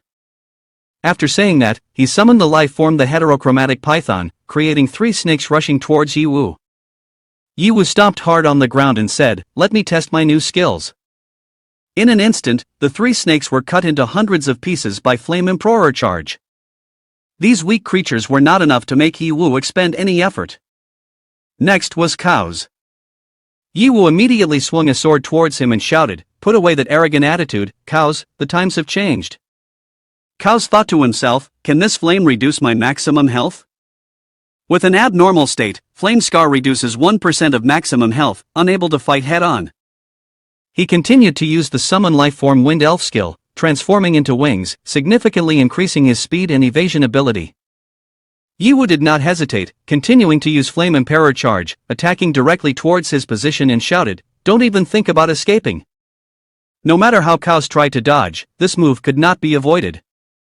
He immediately summoned a life-form Stone Giant to absorb Yi Wu's attack, then continued to change attributes, summoning a life-form Frost Giant in an attempt to counter Yi Wu's flames. However, at this level, ice and snow had no effect against Yi Wu's fire. In an instant, the Frost Giant had turned into steam. Yi Wu then said, summoning beasts? No, these are artificial beings created by alchemy, right? I never expected he could use consecutive summons to neutralize my attack and counterattack. Indeed, the legendary hero truly has talent, but that makes me even more curious. History records that you are the founder of the East region. why did you become a mad scientist researching ancient gods? Kaos replied, death is the end of all things, no matter how glorious the achievements before death may be, after death they mean nothing, especially after the earth is polluted, human life is cheaper than paper. Many people haven't even left a mark, and in this world, they have already become a handful of golden earth. Kaos continued, it's truly unfortunate, but the immortal ancient god has shown me hope that humanity can transcend death. If my research succeeds, humanity will ascend to a new historical phase and achieve greater capabilities. Yi Wu replied, that sounds nice, but have you asked the common people who were forced to be subjects in your experiments, or Black Chi Chuan, whether they want to participate in your tests? For humanity? I see it as more for your personal gain. Kaos replied, I am the one overseeing the experiments, and I am the strongest among humanity. Without me, could you succeed? Moreover, for the advancement of all humanity, those sacrifices are inevitable. I thought you would somewhat understand my perspective, but it turns out you are just as ordinary as a lie. It seems I overestimated you. Hearing this, Yi Wu was quite surprised and asked, a lie? Kaos then recounted the story. He was once my most capable assistant, but in his quest for power, he poisoned me. The scene shifted back to when Kaos was poisoned. Olai coldly said, you are old now. So old that even I can easily kill you. The East region no longer needs those decaying legends. Farewell, stay in that world and watch me lead humanity to true immortality. Kaos continued, to cover up the traces of the murder, Olai set fire to a large area. But he didn't know that I had long prepared a spare body through cloning experiments to regenerate, thus hiding in the shadows and continuing to carry out unfinished experiments. Not only was he unable to achieve complete immortal power, but he was also distracted by administrative work, completely unaware of when a new researcher suddenly appeared in the research institute. Indeed, he is truly a complete fool. Shueli was extremely astonished to learn this truth, so the fire was caused by Olai. If it weren't for that fire, I might never have the chance to gain my freedom. Kaos said, not only you, even my daughter took the opportunity to escape amidst the chaos of the fire. This truly exceeded my expectations. But the cloned body was too weak, making it take me a long time to restore my peak form. Otherwise, how could I let such a precious test subject as you go? Hearing this, Yi Wu was incredibly angry, gritting his teeth and shouted, wait, you just said she is your daughter? How can you dare to use your own daughter for experiments, are you even human? He replied, what are you talking about? This is for the great plan for all humanity, a little sacrifice like this is insignificant. Moreover, her life was given by me, so what's the problem? Yi Wu immediately charged forward, throwing a punch at Kaos's face, then shouted angrily, I do not want to hear your excuses any longer. You speak eloquently, but your actions are utterly inhumane. Kaos, you are dying. Kaos was not one to easily give up, quickly summoning a black dragon of level 490 to fight Yi Wu. You want to kill me? Dream on. Tremble before absolute power. Summoning the supreme being Black Dragon Nathos, as soon as it appeared, it used the black flame of destruction, unleashing deadly black fire towards Yi Wu. But if it came to playing with fire, nothing could surpass the Qian Emperor. Yi Wu swung his sword fiercely and said, come on, fighting with fire is my strength, I have never lost. The Chaos Flame Emperor's sword was immediately unleashed, the fire from the sword exploding fiercely terrifyingly, effortlessly shattering the black flame of destruction and taking away 60% of the Black Dragon Thathos's health. The Black Dragon Nathos let out a painful roar, then charged in with reckless attacks, losing control. However, these attacks posed no difficulty for Yi Wu at all. Yi Wu then said, unruly attacks, this is just fury. Are you powerless? Upon finishing his words, Yi Wu immediately used the mixed flame shadow sword technique to attack the Black Dragon Nathos, sending it back to its ancestors, resting in peace in the Nine Springs. Yi Wu showed some regret and said, the gigantic dragon close to level 500, what a pity. If I could transfer accounts, I would definitely tame you. At that moment, Kaos suddenly appeared behind Yi Wu and said, just a little carelessness at your feet can lead to disaster. He had used King's Rook castling, disregarding the distance to swap places with his summoned creature. After that, he used Ancient God Restraint to bind Yi Wu. He smiled wickedly and continued, this is not like the trash in Olai's hands. Don't even think about escaping, die. Kaos thrust his spear through Yiwu's body, but very quickly, Shueli had used her power to open a portal to the dungeon right at the location where he was stabbed. Yiwu was taken aback. What? This is Shueli, is it really you? Shueli shouted, I won't let you harm Yiwu, as long as I have this power. Kaos was furious, thinking to himself, damn it, that little brat dared to ruin my great plans. But I must continuously channel magic power into the restraint to prevent Yiwu from escaping. I can't spare my hands to deal with her. Thinking about it, he immediately took out the fragment of the soul and said, it seems it's time for you to show up. Instinctively, the Black Army was summoned. Shueli exclaimed in panic. The dead monsters are coming back to life. She also took out a fragment of the soul and said, not only the living can summon, the life-protecting artifact that Yiwu gave me can also summon the Black Army. Shueli's Black Army also appeared, and they all shouted in unison, protect the cooperating person. Thus, the battle between the two Black Armies erupted. Kaos said, you have a lot of tricks up your sleeve, but how long can you maintain them? When your magic runs out, that will be the time for you and Yiwu to die. At this moment, Yiwu was indeed facing some difficulties. He looked around and said, damn it, if I could control the machinery, this thing would be destroyed in no time. Even using the full power of the final Flame Emperor, I could break this restraint, but it would only be a temporary escape. Is there any way to smash it all at once? Just then, he suddenly thought of something, and a wave surged into Yiwu's head. Oh, it seems something is flooding into my mind. It was indeed the memories of the Black Army, connecting their spirits to Yiwu through the fragment of the soul. Inside Elisa's memory, her mother calls her, my little Elisa, don't be afraid, I'm here with you, you will surely get better quickly. She whines, Mom, it hurts so much, I don't have the strength to stand up anymore. Kaos picks the little girl up and says, there's no way to save her anymore, but I have a way for her to live on. Elisa's mother bursts into tears, no, how can you use your own child as an experiment? Sometime later, the little girl says, Dad, I can really stand up now. Kaos pats her head and says, Elisa, from this day on, you will be the leader of the Black Army.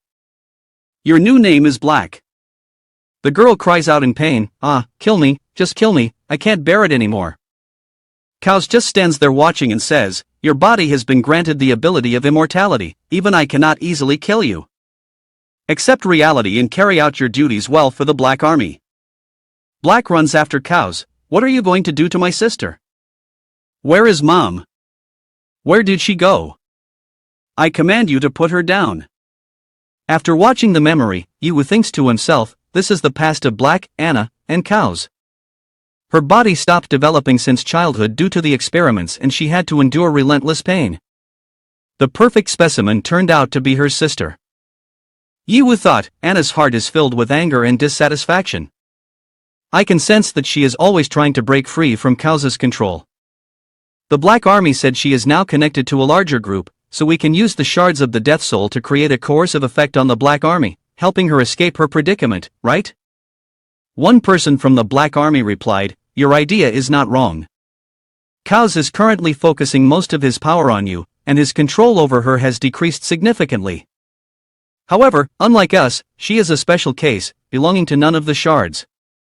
Coercively ordering her would render the shards of the Death Soul ineffective, at least for a while they would not be able to summon us again. If we fail, you and that girl will fall into the underworld. That voice came up again, cooperator, have you thought this through? Yiwu thought to himself, if we fail, then we'll just take the risk, giving our all and dying will be better than living. I trust you. Wake up and fight against that scummy father. Immediately, Elisa awakened, instantly appearing behind Kaos and striking a blow, leaving him utterly astonished. What is this? How could you? No, this is not good, the limits of the primordial sacred treasure have been lifted. At the very moment the primordial sacred treasure lost its effectiveness, Yiwu shifted to the star's main account, using starlight bursts to break free from the restraint of the energy force. The explosive power sent the Black Army and Kaos flying in all directions. This was the power of the universe. Kaos screamed, how can this be? How can I lose to you? Yiwu stepped on his back and said, it's over, Kaos, you have lost. Just as Yiwu was stepping on Kaos's head, he suddenly threw out a black vial. Immediately after, he used King's Rook castling, swapping positions with a snake's tail, catching Yi Wu off guard. Yi Wu scoffed, "TSK, this trick again? Even a corpse can use it?" After the position change, Kaos thought to himself, his strength compared to before has increased so much. Could he be a monster? I need to get back the primordial sacred treasure. Otherwise, I can't face him head on at all. The opportunity has come. He saw Xueli sitting alone and immediately rushed over to take her hostage. However, Yi Wu would not easily let him execute his plan. He immediately created a miniature artificial sun, pulling Kaos back and shouted, "Who allowed you to run around? Did you ask for my permission first?" The exclusive profession of the star's main, planet manager has been activated. The current profession level is level 1, unlocking passive skills. Planet power can directly utilize energy from the planets in the current star system. The final scale depends on the host's level.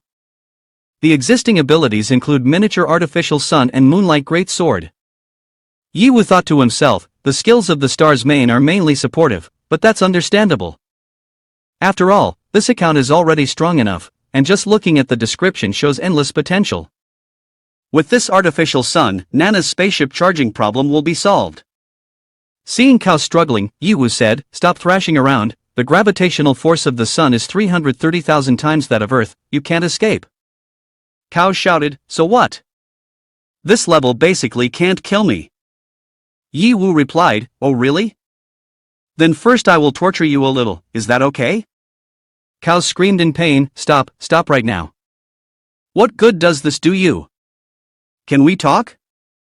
Alice spoke up, "Yi Wu, let him down, I have something to discuss with him." Yi Wu replied, "Alright, I will adjust the gravity so that he can only stand firm. You can rest assured." Alisa replied and then stepped in front of him, "Thank you." He hesitated and said, "Alisa." Immediately, she gave him a strong slap and yelled, "This is the name my mother gave me, you are not worthy to call me that. This punch is for my sister, this punch is for Uncle Mako, Sister Wendy, and all the people you have harmed. The last punch is for myself. Die, scum." As she spoke, Alisa continued to punch Kaos, hitting him until she was exhausted. Yi Wu stepped forward and asked, "Are you done venting your anger?" She panted and said, "Huff huff, it's enough for now, but the level difference is too great, I can't kill him outright." Kaos then said, "Pure emotional outbursts, what does that achieve? I have truly lost, but don't think you can get anything from me. What has happened cannot be undone, even if you die, they cannot return to life. You should understand this clearly." Alisa was furious to the point of madness, but there was nothing she could do. Yi Wu walked up to him and said, "To be honest, I am really disappointed. After learning the legend of the heroes from years past, about the principle, I have always respected you, the ones who created this safe zone. But you have fallen to this state, afraid of death, playing with lives, it's truly hard to believe." Kaos gritted his teeth and shouted, "You have only lived for a few decades, how can you understand my feeling? A few decades of life is so short, are you not afraid of death? If there were a chance to become immortal, would you easily give it up?" Yi Wu calmly replied, "Of course I don't want to die, if there is an opportunity, I must seize it." Hearing this, Kaos became overjoyed and said, "Really?" Yi Wu interjected, "But I will use my own way to achieve it, absolutely not like you, contemptuous of human lives. So what if life is short? In this limited time, let us burn brightly, striving to conquer the unreachable peak. Knowing it cannot be done yet still do it, even if we fail, we do not regret, that is the greatness of being human. You have also stood at that high point, but have you forgotten this simple principle?" Hearing Yi Wu say this, Kaos suddenly recalled the joyful times spent with his loved ones, hesitating, unable to say a word. Kaos held his head, Isa then kicked him in the face and said, "Even if you want to repent now, it is too late. But you have said that everything is irrevocable. Right now, the only thing you can do is quickly release Xiaohei, and then accept the judgment that awaits you." He glanced at his second daughter, but suddenly she woke up and stood up, surprising everyone. Yi Wu and Alisa exclaimed in unison, "What?" Alisa's younger sister suddenly awakened, exuding a powerful force and shouted loudly. Alisa immediately asked, "What happened? Is this also your doing?" Kaos replied, "It's not me. I did not activate the ritual at all, but this aura is undoubtedly that of the immortal ancient god. Could it be that it has taken advantage of the old world's king's order? But this state does not seem to be a full descent either. Before he could finish speaking, the immortal force suddenly invaded his body, pulling him closer to Elisa's sister. Even Elisa was not spared, being drawn in an instant, leaving Yiwu unable to react in time. Yiwu said, "So it finally appeared? I have been waiting for you a long time, immortal ancient god, come here." Feeling the power that even the god of destruction feared, the ancient god merely glanced at Yiwu and then directly fled into the wall, leaving Yiwu utterly astonished. Huh? It's running away. After the immortal ancient god left, Elisa returned to her normal state and said, "The immortal ancient god ran away without looking back. Why did I dream about this?" Shueli exclaimed joyfully, "It must be the power of Yiwu that scared him." Elisa was quite surprised to hear that. "Is that true or not?" Yiwu then asked, "Is that the sealed space of the immortal ancient god inside?" Elisa replied, "MHM. That is the strange space connecting Xiaohei and the immortal ancient god, known as the Dead Sleep Dream." Shueli used her abilities to scan inside and turned to say, "I have scanned through it. The space behind this wall was probably originally an artificial dungeon, but after being transformed and invaded by the ancient god, it has now become completely unrecognizable in terms of the situation inside." Yiwu thought to himself, Shueli is becoming more proficient in using her abilities. He then said, "The dream dungeon? It reminds me of some bad memories in the past. I hope no strange things will appear again." Suddenly, Elisa hesitated and blushed, saying, Just now, you saw my past, right?" Yiwu replied, "Yes, it activated automatically.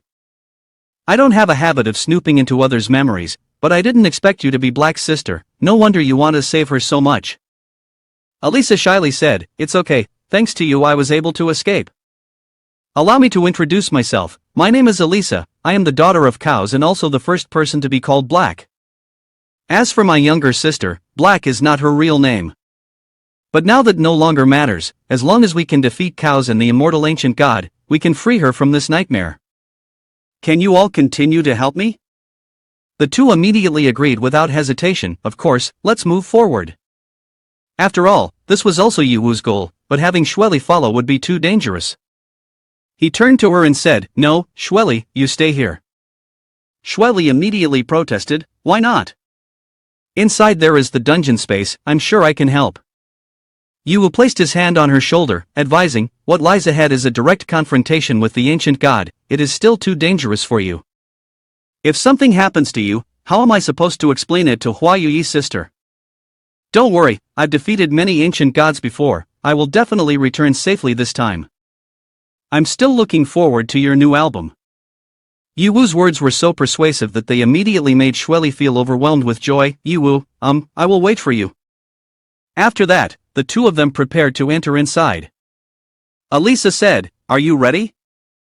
This could be a trap after all." Yiwu replied, "It's fine, when troops arrive, generals will block them, when water comes, the land will stop it. I'm just afraid he will continue playing hide and seek with me." Elisa said, "You are really calm, while I can't help but feel tense." Yiwu said, "Let's go," and the two of them stepped inside. Shueli outside continuously cheered, "Come on, you must come back safely." As they just entered the dungeon, the system immediately announced, "The dungeon quest Dead Sleep Dream has been activated, please assist the Dream Master in defeating the immortal ancient god." Yiwu asked, "Does Dream Master refer to your sister?" Elisa replied, "Dead Sleep Dream can materialize the scenery in a person's mind." That could be it. Just then, suddenly a hole appeared in the sky. Elisa said, "Look, the sky seems to be cracking." Yiwu found this scene quite familiar and said, "I have an impression of this scene. Could it be that the ancient god has arrived?" At that moment, the immortal ancient god PHTLC appeared in the sky, and below him, a group of people was performing a ritual to summon the ancient god. They all shouted in unison, "Oh, great immortal god, you have finally descended, please bring salvation to this meaningless world." The ancient god immediately used the dead orb and said, "Little humans, you have worked hard to summon me. If you desire the power of immortality, I shall fulfill your wish." Without hesitation, he directed the dead orb towards a group of people, taking the lives of all within that area. Yi Wu immediately used a shield to defend against his attack. Be careful, the people that the ancient god just exterminated have turned into zombies, they will surround us. Yi Wu thought to himself, zombies. The inspiration for the Black Army, I understand now. The two of them immediately attacked the horde of zombies. Elisa shouted loudly, let me handle these little fish, you go and deal with the immortal ancient god. Yi Wu replied, not so fast, the mission mentioned a dream master, but he hasn't appeared yet. Suddenly, two beams of light approached the ancient god. Yi Wu was startled as he thought, huh? What is that golden light from afar? The first one is Muyu, my disciple, level 500. This is not good, we are a step too late, the immortal ancient god has already been summoned. The one accompanying him is Cows. Then, we must eliminate it here. Team, charge forth. He immediately summoned his monster to attack, surprising both Yi Wu and the others. Could this move be from Cows? How is that possible? Could it be that this is not Xiaohei's dream but rather Cows' dream? Muyu used his divine pen to create a beam gun array and shouted, Cows, don't rush in too deep, wait for me to support you. Yi Wu observed and thought to himself, looking at that writing brush, there's no doubt, that person must be Muyu. The attacks seem ineffective, as if transformed by some kind of power. The ancient god angrily shouted, these pesky insects, you are not worthy to become my subordinates, vanish into nothingness. With that, the ancient god used the black hole of nothingness to suck Cows in. At that moment, Yi Wu appeared and blocked the attack for the two, then flew over and said, two heroes, I am here to lend you a hand.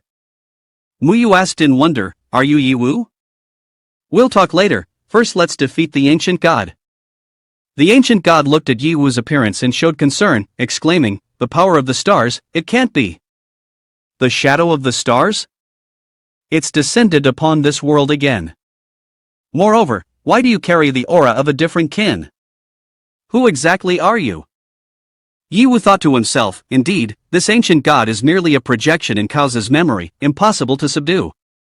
In that case, whether to kill or not is irrelevant, just follow the dungeon procedure and lend them a helping hand.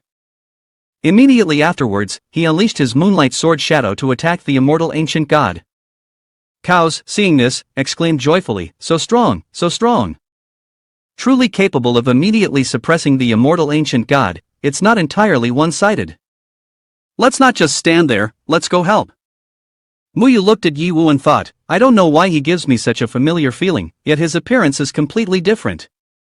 After that, both of them surged forward to assist Yi Wu, causing the ancient god to scream in agony, why am I so unlucky? After such difficulty to reach this world, I absolutely cannot be devoured by him. Saying that, the ancient god opened a rift in space to escape, but was locked down by Muyu with chains. He shouted, don't even think about escaping, divine chains. Seizing the opportunity while the ancient god was bound, Cows rushed in and struck him a blow to the head, immortal ancient god, die already. However, after all, this was a god, killing him was not an easy task. Cows immediately took out a primordial sacred treasure to seal the power of the ancient god, using a multi-layered sealing technique. After landing on the ground, Cows continued to use the soul stone to confine the ancient god inside and said, so this is the end. Yi Wu thought to himself, this is a sealing technique specifically designed for ancient gods, it seems they have put in a lot of effort to deal with the ancient god. Muyu, seeing Cows do this, angrily shouted, Cows, what do you mean? Why didn't you kill it just now? Yi Wu observed, thinking, Cows ultimately has the action of retracting the blade, is that the weapon to kill the ancient god? But if so, why has he never used it before? Is there some restriction, or did he not want to kill the ancient god from the beginning? Seeing Cows had the chance to kill the immortal ancient god but chose not to, Muyu was furious. Cows then said, I simply do not want to kill him because keeping him alive has great benefits. Muyu shouted, great benefits? Didn't we make it clear long ago? Do you want to resurrect your deceased loved ones? It's been so long, and you still haven't let go? Cow shook his head and said, it's not like that. What has happened cannot be reversed, I have long understood this principle. But precisely because of that, I want to study the immortal ancient god, using his power to carve out a brighter future for humanity. Muyu suddenly shouted, that is an ancient god, not something an ordinary person can easily control. Do you not realize that this is playing with fire? Cows loudly replied, Muyu, you are too self-conscious. If even we are considered ordinary people, then who in this world can bear the responsibility of saving it? Stand by and watch two men argue? Yiwu thought to himself, Cow's words to me before have not changed at all. He truly believes this could provide an avenue for humanity. I just don't know when his initial passion has distorted into a mad scientist who belittles life. On the contrary, Muyu has become a passionate and righteous young man. Suddenly, everything came to a halt, leaving Yiwu extremely surprised. This is a time that has been frozen. At this moment, the system appeared, presenting Yiwu with two choices. Please choose the individual you wish to assist. A. Muyu. B. A Cows. Seeing this, Yiwu said, is it necessary to be so cruel in the happiness of choosing one of the two? After thinking for a moment, he continued, in my personal opinion, I would definitely help Muyu, but according to the course of history, Cows is the one who ultimately smiles. For safety, I should help Cows. Thinking about it, Yiwu immediately chose to help Cows. As soon as he clicked, the timeline resumed its operation. Muyu turned to Yiwu and shouted, even you want to help him? Although I may not be a match for you, I absolutely cannot sit idly by while the power of the ancient god is abused. If you want to help him, you must defeat me first. Yiwu was taken aback, thinking to himself, I haven't even had a chance to say anything, why has the plot accelerated already? Immediately, a fierce battle broke out between Yiwu and Muyu. The speed of the fighting was quite fast. In just a few seconds, Muyu was lying in a heap. His subordinates remained nothing more than mere subordinates. Muyu, eh? He struggled to get up and exclaimed, the gap in strength is indeed so great. Yiwu replied, you are the one who suddenly wanted to fight me. Suddenly, Muyu fell silent, saying, it seems I was mistaken, you are certainly not him. If it were Yiwu, he would never act like this. Yiwu broke into a sweat, thinking, I am also quite helpless. Muyu sprang up and said, since I have lost and am the defeated one, I will obediently leave. However, Cows, if you truly abuse the power of the ancient god, I will definitely not stand by idly. Then, he left. Yiwu sighed, thinking to himself, if that is really the case, where have you actually gone? At this moment, Cows walked up and said to Yiwu, thank you for helping me. In fact, I do not want to fight with friends. Yiwu then asked, what are your plans next? Cows replied, I plan to rebuild a city here, turning it into a base, slowly researching the abilities of the immortal ancient god. One day, I will transform this place into the final paradise of humanity. He raised his hand, showing his determination. Alisa stood by observing, then spoke up, even though Yiwu has helped you, I do not trust you. The ancient god can devour the human mind. What if one day you fall into depravity? Suddenly, Cows took out a sword from his space and said, Muyu once saw the primordial sacred treasure skeleton of time, but even that weapon could not completely kill the ancient god. Therefore, I have traveled across the continent, collecting legends, materials, and blueprints related to immortality, and then used alchemy to fuse them with a replica of the skeleton of time. In the end, I created a divine sword specifically for the immortal ancient god, Excalibur, no death. Seeing the sword in Cow's hand, Alisa exclaimed in surprise, the sword, could it be that Cows gave it to Yiwu? Cows continued, it is not only extremely sharp but can also render the powers of the immortal ancient god ineffective. I no longer need to use it. If one day I truly fall, I hope you will use it to put an end to everything. Yiwu observed the sword and thought to himself, in reality, I do not possess the sword, but since Cows is not using it, where on earth has it gone? Suddenly, the space around Yiwu began to crack, sending him into a panic. The space is collapsing, could it be that I made the wrong choice? Seeing Alisa standing in a daze, Yiwu shouted, what's wrong with you? Snap out of it. Alisa jolted and asked, what exactly is happening? Yiwu frantically yelled, were you just zoning out? Quickly grab hold of me, we're about to fall. The two of them fell straight down into another space. Alisa suddenly asked, is this the laboratory of Cows? Have we exited the dungeon? Yiwu replied, no, I fear we still have not. Before he could do anything, Cows had already commanded the Black Army to attack Yiwu and shouted loudly, I can't believe it's been over 100 years, you actually came. But since things have come to this point, I will absolutely not stop my experiment. Kill them. The Black Army charged forward, annihilating the intruders. These monsters were basically like ants. Yiwu didn't care at all, instantly darting straight towards cows and thinking, so this dungeon actually involves time travel? What do they want me to do this time? Yiwu grabbed his neck and pinned him against the wall. The system then presented a choice: should you kill cows? A. Yes. B. No. Yiwu frowned in annoyance, thinking, not this difficult choice again. Without hesitation, Yiwu immediately crushed him to death and shouted loudly, although your starting point was good, your sins are unforgivable. Alisa appeared regretful. Yiwu then said, don't worry, this is just an illusion in the dungeon, once we get out, I will hand him over to you to deal with. Alisa then slashed open the nutrient chamber containing her sister, rescued her, draped a coat over her, and shouted, now it's over. Right after that, a gate appeared. Alisa asked, is this the way out? Yiwu replied, yeah, let's go back. But as soon as they stepped outside, a horrifying scene unfolded before Yiwu's eyes. Alisa was holding her sister in a pool of blood, and even Xiao Chen was lying motionless under the rubble. All around was nothing but smoke and fire. Yiwu shouted in panic, what on earth happened? Why is everyone dead? Shueli and Yin Huan have also been murdered. This made Yiwu extremely furious. He glanced at the ancient god and shouted, immortal ancient god? Immediately, Yiwu unleashed a powerful slash, splitting the immortal ancient god in half. The system of Yiwu suddenly announced, detected that the host is at risk of being trapped in the dungeon, activating time reversal mechanism. You can go back to any previous choice branch. Do you want to reverse now? Hearing this, Yiwu was very surprised. What? So I'm still in the dungeon? Yiwu angrily yelled, system, go back to the first choice branch.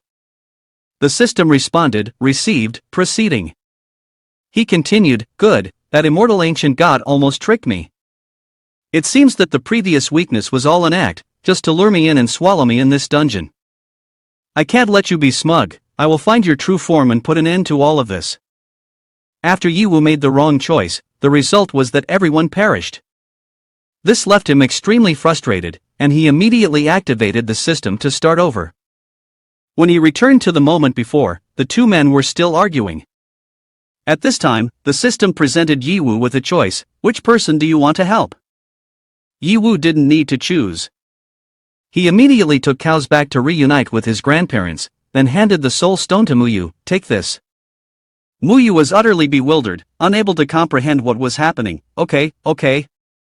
What the hell is going on? Yiwu smiled confidently, thinking that the outcome would certainly change, but it didn't, the outcome was even worse than before. Yiwu exclaimed in astonishment, why did it go straight to the bad ending? Do I still have to help cows? The system announced, this dungeon has multiple branches, please utilize your rewind ability to explore the true ending. Yiwu then said, alright, let me try each one. Immediately after, Yiwu continued his process of navigating through the dungeon. Yiwu chose to help cows, deciding not to kill him. However, he then combined forces with the immortal ancient god, and if he chose a different option, Alisa would be controlled and face a bad ending. In this way, nothing seemed right. Yiwu thought for a moment and then decided to help no one, but to directly eliminate both. That would be fair, wouldn't it? But no matter how he tried, the result always led to an unfavorable situation. Yiwu started to lose his composure, feeling anger inside as he thought, this ridiculous mechanism, apart from someone with the ability to turn back like me, who the hell can break through this garbage dungeon? Are they joking with me? Yiwu returned to the time when the two of them were arguing but not making any choices. Holding his head in thought, Alisa saw this and asked, what's wrong, Yiwu? You seem a bit strange. Yiwu replied, it's okay to tell you. Actually, it is. After Yiwu recounted the whole story to her, she analyzed, it seems this dungeon is completely under the control of the immortal ancient god.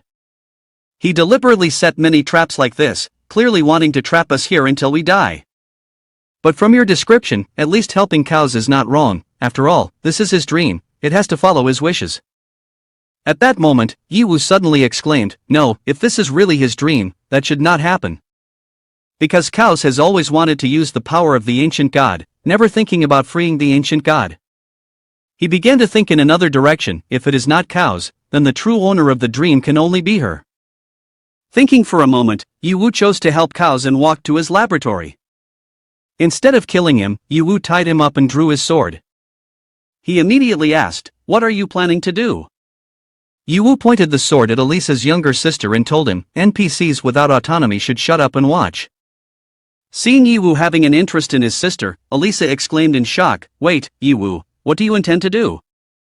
Without hesitation, Yiwu immediately swung his sword and said, "The original mission hinted at everything: find the master of the dream, defeat the immortal ancient god." After many reversals, I began to understand that Chaos is not the master of this dream. This is indeed Little Black's dream. Elisa shouted, "But there's no need to kill her. She hasn't turned into the ancient god yet." Yiwu explained, "Black in reality has been possessed by the ancient god, and here it's no exception. Moreover, you previously told me that Black has a strong desire to die, isn't that her wish? Furthermore, don't you see that the immortal ancient god seemed too weak before? Because his true form is right in front of us." Upon finishing her words, Yiwu immediately unleashed a sword aura towards Black's nutrient chamber.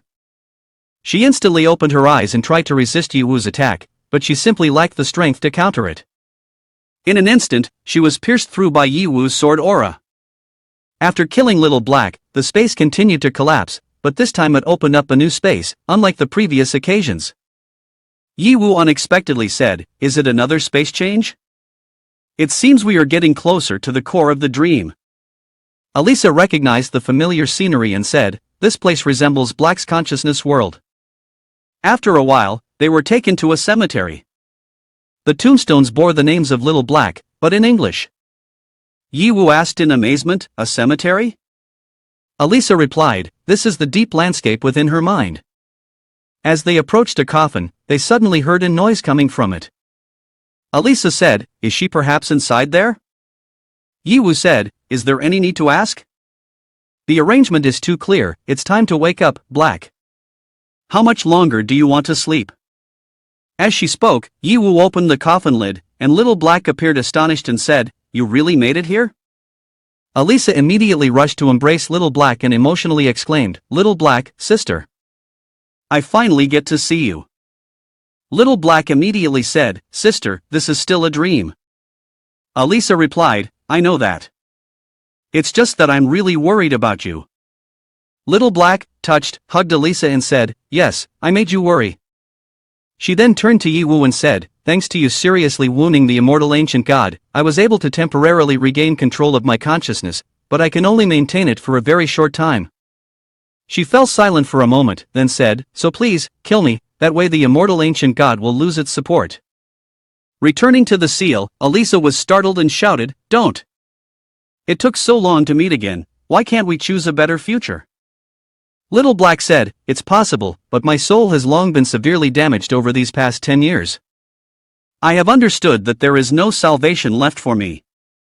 So it's better to end everything here."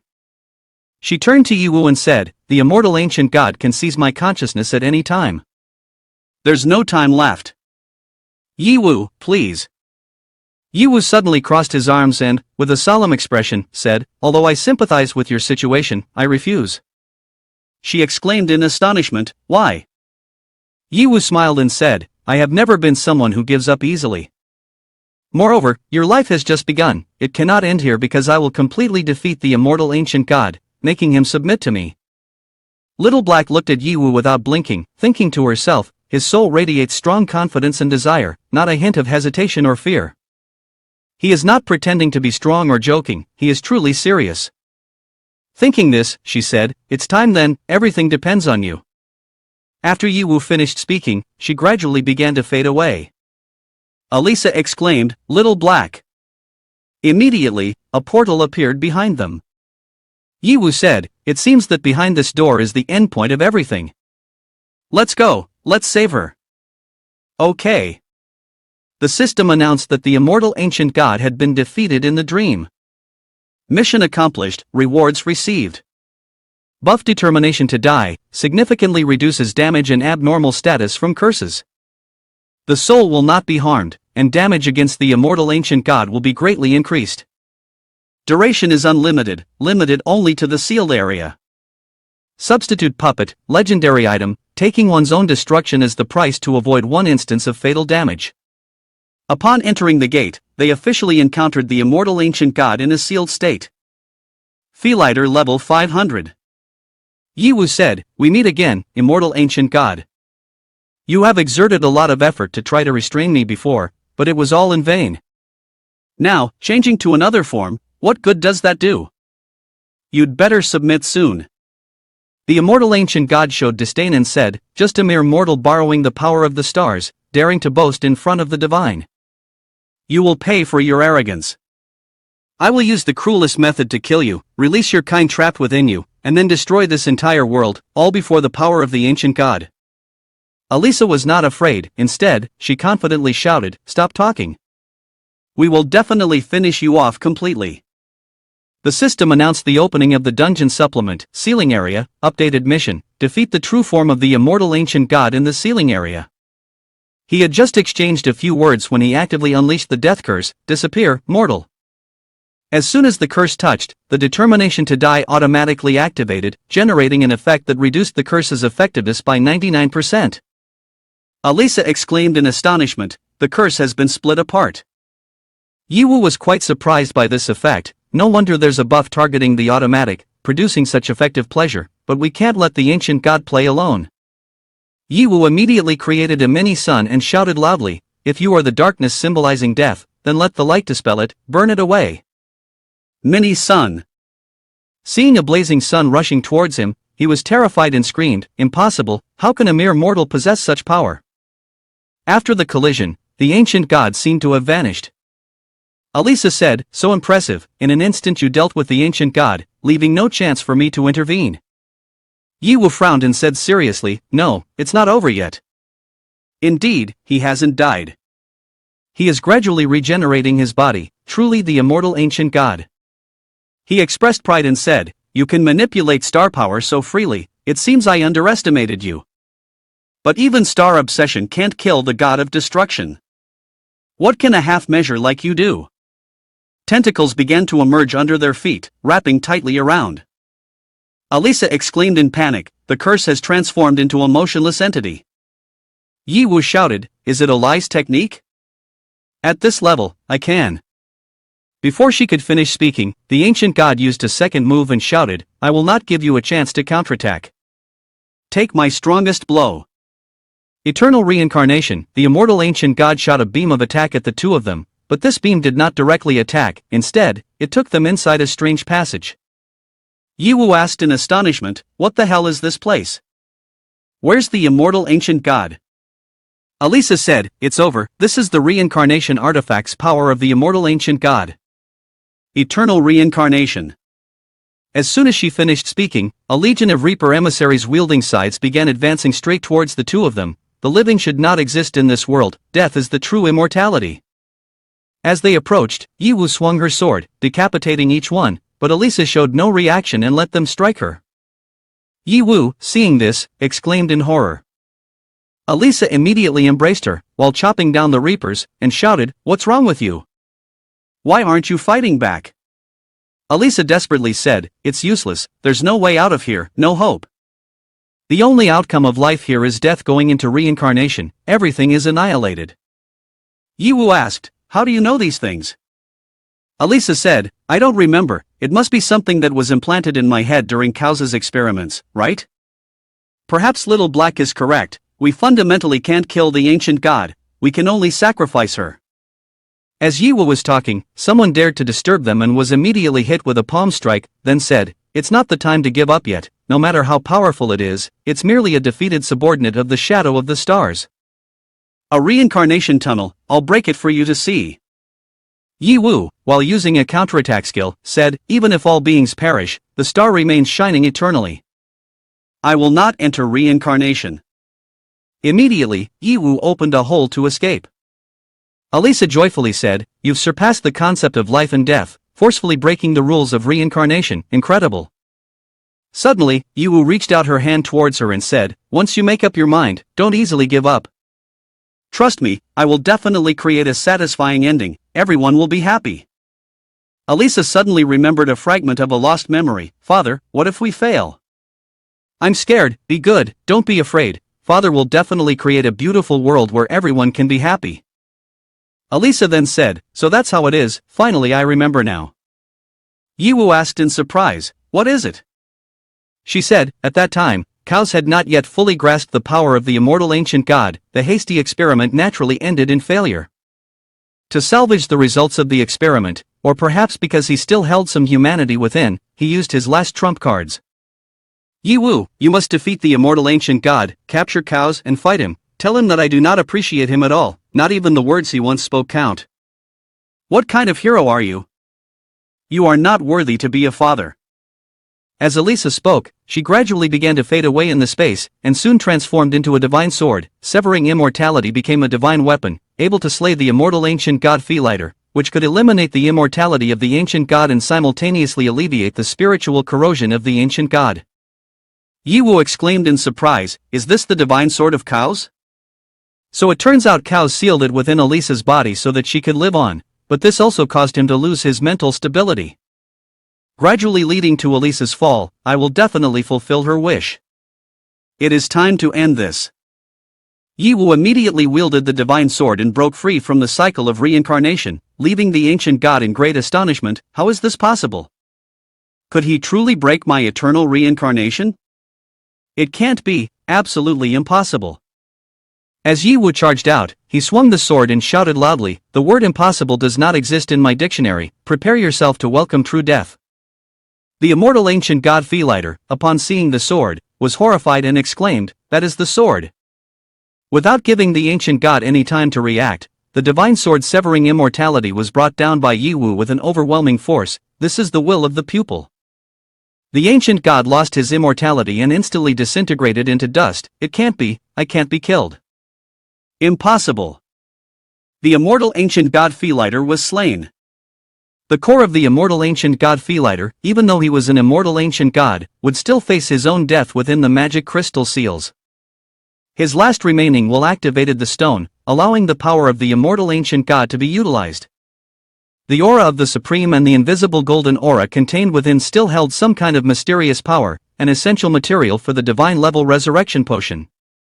This is exactly what Yiwu needs to save Emoko and I, he secretly thought. That's great, this time the resurrection materials are enough, Emoko and I can be saved. Although the battle has ended, there is still an ancient god in the east region. The ancient god that makes a life feel fear, what is it?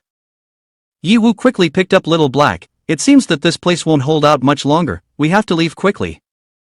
Suddenly, the gateway opened. Yiwu, I've opened the exit, you all hurry out. Hearing the happy voice, it was Shueli, she has helped me with something big. Yiwu walked out coolly, never expecting to be the final winner, but he sensed something and turned back after a moment. Are you still here? After the immortal ancient god disappeared, has the soul been freed? Cows stood there and replied, but it won't be long until it disappears. He pondered and continued, clearly sacrificing so much, the outcome, whether reviving the dead or opening up the future for humanity, has failed. If I had met you in the dream from the beginning, would the outcome have been different? Yiwu responded, very difficult, although it's an illusion, it perfectly restores each person's personality. As long as the obsession in your heart doesn't change, in the end, it will turn into a mad scientist, committing a series of unforgivable crimes. Cows also agreed, that's right, in the end, I still haven't accomplished anything that can be protected. Yiwu laughed, well, not necessarily, aren't we safely here? The last remnants of your personality, thanks to her, I was able to defeat the immortal ancient god. By the way, she asked me to convey this to you.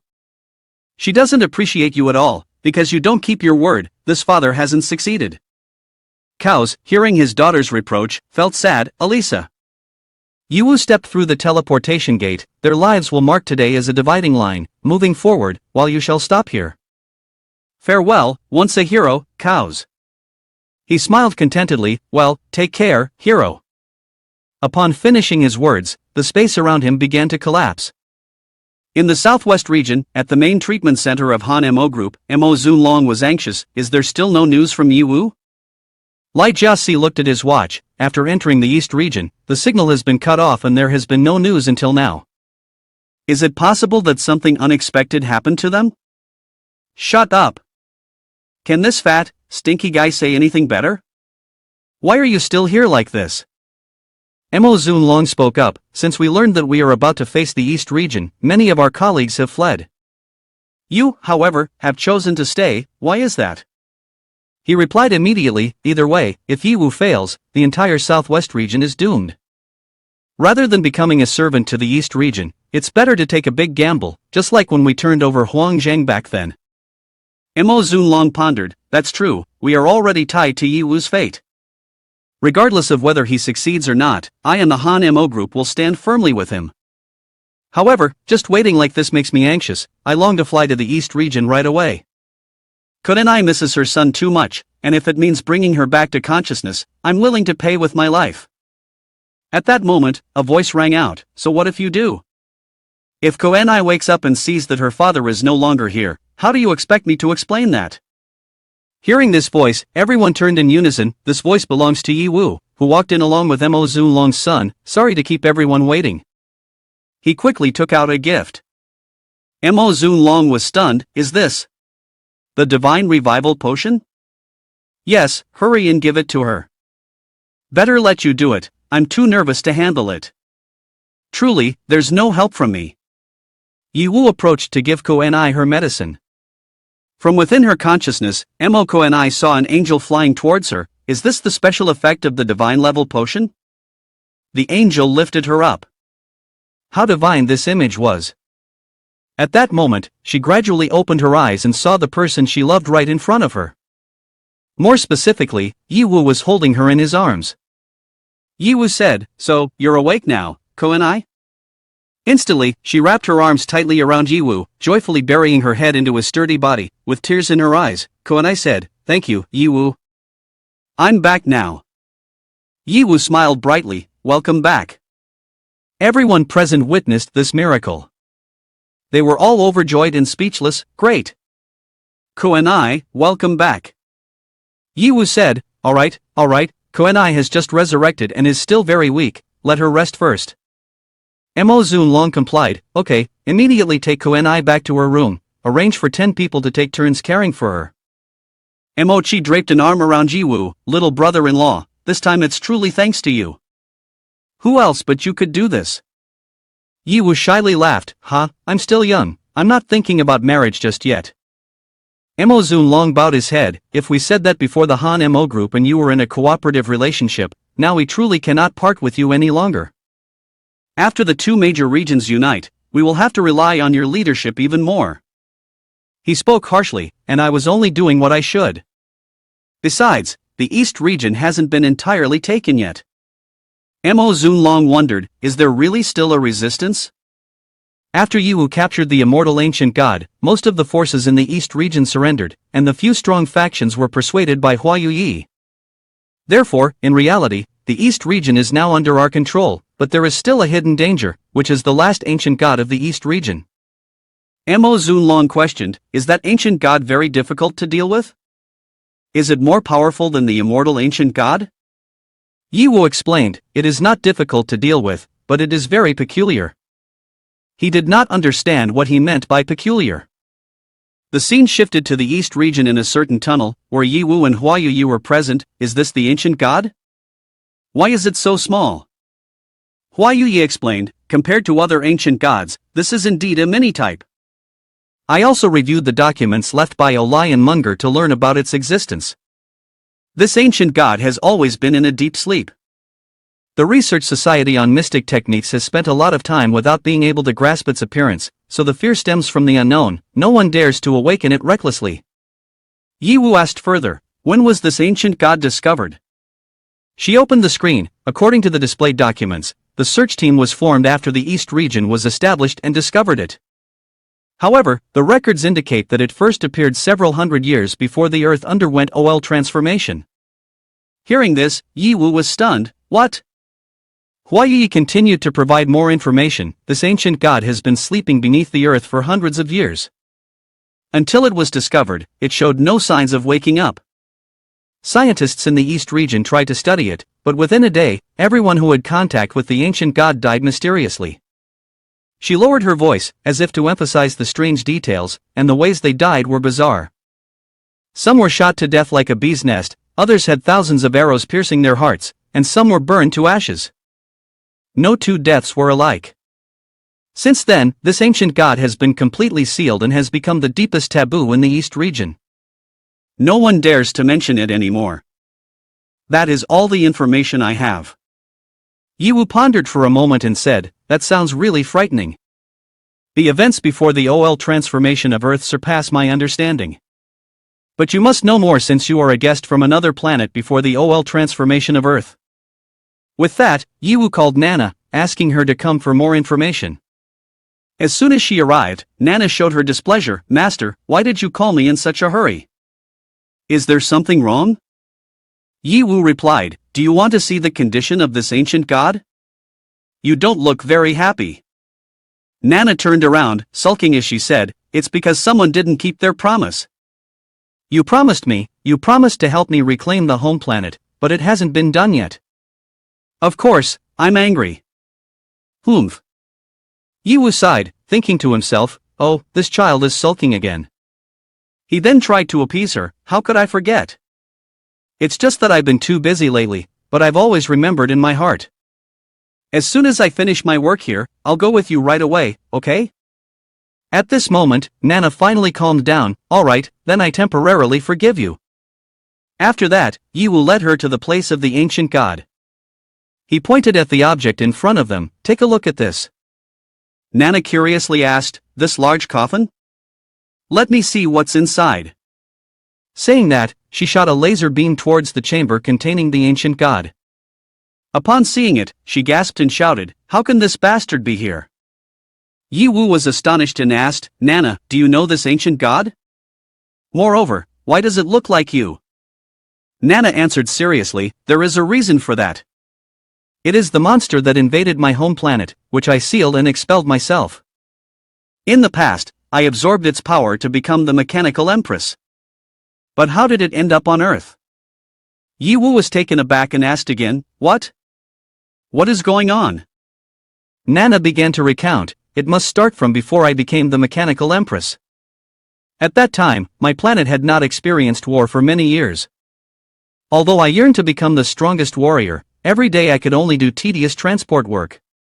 She paused for a moment and continued, "Until one day, while I was transporting goods, a sudden explosion hurled me away.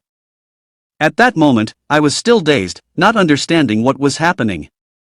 When I looked back, I finally saw the one who had just attacked me." She spoke in a solemn tone. "It was the ancient god." Yiwu was curious, "So what happened next?" Nana continued, her voice cold. "He said something I could never forget. Those without a body like you have only two choices: surrender this planet or be crushed by war." Yiwu listened intently, feeling tense. Nana emphasized, "Although it was a threat, I was not afraid at all. On the contrary, I felt incredibly excited. I immediately charged at him and shouted, 'I cannot let you achieve your goal.'" Nana laughed lightly as she recalled, "At that time, instead of fear, I felt more exhilarated. I was fed up with logistical work. Compared to peace, I craved battle more." Yiwu shook his head upon hearing this, thinking to himself, "So it turns out Nana has always liked the feeling of fighting so much?" Nana continued, her eyes shining with pride. "Even though the enemy was very strong, our planet's army mobilized all its forces to participate. The battle was long and extremely fierce. In the end, I faced the ancient god directly. In that battle, I absorbed his power, which allowed me to achieve a spectacular victory." She smiled gently. "Thanks to that outstanding performance in battle, I have stood out and gradually become the empress." Nana continued, her voice dropping, "But this ancient god can only be defeated, not completely killed. In the end, we had to separate its body and consciousness, then push its body into space. We never expected it to drift to Earth." Huayu Yi, upon hearing this, couldn't help but think, "I didn't expect Nana's home planet to have such a connection with this ancient god. A being that could plunge an entire high-tech planet into war is truly formidable." He pondered for a moment and then made a decision. "It seems that to completely subdue it, I must take a trip to planet 79. After saying this, Yiwu turned to Nana. Nana, bring this containment chamber onto the ship. We will go to your planet together. Hearing this, Nana couldn't hide her joy. Really? That's amazing. At that moment, Huayi stepped forward, staring intently at the containment chamber and spoke, Yiwu, although you have much experience dealing with ancient gods, you still need to be cautious this time. If just the body of this ancient god has such strange effects, I can't even imagine how terrifying its complete state will be. Yiwu nodded in response, yes, I understand. I will be careful. No matter what tricks it has, it can't stop me from achieving my goal. Huayi shook her head gently, don't just think about the goal.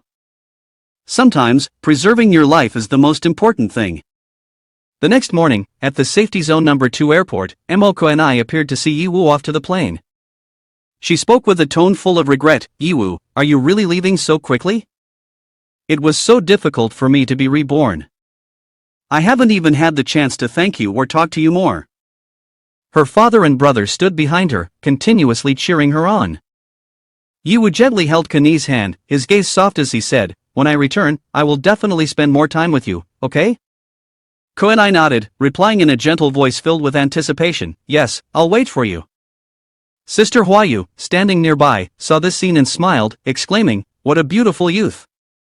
Meanwhile, Xiaoqun could not hide his concern, asking Yiwu, but do you really want to fly to the sun to absorb energy? It sounds too dangerous. Yiwu laughed, replying calmly, the version has been updated now, I don't need to face the sun directly anymore. After saying this, Yiwu switched to the Star Host account. A dazzling burst of light appeared as he created a mini sun in the palm of his hand. Yiwu shouted, the sun is in my hand.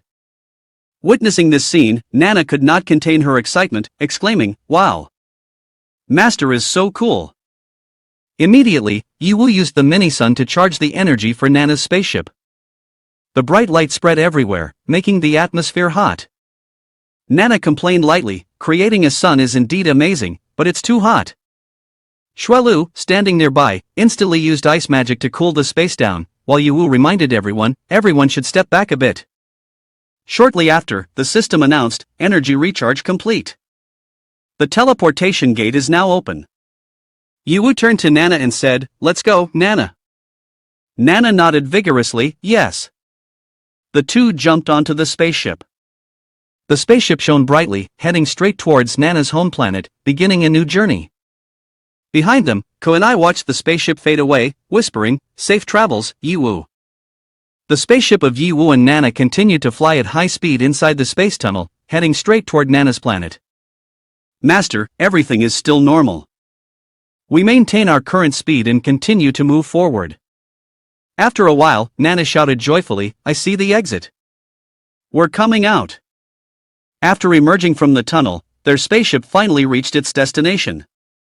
Yiwu looked around, astonished, is this the home planet of Nana? The M79 planet? Nana felt incredibly emotional, her eyes glistening with tears, I'm finally back. Suddenly, an announcement rang out from the spaceship, warning. Warning! The enemy's surveillance satellite has locked onto the target. Yiwu exclaimed in shock, what? Immediately, the M79's air defense system targeted them without any hesitation. In an instant, laser beams were fired toward their spaceship. Quick, dodge! Nana shouted, her eyes wide open. Have we been detected so quickly? Yiwu hurriedly activated the stealth mode.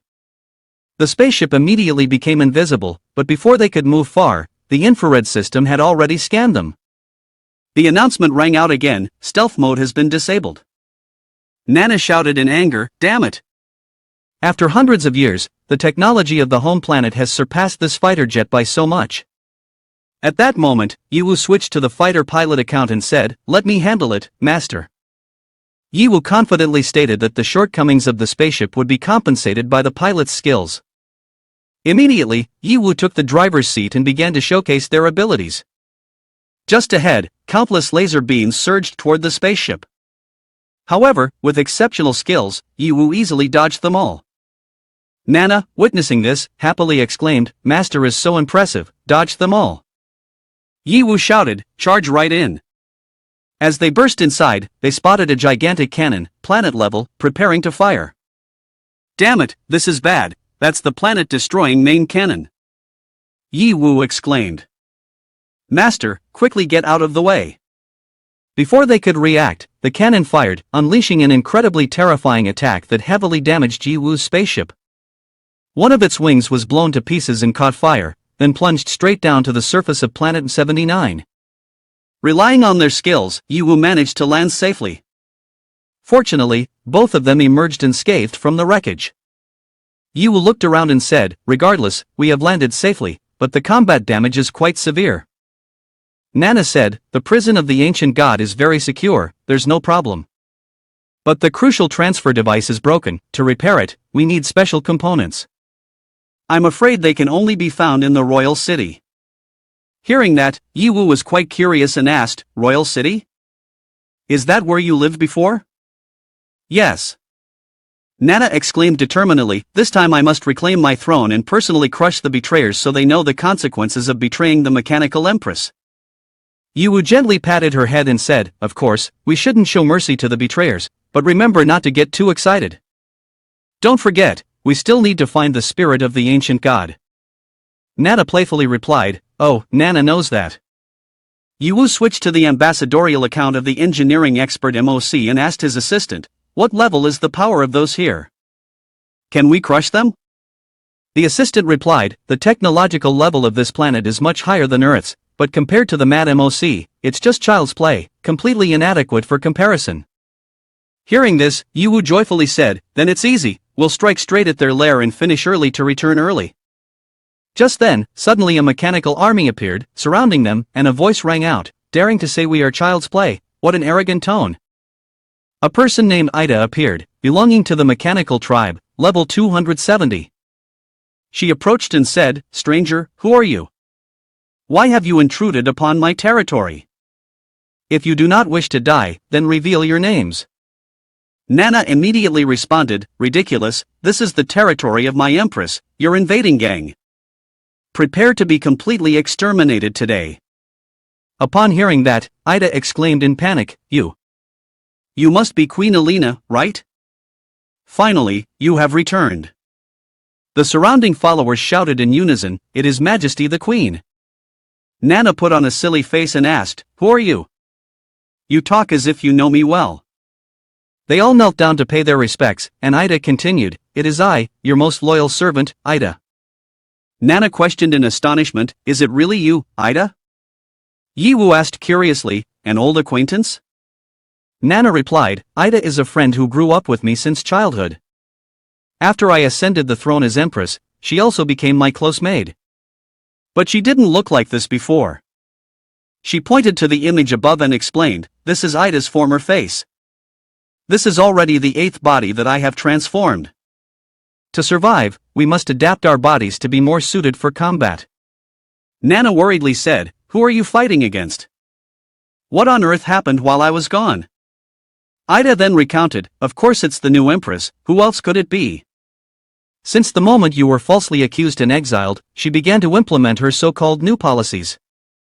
At first, it was manageable, although it was nowhere near your reign, but at least it had some semblance of humanity.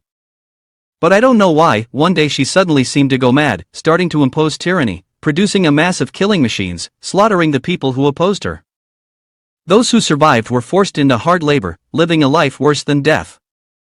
I, along with a group of like-minded individuals, established a resistance army to overthrow the tyranny of the new empress, but the gap between us is just too vast. In a direct confrontation, we're completely outmatched. Many comrades have sacrificed their lives, and those who remain can only scatter to engage in guerrilla tactics. But even so, I have never thought of giving up. I believe that one day you will surely return to save us. After a long wait, it was finally not in vain, I have found you again." Nana was deeply moved, exclaiming, "Ida, you have truly endured so much over the years. Now let me take care of everything." Ida was moved to tears and said, "Majesty." Nana was extremely angry at this moment, grinding her teeth and shouting, "I will definitely kill that bitch with my own hands, making her pay 100, 1,000 times for what she has done." After hearing Ida recount the whole story, Nana turned around and said, "Let's go, we will charge into Royal City and crush that woman." Ida exclaimed joyfully, "Great, brothers, let's move forward with the queen." Everyone shouted loudly in unison. Suddenly, Yiwu intervened. "Wait, you are about to face the entire planet. Charging in without any plan, aren't you afraid of falling into a trap?" Nana looked confused and replied, It seems so."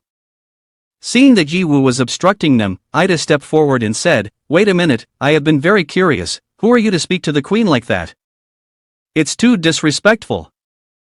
Other subordinates also expressed their indignation, shouting, "Capture him, kill him on the spot." Yiwu then asked Nana, "So may I ask, how should I speak to someone like that?" "Your Highness the noble queen?" Nana was quite flustered, then tried to explain to everyone, "Wait, everyone, don't be hasty. Yiwu is my master."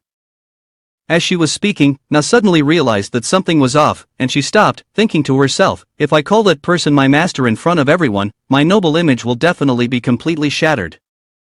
What should I do? What should I do?" She wondered, seeing the perplexed expressions on everyone's faces. Nana immediately pulled Yiwu aside and whispered, "Master, this is my planet after all, please give me some face." Yiwu smiled and replied, "All right, just refer to me as your ally, remember to listen and not act recklessly." "Yes." After consulting with Yiwu, Na solemnly introduced, "I forgot to introduce you all, this is Yiwu, my ally whom I met on another planet. Thanks to him, I was able to return here. Whether in battle or strategy, you can trust him." Ida hurriedly stepped forward and bowed to Yiwu, "So that's the case, please forgive my previous rudeness." Yiwu said, "It's alright, we just arrived here and are completely unaware of the current situation on this planet. Do you have any information?" Ida replied, "Of course, our self-rescue forces have been fighting for hundreds of years and have gathered most of the information about the enemy." She said, "First is the Royal Weapon Factory, which operates 24 hours a day, continually producing many of the Queen's royal guards. The weakest among them has a power level above 200. They have no thoughts of their own, only obey the Queen's orders, they are the most loyal beings, and even if we eliminate one batch, the next will immediately arrive. Their numbers never dwindle, and even if we break through the guards' defenses, next we must face 4 individuals under the Queen's command. Each of them possesses immense strength and skill, wielding different special abilities. Although they do not often appear outside the royal city, once we encounter them, it will surely be a violent battle, and ultimately we must confront the current mechanized queen. To be honest, I have only seen her once during the coronation ceremony, but just one glance left me feeling utterly terrified, my body nearly paralyzed. Majesty may not know, but in fact, during the coronation, there was an assassination attempt. Many soldiers loyal to her launched a suicide attack on the queen." Nana was extremely astonished and asked, "Is that true? What was the outcome?" Ida continued to recount, "They managed to break through multiple layers of defenses and rushed to the queen's side, swords and bullets piercing through her body. Although they were ultimately killed by the queen's guards, they completed their mission and had no regrets. It was supposed to be like that, but the next day the queen appeared intact. She had truly resurrected." Nana exclaimed in astonishment, "What? Is it a substitute?" Ida replied, "We are certain it is the queen. The reason we discovered after countless investigations and sacrifices was that the key lies in the queen's core, a core that contains a replica of her consciousness. As long as the core remains alive, the queen will be immortal, no matter how many times she is killed, she can use the core to change her body. Resurrection occurs instantly." Nana, filled with anger, said, "That woman truly devised such a scheme, how troublesome." Yiwu stroked his chin thoughtfully and said, "The mechanical clan is indeed convenient, to say resurrection is resurrection, but normally this wouldn't be very common. Otherwise, if resurrection were endless, what would be the point of fighting?" Ida continued, "As you mentioned, the queen has 3 cores, hidden in secret locations on the planet. One is deep within the weapon factory mentioned earlier, requiring traversal through complex maze-like passages to reach. Along the way, there are guards and various traps. Getting there is not an easy task." She said, "The second one is hidden in the main control room of the Annihilation Cannon. This place is not only guarded by many soldiers, but the external surveillance is as harsh as hell. The steel fortress is indestructible, and the door is made of super hard alloy. On the fortress, there are 20 cannons that can fire continuously without stopping for an hour. Without the queen's orders, just approaching it would engulf you in an endless rain of gunfire. The final core is hidden on the lowest level of the Soul Library. Yiwu asked in surprise, "Where is the Soul Library?" Ida replied, "It is the place that preserves and records the consciousness of every living being on this planet. It is both the library storing our information and the largest graveyard on this planet. The end point of all life is there, but I have only heard of it, never been there. To reach that place means you have stepped into death." Hearing this, Yiwu was extremely astonished, thinking to himself, "So, does the robot also have a soul? I thought only the higher beings did. It seems that this place harbors secrets I am yet unaware of." Meanwhile, Nana was overwhelmed by the massive amount of information. The weapon factory, the control room, the library. Oh, what should we do? Ida then asked, "Majesty, what should we do next?" Na immediately passed it to Yiwu. "Well, let's listen to the allies' plan." Yiwu felt helpless with this girl, inwardly sighing, "What kind of queen are you?" "All right." Yiwu began to lay out his original plan. "I suggest we go to the control room of the anti-ship cannon first. It was the one that shot down our ship. Getting the core and taking revenge at the same time can be considered killing two birds with one stone." Nana exclaimed excitedly, "Great idea, let's set off right away." However, Ida still tried to remind Yiwu, but as I mentioned earlier, the fortress where the control room of the anti-ship cannon is located has extremely strong defenses. It is the most securely guarded place on this planet. Yiwu remained confident, speaking as he walked, "It's fine, if you're scared, you can stay here. Nana and I can go by ourselves." Nana immediately ran after Yiwu. "I trust my lord's judgment, my ally. You all should come along as well." Ida had no choice but to follow Nana's words, if the queen has said so. Seeing the back of the two people walking away, Ida quietly thought, "The queen venerates him like that. What makes this low-level carbon creature from another planet so special? Is Majesty being deceived by him? For Majesty's sake, I must be wary of him." A few hours later, they finally encountered the main gate of the fortress. The gunfire was extraordinarily dense, continuous and relentless. Ida's troops had no chance to retaliate, only able to hide behind a large rock and inform Nana, "No, the firepower is too strong, we can't get out." In the control room of the fortress, the commander appeared frustrated, saying, "Has it been dozens, hundreds of years? These rebellious troops still don't know how to give up. How dare these primitive beings oppose the Great Queen?" Suddenly, at this moment, the screen displayed an image of Yiwu walking through a rain of bullets. This left the commander astonished, exclaiming, There's still someone unafraid of death coming to sacrifice themselves?" Yiwu seemed to be taking a leisurely stroll in the park, completely unfazed. Just then, Avis appeared and said, "The highest level equipment has been provided for you. Attacks under level 200 are just like an itch. By the way, I want to introduce you to MOC's specialized profession." Yiwu said, "Let's save the introductions for later, it's time to give these aliens a little shock from Earth." As he spoke, Yiwu placed his hand on the main door.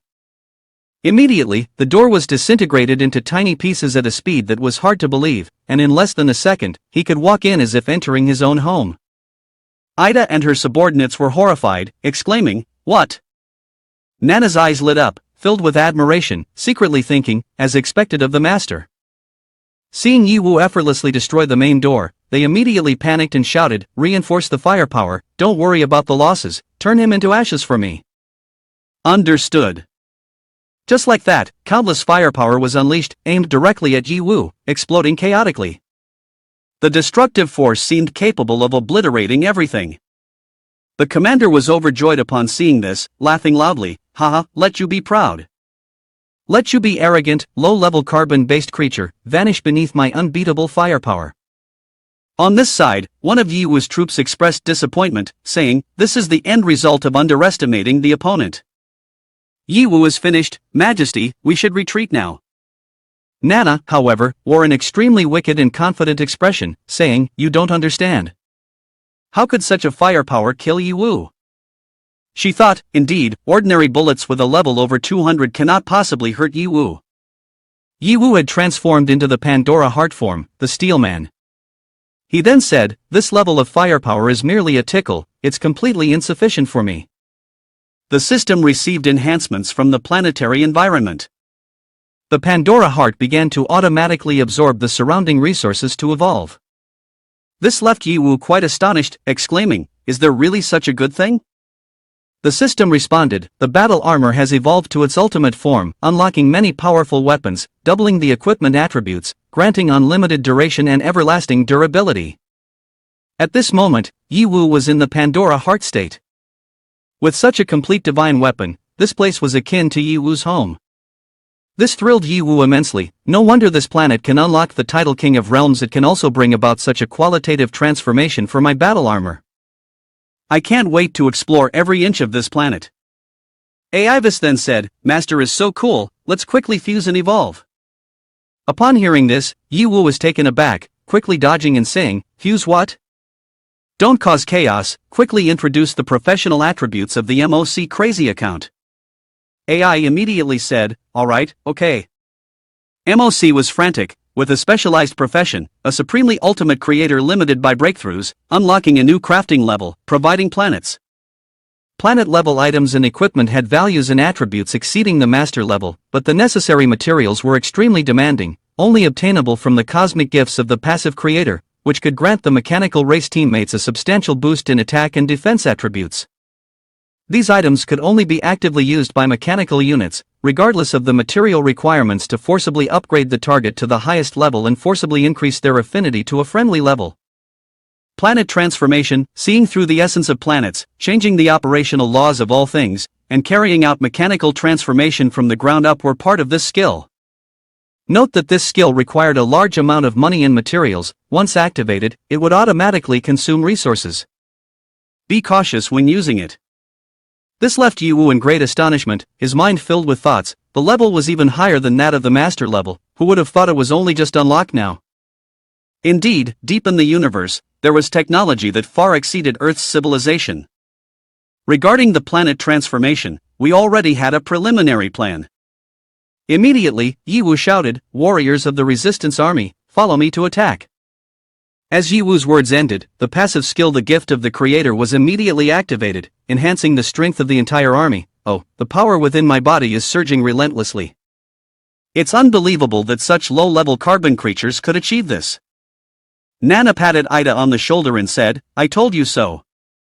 Trust him. Yiwu has never let me down." Ida bowed his head, looking remorseful. "Majesty, forgive me for doubting your vision." Immediately, Nana led her army forward and shouted, "Queen declares you innocent. Now, unleash all your power and anger." Understood. The resistance troops surged forward, screaming, destroying and annihilating the enemy. The morale and fighting spirit of Nana's army surged strongly, causing the enemy to crumble and fall apart.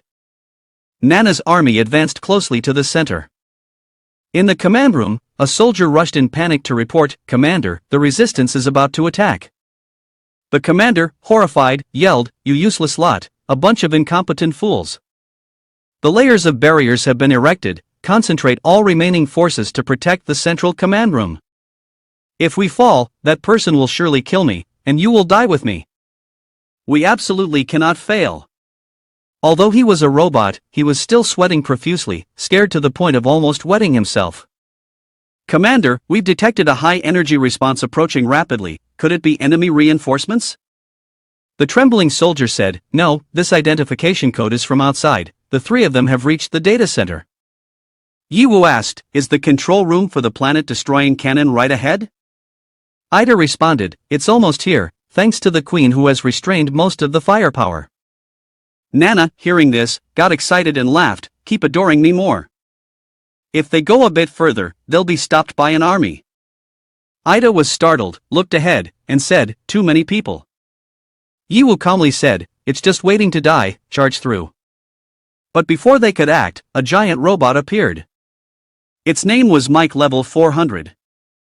Upon seeing Yiwu and the others, it showed disdain and said, "Even now you all look like rats in a sewer, hiding and making it so I have no place to kill. Today I can finally massacre the realms. Ha ha." Seeing this terrifying robot, Nana's army began to panic, exclaiming, "How can this be? How did this ruthless one suddenly appear here? We can't win, we absolutely cannot defeat him."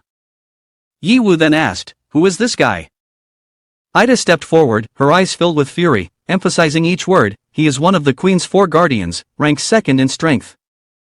Mike is an exceedingly ruthless, bloodthirsty man, loyal to the Queen only to lawfully kill. Countless resistance soldiers have died at his hands, even my beloved sacrificed himself to protect the regiment's retreat. I couldn't even collect his body." At this point, Ida was so furious that she trembled all over, her hands clenched tight, wanting nothing more than to tear this man into 1,000 pieces. Mike appeared to enjoy himself, speaking in a mocking tone, "So he was yours?" He was one of the longest-serving resistance fighters, and it took a lot of effort to kill him. Of course, I chose the most stimulating way to dismember and crush him. Seeing the look of despair on his face was truly a pleasure. Ha ha.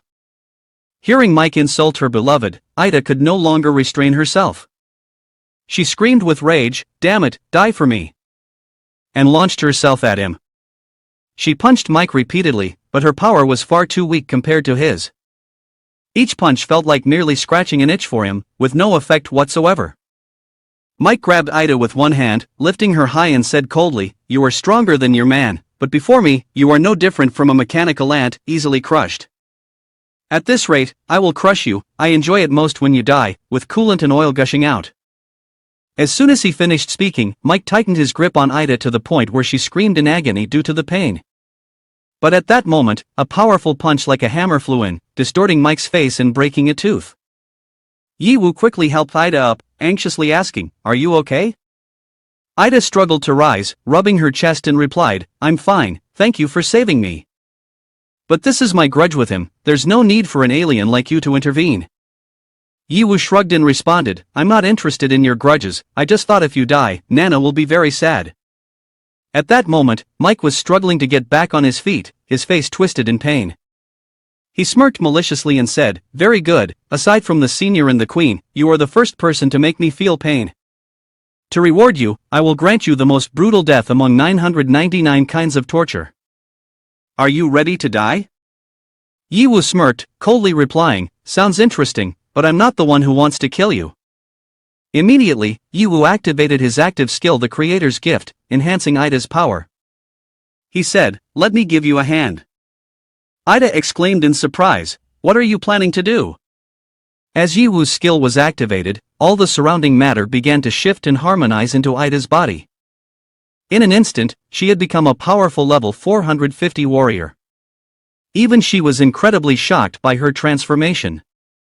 Looking back at herself, she exclaimed, "Is this really me?" After being upgraded to a new form by Yiwu, Ye was astonished and hurriedly asked Yiwu, What have you done to me?" Yiwu replied, "Nothing, I've just fully unlocked your body's potential. Now you can be called the ultimate form." Mike showed contempt, sneering, "It's just a change in shape, what's there to brag about in front of me? Soon I'll send you to meet your dead man." Being toyed with repeatedly about the person she loved made Ida extremely angry. She instantly unleashed her power, leaping up to punch him, causing his mouth to shatter and oil to spray out. He yelled out loudly, "Do you want to die?" Then he launched an attack towards Ida, but she easily dodged. "Too slow," Ida said, then delivered a powerful kick to Mike. The force was so strong that he was sent flying away. She continued to fire a barrage of shots at him, creating a horrifying explosion. This blow seriously injured him, but it still wasn't enough to take him down. Mike struggled to rise, his eyes filled with fury, saying, "Am I really hurt by a little bug like you?" He said, "No way. I am the second master under the Queen, how could I lose to a weak machine like you? Strength? I need much more strength." He was unwilling to accept this and immediately transformed into a new form, one that was more massive, larger, and more powerful. At this moment, Ida looked like an ant in front of him, which made him extremely excited. "Come here, this time I will crush you completely." With that, he launched an attack at Ida, but still could not harm her. After dodging the blow, Ida immediately counterattacked and shouted, "This is your ability, the power of absorption. Countless warriors of the resistance have been ruthlessly killed by you, absorbed, and even their bones no longer remain. Today we will take revenge for them." Mike still showed disdain and asked, "Is it just you?" Right after that, the fists of both faced each other. The tremendous force made the surrounding space seem about to shatter. Ida's arm endured the powerful backlash, causing mechanical parts to fly off, but Mike also suffered considerable damage. His arm was completely incapacitated, making him panic. How? How is it possible? Without giving him a chance to catch his breath, Ida continued to launch her attack. Go to hell, Mike! This strike of hers was truly devastating, the immense power enough to make his body gradually disintegrate. At this moment, he could only let out a wretched scream. Have I really lost? No way, no way. Just like that, one of the Queen's 4 guards was eliminated. Nana exclaimed with joy, well done, Ida. Ida also expressed her happiness. If it weren't for Majesty and your allies, I definitely couldn't have done it alone. The subordinates cheered, you did it, you succeeded. Finally, you've avenged the boss. That's great, really great. But within those mechanical corpses, there was something that caught Yiwu's attention. He approached one of the corpses, then smiled a frightening smile, causing Mike, even on the brink of death, to break out in a cold sweat. Yiwu stared at him and thought to himself, in front of the crazy MOC, this kind of mind transfer can completely hide itself. At this moment, Nana ran over and asked, Yiwu, what are you doing? Ida said she wanted to thank you very much. Ida continued, this gratitude cannot be expressed in words. If you need anything, just say it, I will definitely do my best to help. Yiwu gently squeezed the neck of the mechanical fake corpse, then turned back to Ida and said, not so fast, you should destroy this thing first. Upon hearing that, she immediately fired a laser to destroy the body, but kept the head intact for it to roll around. It turned out that he was indeed the Mike from earlier. While no one was paying attention, he had transferred the data to another mechanical body.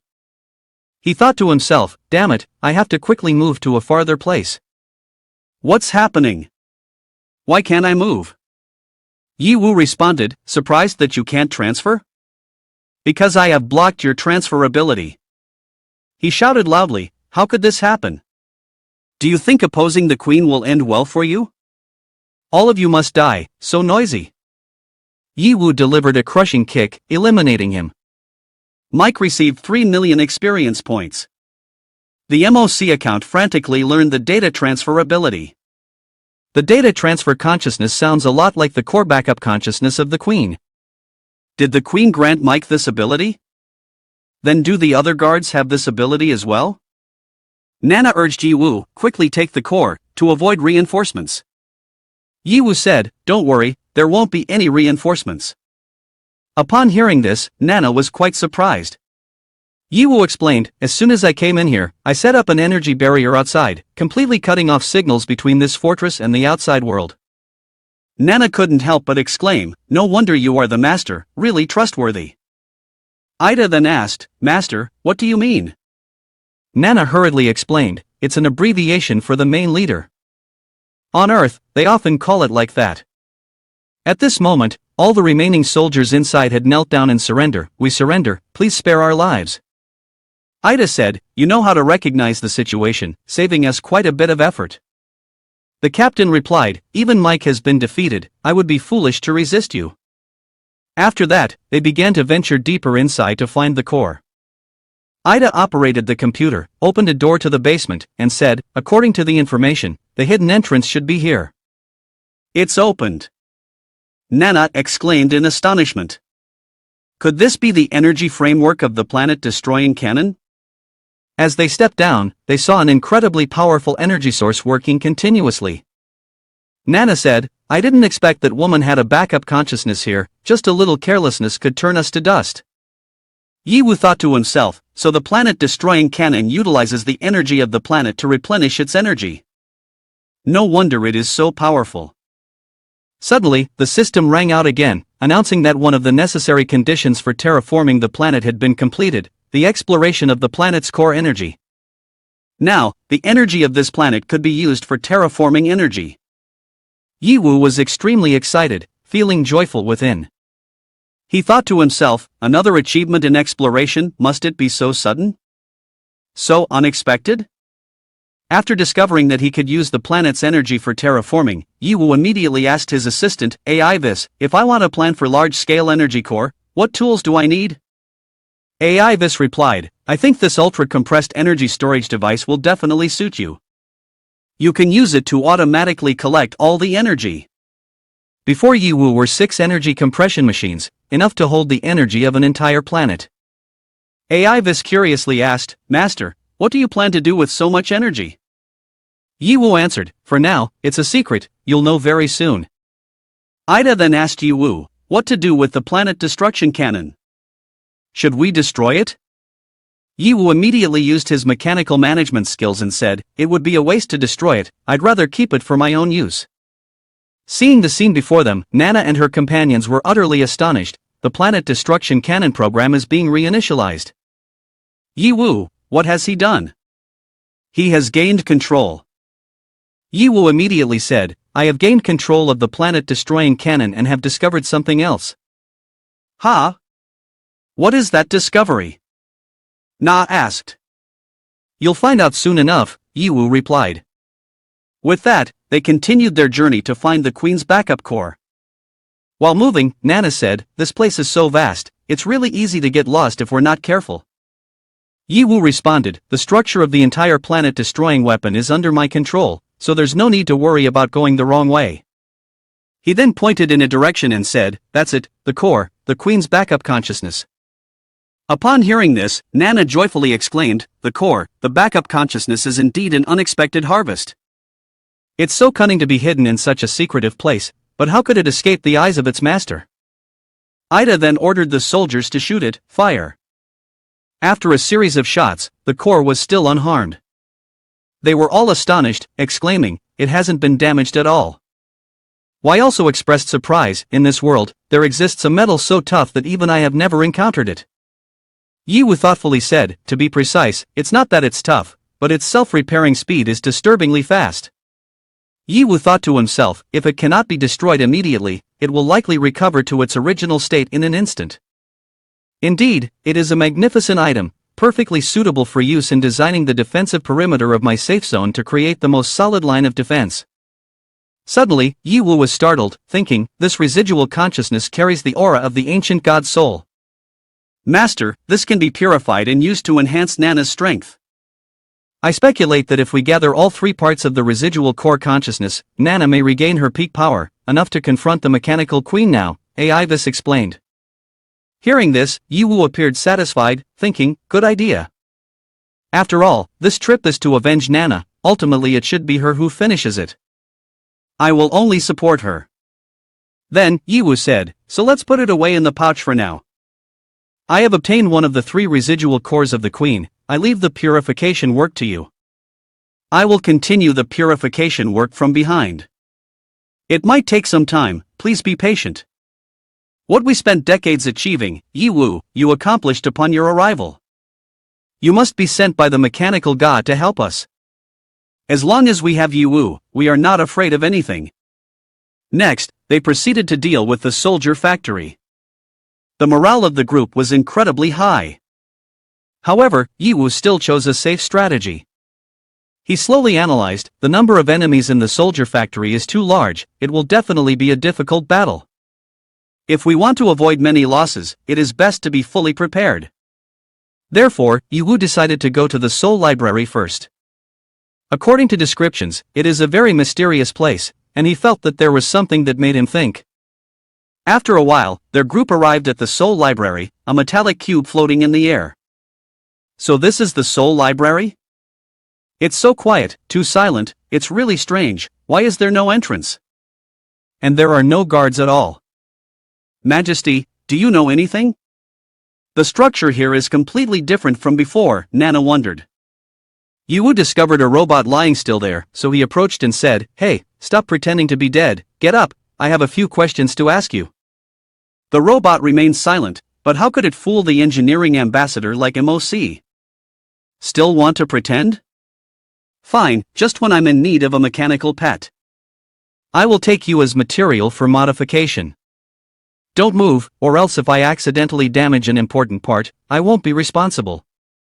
Immediately, the robot came to life, stepped back, and shouted in panic, stop, stop, stop.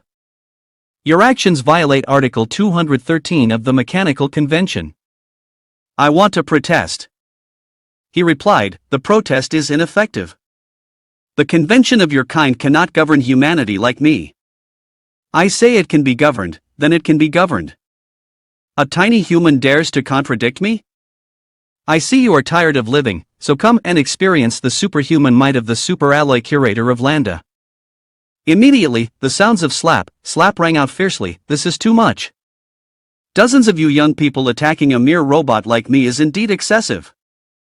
Yiwu then asked, did you not want us to witness your superhuman power?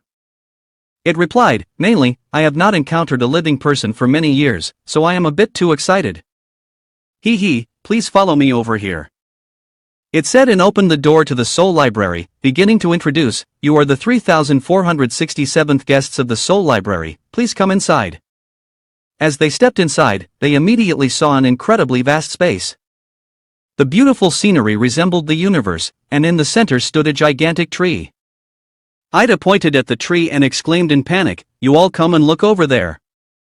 The colossal tree radiated an extremely dazzling golden light. Beneath its roots lay countless corpses of the mechanical clan, seemingly transformed into nutrients to nourish the tree. Upon seeing the towering tree emanating majestic brilliance along with the countless corpses of the mechanical clan, they were all extremely astonished, exclaiming, what on earth is this? It feels like the apocalypse, yet it carries a divine sensation. Landa, the head librarian, began to introduce, welcome to the Temple of Knowledge, where the origins and transformations of our celestial body are recorded. Ida, full of curiosity, asked, are you saying this is the origin of our celestial body? Landa laughed and replied, let me tell you. Our celestial body was initially just a floating core of energy in the universe, until the creator being appeared, granting it life. Hearing this, Yiwu was quite astonished and asked, the creator being? Who is that? Have you ever encountered them? The head librarian responded, no one knows the true appearance of the creator being, even I have only ever heard their voice in the realm of consciousness.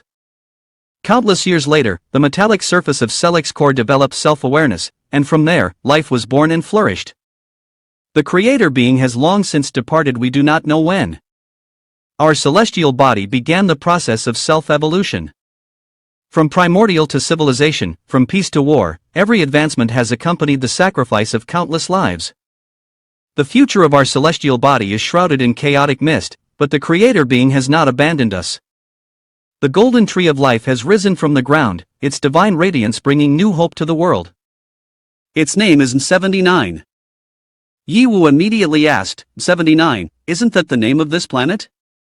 The chief librarian replied, that's right, the tree of life is the last legacy left to us by the creator, and the name of this planet also originates from that. The tree of life guides the evolution of species and civilizations, containing powerful and unknown codes within. Whenever a civilization evolves to a certain level, it receives enlightenment codes from the tree of life to advance to the next version of civilization. And the corpses before you are the witnesses to the evolution from version 1.0 to the present of all beings. Hearing this information, Yo was extremely confused and turned to Nana to ask, is what he said true? Nana replied, Majesty, I have never heard of these things before. Even a queen has things she does not know. But it does sound plausible. Yiwu asked, so what version are we currently in?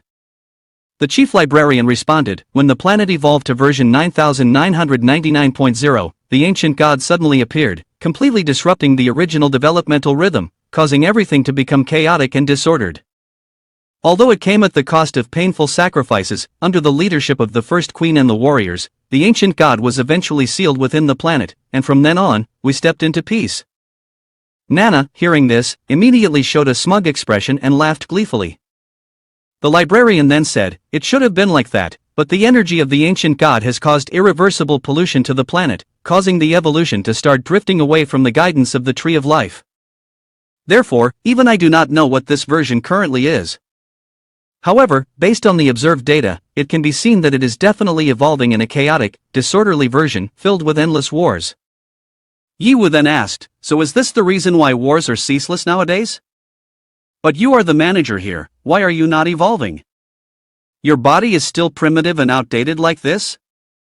The librarian laughed happily and said, I am the glorious soul library manager, created by the host and entrusted with a noble mission, how could I follow such a misguided path? Therefore, I have actively refused to evolve and have maintained the status of version 1.0 until now. But after all, I am a relic, so malfunctions are common. To reduce the damage, I have pretended to be a scrap out there, occasionally waking up to perform a little system maintenance. Yiwu then fist bumped him and said, I thought you were just a clown, but unexpectedly, you have such loyalty and romance in your heart. The head librarian cheerfully said, Haha, you can admire it all you want, it's just a legend. Yiwu asked again, so, you are not loyal to the current mechanical queen? The head librarian replied, I had anticipated that you would ask this question. The only being I have been loyal to from the beginning to the end is the creator. If you want to overthrow that madwoman, I would be more than willing to help. Yiwu continued to ask, then do you know where the consciousness replica of the queen is? It's right there, the head librarian indeed answered. But the consciousness replica has been completely digitized, merged into the countless data of the Tree of Life. Even I cannot summon it, what can you do? Yiwu stepped closer to the ancient tree and calmly said, just stand there and watch. He observed the tree for a moment and thought to himself, just as Landa said, even MOC's account cannot distinguish where the consciousness replica of the queen is just by the naked eye. So there is only one way. At that moment, the body of the mechanical was beginning to revive, slowly advancing towards Yiwu. They charged in to attack and shouted, protect the queen, intruder, die. But before they could even touch Yiwu, they were knocked away by Ida and Nana. They said, to harm Yiwu, you have to get past us first. The soldiers guarding Yiwu stood firm in front, clearly determined to protect him. Yiwu, leave this place to me, another soldier spoke up. Yiwu approached the base of the tree and said, now I will send my consciousness into the Tree of Life to find the true consciousness replica. My body will be in an unprotected state, so while I'm away, everything is in your hands. The two girls Yiwu asked for help were incredibly excited, just leave it to us. Yiwu placed his hand on the trunk of the ancient tree. A blinding flash of light erupted from within, sending his consciousness into it. As soon as he opened his eyes, he found himself in an incredibly vast space. Is this perhaps the original form of planet M79? Yiwu wondered. Aivis appeared and said, Master is correct, this place is likely a projection of the data within the Tree of Life. It seems that this place has not evolved into any living beings, not even a person to ask for directions, so how can we find anything? Suddenly, Yiwu exclaimed, how strange. What's wrong, Master? Aivis asked. Did you discover something? Yiwu felt a peculiar sensation. Clearly, this is my first time here, yet I have an oddly familiar feeling, as if I had been to this place in a dream long ago, but the reason is unclear. Suddenly, a voice broke the silence, it is only natural, for your soul has long sensed this place. Yiwu was startled, turned around, and asked, who is it? Why do I feel an overwhelming sense of familiarity? The voice belonged to the deranged MOC. Upon appearing, he greeted, long time no see. As for you, this is our first meeting, but it is already destined that you will be my successor. Yiwu looked at MOC, a character who had appeared quite early, but he was only now meeting him face to face. It turned out that this planet was created by him. MOC's sudden appearance left both individuals astonished, gasping, aren't you supposed to have died a long time ago? How can you appear here? MOC Lord, is it really you? MOC calmly replied, the form of life is not only limited to what you can see. My digital consciousness has transcended the constraints of the physical body. You can encounter the remnants of my consciousness in any corner of the universe. Once you fully grasp my power, you will be able to do the same. Yiwu smiled and said, fully grasp, you say? Although I have obtained your power, I still know too little about you. Could you tell me about yourself? MOC opened the screen and replied, of course, let me take you back to my past. Perhaps you will find some answers. At first, I was just an ordinary scientist, filled with curiosity and a desire to explore the mysteries of the universe. One day, my consciousness suddenly resonated with a mysterious power in the universe. Knowledge flooded into my mind, making me feel that my body was filled with infinite energy.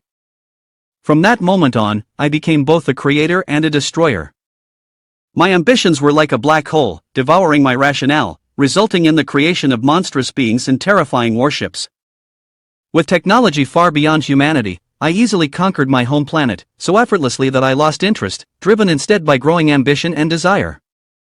I personally buried my homeland and embarked on a journey to conquer the stars. I have created countless planets and have also destroyed countless civilizations. This planet is the 79th planet I created using the nuclear energy from the planet. Therefore, it is named M79. I leave fragments of consciousness on each planet I create. Little did I expect to meet you here. Yiwu curiously asked, "You said I am the heir you chose. What does that mean? Why did you choose me?" He replied, "After experiencing countless cycles of creation and destruction, I have stood atop the stars, yet I am lost. My soul is enveloped by a vast emptiness. Therefore, I have decided to transform my consciousness into an invisible signal and send it deep into the universe, seeking new possibilities in the endless flow of time. But first, I must completely bid farewell to this body." At that moment, his only friend, Bandora, aimed a gun at his head and asked, "Are you sure you want to do this?" Moss responded, "Go ahead. This is something only you can do. I have a feeling that this is not our final farewell. We will meet again in another way." Bandora then said, "Very well. We shall reunite when destiny allows." Immediately after, the gunshot rang out. Moss officially transformed into a being of consciousness and drifted into the distant universe. When the screen turned off, Moss spoke again, "I am neither a god, nor can I predict what will happen after millions of years. Initially, I only hoped to find an heir in the form of digital life. Unbeknownst to me, I encountered a special existence like you. You have not only inherited my power completely, but you also possess many other immense powers. However, what is astonishing is that you have not fallen into the abyss of power. Your soul is not the least bit confused, not in doubt. You are far stronger than I." Hearing this, Yiwu felt a bit shy and scratched his head, saying, "All of this is thanks to your help. Many times, it was because of you that I was able to overcome dangers." Moss activated the system, his voice calm yet full of meaning. "I am honored to hear you say that. Now, let the remains of my consciousness help you one last time. The queen of this planet has hidden the core of her identity within the endless flow of information of the Tree of Life. If you search with external power, even someone as strong as you would spend hundreds of years." But what astonished Yiwu was the sight before him. He secretly thought, "The stars are rotating in a marvelous way. Could this be the acceleration of time?" From what seemed to be a mission that would take hundreds of years, Moss only took a few minutes to retrieve the core of identity. He handed it to Yiwu and said, "As the creator, this trivial matter is not worth worrying about." Yiwu accepted it, his eyes filled with wonder, exclaiming, "Is this truly the backup core of the queen?" At that moment, Moss began to fade away, leaving behind only a final message. "Go now. I hope you can lead life on planet M79 to prosperity and peace. Tell them that the Creator has never abandoned them." Although Moss's presence brings both destruction and rebirth, Yiwu understands that all hope now rests in his hands. Yiwu happily bid farewell to him, not forgetting to express his gratitude. "Thank you, Moss, we will do that." The system also said, "Me too. Goodbye, Moss, I will definitely assist Master Yiwu well." Outside, Nana and Ida were struggling to confront the core security robots. Damn it. Why won't this end? They fought while placing their trust in Yiwu. Nana said, "Trust Yiwu. He will definitely bring about a transformation." Just then, all the robots suddenly fell down in a strange manner. One person exclaimed, both surprised and joyful, Is it over? It must be Yiwu. He has succeeded." At the same time, the Tree of Life also began to disappear. Seeing this scene, Landade was moved to tears and exclaimed, You. This feeling. Is it you? The great creator, indeed you have always been by my side. From the Tree of Life, Yiwu stepped out, his voice decisively ringing out, Everyone, I have returned. The system at this moment also issued a notification. Due to contact with the memory fragments of the powerful Moss, the account has been supplemented with information and unlocked a new title, Planet Creator. The title is described as, Planet Creator is a transcendent existence among the endless universe. Not only is he a sculptor of stars, but also the enlightener of civilization, using infinite intellect and creativity to weave the most brilliant chapters of life in the universe. This ability is not about renovation or enhancement, but about creating an entirely new planet. Therefore, there is no need for any designs. Just ensure you have enough materials, and you can begin the creation. The specific outcome entirely depends on the amount of materials and the creativity of the creator. The necessary materials include the planet's nuclear energy, combined with any other substances. Weiss excitedly said, "Master, this ability is indeed not to be underestimated. At present, you have approached the essence of the frenzied moss infinitely." Yiwu exclaimed in astonishment, "The power to create a planet is truly extraordinary, just as Moss mentioned." Looking at the tree of life slowly fading away, Yiwu thought to himself, "I'm lucky to have encountered a fragment of Moss's consciousness. Otherwise, as he said, it would take hundreds of years to discover it. Reflecting on it is indeed chilling." Yiwu silently expressed his gratitude, "Thank you, Moss. I hope we have the chance to reunite." In the mechanical royal court, the mechanical queen Celia Sarada, at level 499, still did not realize she had lost two important items. When a subordinate hurriedly rushed in to report, she coldly said, "Another group of rebels? Which punks are causing trouble this time?" The subordinate immediately replied, "Your Majesty, it's still the same rebel army from before, they are causing unrest in the outer ruins." Celia Sarada immediately asked, "So it's them? A bunch of cockroaches, what's there to report?" The subordinate, trembling with fear, stammered, "Because they have attacked the main control room of the star-destroying cannon and the Soul Library. Moreover, both facilities have been breached." Upon hearing this, she instantly flew into a rage, grabbing her subordinate's head and shouting, "Useless fool! Why didn't you report earlier?" The subordinate quickly explained, his voice shaking, "They blocked the signal. We only received news when the attack began. Even Mike has been defeated. Please spare my life, Your Majesty." Without any hesitation, she crushed his head without a hint of remorse. After that, she shouted, "They attacked both places simultaneously. This can't be a coincidence. Could it be they know my secret? Furthermore, even Mike has been defeated. Is there someone secretly helping the rebels?" The image of Nana suddenly flashed in her mind. She broke out in a sweat, thinking, could it be her? No, she should have died a long time ago, it absolutely cannot be her. But if it's not her, then who? After a moment of contemplation, she ordered her subordinates, "You two immediately set out and eliminate the rebels. It's best to capture two of them alive for interrogation. Report to me immediately in case of any situation." The subordinates obeyed and quickly departed, "As you command." At this moment, in the weapons factory where the core of identity of the queen was hidden, alarm bells rang loudly, signaling the detection of multiple unidentified entities approaching. "Hurry up, hurry up! Everyone, assemble!" A commander shouted loudly, "The entire army here has gathered completely. Do these useless rebels dare to come here to die? With our equipment and numbers, it only takes one kick from each person to trample them. It seems they have reached a dead end and lost their minds, clawing wildly.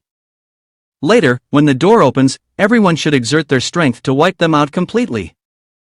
The soldiers responded in unison, "Understood." As soon as the door opened, a legion of Yiwu's zombie mechs unexpectedly charged in first, shocking everyone. "What the hell is this? Since when did the rebels possess such a force?" Despite the surprise, they remained calm and shouted, "But no matter how many they are, they're just a pile of useless junk. In terms of firepower, we still hold the advantage. Attack fiercely." At that moment, Yiwu's stealth aircraft also appeared, flying around the battlefield. From inside the aircraft, Ida exclaimed excitedly, "Finally, we have entered the weapons factory.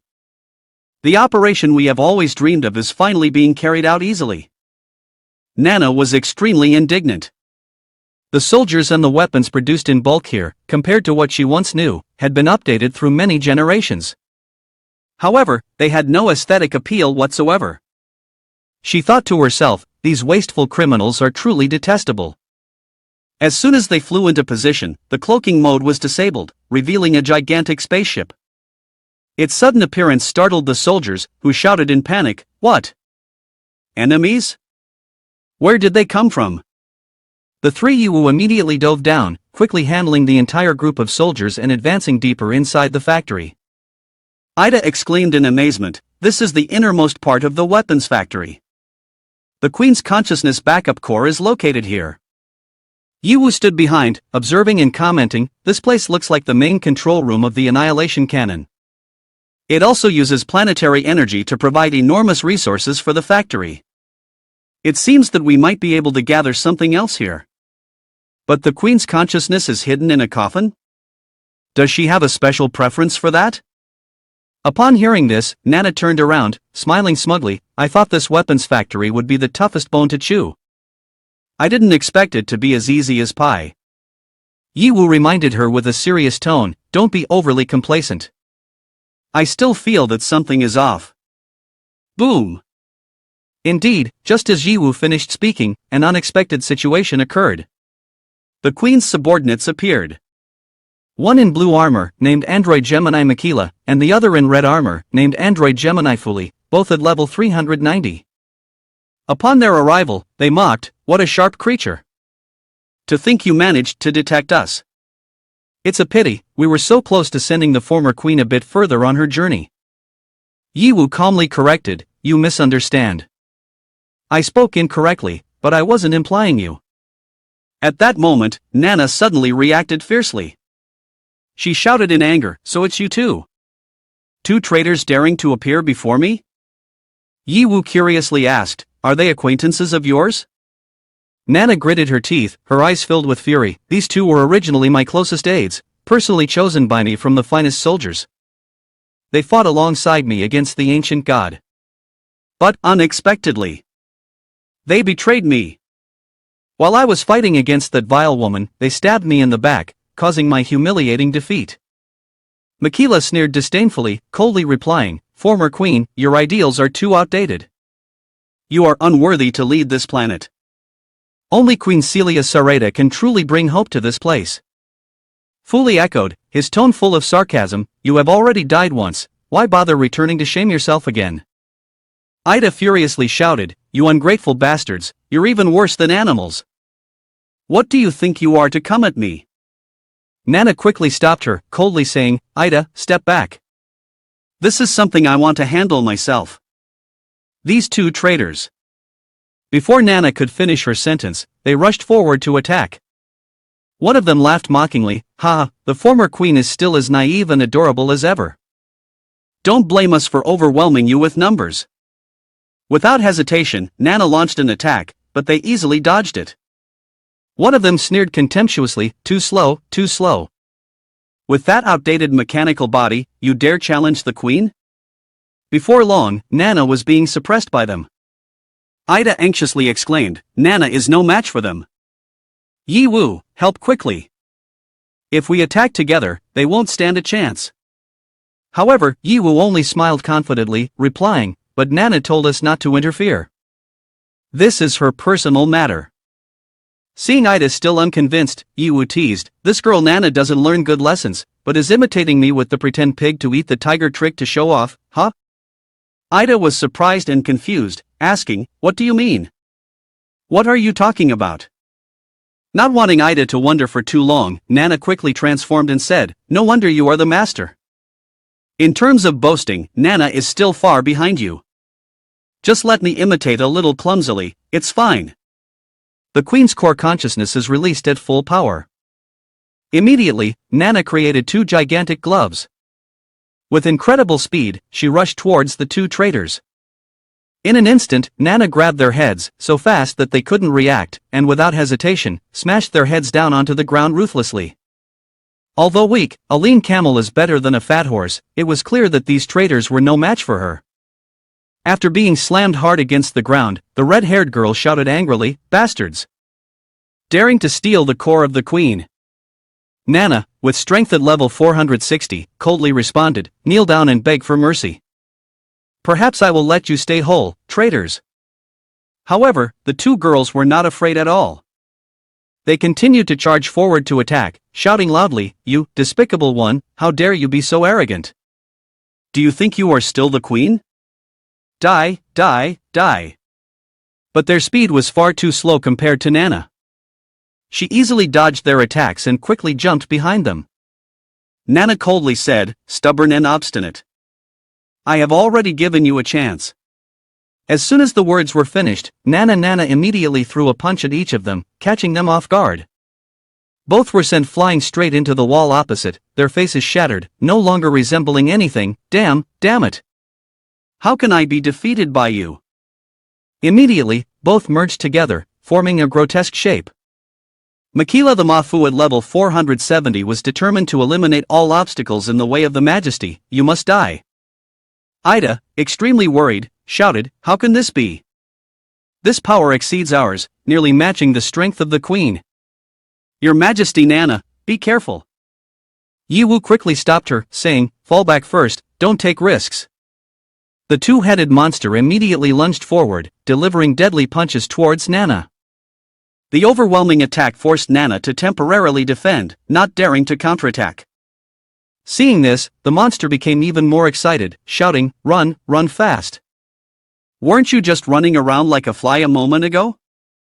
Nana thought to herself, "This guy has a range of attack that's too large, each of his blows seems to carry the weight of millions of tons." As soon as the thought crossed her mind, the monster used the skill Millions of Rays to attack Nana. Turn to ash. Nana quickly created a defensive energy shield before the oncoming attack. Afterwards, she coldly said, "TCH, don't get too smug. This kind of attack I can easily send right back at you." The mechanical queen activated her enhancement mode. Nana's two arms transformed into two sharp blades, continuously slashing at the two-headed monster. This infuriated it, as it delivered a strong punch to Nana's stomach and shouted, "Are you crazy? This reckless fighting style is no different from a wild dog." Nana immediately counterattacked, her eyes shining brightly, and replied, "Do you think my fighting style needs your concern?" With extreme speed, Nana slashed at the monster and then jumped behind it, landing in a cool pose. This action made the two-headed monster burst into laughter. "You fool. We've already told you, and yet you still don't understand. What can you do?"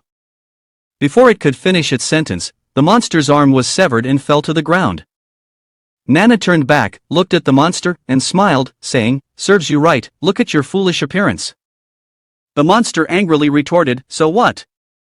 You're also as injured as I am." Nana replied, "I don't care, as long as I can kill you. That traitor being a little wounded means nothing significant."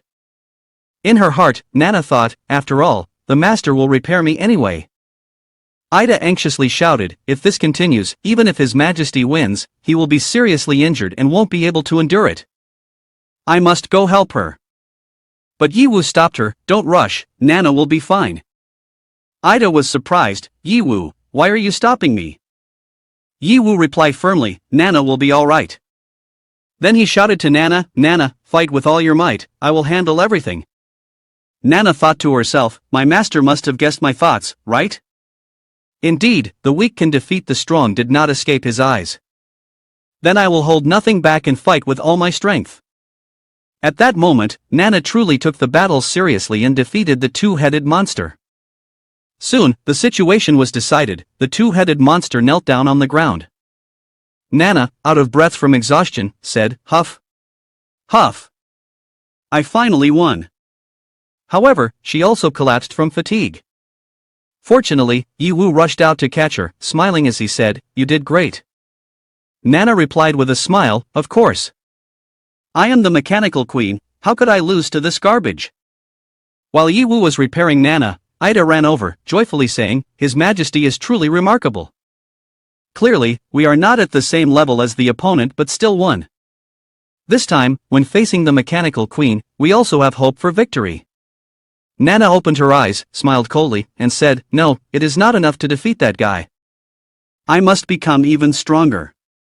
Yiwu gently patted Nana's head and replied, "After all, this body was created on Earth, and the durability of the materials surely cannot compare to your planet. Rest assured, I will definitely create a more perfect body for you." Upon hearing this, Nana was delighted, her eyes sparkling, and she hesitantly asked again, "Really?" Yiwu confidently answered, "Of course." She then pretended to be proud, curling her lips and saying, "Ahem, there's no need for that, then I'll leave it to you." At that moment, the two-headed monster only had one head left. It stubbornly insisted, with a determined voice, "Don't think you have one." Then, it abruptly slammed its head into the wall beside it, and then grabbed the coffin, shouting, "You won't get the core here. Even if I have to use all my strength, I will stop you here."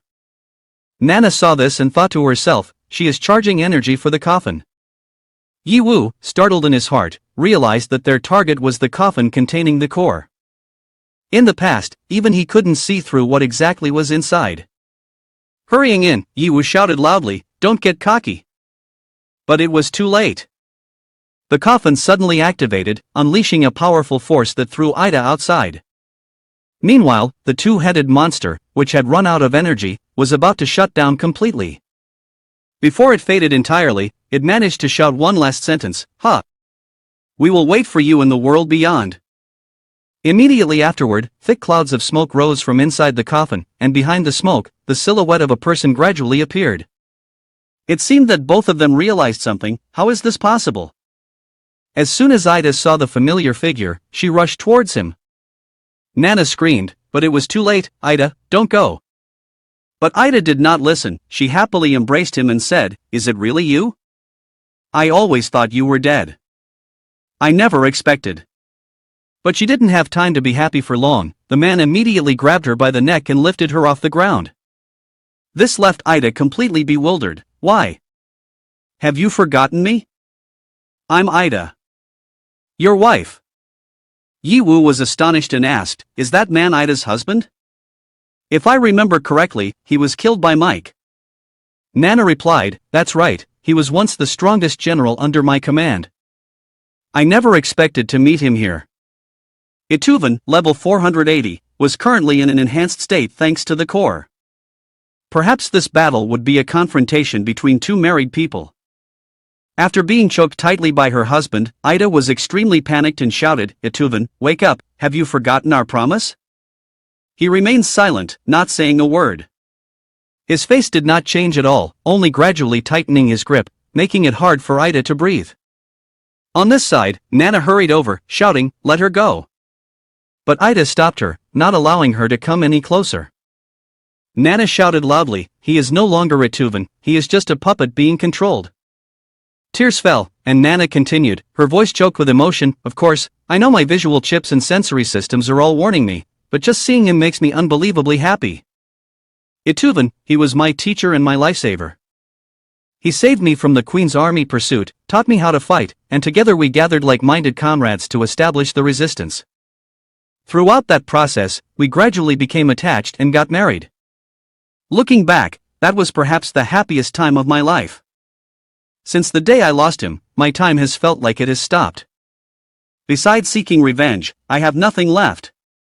Ida cried while continuing, "However, the disparity in strength renders me completely powerless. I can only cause trouble for the lone soldiers of the Queen's army. Thanks to your majesty and Yi Wu, I was finally able to see you again. If we were to die together like this, it wouldn't be so bad." Hearing this, Nana was incredibly horrified and immediately shouted, "Die? Ida, what are you planning to do?" Ida calmly replied, "I will activate the self-destruct device in my body. Once activated, the entire weapons factory will be destroyed. Everyone, quickly leave." Nana was deeply moved, stunned for a moment before saying, "Damn it, Ida, why are you being so foolish? But if you've made your decision, let's go." "Master, don't let her sacrifice be in vain." Just as Nana was about to take Yi Wu's hand and run, she suddenly found he was gone. "Ha! Where did Master go?" Over here, Ituven was trying to push Ida away, but she held on tightly. Ida resolutely said, "I will absolutely not let go of you. Let's go to that world together." At that moment, Yi Wu appeared like a deity, calmly saying, "Your courage is commendable, but I have a better solution than death. Would you like to know?" Ida was utterly astonished when she realized she could no longer self-destruct. The self-destruct device was broken. "Yi Wu, what have you done?" Yi Wu snapped his fingers and calmly replied, "Used a more effective approach to solve the problem." Just then, something attacked him, causing him to release Ida. Seeing her husband electrocuted and pushed back, Ida was extremely anxious. Ituven, noticing the situation, immediately redirected his attack towards Yi Wu. He charged forward quickly, locking onto his target and preparing a high-threat strike with the determination to eliminate Yi Wu. In an instant, Ituven landed a powerful punch on Yi Wu, creating a horrifying explosion that sent both girls into a panic. However, who was Yi Wu? To mechanical life forms, he was practically invincible. With a gentle grip on Ituven's hand, Yi Wu smiled and said, "The judgment is quite accurate, but it seems your calculation of power distance is still insufficient." He then turned to Ida and said, "Leave him to me. If you're lucky, I will return a normal man to you. But first, I will let him suffer a little." As soon as he finished speaking, Yi Wu embraced Ituven and soared high into the air to deal with him. The two sides immediately began a fierce battle against each other. After dodging several of Ituven's attacks, Yi Wu transformed into an aircraft and launched missiles at him. Then, he transformed into a car and charged straight at him, leaving Ituven with no strength to resist. Ida, observing from a distance, couldn't help but exclaim, "I can't believe it." Yi Wu was so powerful that he completely suppressed Ituven. Nana, with confidence, said, "The master is still holding back. Otherwise, Ituven would have been defeated a long time ago." It seems Yi Wu is analyzing something. Indeed, Yi Wu was trying to figure out how to save Ituven. In his heart, he calculated that the queen's consciousness still existed within Ituven's body and was closely linked to his core. If he wanted to extract the queen's consciousness without killing him, it would be extremely difficult. Suddenly, a strong light emitted from within Ituven's body, then stopped. He no longer pursued Yi Wu. Yi Wu saw this and felt quite surprised. Unexpectedly, he changed his target, turned around, and began to run away very quickly. Ida, seeing this scene from below, hurriedly said, "Wait, Ituven, don't go." Yi Wu observed the situation and thought to himself, is he really planning to leave? No, I just detected a weak electrical signal. Could it be that he's going to transform into a human and jump to the ground? Nana immediately asked, "Should we chase after them?" Yi Wu replied, "There's no need. Even if we pursue them now, it would lead to no results. From my observations, the queen's core consciousness is within his body, but to extract it, we must completely destroy him." Upon hearing this, both girls were astonished, especially Ida. She felt distressed hearing Yi Wu's words, "Isn't this too cruel? After such a long time apart, do we really have to say goodbye through death?" Nana stepped forward to comfort her, saying, "We will find another way. Don't be too pessimistic." Just then, a voice echoed, "Sister, Your Majesty and Mr. Yi Wu, the guards of the armory have been completely defeated. Please give us the next orders. Why don't we take this opportunity to directly storm the palace and deliver a decisive blow, or just eliminate them all?" Everyone chimed in, "Ha, I am looking forward to you, sister, we will follow you." Nana said, "Ida, you have an amazing team." Ida, unable to find words for her emotions, smiled. Everyone realized that even though she no longer had her partner, at least she still had teammates, friends who would continue with her on the path ahead. The two reached out to hold her hands and said, "Ida, let's strive together. Believe that there will be a way. Now, let's go meet the final boss." Nana eagerly said, "So let's set off right away." Idan was also in a hurry, wanting to pull that imposter down from the throne. Yi Wu spoke up, "I know you all are very eager, but hold on a moment. With the current formation, going to fight the final boss would mostly end in giving away our lives." Upon hearing that, both girls broke out in a sweat. "What? Doesn't that mean even you don't have confidence in defeating her?" Yi Wu helplessly explained, "I'm referring to you two specifically. Do you really think defeating a few elite monsters is enough to take down the final boss?" Ida scratched her head, embarrassed, and said, "He got a bit carried away and forgot the situation." Nana pouted, tears welling up, and asked, "So what should we do?" Yi Wu pointed with pride, "Think about it, where are we right now?" Nana seemed a bit confused, "Where? Aren't we in the soldier factory?" Suddenly, Nana realized his meaning and said, "I understand now. You want to take advantage of the war resources here to fight back against the enemy army, right?" Yi Wu continued with satisfaction, "Not just that, don't forget we also have the information materials from the Soul Library. Combining these two, we can not only produce a large number of elite soldiers in a short time but also help you enhance your strength to face your enemies. Nana's eyes lit up with pride for Yiwu. No wonder he is the master, always so thoughtful. Yiwu also didn't know how to deal with this girl, perhaps it was due to her small brain thinking too little? He snapped his fingers and thought that this large soldier factory must certainly have a warehouse dedicated to storing high-grade materials. Yiwu commanded, "Weiss, find it for me." Weiss began to pull up the map, received a signal, and started scanning. Suddenly, it exclaimed, "Here it is, Yiwu, you ask right away, what have you discovered?" Yiwu immediately followed the little robot, and where they arrived was all a gleaming gold. Wow, this place has so many high-grade equipment and materials, all rare, very hard to find out there. Yiwu began to examine closely, searching for anything interesting. One material caught his attention, the mind control helmet. It was once a relic of ancient psychic sorcerers in legend. This helmet possesses mysterious powers, capable of manipulating the will of all things, distorting reality, and breaking the limits of the mind. The wearer becomes an invisible commander on the battlefield. The effect of this helmet is that it can exert powerful mind control over one or multiple targets, turning them into loyal slaves for 5 minutes, unconditionally carrying out any orders from the wearer. The success rate will be influenced by the spirit of the caster, and the countermeasure time will be shortened when dealing with multiple targets simultaneously. The wormhole generation device is a technological marvel of surpassing generations, developed from the deepest explorations of the universe. It has the ability to tear through the fabric of space, connecting to distant latitudes and enabling faster than light travel. This is the ultimate weapon in strategies of relocation and surprise assault. After selecting the target location, in an instant, the user and teammates within a certain range will be transported to the designated position, bypassing all limitations of terrain and distance. The anti-gravity belt is a pinnacle work that combines science and magic. It grants the wearer the ability to control gravity, once considered an essential equipment for high-ranking explorers and astronauts. Upon activation, the wearer escapes the constraints of gravity within a certain range, can adjust the local gravitational field, causing opponents to be delayed or creating a levitation effect. Additionally, it can utilize anti-gravity techniques to generate a layer of energy shield made of antimatter, derived from cosmic explosion debris. This is one of the most powerful energy sources known, and its existence poses a challenge to the material world. Any ordinary matter that comes into contact with it will be annihilated, turning into nothingness in a magnificent explosion. When integrating antimatter fibers into weapons or equipment, it is possible to create energy attacks of a destructive nature, even capable of releasing energy strong enough to lead to the rupture of latitudes in a short period. Yiwu felt a sense of satisfaction in his heart as he instructed someone to carry the pile of items. All of it consisted of materials he had never encountered on Earth, and the level of civilization here was at least twice that of Earth. No wonder it was a planet created by moss.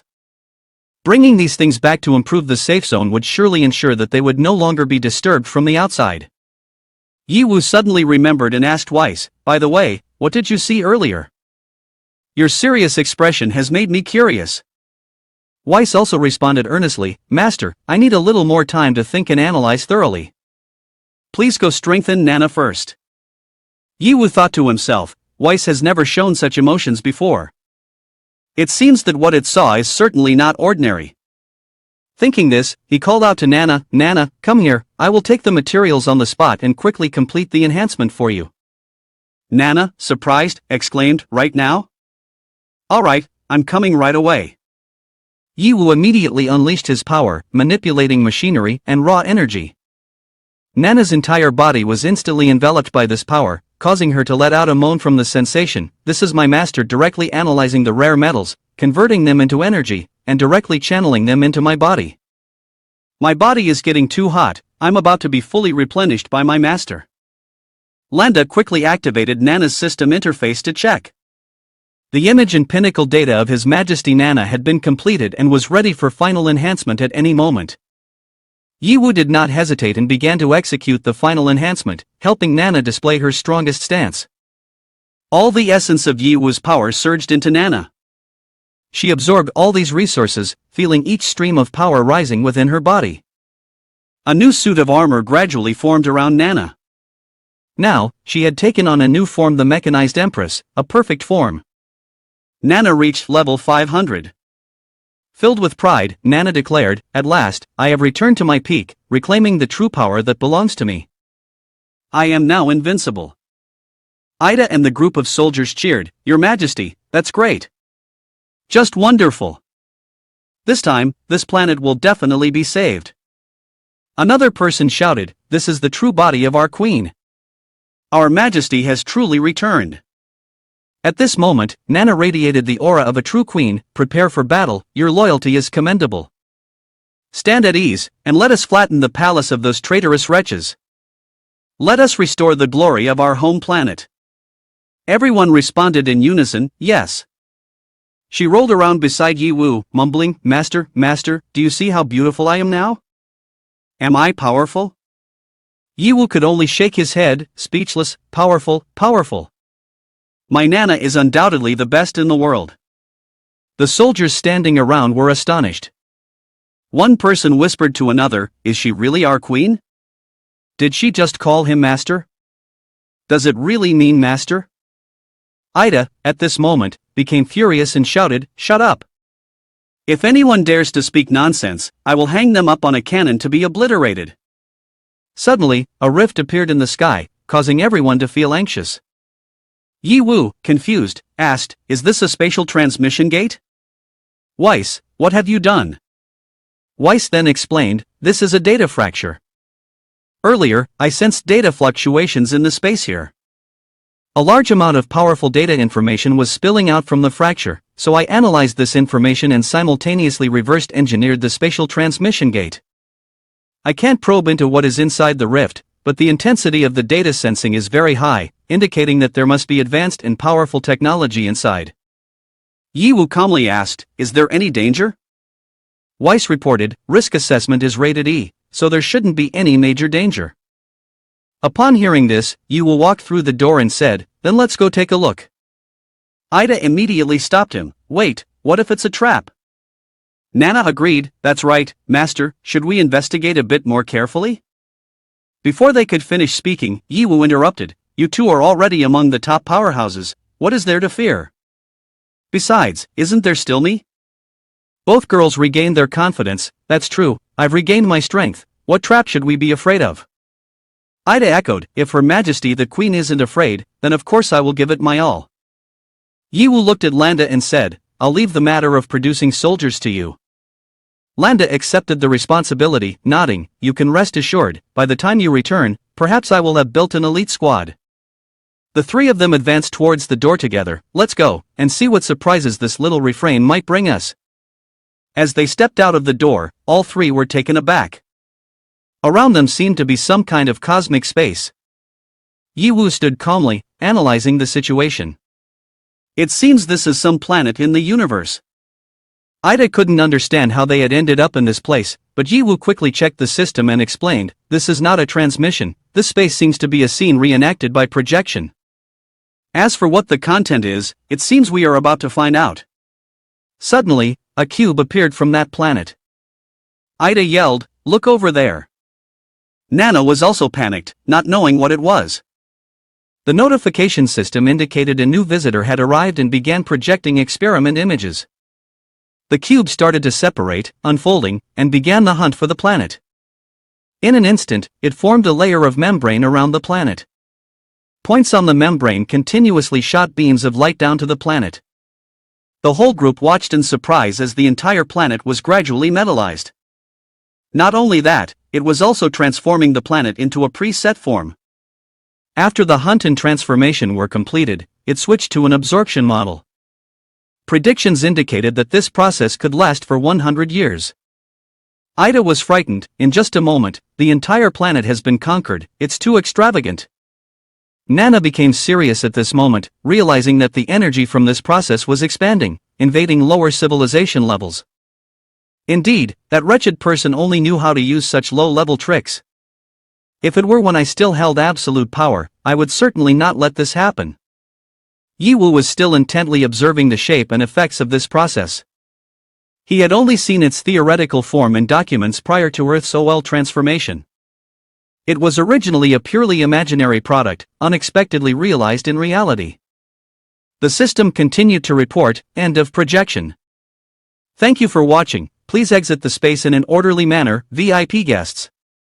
Yi Wu was dumbfounded. Is that it? Yi Wu looked around, feeling that these setups, if not used, would indeed be a waste just lying here. Ida angrily said, "Even in war, people still leave survivors and resources, but he hasn't given anyone a chance to live. It's truly evil, destroy this thing quickly." Yi Wu stroked his chin, responding leisurely, "Evil is due to the user of the tool, not because it is guilty itself. I believe this thing can definitely be used. Moreover, the important thing is that I sense the power of the ancient god on it." Nana asked in surprise, "Huh? What? Could it be made from the remnants of an ancient god?" Yi Wu flew closer, affirming, "It's quite possible, and that's why I must obtain it." He reached out to touch the cube. In an era where Earth had been polluted and shrouded in many shackles of rules, like the wild areas, misty lands, or sacred tombs, this thing could directly proceed to terraform the planet. Yi Wu thought, if combined with Moss's ability, could it be used to reshape Earth? Could it break through the limitations and rules? Just as he touched the cube, a powerful force pushed him away. The screen displayed the message, "User does not have permission, please do not operate against regulations." Yi Wu began stroking his chin, thinking further, even Moss's abilities cannot control it. Could it be that the power of the ancient god is repelling me? He continued to calculate in his mind, thinking, I must defeat or tame it to gain control and command over it, or I have to obtain the title king of machines to master it. Unquietly thought, although I can't control it, I shouldn't have any issues absorbing it, right? The system responded, of course, Master can put it into the system space and take it out whenever. So Yi Wu stored the cube in his pocket, and then everyone went outside together. The subordinates said, "Big sister, you finally returned." Idan, seeing the tense expressions on everyone, felt puzzled. "What's wrong?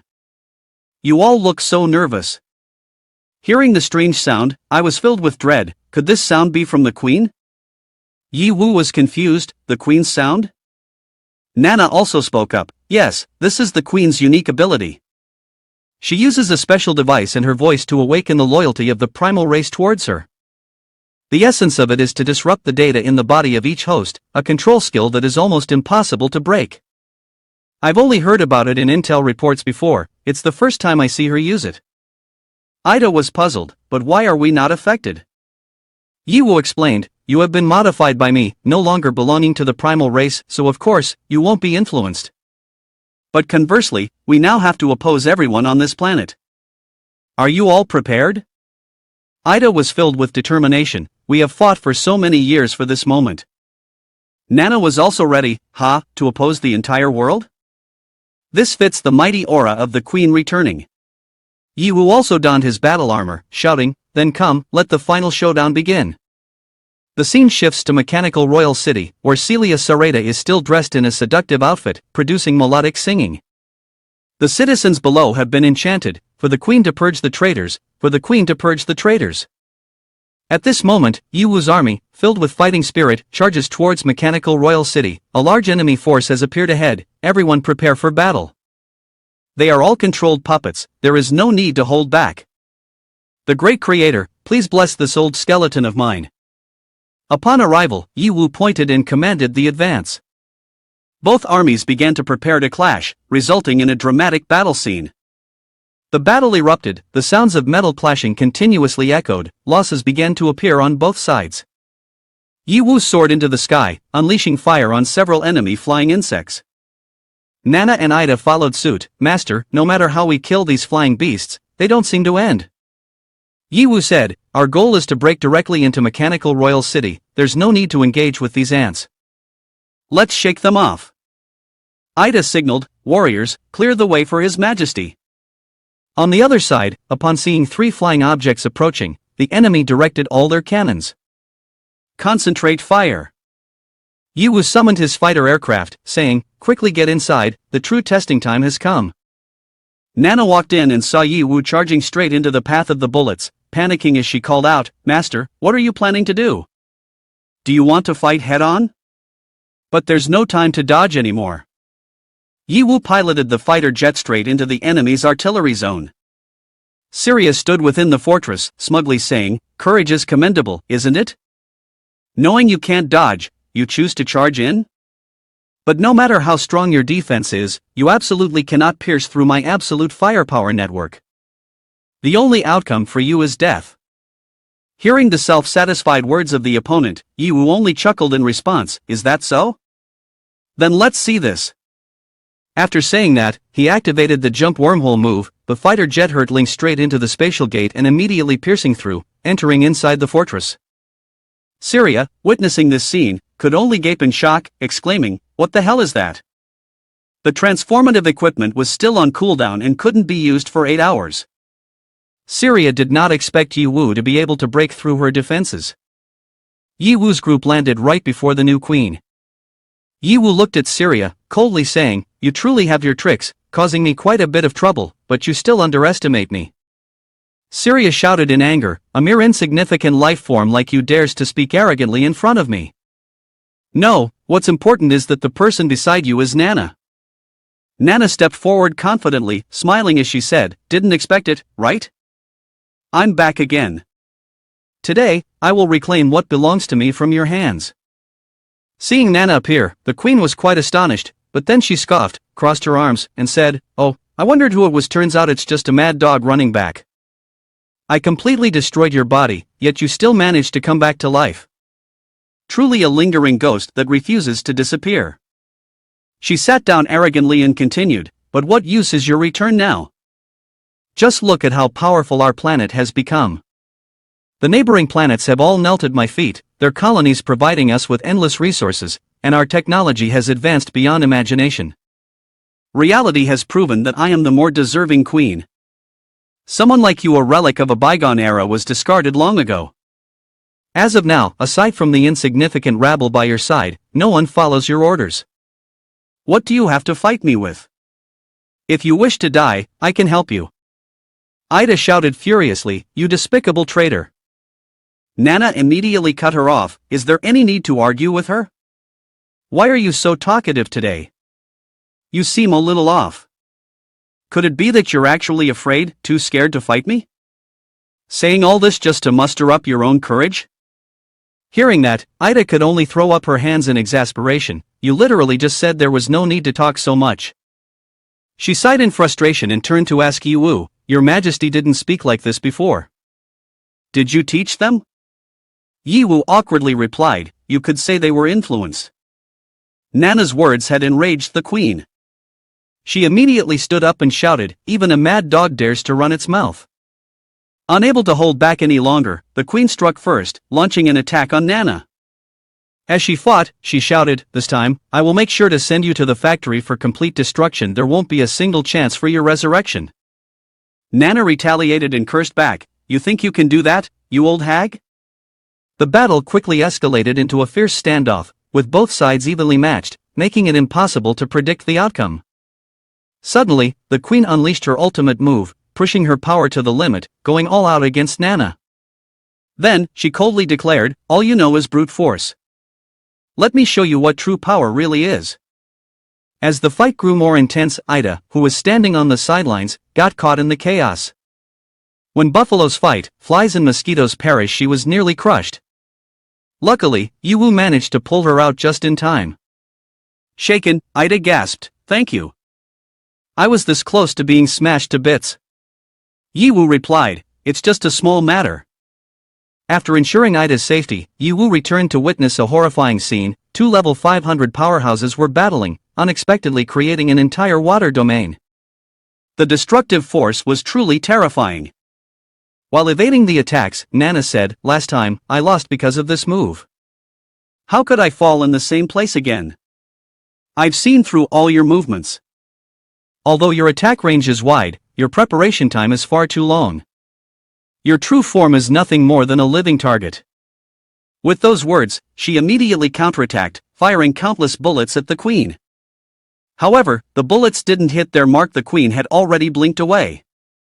In the blink of an eye, she appeared behind Nana and shouted, "The application of my spatial jump technique is far more powerful than yours." She swung a devastating slash at Nana, but soon realized it was merely a holographic projection. By then, Nana had already appeared in midair, launching a destructive strike and shouting, "After hundreds of years, you still rely on the same old moves. Do you really think I wouldn't be prepared? Who do you think you're underestimating? The one who will be sent to the factory is you." As soon as her words ended, Nana unleashed her full strength, delivering a devastating blow that triggered a cataclysmic explosion, as if intent on annihilating everything in the surrounding area. As the dust and smoke gradually cleared, she let out a sigh of relief but muttered to herself, "I might have used a bit too much force, but the traitor's castle was worthless anyway. Rebuilding it later is no big deal." However, things were far from that simple. From within the hazy smoke, two powerful attacks suddenly shot forth, hurtling straight toward Nana. One of them struck her tentacle, making her exclaim in surprise, "As expected, killing her won't be that easy." Through the lingering dust, the queen emerged, missing an arm, her gaze filled with fury. She bellowed, "Impossible! How could I lose to you?" Nana smirked triumphantly and replied, "For centuries, you've lived a life of oppressing the weak and indulging in luxury. You've never truly faced a threat to your life, have you? How could you possibly compare to me?" At that moment, the queen regenerated a new arm, her expression turning ice cold as she commanded, "Don't get ahead of yourself. Isuvan, kill her for me." "As you command." Without hesitation, the two figures lunged forward, attacking Nana simultaneously. The queen laughed loudly, her voice dripping with mockery, "Ha! Now the tables have turned, haven't they? Let's see how long you can keep running." From a distance, Ida grew increasingly anxious and shouted, "Your Majesty, Ida is in danger." "Yiwu, let me go and assist." Yiwu calmly said, "Although you truly care about Nana, your eyes are always fixed on Isuvan." Ida looked slightly embarrassed. Yiwu continued, advising, "This is their battle. I, as an outsider, should not interfere. But I hope you also know how to protect yourself. Remember, in Nana's heart, you are very important. She doesn't want to lose you." Ida gave a gentle smile and replied, "Yeah, I got it. Thank you." After speaking, she decided to rush forward to support Nana. Yiwu watched her go, thinking to himself, the mechanical queen must still be hiding her trump card. Observing first and waiting for the right moment to strike is the right move. I don't want to fall into another trap of these rules. Ida hurried forward, firing countless shots toward the queen and shouting, "Your Majesty, let me help you." However, the power gap between her and them was too great. The queen let out a cold laugh and easily severed Ida's tendrils. "You? There is no place for mere lackeys in the king's battle. Disappear." Not stopping there, the queen prepared to deliver a finishing blow, but Ida's husband arrived just in time. Without hesitation, Ida clung tightly to her husband and shot straight into the sky. Seeing this, Nana was utterly shocked and shouted, "Ida! What are you trying to do?" She immediately responded, "I'm sorry, Your Majesty. At first, after Isuvan died, I wanted to follow him. But in order to overthrow the queen's tyrannical rule, I struggled to survive all these years. And now, at long last, the most crucial moment has arrived. I absolutely cannot afford to fail. As long as both he and I die together, I am certain that you will defeat the queen and reclaim the throne." She paused, then continued, "Farewell, Your Majesty. Please bring a bright future to our planet and civilization."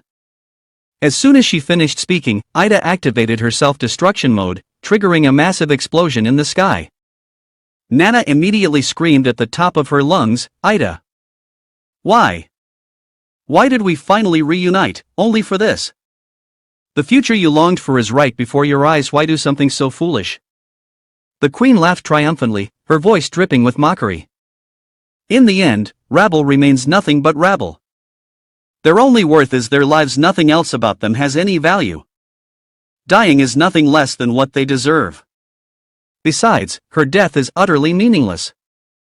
A nuclear explosion, how could that possibly destroy my masterpiece? Other than moving herself to tears, what good did it do?"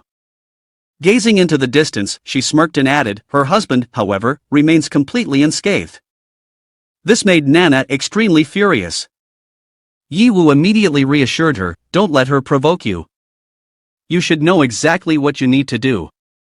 Besides, Ida can still be saved." Hearing this, Nana turned around in shock. Yiwu continued, I had long realized that you intended to sacrifice yourself, so I took the opportunity to add an extra layer of protection to your core. As long as this remains intact, even if you explode 10 more times, I can still bring you back. Overjoyed, Nana threw her arms around Yiwu and exclaimed, Master, you're so kind. On the other side, the queen smirked, her voice filled with contempt, why is such a lowly carbon-based lifeform here? And she seems to trust you completely. For that alone, you deserve to die. Kill him.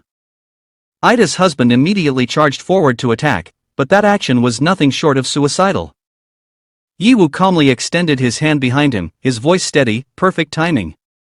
He grabbed the man's head and squeezed tightly, rendering him unable to struggle. Activating mechanical memory data management mode, Yiwu's eyes turned cold as he thought to himself, the explosion just now caused a malfunction in your limiter. Though it's just a minor error, it's enough to activate MOC's abilities. He then spoke loudly, remember. Who are you? And who is your true enemy? After Yiwu transmitted the data into his mind, he gradually began to recall some memories. I am the Queen's warrior, exterminating the enemy. No, that's not right, I am. At that moment, he remembered every detail of his past, I am Isuvan, leader of the resistance army, husband of Ida. Ida, what have I done? Isuvan collapsed to the ground, trembling. Yiwu stepped forward and said, the real enemy is right in front of us. Now is not the time for regret. He took out Ida's core and continued, besides, Ida is not completely dead. As long as I have this, I can bring her back to life. Isuvan gasped in shock, exclaiming, really? You're not lying to me? Yiwu replied, a man of honor does not speak falsely. I assure you, once this is over, I will return to you a complete Ida. Now, do you still have the strength to fight? Isuvan hid Ida's core within his chest, then steadied himself and declared, I understand now. As the leader of the resistance and the man who loves Ida, I will carry on her will. Let's settle this, Celia Sealdan. With those words, he charged toward the queen. But to her, he posed no threat at all. A stray dog dared to speak such arrogant words. Get out! With just a single strike, the queen sent Isuvan flying.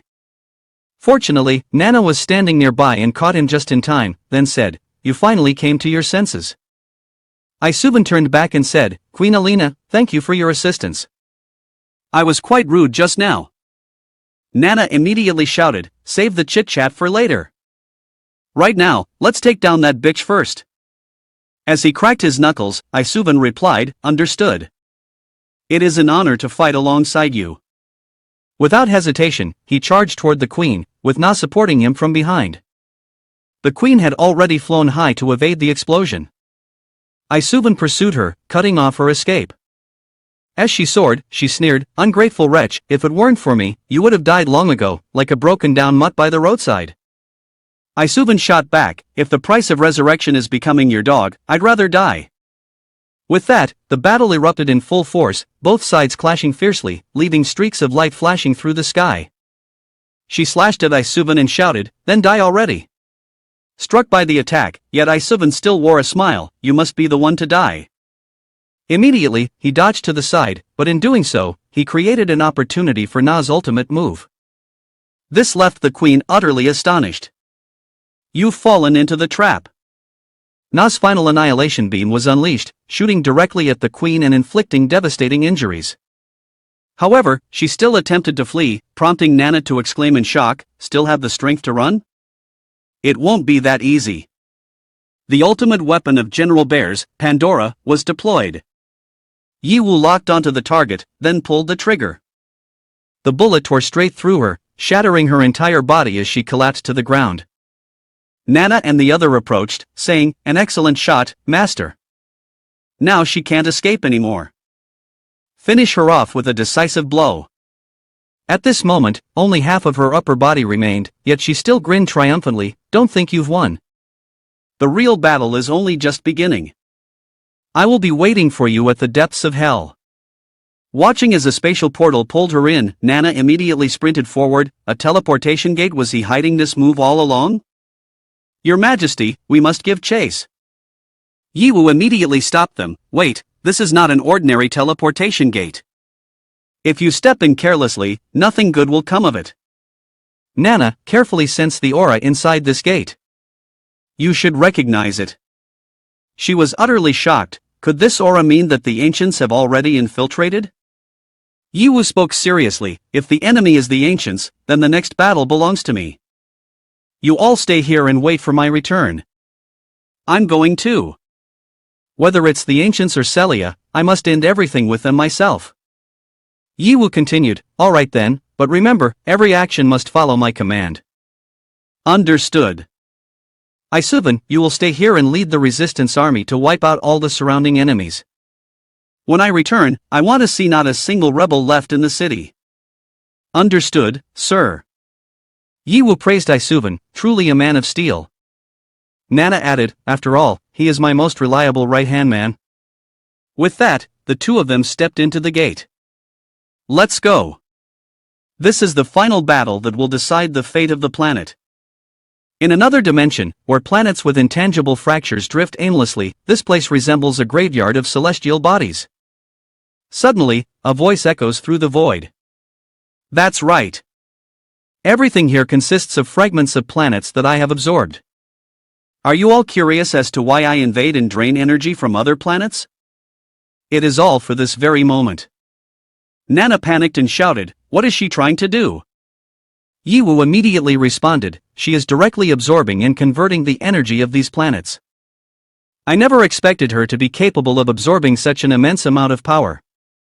I have a bad feeling about this.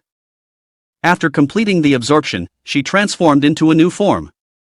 Ancient War and Machinery Celia Sealdan. The power of the ancients and the stars is now in my hands. Who can possibly stand against me now? Nana gasped, this is neither the original ancient nor Celia Sealdan. She has become an entirely new ancient. I can't even begin to measure her strength, but she is undoubtedly far more powerful than before. Master, what should we do? Yiwu, thrilled at the prospect of gaining a formidable new subordinate, smirked, do you even need to ask? We fight her head on. When it comes to toying with planets, she is still nowhere near Yiwu's level. Unlocking a new form of the Lord of the Star, in the vast universe, Yiwu could unleash 50% of his power. The new ancient was utterly shocked upon witnessing Yiwu's 50% form of the Lord of the Star. This stance. Shadow of the Stars? How could it be? You, a mere insignificant creature, how could you possibly wield the power of the Shadow of the Stars? Yiwu responded, what's wrong? Are you terrified to see the one who once crushed you? Why don't you just lay down your weapons and surrender? At least that way, you could still retain a shred of dignity for the ancient. The ancient began to contemplate our ancient's primordial body. The god of destruction once battled the shadow of the stars to the very edge of the universe. In the end, both were gravely wounded, and the god of destruction was forced to fragment into 13 ancients. If he is truly the shadow of the stars, then he is certainly not someone I can defeat. But she quickly charged forward and declared, don't think I haven't noticed you're merely a half-baked borrower of his power. If I kill you and absorb your strength, then even if the real shadow of the stars descends, I will have nothing to fear. Each of her strikes was powerful enough to annihilate a planet, yet not a single one landed on Yiwu. Yiwu had already appeared behind her, startling her. You're there? Disappear. As she spoke, she fired a stellar destruction beam toward Yiwu. Each shot was powerful enough to obliterate entire planets in the vicinity, yet not a single one could land on Yiwu. Ancient launched another attack and shouted, my energy is infinite. The entire starry sky in this space is my stronghold. You have no escape. Vanish. On the other side, Nana was in a panic. Master. Ancient assumed Yiwu had been reduced to nothing and turned to attack Nana instead. You're next. At that moment, a sudden attack streaked across, stunning Ancient. What? Yiwu had taken out an account that had been opened once before but never used. He spoke calmly, why the rush? The battle has only just begun. The heaven and earth devouring black small hole account had entered the dungeon for the first time in a cosmic environment, activating the rebirth proof reward and triggering a parallel account link between Shadow of the Stars and Black Hole, allowing both accounts' powers to be used simultaneously in this dungeon. The Black Hole account received a limit enhancement, granting it infinite absorption abilities. Ancient began to panic. Impossible. That was a stellar-level attack. Why are you completely unharmed? Yiwu said, a star? In the universe, all energy before a black hole is mere trash. That last attack wasn't even enough to satisfy it. Fire a few more shots. Come on, the boss has placed the order. Don't get too cocky too soon. I refuse to believe your absorption ability is limitless. The day your black hole explodes will be the day of your annihilation. Yiwu taunted, alright then, feel free to give it a try. Immediately, Ancient fired countless energy beams at Yiwu. Just like that, the small black hole enjoyed a full course meal, so powerful. Master is truly too powerful. Facing an Ancient at the stellar level yet still holding absolute dominance, this is the cosmic level power I have always longed for. Long-range combat wasn't working, so she switched to close-quarters combat. But in close combat, he remained undefeated. Nana was exhilarated, betrayed, deceived in the end. It all comes down to my strength not being enough. As long as I possess an overwhelming power like Master's, all schemes will become meaningless. Power, I need more power. Meanwhile, Ancient was struggling in battle. How is this possible? How could this be? No matter what, there should be a limit. But why do you show no limits at all? Yiwu responded, this only proves that whether you are an Ancient or the Queen of Machinery, your vision is truly too narrow. Let me tell you one more thing. He then offered his body for her to shoot freely and said, even without the support of the black hole, defeating you is as easy as flipping my hand. The power of the Shadow of the Stars, though incomplete, is not something you petty beings can dream of. This left her utterly horrified. How can this be? Is the gap truly this vast? Unless the god of destruction is reborn, no one in this world can possibly defeat him. I am willing to submit. From now on, I will follow your orders. Please spare my life. Yiwu extended his hand and said, I have never shown mercy to traitors. He immediately sucked her into the small black hole. Inside, she continued to curse relentlessly, you will regret this. I will not vanish so easily. This statement left Yiwu slightly perplexed. Not vanish easily? What do you mean? Suddenly, at that moment, Nana clutched her head in pain. Her body began to swell, and sharp spikes burst out from within her flesh in a horrifying manner. Nana! Could this be the infection of the Ancients? But just now, you were clearly swallowed by the black hole. How could you still? Nana took the initiative to attack Yiwu, then said, I told you, I will not perish. When the situation turned unfavorable, I used data to interfere with your mind, amplifying your desires and thirst for power. That allowed me to seize the moment of your hesitation before you were swallowed by the black hole and take over this body. I was once defeated by this very body, yet now I have claimed it as my own. Moreover, both its abilities and compatibility surpass the previous one. What an unexpected delight! Yiwu was utterly furious. It was certain that the mechanical queen had modified the Ancient's energy form so it could exist as invisible data. The Lord of the Star cannot perceive the flow of data like MOC. What a careless oversight. Now, how do you plan to respond? Will you destroy this woman as well? Go ahead, try it. As she spoke, she launched another attack toward Yiwu, only to be stopped by Nana. What? Why is my body suddenly refusing to obey? Nana shouted, did you really think I wouldn't notice your influence? I merely went along with it, deliberately luring you here to make it easier to capture your power. Don't even think about turning me into your vessel instead, you will become my source of strength. Ancient immediately said, impossible. Even if you've realized it, you still cannot resist my control, let alone actively dominate my power. Nana instantly erupted, screaming, "Aya!" She struggled in her dying throes, I will never surrender. She unleashed an attack so powerful that it shattered space itself, then broke through and escaped. Yiwu immediately chased after her. As soon as they emerged, the system announced, preparing to exit the cosmic dungeon space. The Lord of the Star will restore 25% of its original limit. The black hole link state will be terminated. He thought to himself, it looks like a fierce battle awaits us. Outside, the resistance forces had already seized control. Hurry up! Don't hesitate. Queen Nana has ordered, surrender your weapons, and you will not be pursued.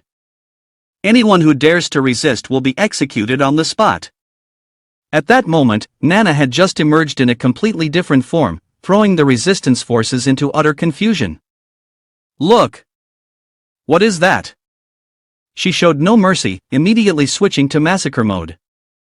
At full firepower, she unleashed a relentless barrage, annihilating any mechanical lifeform in the vicinity. Yiwu had already arrived, desperately trying to stop her. Nana, stop. This is your home. She was still battling against Ancient's power from within. Yiwu saw this and said to himself, Nana dares to risk her life like this. Aside from her thirst for power, she must also believe that I can subdue the ancient power within her body. What a stubborn girl. If that's the case, as her master, I cannot let her down. Wait for me. Facing the ancient entity that had taken over Nana's body, Yiwu maneuvered his aircraft with agility, dodging projectiles and closing in on it. At the precise moment, he counterattacked and shouted, breaking through to create an opening. Countless bullets struck the ancient being, yet they seemed to have no effect. Flying around it, Yiwu remarked, it's really tough. Perhaps the only way is to find a weakness from within and break through. After careful analysis, he made his decision there was a spot that might serve as an escape point. With that thought, he transformed into his human form, landed on the ancient being's back, and began infiltrating its internal system. In no time, Yiwu had begun dismantling the ancient's armor. This caused it immense pain. Instantly, it summoned countless spiders from its body to attack Yiwu. Yiwu was startled and thought, if the data infiltration is interrupted, all efforts will be in vain. I can't afford to be distracted dealing with these guys now. Ida's husband immediately charged forward, attacking while shouting, Yiwu, let me help you. But he was blocked by an ancient's assault, damn it, I can't get close. Yiwu saw himself being surrounded by countless spiders, which momentarily startled him. However, he had already activated the Pandora mode of the Ultra Alloy Black Power Core. Don't worry, I can handle this little problem. The strongest defensive form of the ultimate divine weapon, Pandora, couldn't move but was immune to all damage and abnormal status effects. The duration was 3 minutes. As expected, truly formidable. In that case, I'll focus on clearing out the surrounding trash. The mission to awaken your Majesty Nana depends entirely on you. In the deepest part of Nana's consciousness, she had awakened and exclaimed in astonishment, where is this place? A voice echoed, so, you've woken up, foolish silicon-based creature. How ironic that someone as intelligent as you turned out to be so naive. You thought that just because you once defeated me, you could control my power. But in the end, you were the one caught off guard, weren't you? She continued, that day, you defeated me only because of the difference in our life forms. But now, you and I are both digital beings, you can no longer suppress my power. You'd best surrender obediently and sink into the beautiful dream woven by data. Nana shouted, damn it! Who would ever submit to you? That's not for you to decide. Immediately, she pointed at Nana's head. A fragment of memory suddenly surfaced. Yiwu was a scientist who was on the verge of completing the first generation of intelligent female robots.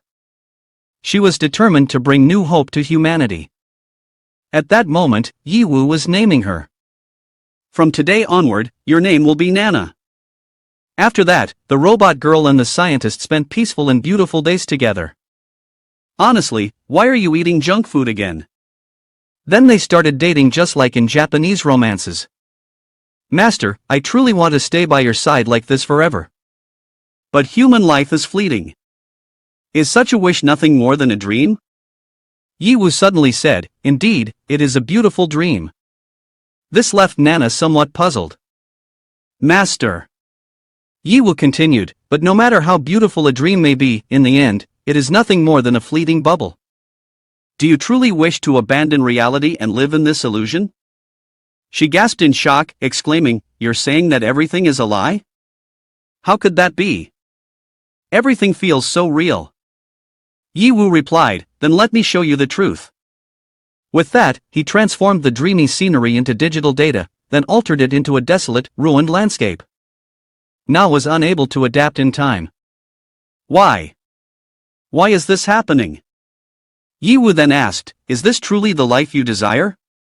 She clutched her head and screamed, "Those beautiful memories, those precious moments I shared with Master, are they all just lies? No, that's not true. Even if everything is an illusion, my feelings for Master are completely real, without a trace of falsehood." He gently patted Nana's head and softly said, "If that's the case, would you be willing to step into this true hell with me?" Hearing this, she happily clung to Yi Wu's arm and replied, "Yes, as long as I can stay by Master's side forever, even if it's hell, I will accept it willingly." Seeing Yi Wu step into her illusion, Ancient spoke up, such a touching bond between master and servant, truly moving. "Unfortunately, there's nothing you can do." Nana turned around, startled. "Who are you?" She looked at Yi Wu and said, "This body has completely fused with my power. It can no longer be separated. If you destroy my body, she will be buried with me. So? Do you dare to make a move?" Yi Wu replied seriously, "What an old, worn-out threat. For an ancient, playing such a despicable trick, there's no class in that at all." Ancient smirked and responded, "Reputation means nothing. What I seek is absolute victory. For that, I will stop at nothing. Do you want to know what's happening outside right now? Let me show you." With that, she projected an image of the outside world for them to see. Yi Wu roared in fury, "Damn it! Time flows differently here than it does outside. If this keeps up, she'll destroy the entire planet." Nana asked anxiously, "How could this happen?" "It's all my fault for losing focus for even a moment." "Master, isn't there any way to stop her?" Yi Wu replied, "Eliminating her in a physical sense is extremely difficult, but within this consciousness data space, we have an opportunity." Nana immediately showed her determination. "As the Machine Queen, I must take responsibility." "Master, no matter what decision you make, Nana will always support you." Yi Wu lowered his head, remained silent for a moment, then said, "Is that so?" "I'm sorry, Nana, but perhaps this is where we must part ways." Nana was quite puzzled, but before she could ask, Ancient was already restrained by Yi Wu's power. Not only Ancient, but even Nana was bound and pulled close to the two of them. Ancient panicked and shouted, "My power is being purified." "You! What are you trying to do?" Yi Wu calmly responded, "You are too arrogant. Appearing so boldly in this data space while facing a creator like me, you're practically walking into a trap. Using MOC's abilities, I will merge you and Nana, creating an entirely new existence. That way, you will completely disappear, with no chance of revival." Ancient, upon hearing that, was utterly panic-stricken. "What? Stop. We can negotiate anything." Nana was equally anxious, a new existence. "Master, what do you mean? What will I become?"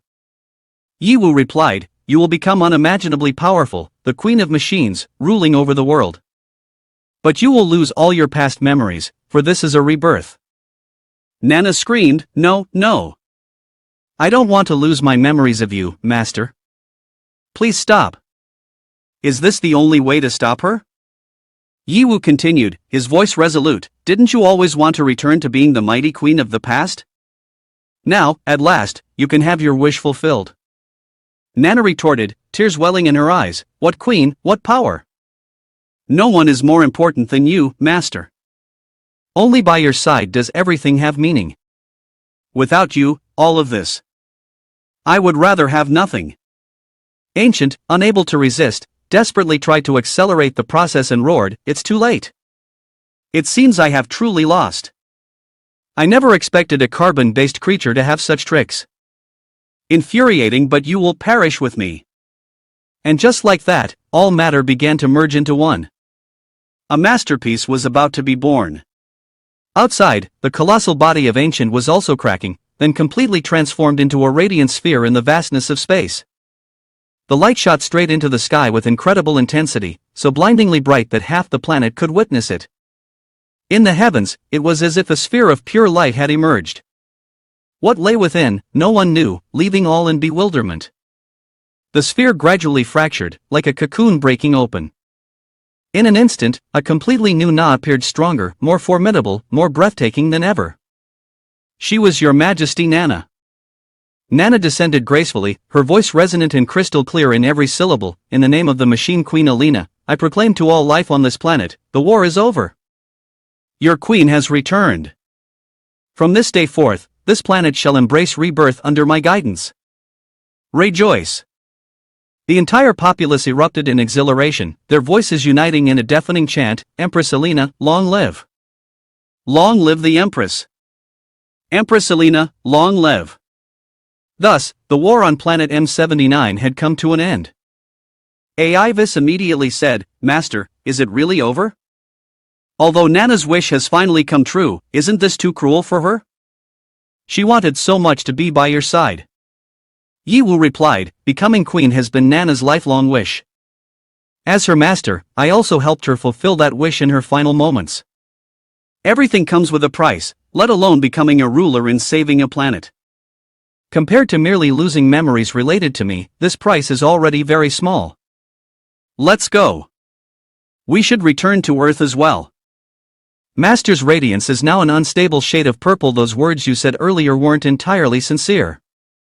A while later, aboard the spaceship, the repairs had been completed. Aivis announced, you have an unread letter. Would you like to open it? HM? Who sent it? A video appeared on the screen. It was Nana, her voice soft and gentle. Master, you finally found this video, haven't you? I secretly recorded this before leaving. I set it up so that it could only be opened when you were alone and back home. Because if we watched it together, it would be too embarrassing. She said, finally, I've returned to my homeland. It's been so long since I was last here that I feel a bit emotional. Isn't this what you often call the bittersweet feeling of nearing home? Following my master, I have learned quite a lot. However, with my current strength, I may not be able to keep up with the planet's rapid development over the past few hundred years. Will I become a burden to my master when that time comes?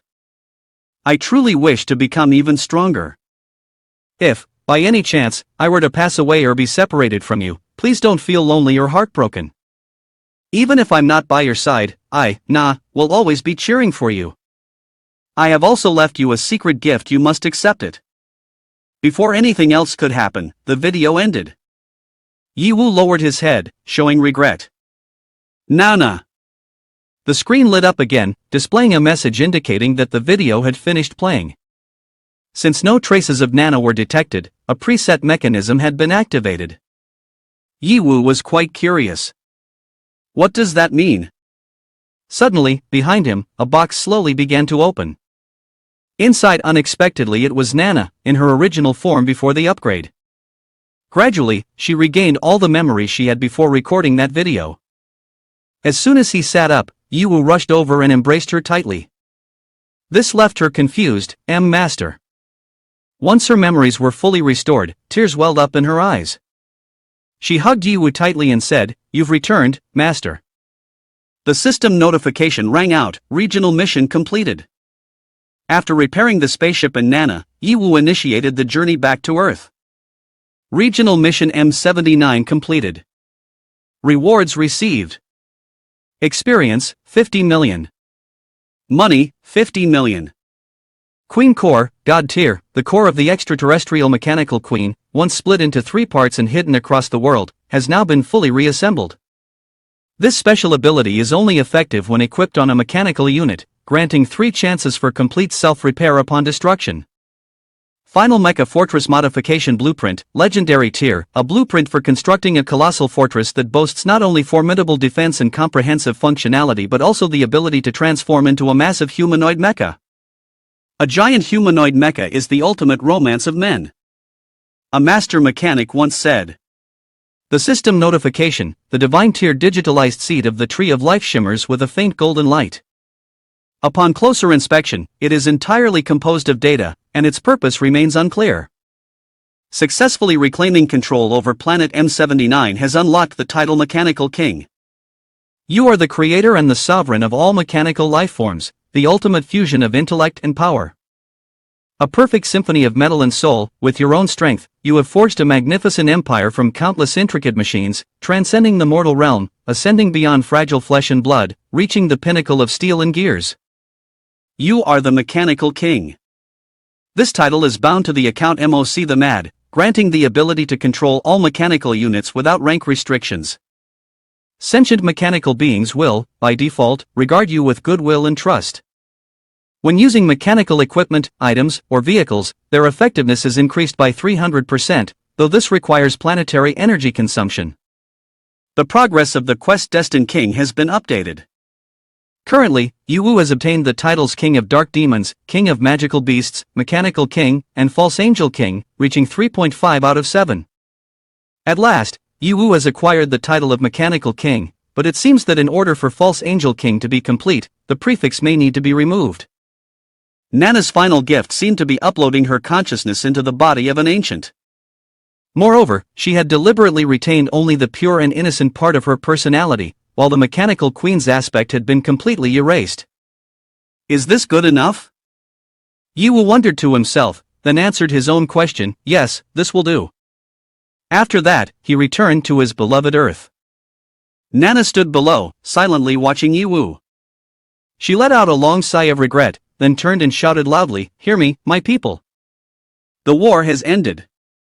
Though the pain it has caused remains deeply etched in our hearts, we cannot stop here. Let us unite, join hands, and rebuild our homeland.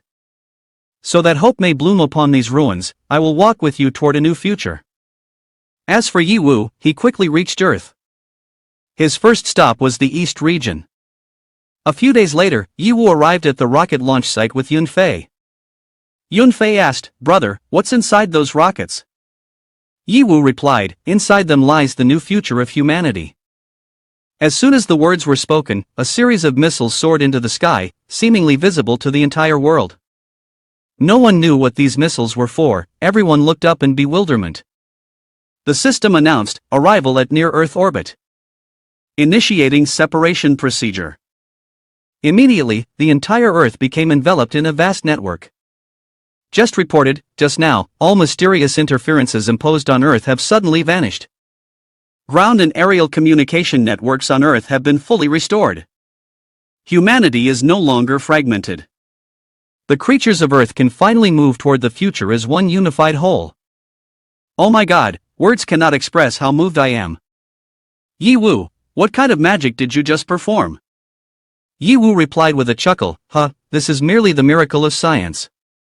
He then contacted Imo Koenai, you can start now. She immediately confirmed, alright, proceed. In Huan, receiving orders. Yes, young lady. Activating the destruction program. The moment In Huan finished speaking, all the walls of the safe zone collapsed in succession. Humanity officially no longer needed barriers. In the past, humans feared beasts, but now the beasts have submitted to Yiwu, bringing peace to mankind. Koenai soared into the sky and said, "Safe zone wall, thank you for steadfastly protecting humanity's safety for hundreds of years. But now, a new era is approaching, and the barriers of the old age have fulfilled their mission and must step back. We have overcome countless hardships, and at last, we have arrived at this day. The dawn of hope is right before our eyes. I declare today to be a new anniversary in human history. Let us rejoice and cheer." She looked up at the sky and thought to herself, all these new hopes exist because of you. Having you by our side on this journey is the greatest honor of my 3 lifetimes, Yiwu. In the satellite control room, the satellite had been operational for 3 hours, and everything remained stable. The global scan was complete. At present, everything on Earth was within control. Information regarding humanity, beasts, the mist-covered lands, and dungeon entrances had all been clearly marked. Good. Continue checking, do not miss a single detail.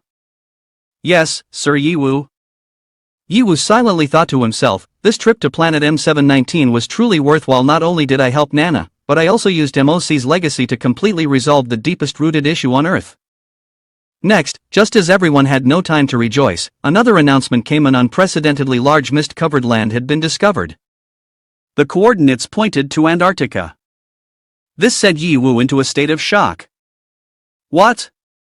Antarctica, which had once been a safe zone after Earth transitioned into its OL form, its scale even rivaling the East region, had, after some unknown incident, completely transformed into a mist-covered land. Unexpectedly, even MOC's advanced technology was unable to penetrate the thick veil of mist shrouding the area. Though they had mentally prepared for the worst, it still caught everyone off guard. With that in mind, Yi Wu immediately gave an order: increase the satellite's power to the maximum allowable level, utilizing planetary energy. At the very least, we need to determine whether there are any living organisms inside. A response came swiftly: understood. Preparing to transmit real-time images. The moment he laid eyes on the images, he was horrified. A colossal silhouette emerged, something resembling a best monster. A best monster akin to Godzilla, with an enormous body, had appeared in Antarctica. At the same time, in the East region, inside the Angel's Realm Group conference room, Mo Zun Long sat at the head of the table and spoke: I'm sure everyone here is well aware of why we have gathered today. Just yesterday, the dark clouds that had long shrouded Earth finally dissipated. Humanity, once divided, can now reunite to face the existential threats of the apocalypse together. This is undoubtedly a great leap forward. And all of this is thanks to Yi Wu. His actions can truly be described as unprecedented, bringing a new dawn to humanity. I propose that we all stand up and give a round of applause for Yi Wu. Well done, Yi Wu. This immense contribution is truly astonishing. But if we think about the fact that it was Yi Wu who accomplished this, then, in reality, it's not surprising at all. We're all used to it by now. Choosing to follow Yi Wu is the best decision I've ever made in my life. That's right. Without Yi Wu, there would be no us today, Miss Hua said. So? Does anyone still oppose Yi Wu taking the position of permanent chairman of the East region? The bald man looked astonished. I always thought he was simply strong in combat, but I never expected his vision to be this far-reaching. The Elder Council of the East region spoke up: before the shared destiny of humanity, no, at a higher level, the shared destiny of all living beings on Earth, personal desires become insignificant. What right do we have to doubt someone like him, who has changed the fate of Earth? In the end, this era still belongs to the younger generation. At this moment, Yi Wu finally spoke: thank you, everyone. While it's true that we've made significant progress, things are far from over because there is still one region shrouded in mist. Hearing this, Miss Hua and the elders were utterly shocked. That coordinate belongs to the land of fallen gods. Who would have thought it would be that ominous place? Yi Wu immediately asked: so, it seems the East region has long known about this place? Miss Hua replied: of course. The name Land of Fallen Gods is no joke. The climate there is extremely harsh, riddled with chaotic currents and electromagnetic interference. Neither spaceships nor sea vessels can approach. Moreover, within the mist and beneath the waters lurk terrifying beasts, colossal in size, with immense destructive power, far beyond that of ordinary beast bosses. That's why it is considered an elite zone. Yi Wu was astonished. I see. It certainly sounds dangerous, but it looks like you've gathered quite a bit of information about it? Miss Hua continued: naturally. This information came at the cost of countless sacrifices. Even one of the 5 S-ranked heroes, Mu Wei, perished during an expedition there. From that moment on, this place came to be known as the Land of Fallen Gods. What? Yi Wu exclaimed in shock, then thought to himself: even a rank 500 powerhouse lost their life here? This Land of Fallen Gods is truly no joke. However, another thought arose in his mind: the more dangerous a place is, the more likely it holds powerful treasures and great secrets. This is an opportunity worth exploring. Yi Wu suddenly smiled with amusement. Seeing this, Miss Hua immediately said: as expected of you, hearing all this and still able to smile. Don't tell me you've already decided to go there? Yi Wu gave her a like and replied: congratulations, you guessed right. Hearing this, everyone became extremely worried. It's too dangerous. You just returned from outer space not long ago. We haven't even had much time to talk yet. Please wait a little longer, don't be reckless. Seeing this, everyone started teasing: haha, you're really lucky. If sister were a few years younger, she might not have been able to resist your charm. Ah, youth. Yiwu felt embarrassed and immediately brought the conversation back on track. Thank you all for your concern, but this matter involves the final step in Earth's transformation. I must handle it personally. I hope you understand. The Jia Wangchuan battle squad immediately spoke up. If we were afraid of danger, we wouldn't have fought until today. The MO attack team will accompany you. Wanhao then said, don't worry, if things get dangerous, we'll run right away. We definitely won't hold you back. Yin Huan added, Wanhao, you. I will do my best to support you. Suddenly, a female battle team stepped in, politely interrupting, hello, how's everyone doing?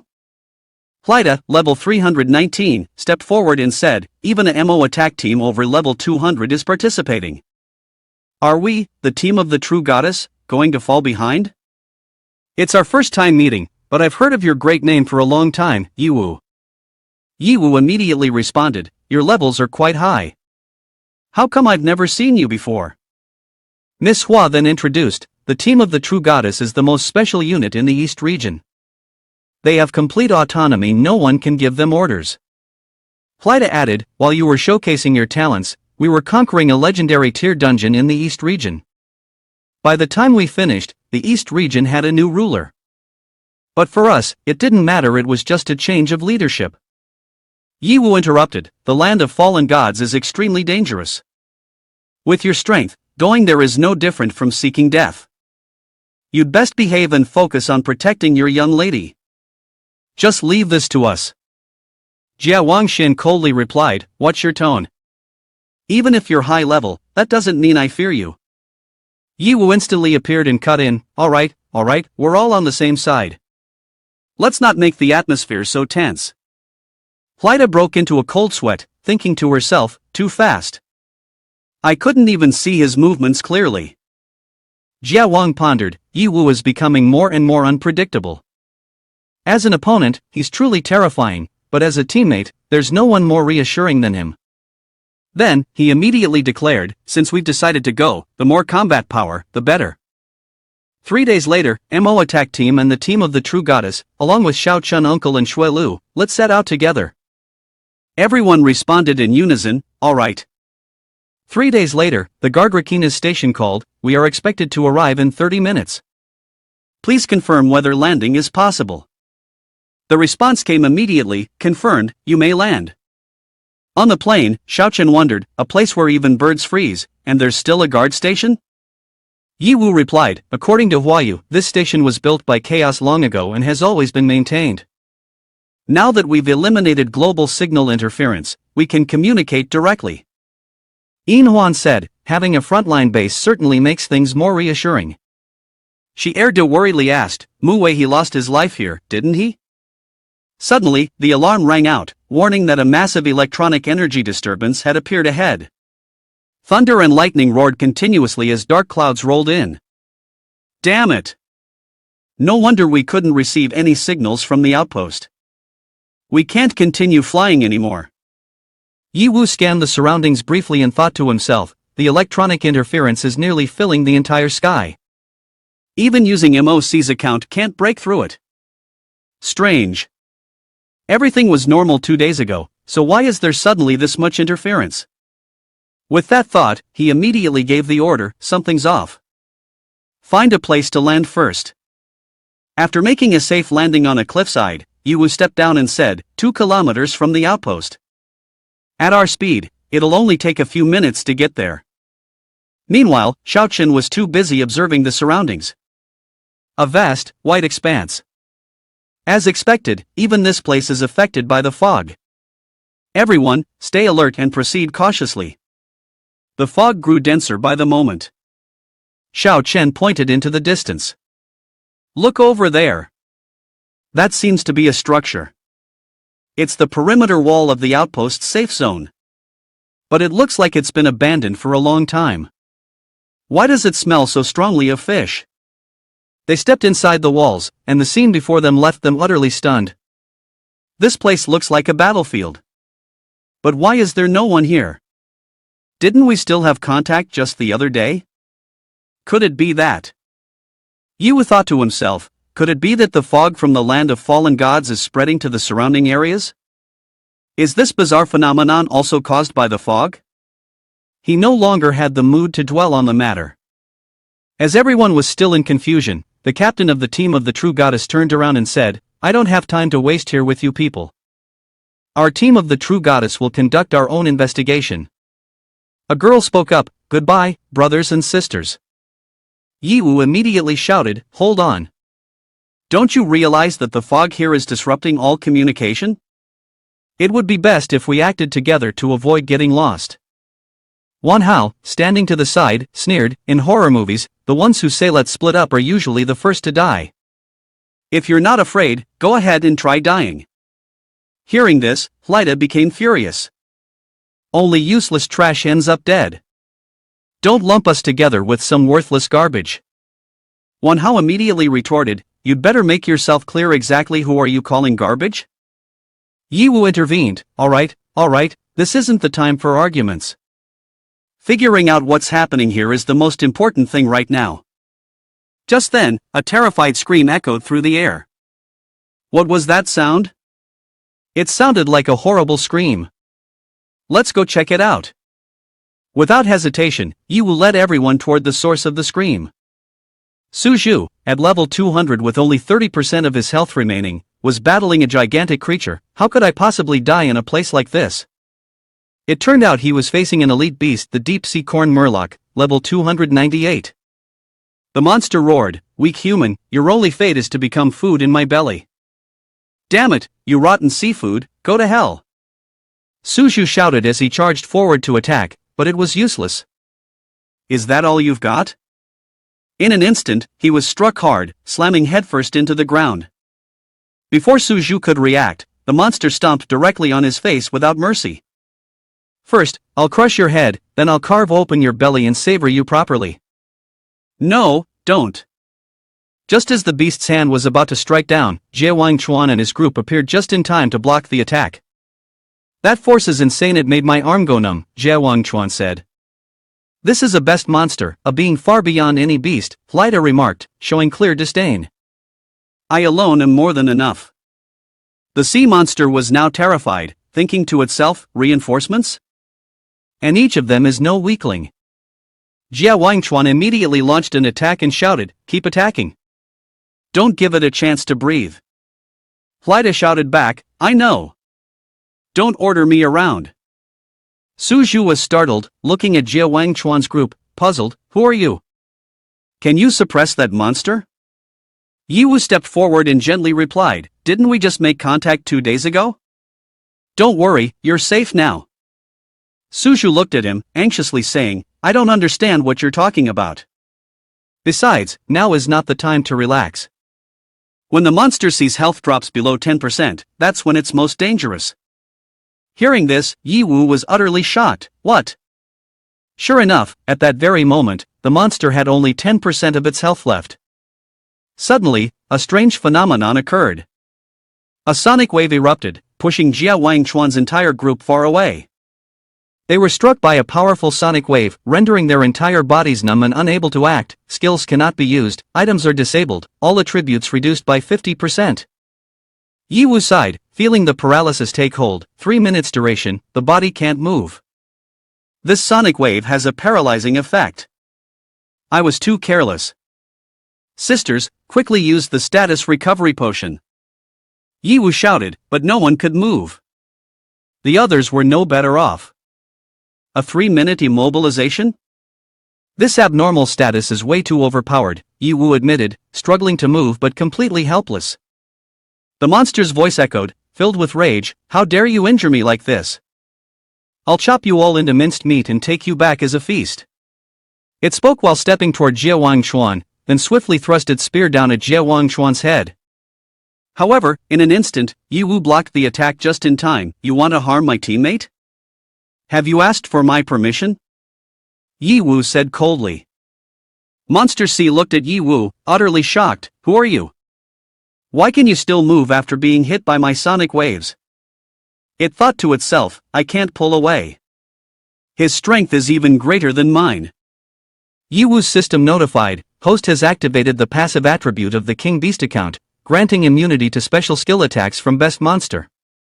Yiwu wasted no words and immediately delivered a punch to Monster C's stomach, sending it spinning through the air and flying dozens of meters away. I never expected such a terrifying human. I'd better prioritize survival first. Monster C thought to itself. Taking advantage of the moment, it activated its escape skill. Wanhao shouted, "Not good. It's getting away." Yiwu calmly said, "Don't worry, I've placed a tracker on it. Everything is under control." Jia Wangchuan curiously asked, "You clearly had the chance to kill it just now. Why didn't you?" Yiwu replied, "Part of it is because the attribute reduction has weakened our attack power, and another part is that we currently know too little about the best monster. Instead of killing it immediately, it's better to keep it alive and let it lead the way for us." "I see." He smiled to himself, thinking, if I can conveniently capture a best monster along the way, that would be even better. At this moment, the goddess squad, he's still smiling. So handsome. Stop drooling over him, it's embarrassing. But he really is stronger than all of us. No wonder he was able to conquer the East region. Seeing it firsthand is truly different from just hearing about it. Hlida angrily scolded, "If you have time to pay attention to others, why not focus on yourselves instead? Next time you face a situation like this, do you think you can just rely on someone else to save you?" "Yes, we will be careful," they replied. Xiaochen stepped forward and said, "Bad news, the guy from earlier has disappeared." "What?" That guy looked heavy, yet his speed was unexpectedly fast. The moment he escaped from his disadvantageous state, he was already gone. However, Yiwu remained calm as he opened the map. "It's fine. As a precaution, the moment we entered here, I marked everyone including him, of course. Fortunately, this mist doesn't seem to affect my abilities. Now, let's go find the one who left without saying a word." At this moment, inside a certain cave, many people were taking refuge. Su Zhu had just returned. "I'm back," he said. The girl asked, "Did you find any food?" He replied sorrowfully, "No. I even encountered a beast monster and almost lost my life." Hearing this, the girl became extremely worried. How could that happen? If this continues, more people will die.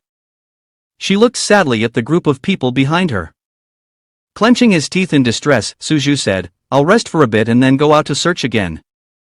Earlier, I came across a strange group of people. Not only did they manage to drive away the beast monster, but they also claimed they had contacted us 2 days ago. We've clearly been trapped here for 2 years without any communication with the outside world. It's truly bizarre." Suddenly, Yiwu's voice rang out, "That means the one who contacted us wasn't you. You said you've been hiding here for 2 years. What exactly happened in this place?" Seeing Yiwu's group approaching, Su Zhu was utterly shocked, unable to believe it. How could they have made it in here? His daughter screamed, "Who are you? How did you find this place?" Su Zhu immediately said, They are the strange people I was just talking about. Could it be that you were following me?" The man angrily shouted loudly to intimidate, "Don't come any closer, or I won't be polite." Wanhao shouted back, "You want a solo? I'll go all out with you, do you believe that?" Yiwu calmly intervened, "Don't be impulsive. Our goal is not to cause trouble." Then he asked, "Are you sure you want to start a war here? Aren't you afraid of dragging innocent people into this?" Su Zhu looked behind him, momentarily speechless. He finally calmed down a bit and asked, "What exactly do you want?" Yiwu then pulled out a ton of food and said, "If we really have to fight, I'm ready. But before that, do you want to fill your stomach first?" Su Zhu was utterly shocked, his eyes widening in disbelief. The townspeople also gasped in amazement. It's food. And there's water too. It looks so delicious. Mom, I'm hungry. Are these really for us?" Like a deity, Yiwu raised both hands and said, "Of course. Please, help yourselves." Immediately, the crowd didn't hesitate and rushed forward, amazing. Yiwu's group quickly shouted, slow down, slow down. One at a time, no need to rush." There's plenty of food. Suju stood to the side, watching the townspeople receive the food, unable to say a word. He sat down on the ground, exhaling in relief. Well, this works too. Not too bad. The girl immediately said, at least you no longer have to bear such immense pressure alone. Go eat something. At that moment, he had no appetite, so he asked Yiwu, forget it. Do you have any liquor? Yiwu replied, of course. Uncle, bring out the liquor. All right, catch. The man swiftly grabbed the fragrant bottle of liquor, then downed it all in one go. As he drank, he praised, good liquor, good liquor. It was then that Yiwu brought up the main issue, saying, let's get to the situation here. You lack supplies, we lack intelligence, how about a mutually beneficial collaboration? The man responded, all right, but what I know might not be of much help to you. I was originally a sailor on the Buenos, but because I offended my superiors, I was always assigned filthy, backbreaking work. Hurry up, don't dawdle. 2 years ago, we received a transmission from the East region, instructing us to prepare ships and manpower. We immediately started making preparations. But that very night, a thick fog appeared over the sea, and within that fog, something monstrous was stirring. He said, I immediately reported it to the captain, but it was not taken seriously. He told me, stop spouting nonsense and scaring people. Go back to your post and stand guard. But before long, the monster lunged out from the fog. The guards at the station were completely unable to resist, yet the captain chose to flee with the ship instead. Help! Someone, save me! Cowards who only care about their own survival. I really couldn't stand it, so I went down alone to rescue people. I led the survivors along the coastline, but we could never escape the fog.